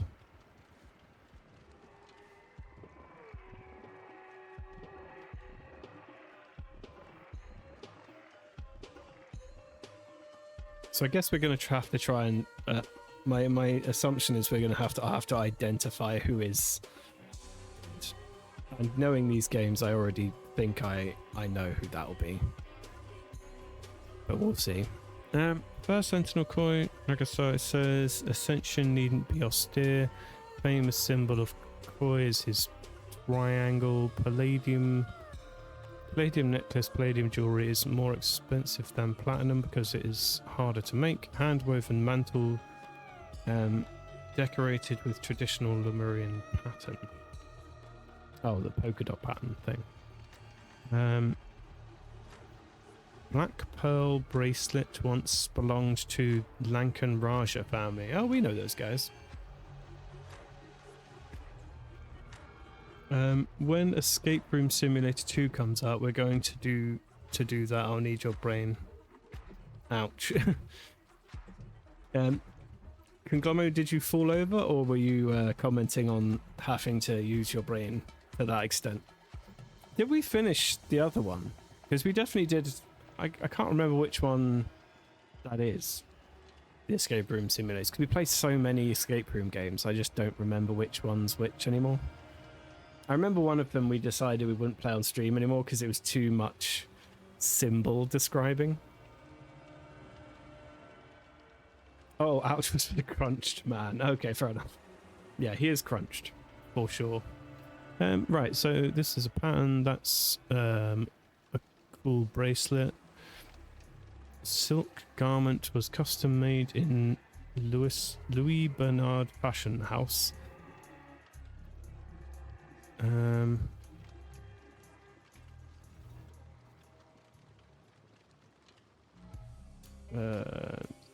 Seven-headed serpent tattoo, circling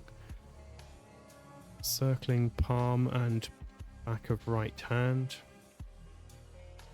Donate to Koi's charitable foundation and get one as sign of your generosity. What, a tattoo? What?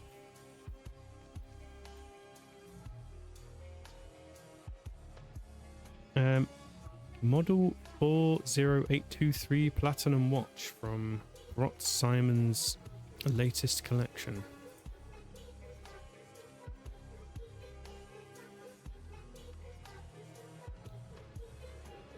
Okay. Well, I'm not seeing any tattoos, so I'm guessing this is not him.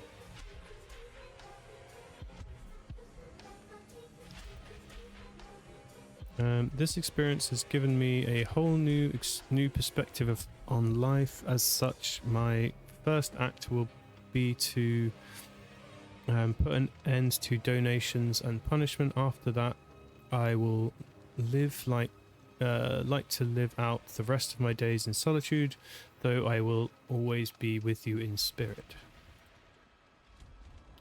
Okay.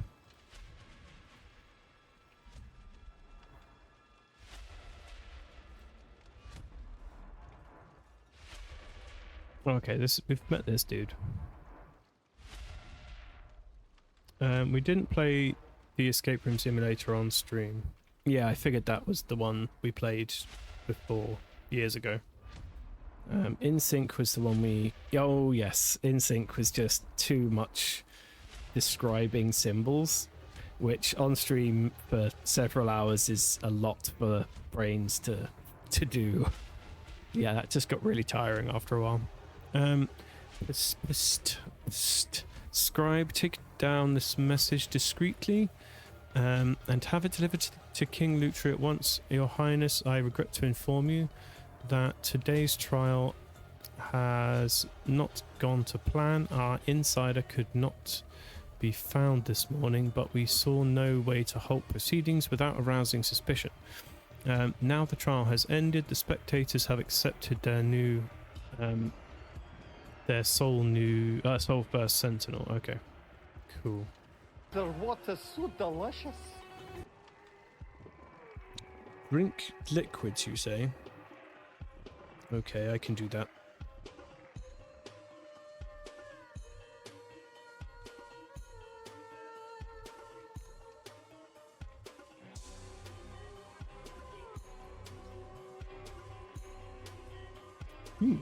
Delicious. Right, okay, what documents are these then? So approved strictly confidential advisory report trial by ordeal. The Royal Council has reviewed First Sentinel Ori's challenge to his brother Koi.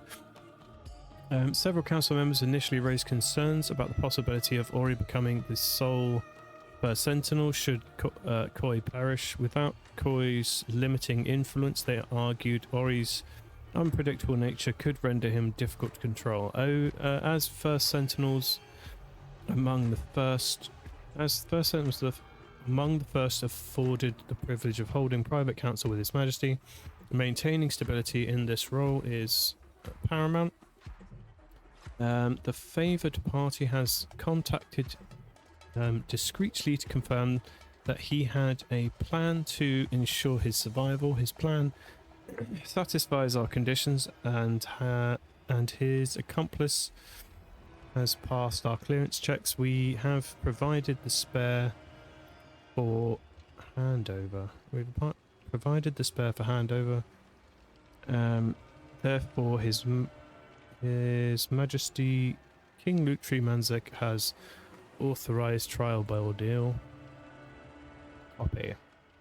Copy of brother's correspondence provided by Koi. You always were huge rungs short of a full ladder. Why on earth would I accept such a challenge? Get Where the stuffed. bones? I mean, you know, fair enough, I guess. I have my next art idea for you. Oh, great. I'm sure it'll be delightful. Stretch, you say? I can stretch. My spine. So you admit you could not possibly win. Then you should renounce your title, or have you no shame whatsoever? I've changed my mind. I now realise there is no chance of me losing, so why shouldn't I take the opportunity to double my following? Before long, I'll be living better than ever off your dedicants' donations. What a pity you won't be around to see it. That settles it. My dedicants and I will show up at your temple on the date given to me by the waterfall. You will receive no advance notice. I don't want you preparing any of your tricks.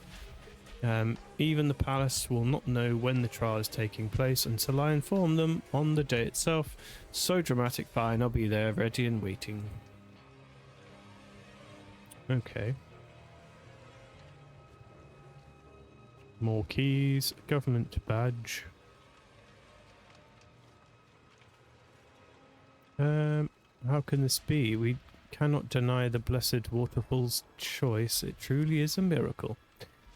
First Sentinel Ori has challenged his brother to a trial by ordeal. Koi has accepted the challenge. Both men will be locked inside Koi's temple, shackled to one another, at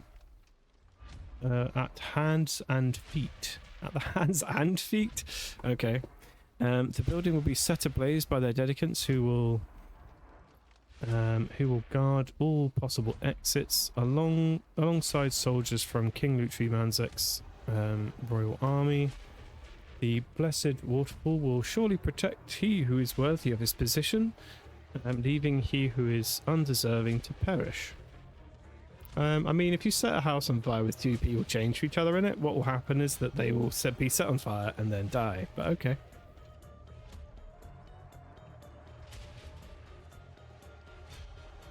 Right, so prior to today's thing, they've chosen the respective overseers as follows. Restraint, we've got Zira leg stoy. Okay. And Jamati Pira. Exit way, Kwanzaa Raffaelli and Tessa Navari. Oh, really? I don't trust whatever exit she's guarding. Ignition.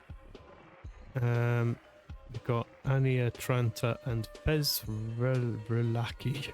God. Okay, so restraint overseers to secure the shackles, and then exit way overseers to ensure all exits are blocked, and ignition overseers to start fires. Okay, cool. Man, there's a lot of documents for me to read. Hang on, Many. I'm still struggling to keep up with the victory speech, and before that started, I didn't have time to finish the minutes. My fingers are going to fall off at this rate. Please bear with me. I am still not entirely sure what just happened, but I'll do my best to recount everything. This morning, as I prayed in the study, I entered a deep trance and lost all sense of time and space. When my consciousness returned to this earthly plane, I found myself surrounded by fire and smoke, yet I felt no pain. Instead, I heard the voice of our beloved waterfall. It said, "Fear not, child of the universe, for this is your destiny." Sure. This experience has given me a whole new perspective on life. As such, that's what he's saying current, I think. The Master of Ceremonies called the trial to order. A couple of people searched the participants, shackled them together inside the prayer hall, and returned the keys to the Master of Ceremonies. Kwanzaa and Tessa ensured all the exits were locked, as well as blocked by at least one follower for each camp. The king's soldiers also assumed their positions. A couple of peeps handed out Molotov cocktails. They call them that, apparently. So the history of the world is very different, but we do call Molotov cocktails. To all followers from both camps, and they saw that they were throwing them through the windows in unison. The fire was allowed to rage for several hours until it finally died down by itself. The victors declared as, and we don't know, fire extinguishers have been removed. Be a bit weird to leave those in there, I suppose. So, events. So, Ori challenged Murder Man to a trial. Murder Man accepted. Why are they called that? Why are they called what? Is it one of the names in the game or one of the things I've started calling people? Koi accepted, thinking he could win if he... thinking he could win.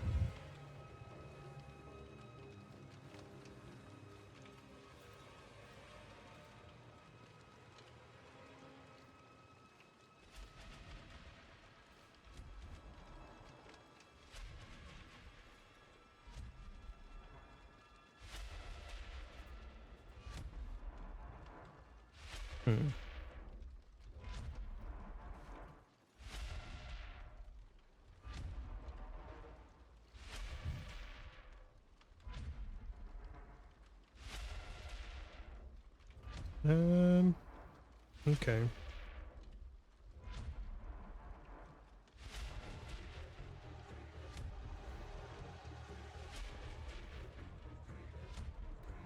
Okay, so he thought he could win if he...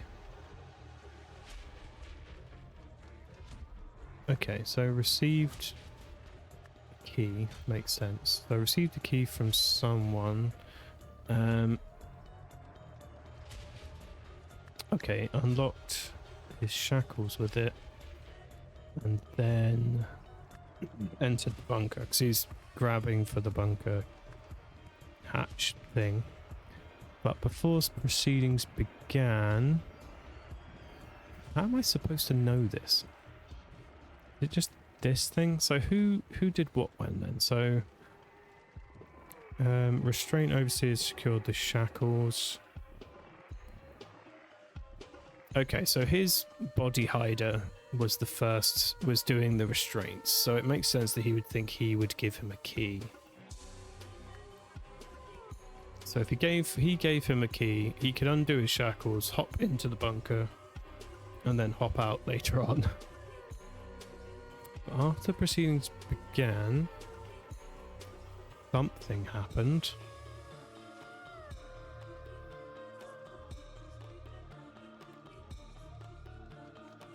How can I figure out what happened exactly?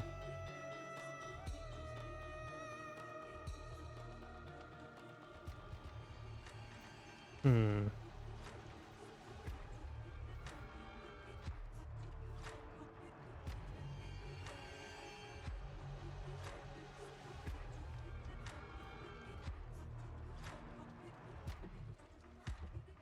don't have many other people around. Who are the other people that are hanging around here? I know one of them survived. I know that she's sneaking around being a creep. Oh, why are they called? Oh, you're talking about that. I see. Yeah, yeah. Okay. The Molotov cocktail, Finnish Molotovin cocktail. Oh, wow. That's so different. Molotov cocktail was coined by the Finns during the Winter War in 1939. The name was a pejorative reference to Soviet Foreign Minister. Wow. I don't know how to pronounce that. Mr. Molotov, that's how you pronounce it, who was one of the architects of the Molotov-Ribbentrop Pact on the eve of World War II. Well, there we go. So apparently all of that happened in this universe, and thus they have Molotov cocktails. So yeah, I'm confused as to how I'm supposed to know. What's this business? What's this biz down here?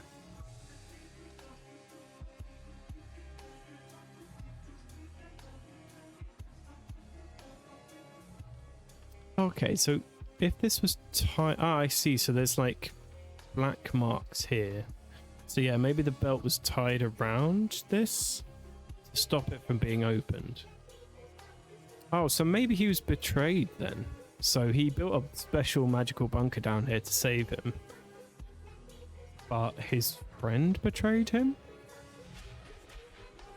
I mean, the other guys wouldn't know it was there, presumably. They would be advertising, hey, we got a nice fireproof bunker if you want to come hang in it. So if he's expecting him to give him a key and someone went down here and locked it,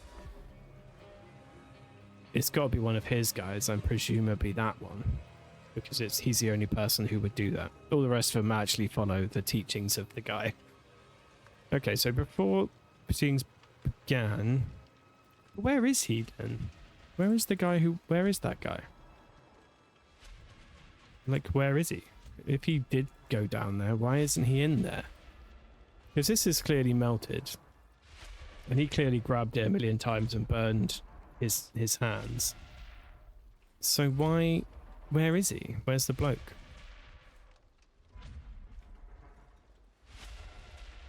Is there another hatch? No, I think it's just the one. Okay, so this is in the secret room bit behind the curtain. Okay. So I'm going to accuse him of doing whatever this is anyway. So I'm going to say he entered bunker. He entered the bunker and then... I guess, is locked the right word? Locked it with a belt. As a result, only... Well, I mean, if he's in there, he would survive, wouldn't he? Okay, so he did betray him. So did both of them die then? He just hid in the bunker on his own?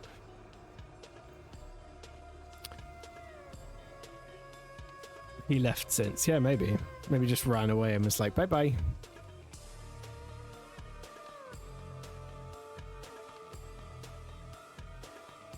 Okay, so...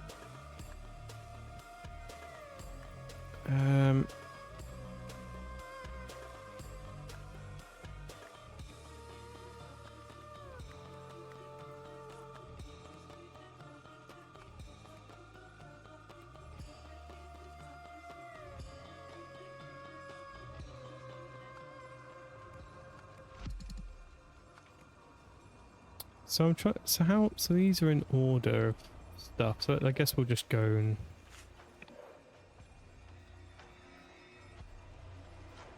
Okay, so this is the next bit. This is a timeline. This is a plan of some sort.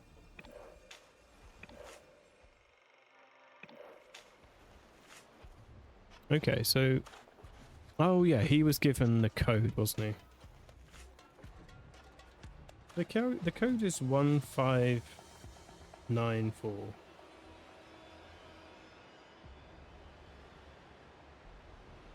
I'm really not seeing how the squiggles he got from that. would help in figuring out that code.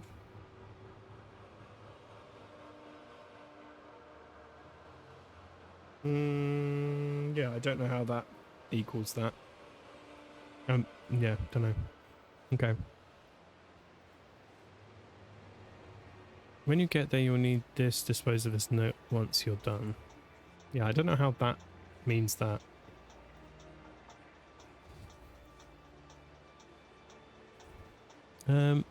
Boy really has a sick mind. Choosing this of all places, although I suppose no one will ever disturb the sacred ground here. Hang on a second.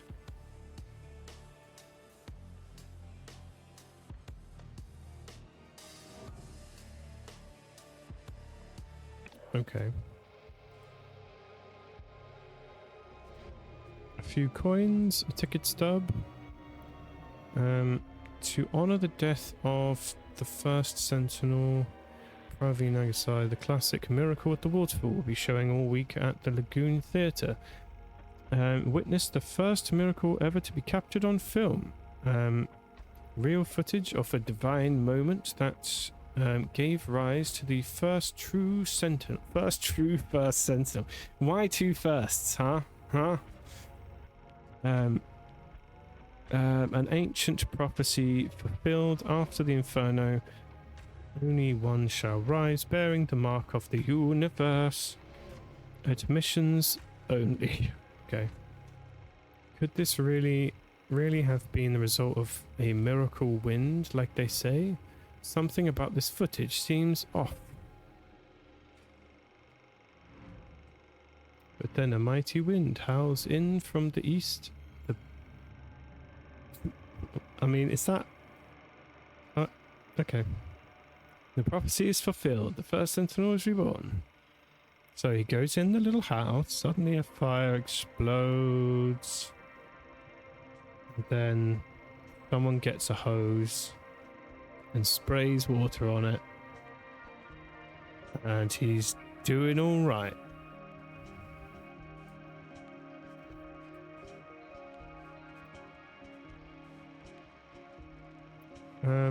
Maybe it was. What else could explain the water's trajectory if only we had a better viewing angle?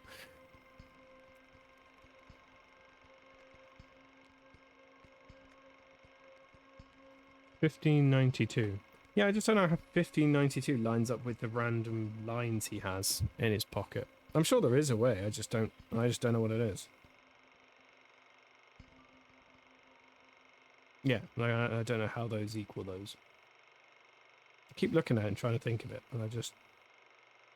don't know. Okay. Hello, darling. Thank you for those wonderful photographs. What a handsome young man my grandson has become. How lucky he is to have inherited such a strong set of features from you and Shastai. Give my family... give my love to the family, Dad. Oh, these are the two that were murdered because they said that it was a magic trick. So these are magicians. These are the magicians.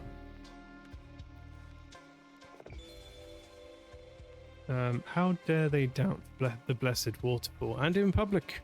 As soon as this ends, I'm reporting them to the king. Okay, so this must have happened immediately after his death, I guess.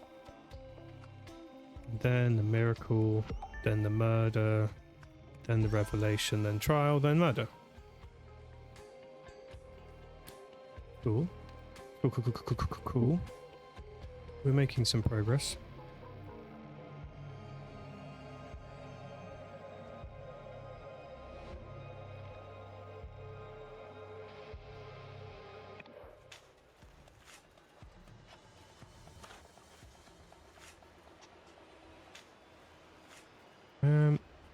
Boy really has a sick mind. First, choosing this of all places, although I suppose no one will ever disturb a sacred ground here. Hang on a second. Hang on a second, what exactly?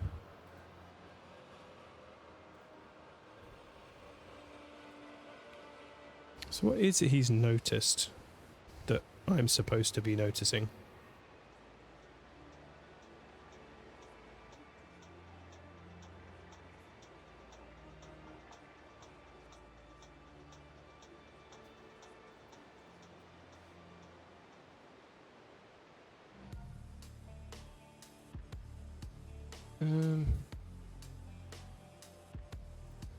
So he's burying a body here.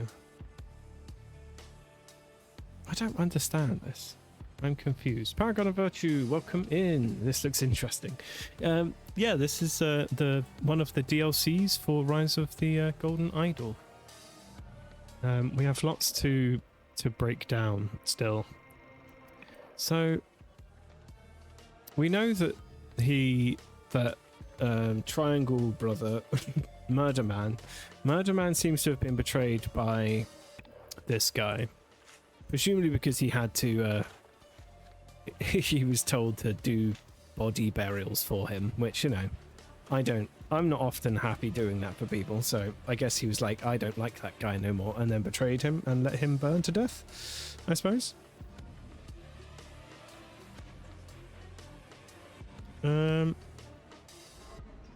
So he's digging. Okay, they've put the reflections of mushrooms on his eyes for some reason. Okay.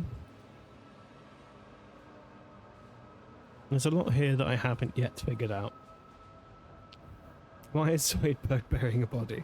He's got a very Zoidy nose. Well, he's got kind of a Squidward nose. He's burying a body currently. And in order to do that, he is digging.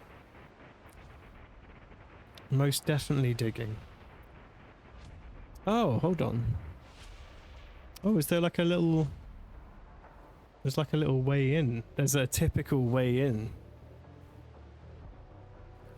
I think behind there's like a little way into the cave. Ah, okay. Now I understand. Okay, I think I'm getting what's going on now. Right.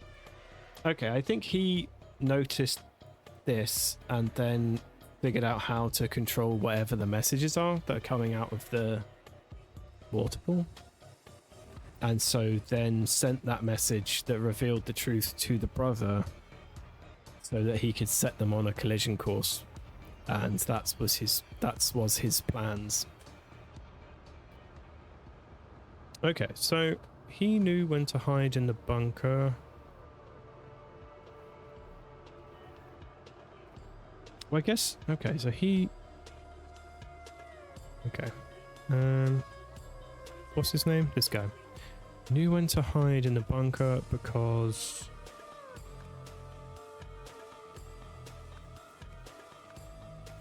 he told... Ori, the slightly less murderous brother. I mean, neither of them are exactly great, considering they're religious figures.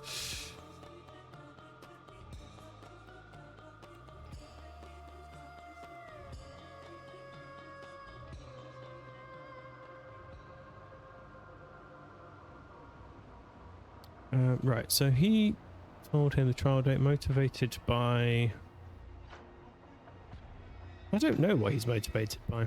He seems disgusted by Koi, but I'm not sure if it's not really revenge. He just redemption, maybe, like getting rid of the whole situation. Maybe he'd be redeemed in some way. This Koi is very murder happy. Oh, for sure. I mean, everyone in all these games is very murder happy. There's so many murders.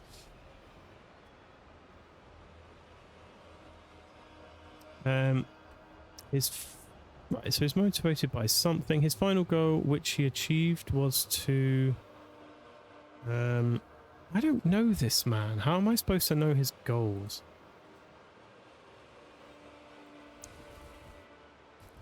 I don't know this man's goals. Who is this man? Who are you, sir? Explain yourself to me. What do we know about him? We met him in this one. He has notes about him. So what did his notes say again? They said something. They said reliable ever since he showed up, had an opportunity to turn on me early, but proved loyal. His loyalty and was worth that day. Not too bright, but useful servant, does as he's told, no questions asked. So assuming that he didn't betray him because he wanted to use him, I mean that's fairly, you know, obvious. Given that he's not exactly a believer, considering he's just like burying bodies for the guy. Okay, I think I see what's happening now. Right. This is like a... So he's got like a Machiavellian scheme, this man. He's got like a full scheme. So I think this random Squidward man, he figured out how to use the waterfall. And in doing so could complete his plan. And his plan must be this one, the murder. So I think he is going to take the place of the first sentinel, or whatever they're calling it, the firstiest of first sentinels, and so that he can get next to the king and kill him, because that's what happened in the scene. So I'm guessing that was what's going on. So I guess if that's true, then it would be more likely revenge. He wouldn't get power out of it. It's definitely not lust. It's not fear. It's definitely got nothing to do with faith. Money, love, no. It's revenge or redemption. We'll just go with it. See which one it is, because I don't know. So he wanted to kill the king. Yeah. Okay, cool. This is making sense now. So this guy had a proper Machiavellian scheme. So he wanted to kill him. And he also wanted to kill these two for some reason.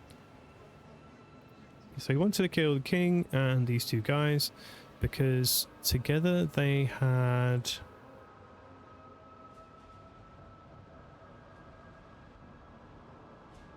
ordered that his... Oh, okay, I get it. Okay, it's coming together now. Right. Oh, okay. Hold on. Oh, I think this must be him. He's learning. Yeah, it's all it's all falling into place now. Right. I think this will be. I think this is him. I think he's the amazing flying boy. So I think maybe if he's the amazing flying boy, yeah, because they orchestrated the death of his parents, who were calling out the original waterfall miracle. So it's all their fault, basically. Right. Okay. I'm understanding this scheme. I don't know at what point I was supposed to figure that out, and if I figured it out incredibly late, but I figured it out. Okay, so because they... Yeah. Where am I? Okay. So because they had ordered that his parents... these two, be executed. Yep, our boy was able to access the waterfall because this idiot, Captain Murderman, gave him the code so that the guy who was killed, the nosy guy, so that the nosy guy's body could be buried there, because that's why he's here at the moment. Later, he spoke to Ori from behind the waterfall, ordering him to hold a trial by ordeal. Before the trial began, he locked himself inside the bunker, leaving Ori and Koi to die. All this led to him becoming being appointed first sentinel, giving him access to the king so he could give him a good stabbing. There we go. Okay, it came together. Fun fact about the temple burning trial. Is also the fact that the hands you saw coming out from under the rubble were two left hands. Oh, cool. I didn't even notice that. Literally, my brain did not have the ability to process that information. But that makes sense. That makes sense. I wish I had noticed that. That would have helped. That would have helped me along greatly. You have solved the scenario. So after his parents' execution, Jamatipira sought revenge against Lutri Manzek and his two first sentinels, Ori and Koi. He joined Koi's following with the aim of obtaining intelligence and access. Before long, he gained Koi's trust by using his knowledge of magic to devise ways for Koi to perform quote-unquote miracles. From there, he bided his time and used his proximity to Koi to uncover more useful information. After Koi gave Jamati access to the waterfall, Jamati spotted the cave behind it. Seeing an opportunity, he formulated his dastardly scheme. Nice. To the airfield, Anya. Nice. Goodbye, Lemuria. I'll never forget you. So he's running out of the country before he gets ruffled. I didn't notice it either when playing this myself. Yeah, I don't know. It's hard to spot that sort of thing, I guess. You just see two hands next to each other, your brain just assumes that they're a left and a right hand, I guess. So he's running off, scarpering away. Hey, he got his justice. I'll take it. Meanwhile, in Albion, look what I found. Look what I found over there, Auriel, a golden idol. Now turn it over. What? Why? Oh, made in Lancia. Oh, okay. Packet of peanuts, please, barkeep. So this started her, like, I guess, obsession with finding real artifacts. I guess. Another fun thing about this DLC is it didn't feature any actual golden idol or magic shenanigans at all. Yeah, it's true. There's not a single. This is prior to the rebuild of the golden idol, so yeah, there was no golden idol shenanigans to be had on this one, because this time period just didn't have any of that available, I guess. So there you go. We also learned her real name, which was fun.